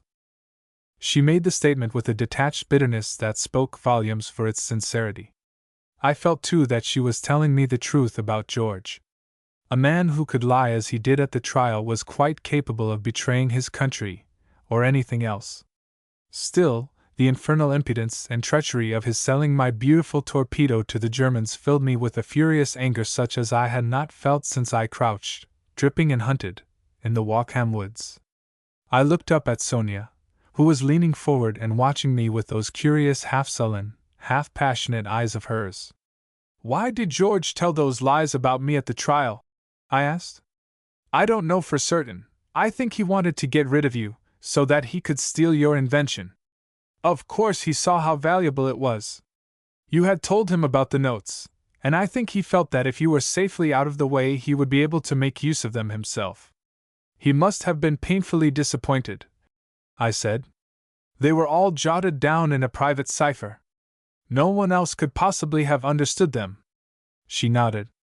I know. He offered to sell them to us. He suggested that the Germans might be willing to pay a good sum down for them on the chance of being able to make them out. Angry as I was, I couldn't help laughing. It was so exactly like George to try and make the best of a bad speculation. I can hardly see the doctor doing business on those lines, I said. It was too late in any case, she answered calmly. Just after he made the offer you escaped from prison. There was another pause. And what were you all doing down in that godforsaken part of the world? I demanded. The question was a little superfluous as far as I was concerned, but I felt that Sonia would be expecting it. Oh, we weren't there for pleasure, she said curtly. We wanted to be near Devonport, and at the same time we wanted a place that was quite quiet and out of the way. Hoffman found the house for us, and we took it furnished for 6 months. It was an extraordinary stroke of luck, I said, that I should have come blundering in as I did. Sonia laughed venomously. It was the sort of thing that would happen to the doctor. The devil looks after his friends. As a matter of fact, I objected, I was thinking more of myself. Sonia took no notice of my interruption. Why, it meant everything to him, she went on eagerly. It practically gave him the power to dictate his own terms to the Germans. You see, he knew something about their plans. He knew, at least he could guess, that the moment war was declared they meant to make a surprise attack on all the big dockyards, just like the Japs did at Port Arthur. Well, think of the difference an explosive as powerful as yours would make. Why, it would put England absolutely at their mercy. They could blow up Portsmouth, Sheerness, and Devonport before anyone really knew that the war had started. She spoke rapidly, almost feverishly, leaning forward and gripping the edge of the table, till the skin showed white on her knuckles. I think I was equally excited, but I tried not to show it. Yes, I said. It sounds a promising notion. Promising, she echoed. Well, it was promising enough for the Germans to offer us anything we wanted the moment we could give them the secret. Now perhaps you can understand why we were so hospitable and obliging to you. And you believe McMurtry never meant to keep his word to me? I asked. She laughed again scornfully. If you knew him as well as I do, you wouldn't need to ask that. He would simply have disappeared with the money and left you to rot or starve. I took out my case, and having given Sonia a cigarette, lit one myself. It's an unpleasant choice, I said, but I gather there's a possible alternative. She lighted her own cigarette and threw away the match. Her dark eyes were alight with excitement. Listen, she said. All the Germans want is the secret. Do you suppose they care in the least whom they get it from? You have only got to prove to them that you can do what you say, and they will pay you the money just as readily as they would the doctor. There was a magnificent simplicity about the idea that for a moment almost took my breath away. How could I get in touch with them? I asked. She leaned forward again, and lowered her voice almost to a whisper. I can take you now right away, to the two men who are in charge of the whole business. I know that they have an absolutely free hand to make the best terms they can. Who are they? I demanded, with an eagerness I made no attempt to hide. Their names are Seeker and von Breunig, and they're living in a small bungalow on Sheppey. They are supposed to be artists. As a matter of fact, von Breunig is a captain in the German Navy. I don't know who the other man is. I think he has been sent over specially about the powder. Her statement fitted in so exactly with what I had already found out from Latimer and Gow that I hadn't the remotest doubt she was telling me the literal truth. Of its importance, its vital importance to England, there could be no question. I felt my heart beating quickly with excitement, but the obvious necessity for fixing on some scheme of immediate action kept my brain cool and clear. The first thing was to gain a moment or two to think in. You realize what all this means, Sonia? I said. You're quite prepared to throw over your father and McMurtry? You know how the doctor deals with people who betray him, when he gets the chance? I am not afraid of them, she answered defiantly. They are nothing to me. I hate them both, and Hoffman too. It's you I want. You are the only man I ever have wanted. She paused, and I saw her breast rising and falling rapidly with the stress of her emotion. We will go away together, somewhere the other side of the world, America, Buenos Aires. Oh, what does it matter where? There are plenty of places. What does anything matter so long as we love each other? She half rose to her feet, but I jumped up first. One moment, Sonia, I said. Let me think. Thrusting my hands in my pockets, I strode across the room, and pulling up in front of the little window, stared out across the marsh. As I did so, I felt as if someone had suddenly placed a large handful of crushed ice inside my waistcoat. About 200 yards away, strolling cheerfully and unconcernedly towards the hut, was the charming but painfully inopportune figure of Joyce. It was a most unpleasant second. In my excitement at listening to Sonia's revelations, I had clean forgotten for the time that Joyce was coming, and now it was too late for the recollection to be of much practical use. Except for an earthquake, or the sudden arrival of the end of the world, nothing could stop her from reaching the hut in another 5 minutes. I stood quite still, racking my brains as to what was the best thing to do.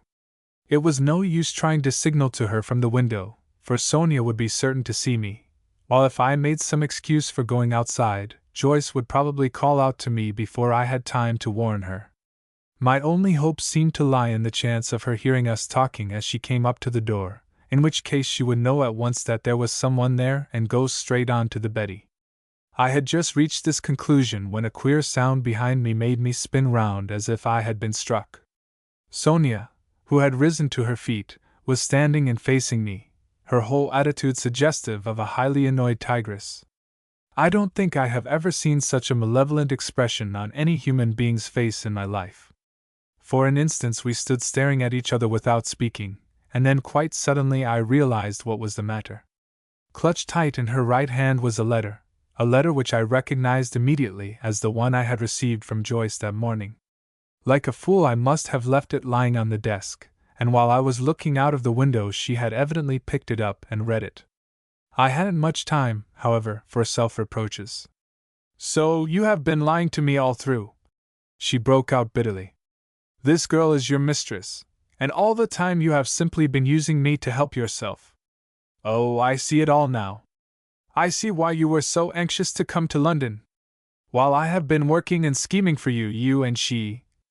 Her voice failed from very fury, and tearing the letter in pieces, she flung them on the ground at my feet. I suppose I attempted some sort of reply, for she broke out again more savagely than ever. She is your mistress. Do you dare to deny it, with that letter staring me in the face? Coming down to kiss you and be kissed by you, is she? Well, she's used to that, at all events. Her voice choked again, and with her hands clenched she made a quick step forward in my direction. Then quite suddenly I saw her whole expression change. The anger in her eyes gave place to a gleam of recognition, and the next moment her lips parted in a peculiarly malicious smile.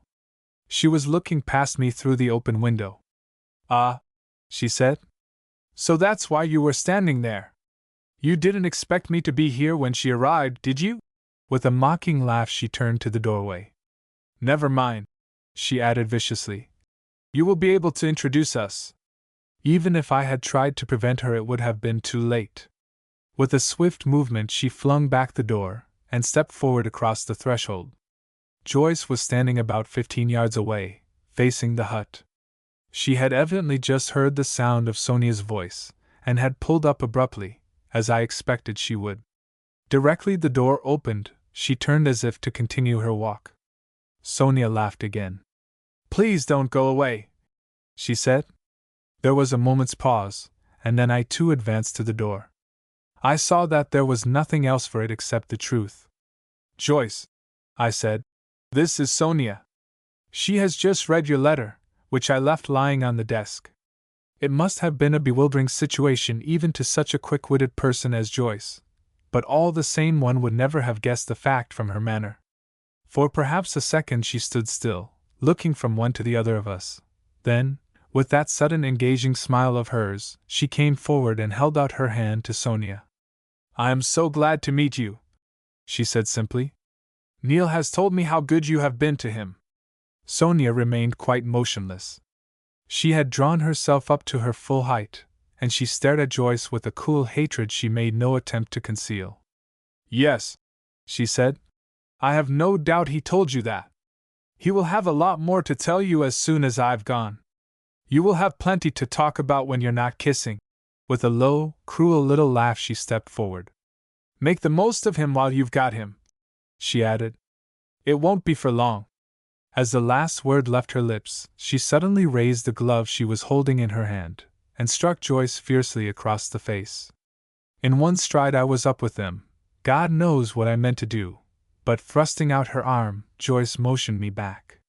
It's all right, Neil dear, she said. I should have done exactly the same. For a moment we all three remained just as we were, and then without a word Sonia turned on her heel and walked off rapidly in the direction of the Tilbury Road. Chapter 22 The Police Take Action. What have we done, Neil? Joyce put the question with a calmness that was truly delightful. It seems to me, I said, that we've torn it badly. Then, with a last look at Sonia's retreating figure, I added, Come inside, and I'll try to explain. We entered the hut, where the floor was still strewn with the fragments of Joyce's letter. She seated herself on the edge of the bed and waited patiently while I took a couple of turns up and down the room. Joyce, I said, I deserve kicking. I'm not sure I haven't messed up the whole business. Tell me, she said quietly. I know about Latimer already. I saw Tommy at the flat this morning. Well, that simplifies things, I said, and without wasting any further time in self-reproaches, I plunged straight into the story of Sonia's surprise visit and its abrupt and spirited ending. How I could have been such an ass I don't know, I finished ruefully.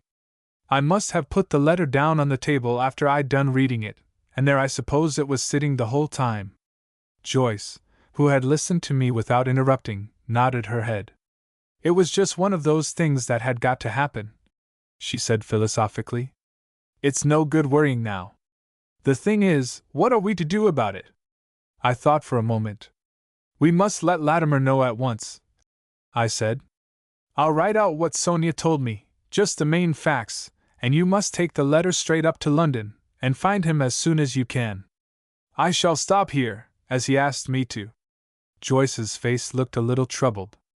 "What do you think Sonia will do?" she asked. "Goodness knows," I said. "She seemed to have some particularly unpleasant intention at the back of her mind, but I don't quite see what it is." "She won't care what she does," said Joyce. "I know exactly how she feels. Suppose she were to go to the police?" "She could hardly do that," I objected. "She'd be incriminating herself." "But suppose she does," persisted Joyce. "Suppose they come and arrest you here. Latimer won't be able to help you then."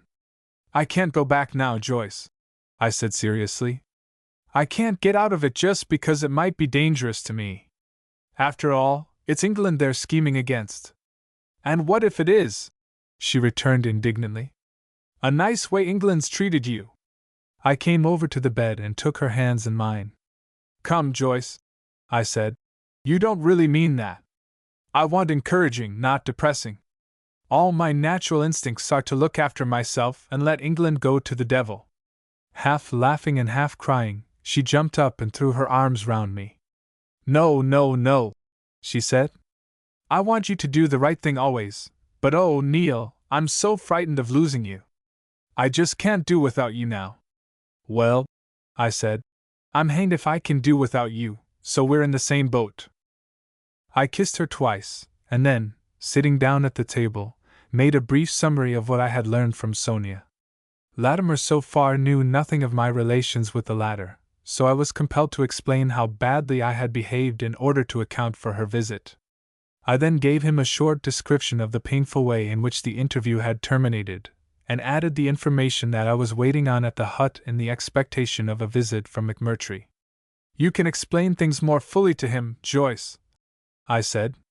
"It's no good trying to keep anything back now. We've gone too far. The great thing is to get that letter to him as soon as you possibly can. Tommy will probably know where he is." She nodded. "I shall find him all right." She slipped the envelope inside her dress, and glanced at the watch she was wearing on her wrist. "There are several things I wanted to tell you," she added, "but they none of them matter for the moment. If I go at once, I can just catch the 3:30. "I'll come as far as the road with you," I said. "I daren't leave the hut for long, in case McMurtry turns up." We went outside and had a good look round. Sonia had long since disappeared, and the place wore its usual aspect of utter desolation. I took the precaution of locking the door, however, and then at a sharp pace we set off together across the marsh. "Tell me about George," I said. "How are you getting on with the elopement plan?" Joyce smiled. "I think George is growing a little impatient. He wants to get away as soon as possible." "Yes," I said. "I have no doubt the Mediterranean sounds attractive to him.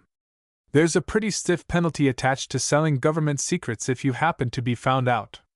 Besides, I expect he's still worrying a lot about me." Joyce nodded. "He told me last night that I was the only thing that was keeping him in London. You see, I can't quite make up my mind whether I love him well enough to come away." "That's unfortunate for George," I said. "Latimer will probably act at once as soon as he gets that letter, and directly he does I mean to go straight to Cheyne Walk, unless I'm dead or in prison." Joyce took my arm. "Neil," she said, "whatever happens you mustn't be arrested. If you think there's any chance of it you must go on board the Betty and take her somewhere down the river.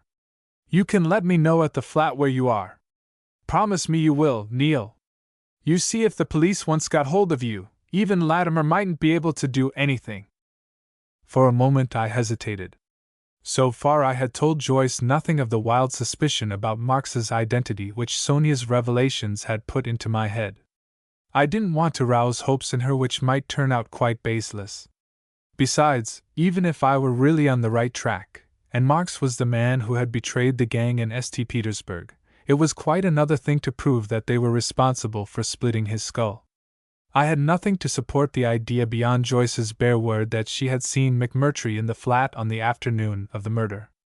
Sonia's testimony might have been useful, but after today I could hardly picture her in the witness box giving evidence on my behalf.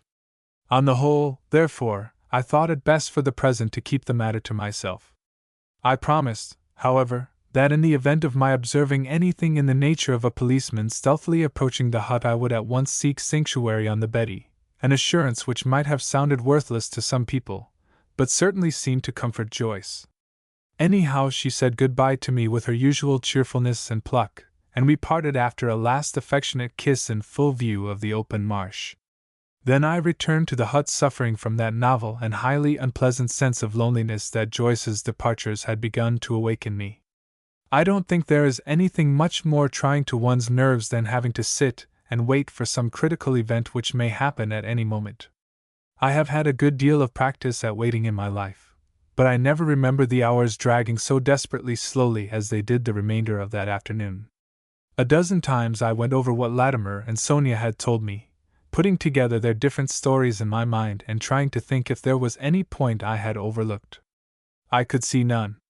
The mere way in which they had corroborated each other was enough to make me feel sure that they were both speaking the truth. Besides, everything that had happened from the moment I had crept in through the kitchen window at McMurtry's house pointed to the same conclusion.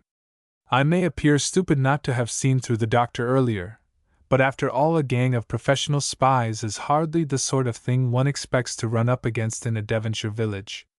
A few years ago, indeed, I should have laughed at the idea of their existence anywhere outside the pages of a shilling shocker, but my 3 years in Dartmoor had led me to take a rather more generous view of what life can throw up in the way of scoundrels.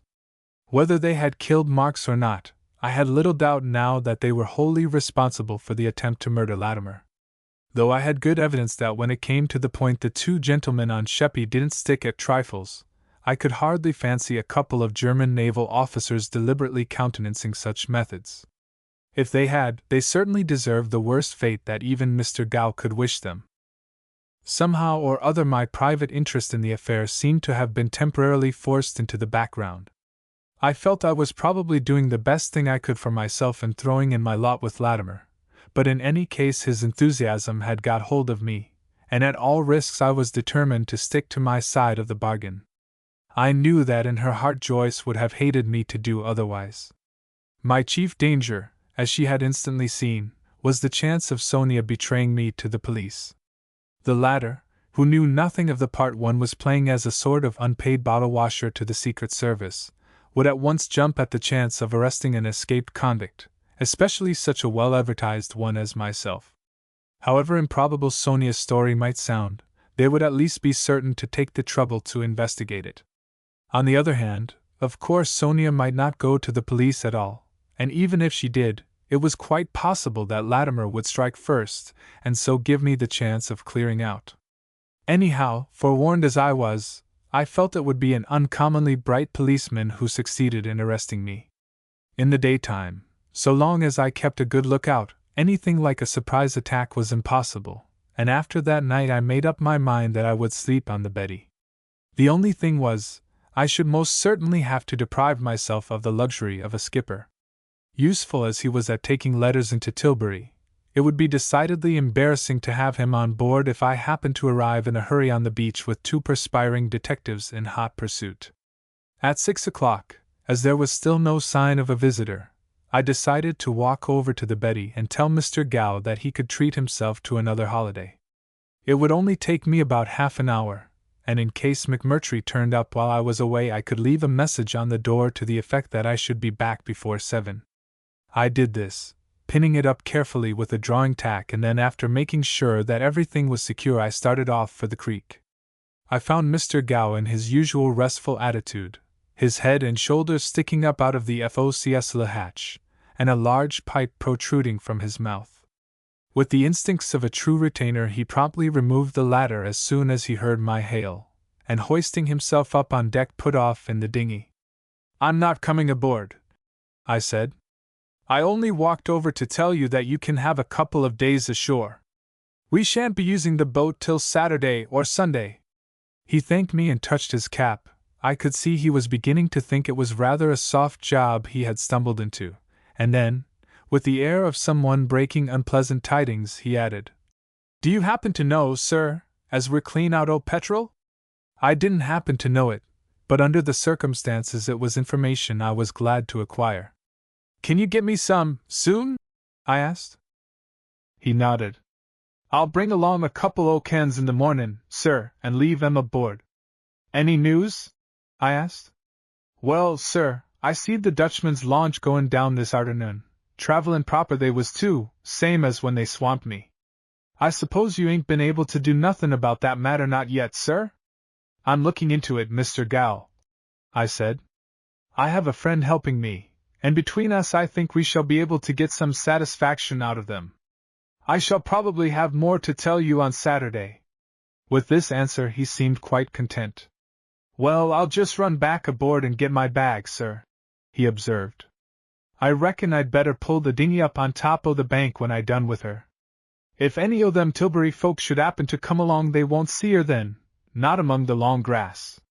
It was a sensible suggestion on the face of it, but in view of the fact that I might find it necessary to embark rather abruptly, I couldn't afford to risk any unnecessary delays.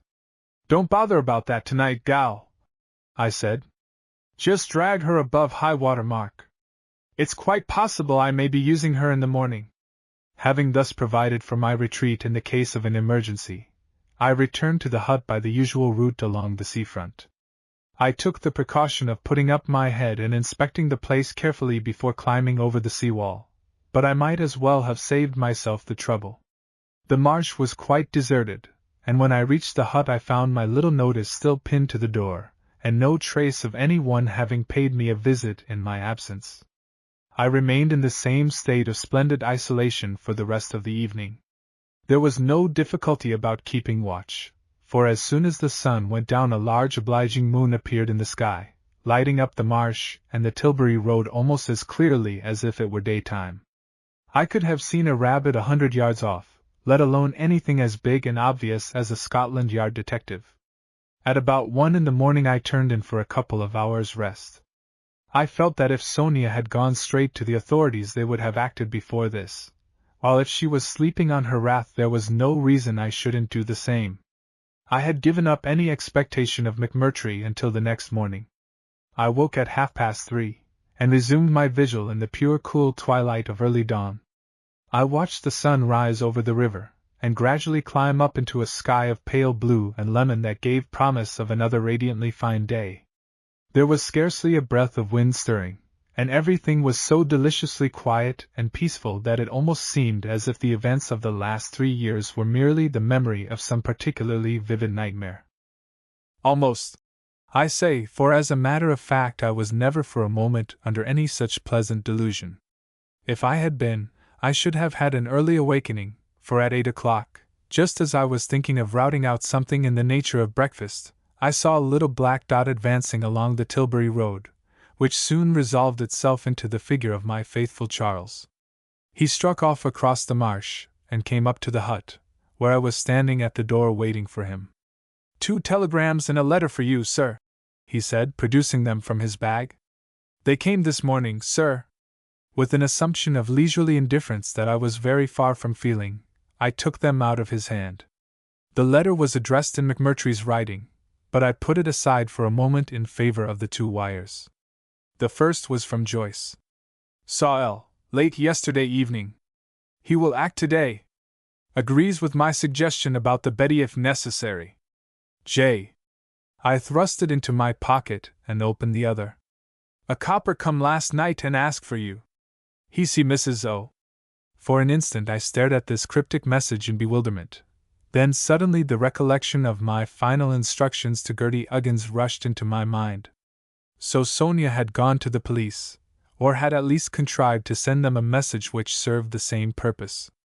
Their visit to Edith Terrace was probably explained by the fact that she had given them both addresses so as better to establish the truth of her story.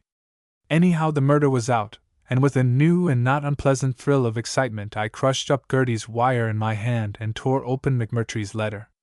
"Dear Mr. Nicholson, I have been away on business and have only just received your letter, otherwise I should have come to see you this afternoon.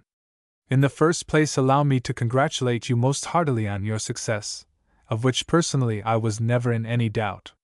For the moment I have left the Hotel Russell, and am staying with some friends in Sheppey. I shall run up the river in their launch early tomorrow morning, as I believe there is a small creek close to the hut where we can put in. Please have a specimen of the powder ready, and if it is possible I should like you to arrange for an actual demonstration, as I shall have a friend with me who is already considerably interested in our little company, and would be prepared to put up further capital if convinced of the merits of your invention. You can expect us about high water, between 9:30 and 10. Your sincere friend, L.J. McMurtry. As I read the signature, McMurtry's smiling mask-like face seemed suddenly to rise up in front of me, and all my old instincts of distrust and repulsion came to keep it company. So he was at the bungalow, and in little over an hour he would be here, he and the mysterious friend who was already considerably interested in our little company. I smiled grimly at the phrase. It was so characteristic of the doctor, though when he wrote it he could little have guessed how thoroughly I should be able to appreciate it. He was also equally ignorant of the complications introduced into the affair by Sonia. Unless I had been altogether misled by Gertie's message, it was probable that the police were even now on their way to arrest me, just as McMurtry's launch was most likely setting out from the little creek under the bungalow. There seemed every prospect of my having a busy and interesting morning. At this point in my reflections I looked up, and found Charles eyeing me with an air of respectful patience. I took some money out of my pocket, and selecting a 10-shilling piece placed it in his grubby but not unwilling palm. "You are a most useful boy, Charles," I said, "and you can keep the change as usual." He pocketed the coin with a gratified stammer. "You ain't had time to make no fireworks yourself, sir?" he hazarded, after a short pause. "Not yet," I replied, "but it looks as if I should today." He brightened up still further at the news, and observing that he hoped there would be some letters to bring the next morning departed on his return journey. I went back into the hut and shut the door. Now that matters were so rapidly approaching a climax, I felt curiously cheerful and light-hearted. I suppose it was a reaction from the strain and hard work of the previous week, but anyhow the thought that in all probability the police were hard on my track didn't seem to worry me in the least. The only point was whether they would reach the hut before McMurtry did. I hoped not, for I was looking forward to an interview with the doctor, but it certainly seemed as well to take every precaution. I started by unearthing the box of powder from outside, and filling up my flask from it. Then, when I had covered it over again, I collected all the papers which I had not burned on the previous day, and stored them away in my inside pockets. Finally I opened a tin tongue, and aided by the dry remains of my last loaf, made a healthy if not very exciting breakfast. I never believe in conducting violent exertions on an empty tummy. All this time, I need hardly say, I was keeping an uncommonly sharp lookout over the marsh. The most likely way in which any one who didn't wish to be seen would attempt to approach the hut was along the Tilbury Road, and it was towards the last clump of trees, behind which Sonia had left her car the previous day, that I directed my chief attention. 3/4 of an hour passed, and I was just beginning to think that McMurtry would be the winner after all, when I suddenly caught sight of something dark slinking across the exposed part of the road beyond the plantation. Standing very still, I watched carefully from the window. I have excellent eyesight, and I soon made out that there were 3 separate figures all stooping low and moving with extreme caution towards the shelter of the trees. A sudden and irresistible desire to laugh seized hold of me. There was something so intensely funny about the strategic pains they were taking, when all the while they might just as well have advanced boldly across the open marsh. Still, it was hardly the time to linger over the comic side of the affair, so retiring from the window, I threw a last quick glance round the hut to make quite sure that I had left nothing I wanted behind. Then walking to the door I opened it, and stepped quietly outside. I decided that it was impossible to reach the sea wall without being seen, so I made no attempt to do so. I just set off in the direction of the creek, strolling along in the easy, unhurried fashion of a man taking a morning constitutional. I had not gone more than 10 yards, when from the corner of my eye I saw 3 figures break simultaneously out of the plantation. They no longer made any pretense about their purpose. One of them cut straight down towards the hut, a second came running directly after me, while the third started off, as rapidly as possible along the road, so as to head me off if I attempted to escape inland. Any further strategy on my part appeared to be out of place. I grasped the position in one hurried glance, and then, buttoning my coat and ramming down my cap, openly and frankly took to my heels. I heard the gentleman behind shout out something which sounded like a request that I should stop, but I was too occupied to pay much attention. The marsh was infested with small drains, and one had to keep one's eyes glued on the ground immediately ahead to avoid coming an unholy purler. That was the only thing I was afraid of, as I was in excellent condition, and I have always been a very fair runner. When I had covered about a couple of 100 yards, I looked back over my shoulder. I expected to find that I had widened the gap, but to my dismay I discovered that my immediate pursuer had distinctly gained on me. I could just see that he was a tall, active-looking fellow in a policeman's uniform, with a long raking stride that was carrying him over the ground in the most unpleasant fashion. Unless he fell over a drain and broke his silly neck, it seemed highly probable that he would arrive at the creek almost as soon as I did. As I ran, I prayed fervently in my heart that Mr. Gow had followed my instructions and left the dinghy within easy reach of the water. Otherwise I was in a tight place, for though I could swim to the Betty all right, it would be impossible to take her out of the creek in a dead calm and with no petrol aboard for the engine. I should be compelled to stand at bay until a breeze got up, repelling boarders with the boat hook. Just before I reached the seawall I looked round a second time. My pursuer was now only about 30 yards distant, but it was evident that his efforts had begun to tell on him. He again shouted out some breathless advice to the effect that it would be best for me to surrender, but without waiting to argue the point I scrambled up the bank and cast a hurried, anxious glance round for the dinghy. Any doubts I might have had about Mr. Gow's trustworthiness were instantly dispelled. The boat was lying on the mud only a few yards out of reach of the tide. With a gasp of thankfulness I leaped on to the saltings, and clearing the distance in about 3 strides, clutched hold of the gunwale and began to drag it towards the water. Just as I reached that desirable element, the figure of my pursuer appeared above the bank. I gave a last savage wrench, but my foot slipped in the treacherous mud, and I as nearly as possible stumbled to my knees.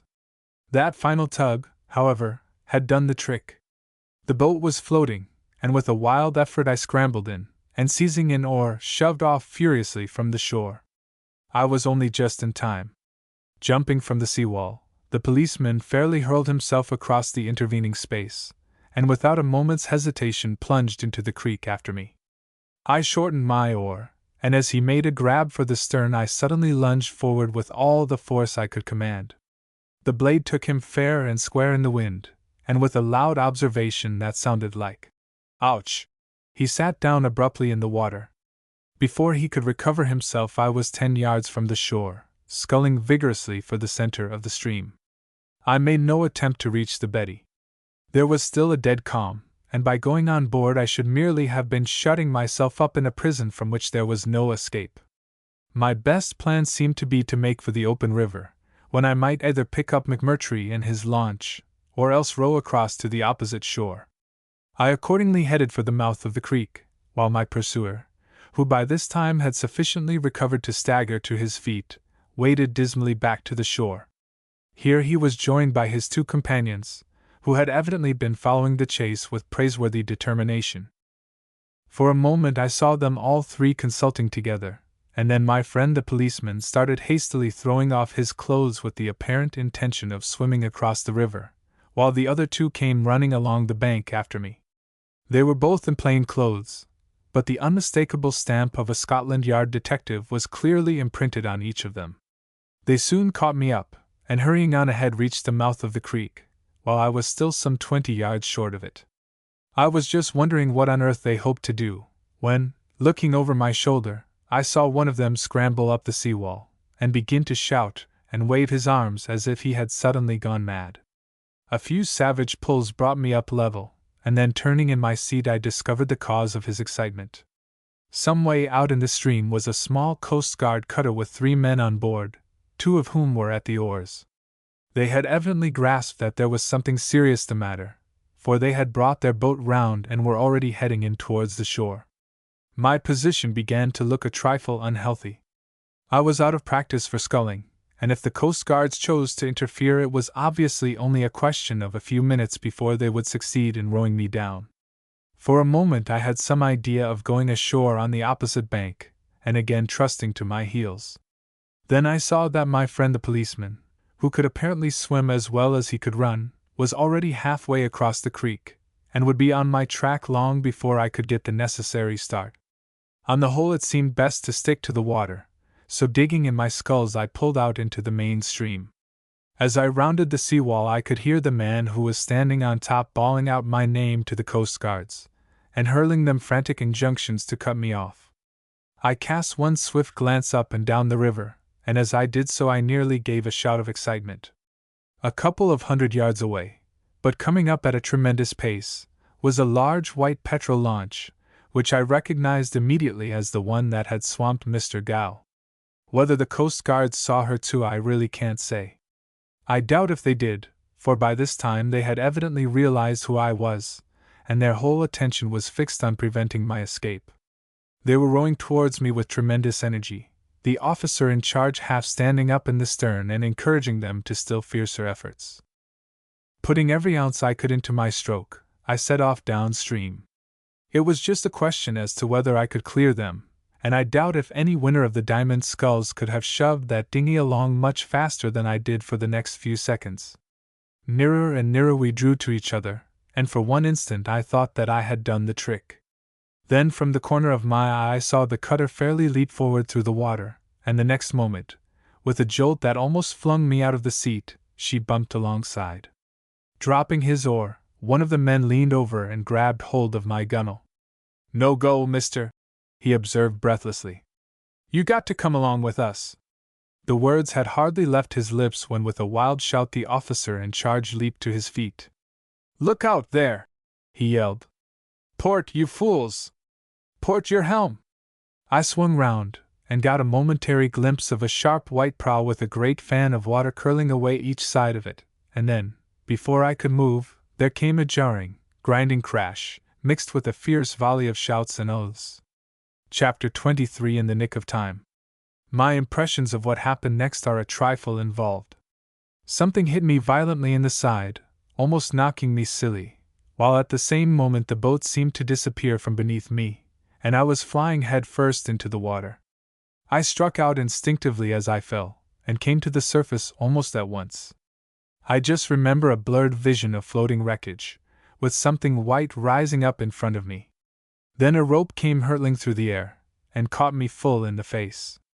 I clutched at it wildly, and the next thing I knew I was being dragged violently through the water and hauled in over the side of the launch. It was all over so quickly that for a moment I scarcely realized what had happened. I just lay where I was, gasping for breath, and spitting out a large mouthful of the Thames which I had unintentionally appropriated. Above the throbbing of the engine and the swish of the screw I could still hear a confused medley of shouts and curses. With an effort I sat up and looked about me. We had already changed our course, and were swinging round in a half-circle, preparatory to heading back downstream. The smashed remains of the two boats were bobbing about behind us, and in the midst of them I could make out the figures of the Coast Guards, clinging affectionately to various bits of wreckage. Besides myself, there were 3 other men in the launch. Dr. McMurtry was sitting on the seat just opposite, pouring out the contents of a flask into a small metal cup. Against the cabin door leaned Saveroff, eyeing me with his usual expression of hostile mistrust. The 3rd passenger was the man with the auburn beard, whom I had seen in the launch on the day I picked up Mr. Gow. He was busy with the tiller, and for the moment was paying scant attention to any of us. McMurtry got up with the cup in his hand and came across to where I was sitting. "Drink this," he said. This proved to be some excellent old brandy, which I tossed off with no little gratitude. It was exactly what I wanted to pull me together. "Are you hurt?" he asked. I felt myself carefully before replying. "I'm all right now," I said. "I got rather a crack in the ribs, but I don't think anything's gone." "We seem to have arrived just in time to prevent your arrest," he said quietly. "Perhaps you will be good enough to explain what has happened. At present we are rather in the dark." He spoke with his usual suavity, but there was a veiled menace in his voice which it was impossible to overlook. Savarov scowled at me more truculently than ever. It was obvious that both of them were entirely ignorant of Sonia's part in the affair, and suspected me of some extraordinary bit of clumsiness. I prepared myself for some heavy lying. "I know precious little more about it than you do," I said coolly. "I was getting things ready for you this morning, when I happened to look out of the window, and saw 3 men crawling towards the hut on their hands and knees. As one of them was wearing a policeman's uniform, I thought I had better cut and run. Well, I cut and ran. I made for the creek because I thought you might be there. You weren't, but there was a dinghy on the shore, which I supposed belonged to a small yacht that was anchored out in the channel. Anyhow, I took the liberty of borrowing it. I meant to row out into the river, and try to pick you up before they could get hold of a boat and follow me. If it hadn't been for these infernal coast guards, I'd have managed it all right. I don't think they really had anything to do with the business, but they just happened to be passing, and of course when the police shouted to them they cut in at once." I paused. "And that's the whole story," I finished, "as far as I know anything about it." They had all 3 listened to me with eager attention. Even the man with the auburn beard had kept on looking away from his steering to favor me with quick glances out of his hard blue eyes. I think I came through the combined scrutiny with some credit. McMurtry was the first to break the ensuing silence. "Have you any idea how you have betrayed yourself? You can speak quite freely. Our friend Mr. von Breuning knows the position." I thought it best to take the offensive. "I haven't betrayed myself," I said angrily. "Somebody must have done it for me. I've not left the hut since I came down except for an occasional breath of air." "But earlier, when you were in London?" he persisted. I shook my head. "I have been down here a week. You don't imagine the police would have waited as long as that." I knew I was putting them in a difficulty, for by this time they must be all aware that Latimer was still on their track, and it was obviously conceivable that my attempted arrest might be due in some way to my connection with them. Anyhow, I saw that even Savarov was beginning to regard me a shade less suspiciously. "Have you brought any of the powder with you?" asked McMurtry. It struck me instantly that if I said yes, I should be putting myself absolutely in their power. "I hadn't time to get any," I answered regretfully. "I had buried it outside the hut, and they came on me so suddenly there was no chance of digging it up. Now I have once done it, however, I can make some more very quickly." It was the flattest lie I have ever told, but I managed to get it off with surprising ease. It is astonishing what rapid strides one can make in the art of perjury with a very little practice. Savarov gave a grunt of disappointment, and McMurtry turned to von Breuning, who was frowning thoughtfully, and made some almost inaudible remark in German. The latter answered at some length, but he kept his voice so low that, with my rather sketchy knowledge of that unpleasant language, it was impossible for me to overhear what he was saying. Besides, he evidently didn't intend me to, and I had no wish to spoil the good impression I had apparently made by any appearance of eavesdropping. It seemed to me that my course lay pretty straight in front of me. Latimer had all the information now he was likely to get, and I knew from Joyce's wire that he intended to act immediately. In addition to this, the running down of the cutter would be known to Scotland Yard as soon as ever the men who had been sent to arrest me could get to a telephone, and the river police and coast guards everywhere would be warned to keep a sharp lookout for von Breuning's launch.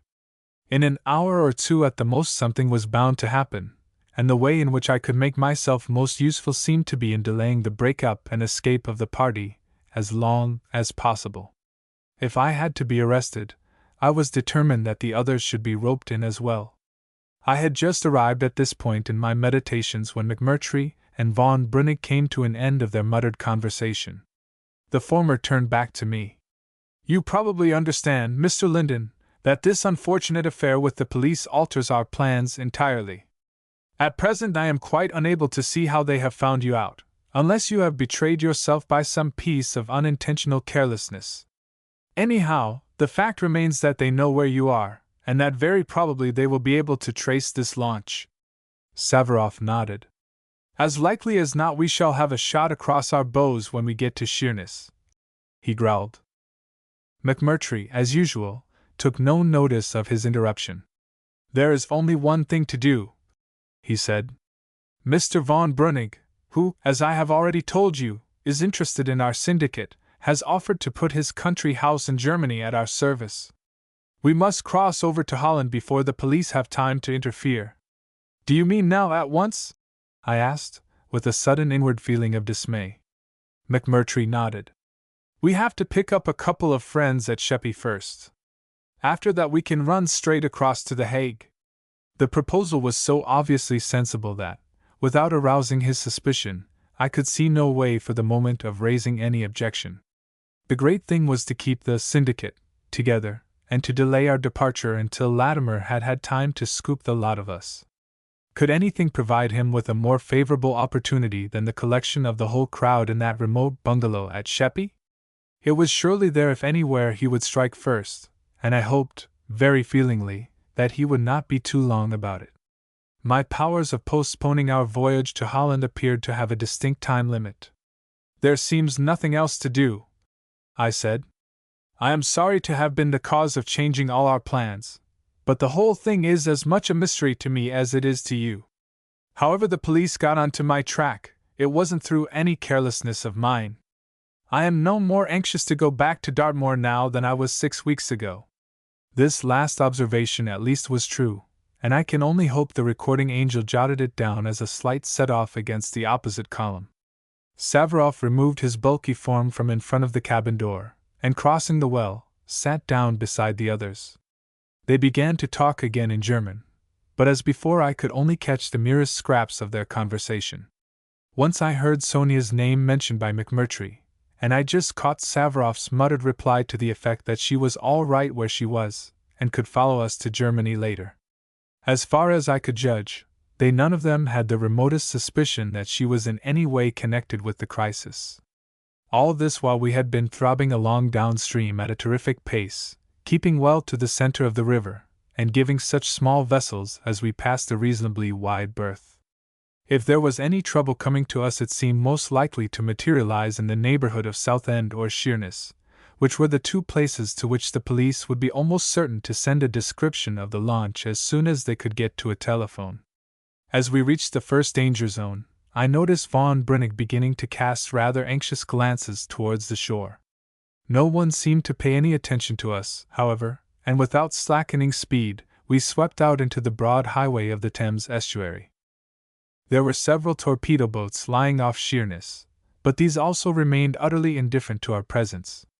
Apparently the police had been too occupied in rescuing their Coast Guard allies from a watery grave to reach a telephone in time, and we passed along down the coast unsuspected and unchallenged. Whatever von Breunig's weak points might be, he could certainly steer a motorboat to perfection. He turned into the little creek under the bungalow at a pace which I certainly wouldn't have cared to attempt even in my wildest mood, and brought up in almost the identical spot where we had anchored the Betty on the historic night of Latimer's rescue. We had a small collapsible berthen boat on board, just big enough to hold 4 at a pinch. I watched Savarov getting it ready, wondering grimly whether there was any chance of their leaving me on the launch with only one member of the party as a companion. It would have suited me excellently, though it might have been a little inconvenient for my prospective guardian. McMurtry, however, promptly shattered this agreeable possibility by inviting me to take a seat in the boat. I think he believed I had told him the truth, but he evidently had no intention of letting me out of his sight again until I had actually handed him over the secret of the powder. We landed at the foot of a little winding path, and dragged our boat out of the water onto a narrow strip of shingle. Then we set off up the cliff at a rapid pace, with von Breunig leading the way and Savarov bringing up the rear. The bungalow was situated about a couple of 100 yards from the summit, almost hidden by the high privet hedge which I had noticed from the sea. This hedge ran right round the garden, the only entrance being a small white gate in front of the house. Von Breunig walked up, the path followed by the rest of us, and thrusting his key into the lock pushed open the door. We found ourselves in a fairly big, low-ceilinged apartment, lighted by a couple of French windows opening on to the side garden. They were partly covered by 2 long curtains, each drawn halfway across. The place was comfortably furnished, and an easel with a half-finished seascape on it bore eloquent witness to the purity of its tenant's motives. Von Breunig looked round with a sort of impatient surprise. "Where are the others?" he demanded harshly. "Why have they left the place empty in this way?" "They must have walked over to the post office," said McMurtry. "I know Hoffman wanted to send a telegram. They will be back in a minute, I expect." Von Breunig frowned. "They ought not to have done so. Seeker at least should have known better. After the other night." He paused, and crossing the room threw open a door and disappeared into an adjoining apartment. Without waiting for an invitation, I seated myself on a low couch in the farther corner of the room. I felt quite cool, but I must admit that the situation was beginning to strike me as a little unpromising. Unless Latimer turned up precious soon, it seemed highly probable that he would be too late. Considering the importance of getting me safely to Germany, either Von Breunig nor McMurtry was likely to stay a minute longer than was necessary. I might, of course, refuse to go with them, but in that case the odds were that I should simply be overpowered and taken on board by force. Von Breunig himself looked a pretty tough handful to tackle, while Savarov was about as powerful as a well-grown bullock. Once I was safe in the former's country house, they would no doubt reckon on finding some means of bringing me quickly to reason. With a bag in one hand and a bundle of papers in the other, Von Breunig came back into the room. "I shall not wait," he announced curtly. "The risks are too great. Seeker and your friend must follow as best they can." "They are bound to be here in a minute," objected Savarov. Von Breunig turned on him with an angry gleam in his blue eyes. "I shall not wait," he repeated harshly. "The future of Germany is of more importance than their convenience." McMurtry stepped forward, serene and imperturbable as ever. "I think Mr. Von Breunig is right, Savarov," he said. "The police may have recognized the launch, and in that case it would be madness for us not to go while we have the chance. We can leave a note for the others." If Savarov had any further objections, he kept them to himself. He turned away with a shrug on his broad shoulders, while McMurtry sat down at the table and hastily wrote a few lines which he showed to Von Breunig. The other nodded his head approvingly. "That will do very well," he said. "It will be safe if anyone else should find it. Seeker knows where to come to." McMurtry put the note in an envelope which he placed in the center of the table. "And now," he said, pushing back his chair, "the sooner we are out of this the better." I felt that if I was going to interfere, the right time had now arrived. Von Breunig's reply to Savarov had given me just the opening I needed. "One moment, gentlemen," I said, getting up from the couch. They all three turned in obvious surprise at the interruption. "Well?" rapped out Von Breunig. "What is it?" "I was under the impression," I said, "that this new explosive of mine was to be put on the market as an ordinary commercial enterprise." McMurtry rose from his chair and took a step forward. "You are perfectly right," he said. "Why should you think otherwise?" "In that case," I replied steadily, "I should like to know what Mr. Von Breunig meant by his remark about the future of Germany." There was a short pause. "ACH, Himmel!" broke out Von Breunig. "What does it matter? What are we wasting time for? Tell him if he wishes." "Why, certainly," said McMurtry, smiling. "There is no mystery about it. I was merely keeping the matter quiet until it was settled." He turned to me. "The German government have made us a very good offer for your invention, provided of course that it will do what you claim." "It will do what I claim, all right," I said coolly. "But I don't wish to sell it to the German government." There was a sort of explosive gasp from Von Breunig and Savarov, and I saw McMurtry's eyes narrow into two dangerous cat-like slits. "You don't wish?" he repeated icily. "May I ask why?" "Certainly," I said. "With the sole command of an explosive as powerful as mine, Germany would be in a position to smash England in about 6 weeks. "And suppose she was?" interrupted Von Breunig. "What in God's name does it matter to you, an escaped convict?" His voice rang with impatience and contempt, and I felt my own temper rising. "It matters just sufficiently," I said, "that I'll see you in hell first." McMurtry came slowly up to me, and looked me straight in the eyes. His face was white and terrible, a livid mask of controlled anger. "You fool," he said almost pityingly. "You incredible fool! Do you imagine that you have any choice in the matter?" Von Breunig and Savarov moved up alongside of him, and I stood there confronting the three of them. "You have heard my choice," I said. McMurtry laughed. It was precisely the way in which I should imagine the devil laughs on the rare occasions when he is still amused. "You are evidently a bad judge of character, Mr. Linden," he said. "People who attempt to break faith with me are apt to find it a very unhealthy occupation." I felt utterly reckless now.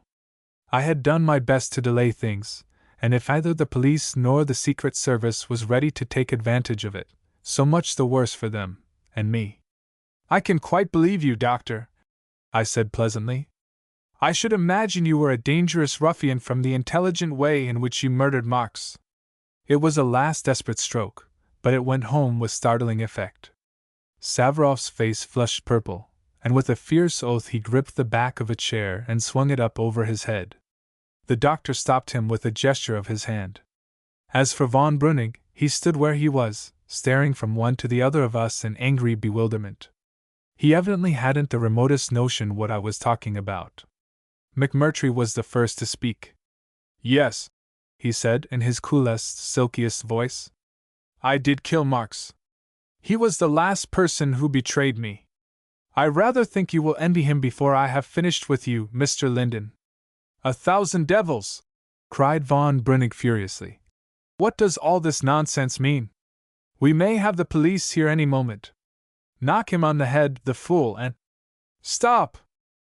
The single word cut in with startling clearness.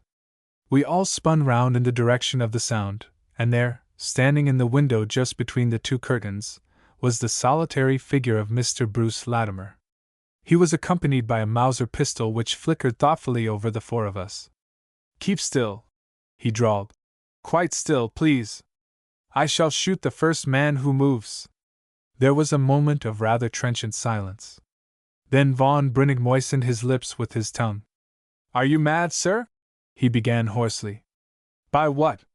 With a lightning-like movement McMurtry slipped his right hand into his side pocket, and as he did so Latimer instantly leveled his pistol. The two shots rang out simultaneously, but except for a cry and a crash of broken glass I knew nothing of what had happened. In one stride I had flung myself on Savarov, and just as he drew his revolver I let him have it fair and square on the jaw. Dropping his weapon, he reeled backwards into von Breunig, and the pair of them went to the floor with a thud that shook the building.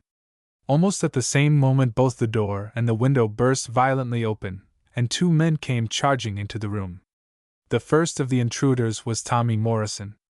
I recognized him just as I was making an instinctive dive for Savarov's revolver, under the unpleasant impression that Hoffman and the other German had returned from the post office. You can imagine the delight with which I scrambled up again, clutching that useful if rather belated weapon in my hand. One glance round showed me everything there was to see. Face downwards in a little pool of blood lay the motionless figure of McMurtry. Savarov also was still, his huge bulk sprawled in fantastic helplessness across the floor. Only von Breunig had moved. He was sitting up on his hands, staring in a half-dazed fashion down the barrel of Latimer's Mauser. It was Latimer himself who renewed the conversation. "Come and fix up these two, Ellis," he said. "I will see to the other." The man who had burst in with Tommy, a lithe, hard-looking fellow in a blue suit, walked crisply across the room, and pulling out a pair of light handcuffs snapped them round von Breunig's wrists. He then performed a similar service for the still unconscious Savarov. The next moment Latimer, Tommy, and I were kneeling round the prostrate figure of the doctor. We lifted him up very gently and turned him over onto his back, using a rolled-up rug as a pillow for his head. He had been shot through the right lung and was bleeding at the mouth. Latimer bent over and made a brief examination of the wound.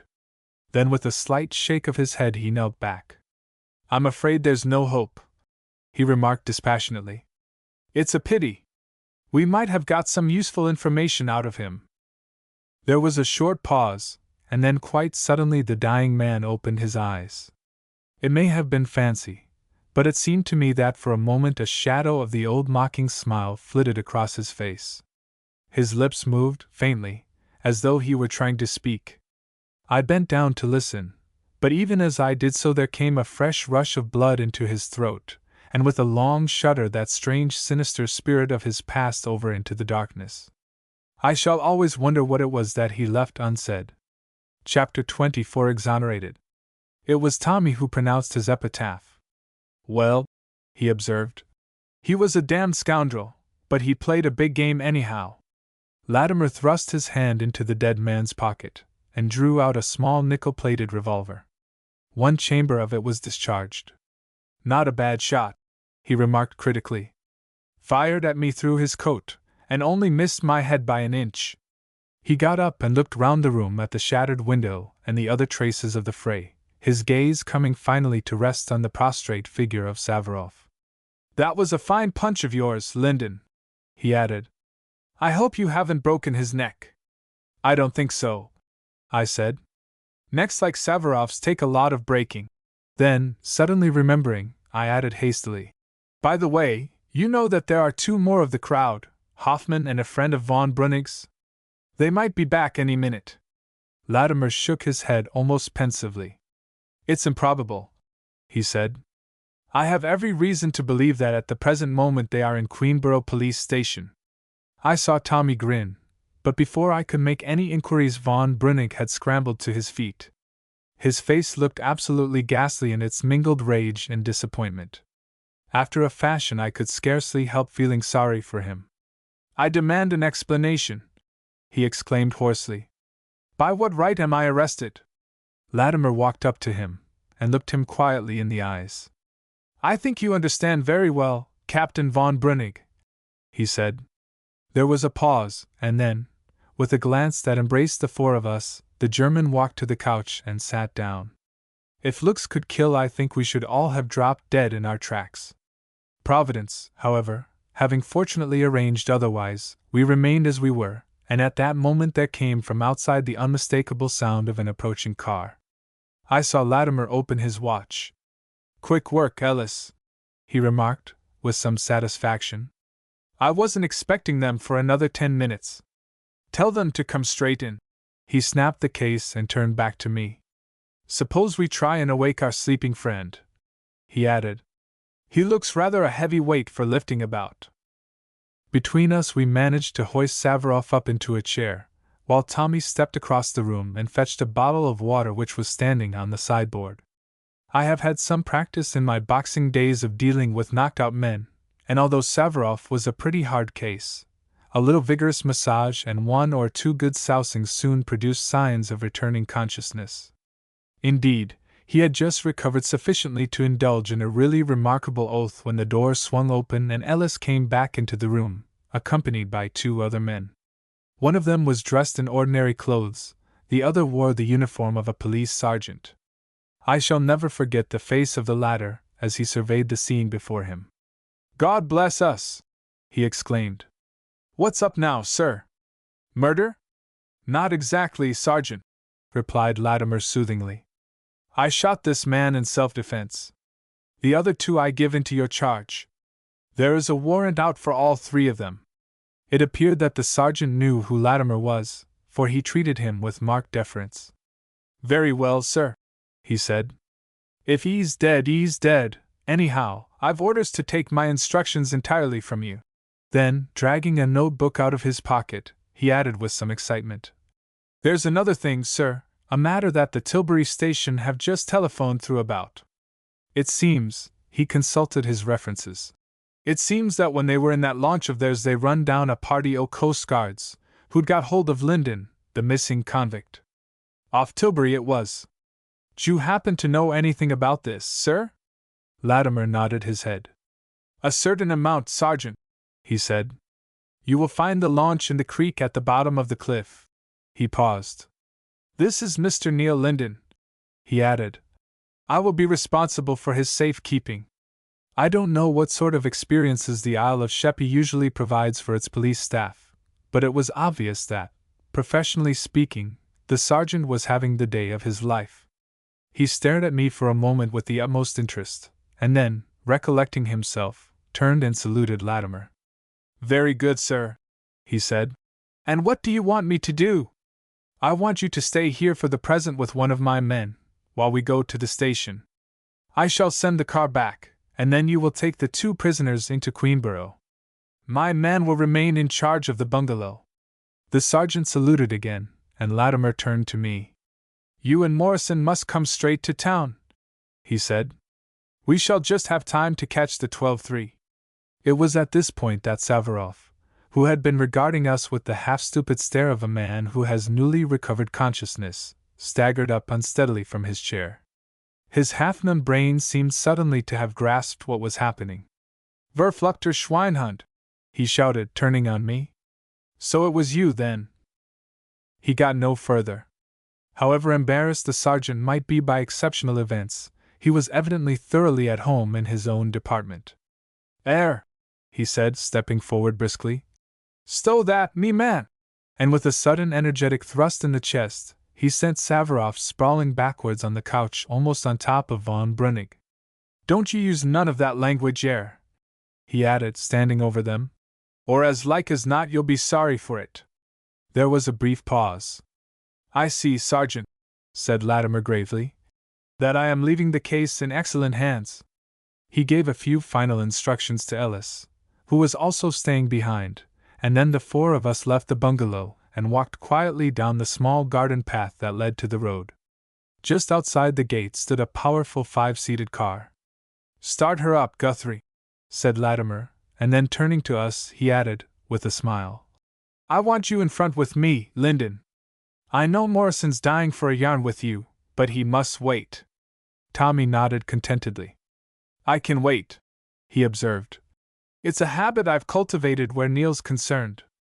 We all clambered into the car, and slipping in his clutch, Latimer set off at a rapid pace in the direction of Queenborough. It was not until we had rounded the first corner that he opened the conversation. "How did you know about Marks?" he asked, in that easy drawling voice of his. "I didn't know for certain," I said quietly. "It was more or less of a lucky shot." Then, as he seemed to be waiting for a further explanation, I repeated to him as briefly as possible what Sonia had told me about McMurtry's reason for visiting London. "I didn't go into all this in my letter to you," I finished, "because in the first place there was only just time for Joyce to catch the train, and in the second I didn't want to disappoint her in case it should turn out to be all bunkum. You must have been rather amazed when I suddenly sprung it on McMurtry." He shook his head, smiling. "Oh no," he said. "Hardly amazed." He paused. "You see, I knew about it already," he added placidly. If there was any amazement to spare at that moment, it was certainly mine. "You knew about it?" I repeated. "You knew that McMurtry had killed Marks?" He nodded coolly.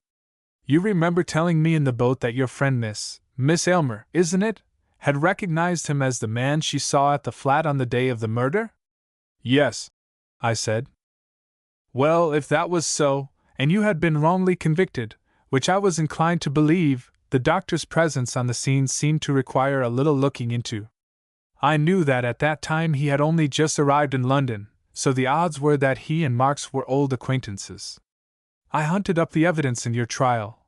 I had rather forgotten it, and I found just what I expected.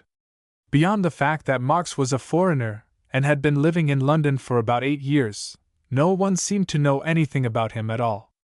The police were so confident in their case against you that apparently they hadn't even bothered to make the usual inquiries. If they had taken the trouble to communicate with St. Petersburg, they could have found out all about Mr. Marks without much difficulty.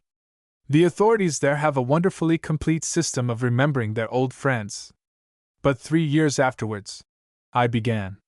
It makes very little difference, especially as just at present we are on excellent terms with the Russian Secret Service.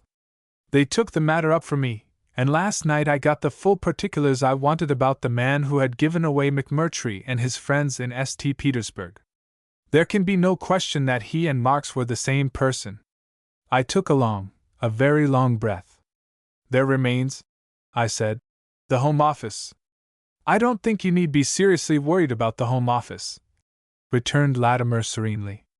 By this time they have a full statement of the case, except, of course, for my direct evidence that I heard the doctor actually bragging of his achievement.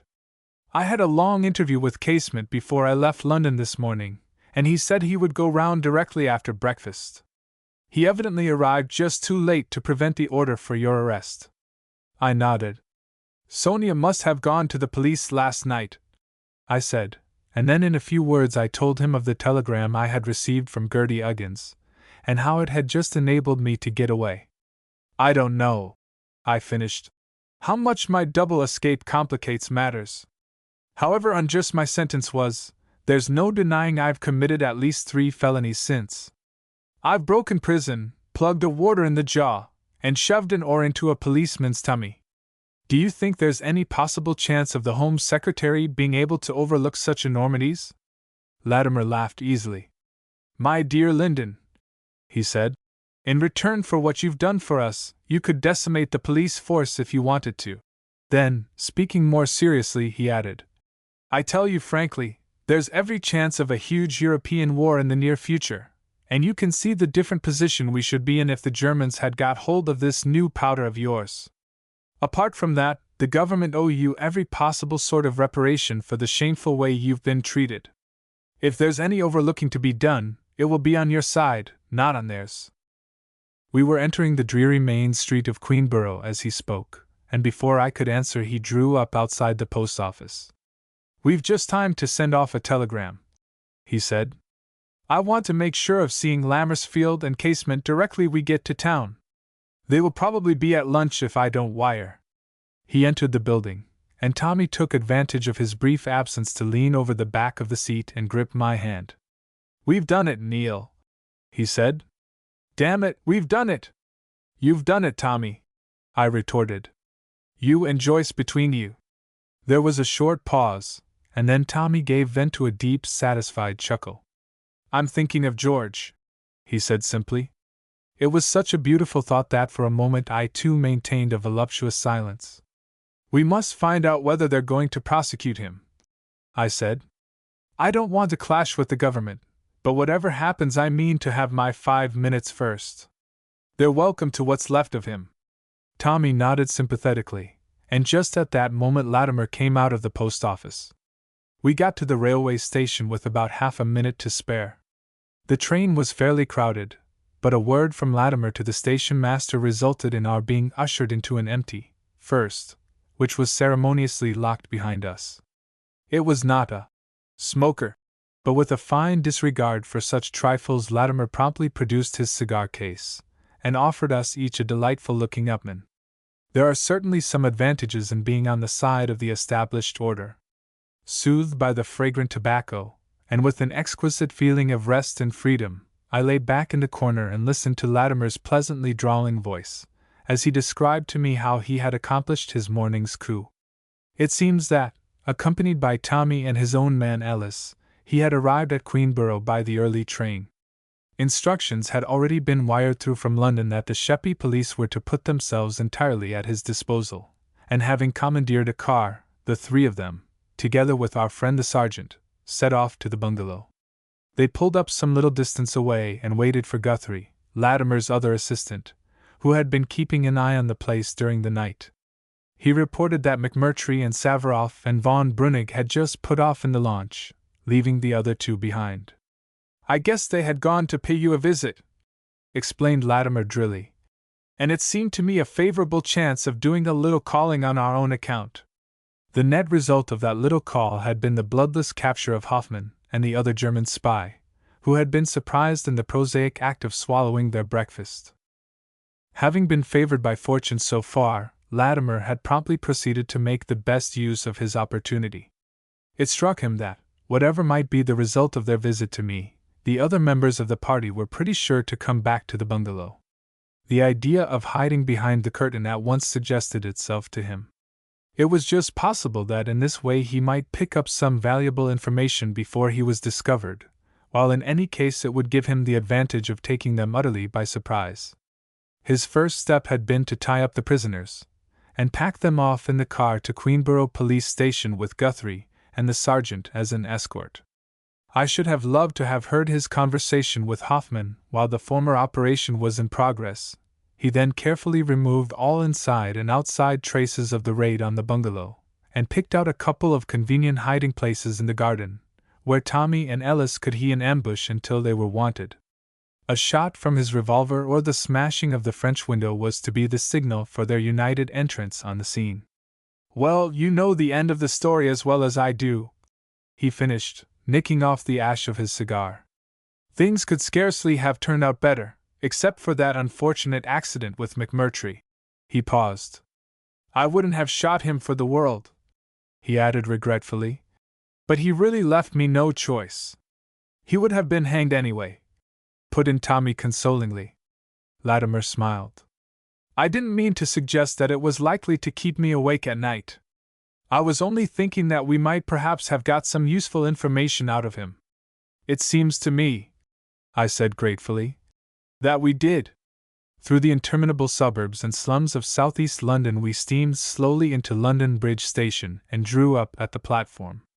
There was a taxi waiting almost opposite our carriage, and promptly securing the driver, Latimer instructed him to take us, as quickly as possible, to number 10 Downing Street. The man carried out his order with almost alarming literalness, but Providence watched over us, and we reached the Foreign Office without disaster. Favored with a respectful salute from the liveried porter on duty, Latimer led the way into the hall. We followed him down a short, narrow passage to another corridor, where he unlocked and opened a door on the left, ushering us into a small room comfortably fitted up as an office. "This is my own private den," he said, "so no one will disturb you. I will go and see if Caseman has come. If so, he is probably upstairs with Lammersfield. I will give them my report, and then no doubt they will want to see you. You won't have to wait very long." He nodded pleasantly and left the room, closing the door after him. For all his quiet, almost lethargic manner, it was curious what an atmosphere of swiftness and decision he seemed to carry about with him. I turned to Tommy. "Where's Joyce?" I asked. "She's at the flat," he announced. "She said she would wait there until she heard from us. I saw her last night, you know. I was having supper at Hatchett's with Latimer when she turned up with your letter. She'd come on from his rooms. There are many women," I said softly, "but there is only one Joyce." Tommy chuckled. "That's what Latimer thinks. After she left us, I was staying the night with him in Jermyn Street, and we'd all three gone back there to talk it over. He said to me in that funny drawling way of his, 'You know, Morrison, that girl will be wasted, even on Linden. She ought to be in the Secret Service.'" I laughed. "I'm grateful to the Secret Service," I said, "but there are limits even to gratitude." For perhaps 3/4 of an hour we remained undisturbed, while Latimer was presumably presenting his report to the authorities. Every now and then we heard footsteps pass down the corridor, and on one occasion an electric bell went off with a sudden vicious energy that I should never have expected in a government office. The time passed quickly, for we had plenty to talk about. Indeed, our only objection to waiting was the fact that we were both beginning to get infernally hungry, and it seemed likely to be some time yet before we should be able to get anything to eat. At last there came a discreet knock at the door, and an elderly, clean-shaven person with the manners of a retired butler appeared noiselessly upon the threshold. He bowed slightly to us both. "Lord Lammersfield wishes to see you, gentlemen. If you will be good enough to follow me, I will conduct you to his presence." We followed him along the corridor and up a rather dingy staircase, when he tapped gently at a door immediately facing us. "Come in," called out a voice, and with another slight inclination of his head our guide turned the handle and ushered us into the room. It was a solemn-looking sort of apartment furnished chiefly with bookcases, and having a general atmosphere of early Victorian stuffiness. At a big table in the center 2 men were sitting. One was Latimer, the other I recognized immediately as Lord Lammersfield. I had never known him personally in the old days, but I had often seen him walking in the park, or run across him at such popular rest cures as Kempton and Sandown Park. He had changed very little in the interval. His hair was perhaps a trifle grayer, Otherwise he looked just the same debonair picturesque figure that the opposition caricaturists had loved to flesh their pencils on. He got up as we entered, regarding us both with a pleasant whimsical smile that put me entirely at my ease at once. "This is Linden," said Latimer, indicating me. "And this is Morrison." Lord Lammersfield came round the table and shook hands cordially with us both. "Sit down, gentlemen," he said. "Sit down. If half of what Mr. Latimer has told me is true, you must be extremely tired." We all three laughed, and Tommy promptly took advantage of the invitation to seat himself luxuriously in a big leather armchair. I remained standing. "To be quite truthful," I said, "it's been the most refreshing morning I can ever remember." Lord Lammersfield looked at me for a moment with the same smile on his lips. "Yes," he said drily, "I suppose there's a certain stimulus in saving England before breakfast. Most of my own work in that line is accomplished in the afternoon." Then, with a sudden slight change in his manner, he took a step forward and again held out his hand. "Mr. Linden," he said, "as a member of the government, and one who is therefore more or less responsible for the law's asinine blunders, I am absolutely ashamed to look you in the face. I wonder if you add generosity to your other unusual gifts." For the second time we exchanged grips. "I have common gratitude at all events, Lord Lammersfield," I said. "I know that you have tried to help me while I was in prison, and—" He held up his other hand with a gesture of half-ironical protest. "Ah!" he exclaimed. "I am afraid that any poor efforts of mine in that direction were due to the most flagrant compulsion." He paused. "Whatever else you are unlucky in, Mr. Linden," he added smilingly, "you can at least be congratulated on your friends." Then he turned to Latimer. "I think it would be as well if I explained the position before Casement and Frinton arrive." Latimer expressed his agreement, and motioning me to a chair, Lord Lammersfield again seated himself at the table. His manner, though still quite friendly and unstilted, had suddenly become serious. "For the moment, Mr. Linden," he said, "the Prime Minister is out of London. We have communicated with him, and we expect him back tonight. In his absence it falls to me to thank you most unreservedly both on behalf of the government and the nation for what you have done. It would be difficult to overrate its importance." I began to feel a trifle embarrassed. "I really don't want any thanks," I said. "I just drifted into it, and anyway one doesn't sell one's country, even if one is an escaped convict." Lord Lammersfield laughed drily. "There are many men," he said, "in your position who would have found it an extraordinarily attractive prospect. I am not at all sure I shouldn't have myself." He paused. "We can't give you those 3 years of your life back," he went on, "but fortunately we can make some sort of amends in other ways. I have no doubt that the moment the Prime Minister is fully acquainted with the circumstances he will arrange for what we humorously call a free pardon. That is to say, the law will very graciously forgive you for having been unjustly sent to prison. As for the rest," he shrugged his shoulders, "well, I don't imagine you will be precisely the loser for not having sold your secret to the Wilhelmstrasse. Our own War Office are quite prepared to deal in any original methods of scattering death that happen to be on the market just at present." There was a brief pause. "And are we free now?" inquired Tommy, with a rather pathetic glance at the clock. "You should be very shortly," returned Lammersfield. "Mr. Casement has gone across to the Home Office to explain the latest developments to Sir George Frinton. We are expecting them both here at any moment." "Sir George Frinton?" I echoed. "Why, I thought Mr. McCurdy was at the Home Office." Lammersfield smiled tolerantly. "You have been busy, Mr. Linden, and some of the more important facts of modern history have possibly escaped you. McCurdy resigned from the government nearly 3 months ago." "But Sir George Frinton!" I exclaimed. "Why, I know the old boy. I have a standing invitation to go and look him up." And then, without waiting for any questions, I described to them in a few words how the Home Secretary and I had traveled together from Exeter to London, and the favorable impression I had apparently made. Both Lammersfield and Latimer were vastly amused, the former lying back in his chair and laughing softly to himself in undisguised merriment. "How perfectly delightful!" he observed. Poor old Frinton has his merits, but— The libel he was about to utter on his distinguished colleague was suddenly cut short by a knock at the door, and, in answer to his summons, the butler-looking person entered and announced that Sir George Frinton and Mr. Casement were waiting for an audience.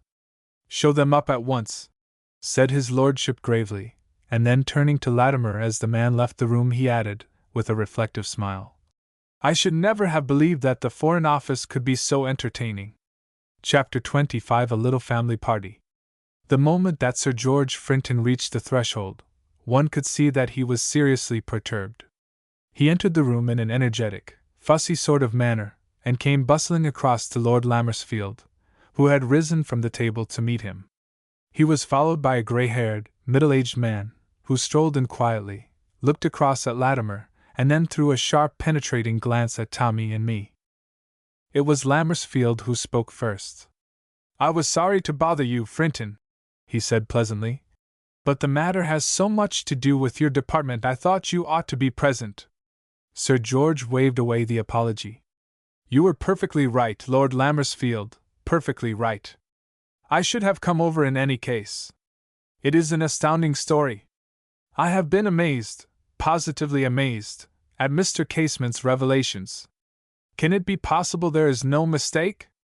"Absolutely none," answered Latimer calmly. "Our people have moved with the utmost discretion, and we have the entire evidence in our hands." He turned to Casement. "You have acquainted Sir George with the whole of this morning's events?" The quiet man nodded. "Everything," he observed, in rather fatigued voice. "I understand," said the Home Secretary, "that this man Linden is actually here." With a graceful gesture Lord Lammersfield indicated where I was standing. "Let me introduce you to each other," he said. "Mr. Neil Linden, Sir George Frinton." I bowed respectfully, and when I raised my head again I saw that the Home Secretary was contemplating me with a puzzled stare. Your face seems strangely familiar to me," he observed. "You evidently have a good memory, Sir George," I replied. "I had the honor and pleasure of traveling up from Exeter to London with you about a fortnight ago." A sudden light came into his face, and adjusting his spectacles he stared at me harder than ever. "God bless my soul!" he exclaimed. "Of course, I remember now." He paused. "And do you mean to tell me that you, an escaped convict, were actually aware that you were traveling with the Home Secretary?" I saw no reason for dimming the glory of the incident. "You were kind enough to give me one of your cards," I reminded him. "Why, yes, to be sure, so I did. Again he paused and gazed at me with a sort of incredulous amazement. "You must have nerves of steel, sir. Most men in such a situation would have been paralyzed with terror." The idea of Sir George paralyzing anybody with terror struck me as so delightful that I almost burst out laughing, but by a great effort I just managed to restrain myself. "As an escaped convict," I said, "one becomes used to rather desperate situations." Lammersfield, the corner of whose mouth was twitching suspiciously, broke into the conversation. "It was a remarkable coincidence," he said, "but you see how it confirms Casement's story if any further confirmation were needed."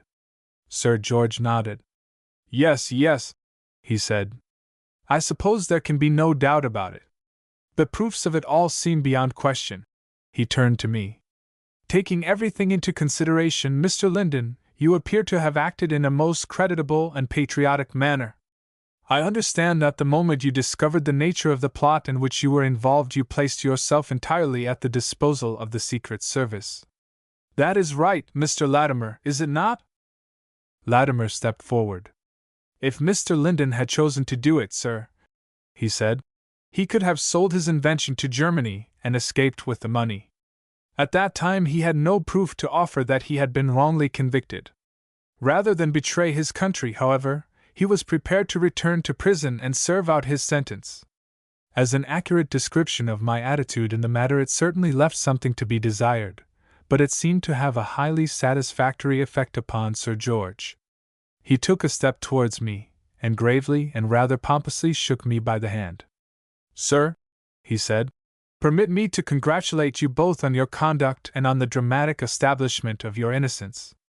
It will be my pleasant duty as Home Secretary to see that every possible reparation is made to you for the great injustice that you have suffered. Lammersfield, who had gone back to his seat at the table, again interrupted. You agree with me, don't you, Frinton, that, pending any steps you and the Prime Minister choose to take in the matter, Mr. Linden may consider himself a free man? Sir George seemed a trifle embarrassed. Well, to a certain extent, most decidedly. I have informed Scotland Yard that he has voluntarily surrendered himself to the Secret Service, so there will be no further attempt to carry out the arrest. I presume that Mr. Casement and Mr. Latimer will be officially responsible for him? The former gave a reassuring nod. Certainly, Sir George, he observed. I am entirely in your hands, sir, I put in. There are one or two little things I wanted to do, but if you prefer that I should consider myself under arrest. No, Mr. Linden, he interrupted. There is no necessity for that, no necessity at all. Strictly speaking, of course, you are still a prisoner, but for the present it will perhaps be best to avoid any formal proceedings. I understand that both Lord Lammersfield and Mr. Casement consider it advisable to keep the whole matter as quiet as possible, at all events until the return of the Prime Minister. After that we must decide what steps it will be best to take. I am very much obliged to you, I said. There is one question I should like to ask if I may. He took off his spectacles and polished them with his pocket handkerchief. Well, he observed encouragingly. I should like to know whether Savarof's daughter is in custody, the girl who gave the police their information about me. Ah, he said with some satisfaction. That is a point on which you all appear to have been misled. I have just enlightened Mr. Casement in the matter. The information on which the police acted was not supplied by a girl. He paused. It was given them by your cousin and late partner, Mr. George Marwood. What? I almost shouted, and I heard Tommy indulge in a half-smothered exclamation which was not at all suited to our distinguished company. Sir George, who was evidently pleased with our surprise, nodded his head. Mr. Marwood rang up Scotland Yard at 10:30 last night. He told them he had received an anonymous letter giving 2 addresses, at one of which you would probably be found. He also gave a full description of the alterations in your appearance. I turned to Latimer. I suppose it was Sonia, I said. I never dreamed of her going to him, though. It was very natural, he replied in that unconcerned drawl of his. She knew that your cousin would do everything possible to get you under lock and key again, and at the same time she imagined she would avoid the risk of being arrested herself. Quite so, said Sir George, nodding his head sagely. From all I can gather she seems to be a most dangerous young woman. I shall make a particular point of seeing that she is arrested. His words came home to me with a sudden swift stab of pity and remorse. It was horrible to think of Sonia in jail, Sonia eating out her wild passionate heart in the hideous slavery I knew so well. The thought of all that she had risked and suffered for my sake crowded back into my mind with overwhelming force. I took a step forward. Sir George, I said, a moment ago you were good enough to say that the government would try and make me some return for the injustice I have suffered. He looked at me in obvious surprise. Certainly, he said. Certainly. I am convinced that they will take the most generous view of the circumstances. There is only one thing I ask, I said. Except for this girl, Sonia Savaroff, the Germans would now be in possession of my invention. If the government feel that they owe me anything, they can cancel the debt altogether by allowing her to go free. Sir George raised his eyeglass. You asked this after she did her best to send you back to penal servitude? I nodded. I am not sure, I said, that I didn't thoroughly deserve it. For a moment Sir George stared at me in a puzzled sort of fashion. Very well, he said. I think it might be arranged. As you say, she was of considerable assistance to us, even if it was unintentionally. That is a point in her favor, a distinct point. How about our friend Mr. Marwood? Put in Lammersfield pleasantly. Between perjury and selling government secrets, I suppose we have enough evidence to justify his arrest? I think so, said Sir George, nodding his head solemnly.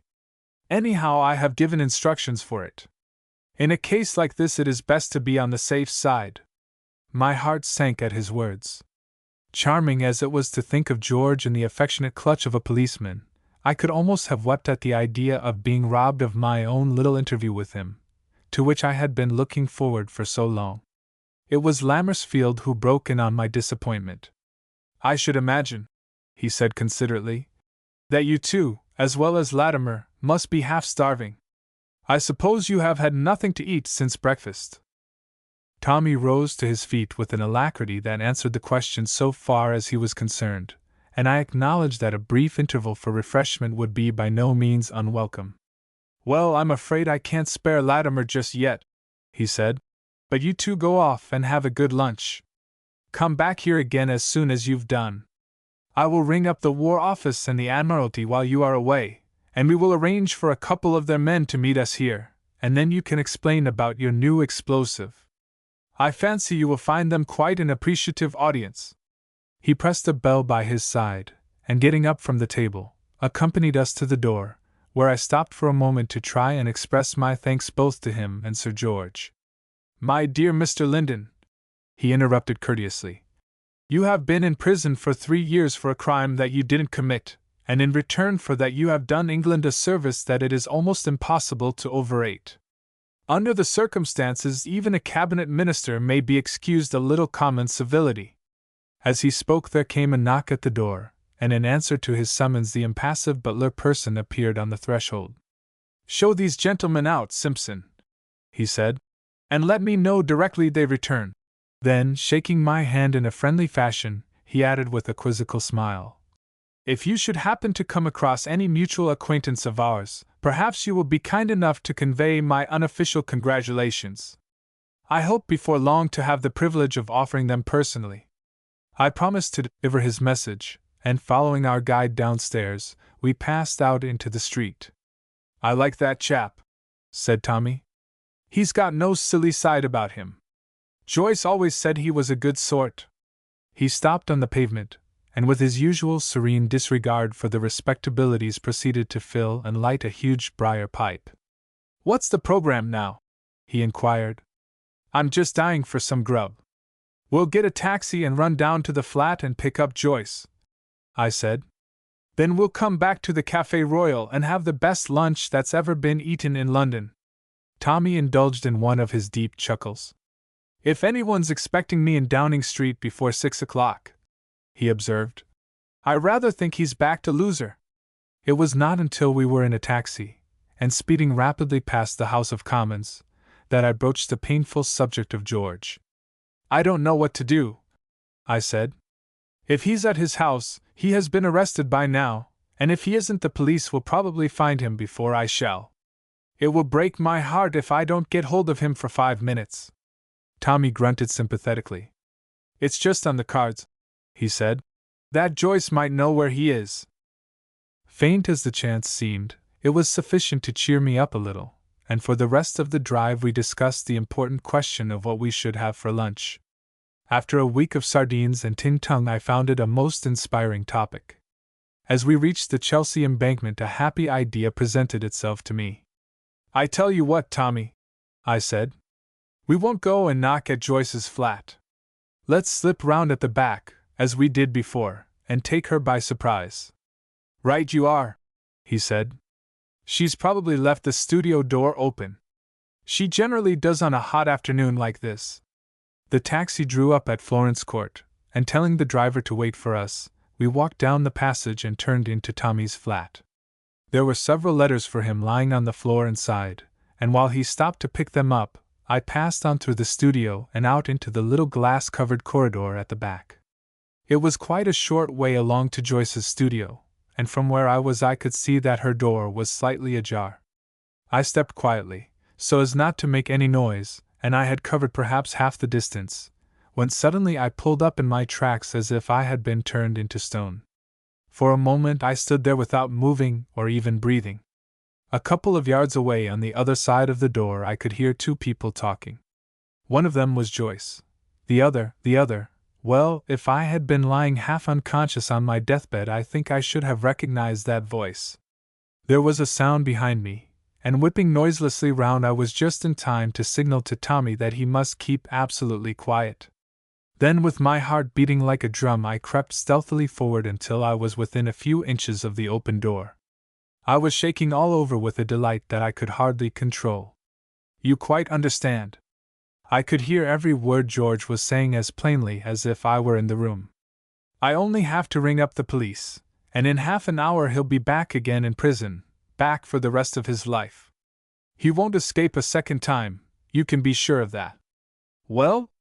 The single word came clear and distinct, but it would be difficult to describe the scorn which Joyce managed to pack into it. It had some effect on George. You have just got to do what I want, that's all, he exclaimed angrily. I leave England tonight, and unless you come with me I shall go straight from here and ring up Scotland Yard. You can make your choice now. You either come down to Southampton with me this evening, or Lyndon goes back to Dartmoor tomorrow. Then you were lying when you said you were anxious to help him? With a mighty effort George apparently regained some control over his tongue. No, I wasn't, Joyce, he said.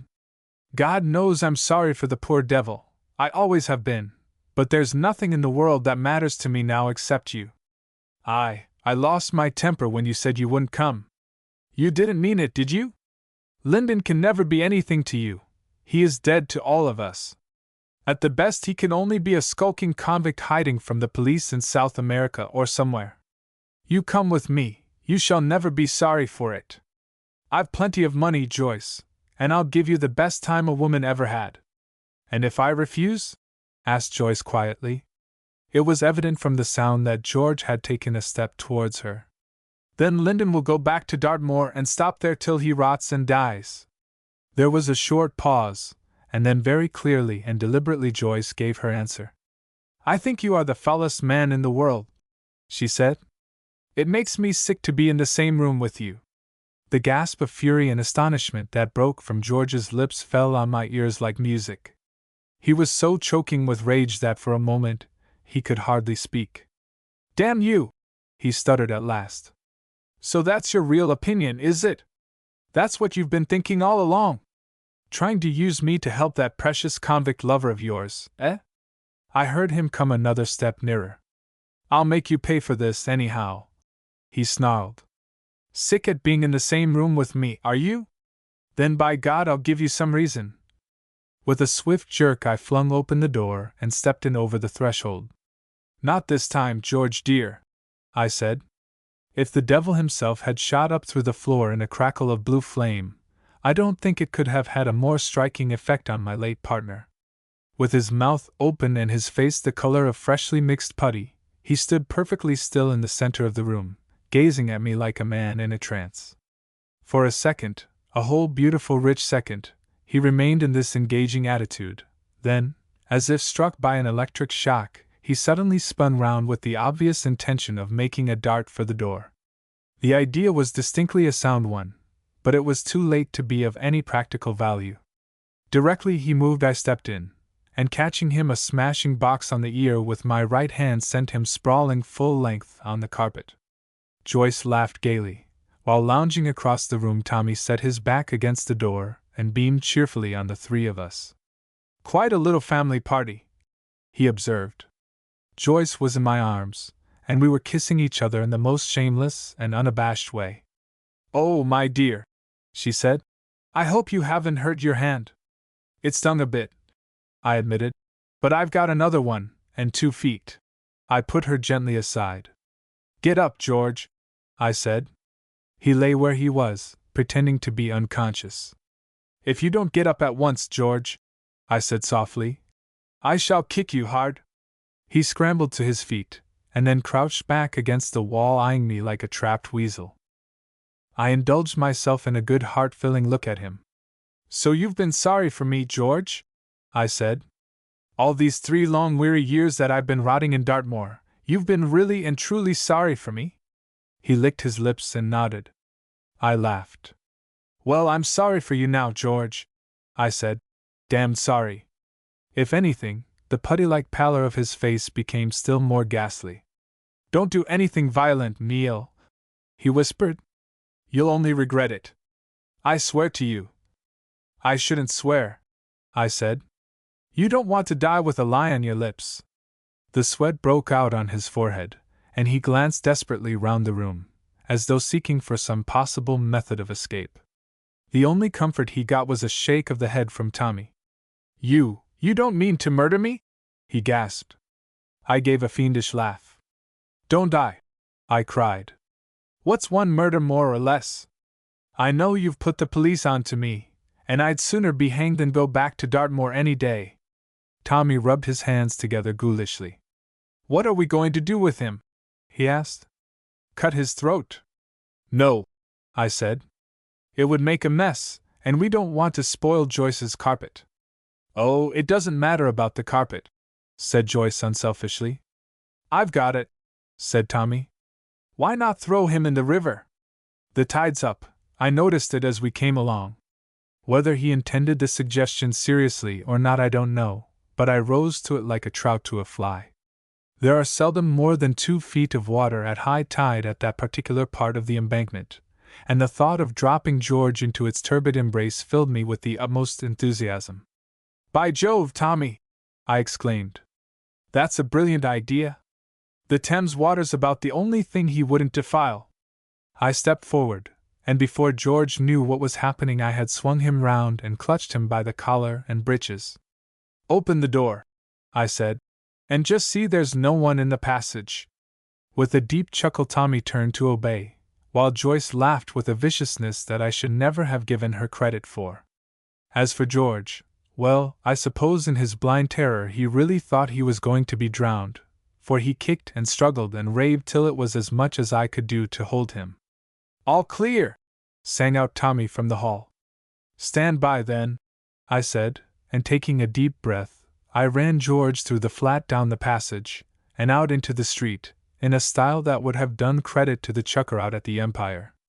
There were not many people about, and those that were there had no time to interfere even if they had wanted to do so. I just got a glimpse of the startled face of our taxi driver as he jumped aside to let us pass, and the next moment we had crossed the road and fetched up with a bang against the low embankment wall. I paused for a moment, renewed my grip on George's collar, and took a quick look round. Tommy was beside me, and a few yards away, down at the bottom of some steps, I saw a number of small boys paddling in the water. There was evidently no risk of anybody being drowned. I'll take his feet, said Tommy, suiting the action to the word. You get hold of his arms. There was a brief struggle, a loud scream for help, and the next moment George was swinging merrily between us. 1, 2, 3, I cried. At the word 3, we let go simultaneously. He flew up into the air like a great wriggling crab, twisted round twice, and then went down into the muddy water with a splash that echoed all over the embankment. Very nice, said Tommy critically. But we ought to have put a stone round his neck. One glance over the wall showed me that there was no danger. Dripping, floundering, and gasping for breath, George emerged from the surface like a frock-coated Neptune rising from the waves. He seemed to be trying to speak, but the shrieks of innocent delight with which his reappearance was greeted by the paddling boys unfortunately prevented us from hearing him. I thrust my arm through Tommy's. Come along, I said. We must get out of this before there's a row. Swift as we had been about it, our little operation had already attracted a certain amount of notice. People were hurrying up from all directions, but without paying any attention to them, we walked back towards the taxi, the driver of which had apparently been too astonished to move. Gor blimey, governor, he ejaculated. What sorter game d'you call that? It's all right, driver, said Tommy gravely. We found him insulting this gentleman's sister. The driver, who evidently had a nice sense of chivalry, at once came round to our side. Was he, the dirty ound? He observed. Well, you done it on I'm proper. You ain't drowned him, have ye, gents? Oh no, I said. He's addressing a few words to the crowd now. Then seeing Joyce standing in the doorway I hurried up the steps. Joyce dear, I said, put on a hat and come as quick as you can. It's quite all right, but we want to get out of this before there's any bother. She nodded, and disappeared into the flat, while I strolled back to the taxi. It was evident from a movement among the spectators that George was making his way towards the steps.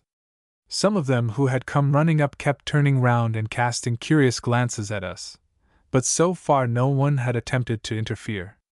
It was not until Joyce was just coming out of the flats that a man detached himself from the crowd and started across the road. He was a big, fat, greasy person in a bowler hat. "Here," he said. "You wait a bit. What do ye mean by throwing that poor man in the river?" I opened the door of the taxi and Joyce jumped in. "What's it got to do with you, darling?" asked Tommy affably. "What's it got to do with me?" he repeated indignantly. "Why, it's just the mercy o' God." "Come on, Tommy," I said. Tommy took a step forward, but the man clutched him by the arm. "No, you don't," he said. "Not till, ow!" With a sudden vigorous shove, Tommy sent him staggering back across the pavement, and the next moment we had both jumped into the taxi and banged the door. "Right away," I called out. I think there was some momentary doubt amongst the other spectators whether they oughtn't to interfere, but before they could make up their minds our sympathetic driver had thrust in his clutch, and we were spinning away down the embankment. Joyce, who was sitting next to me, slipped her hand into mine. "I love to see you both laughing," she said, "but I should like to know what's happened. At present I feel as if I was acting in a cinematograph play." We told her in quick, eager sentences of how the danger and mystery that had hung over us so for long had at last been scattered and destroyed. It was a broken, inadequate sort of narrative, jerked out as we bumped over crossings and pulled by behind buses, but I fancy from the light in her eyes and the pressure of her hand that Joyce was quite contented. It's like waking up after some horrible dream," she said, "and suddenly finding that everything's all right. Oh, I knew it would be in the end, I knew it the whole time, but I never dreamed it would happen all at once like this." "Neither did George," chuckled Tommy. "How long had he been with you, Joyce?" "About 20 minutes, she said. "He came straight to me from Harrods, where he spent most of the day buying stores for his yacht. He had quite made up his mind I was coming with him. I don't believe he's got the faintest idea about what's happened this morning." "He will have soon," I said. "That's why I threw him in the river. He's bound to go back to the house for a change of clothes, and he'll find the police waiting for him there." "That'll be just right," observed Tommy complacently. "There's nothing so good as a little excitement to stop one from catching cold." "Except lunch," I added, as the taxi rounded the corner of Piccadilly and drew up outside the Café Royal. What the manager of that renowned restaurant must have thought of us, I find it rather difficult to guess. It is not often, I should imagine, that two untidy mud-stained men and a beautiful girl turn up at 4 o'clock in the afternoon and demand the best meal that London can provide. Fortunately, however, he proved to be a gentleman of philosophy and resource. He accepted our request with perfect composure, and by the time we had succeeded in making ourselves passably respectable he presented us with a menu that deserved to be set to music. Heavens, what a lunch that was! We ate it all by ourselves in the big empty restaurant, with half a dozen fascinated waiters eyeing us from the end of the room. They were probably speculating as to whether we were eccentric millionaires, or whether we had just escaped from some private lunatic asylum, but we were all far too cheerful to care what they thought. We ate, we drank, we laughed, we talked, with a reckless, jubilant happiness that would have survived the scrutiny of all the waiters in London. "I know what we'll do, Joyce," I said, when at last the dessert was cleared away and we were sitting in a delicate haze of cigar smoke. "As soon as things are fixed up I'll buy a good second-hand 30-ton boat, and you and I and Tommy will go off for a 6 months' cruise. We'll take Mr. Gow as skipper, and your little page boy as steward, and we'll run down to the Mediterranean and stop there till people are tired of gassing about us." "That will be beautiful," said Joyce simply. "I'll come," exclaimed Tommy, "unless the Secret Service refuse to give me up." Then he stopped and looked mischievously across at Joyce and me. "It's a pity we can't ask Sonia too," he added. "Poor Sonia," said Joyce. "I am so glad you got her off." "Are you really?" asked Tommy. "That shows I know nothing about women." I always thought that if two girls loved the same man they hated each other like poison. Joyce nodded. So they do as a rule. Well, Sonia loved Neil all right, you can take my word for it. Joyce laughed softly. Yes, Tommy dear, she said. But then, you see, Neil didn't love her, and that just makes all the difference.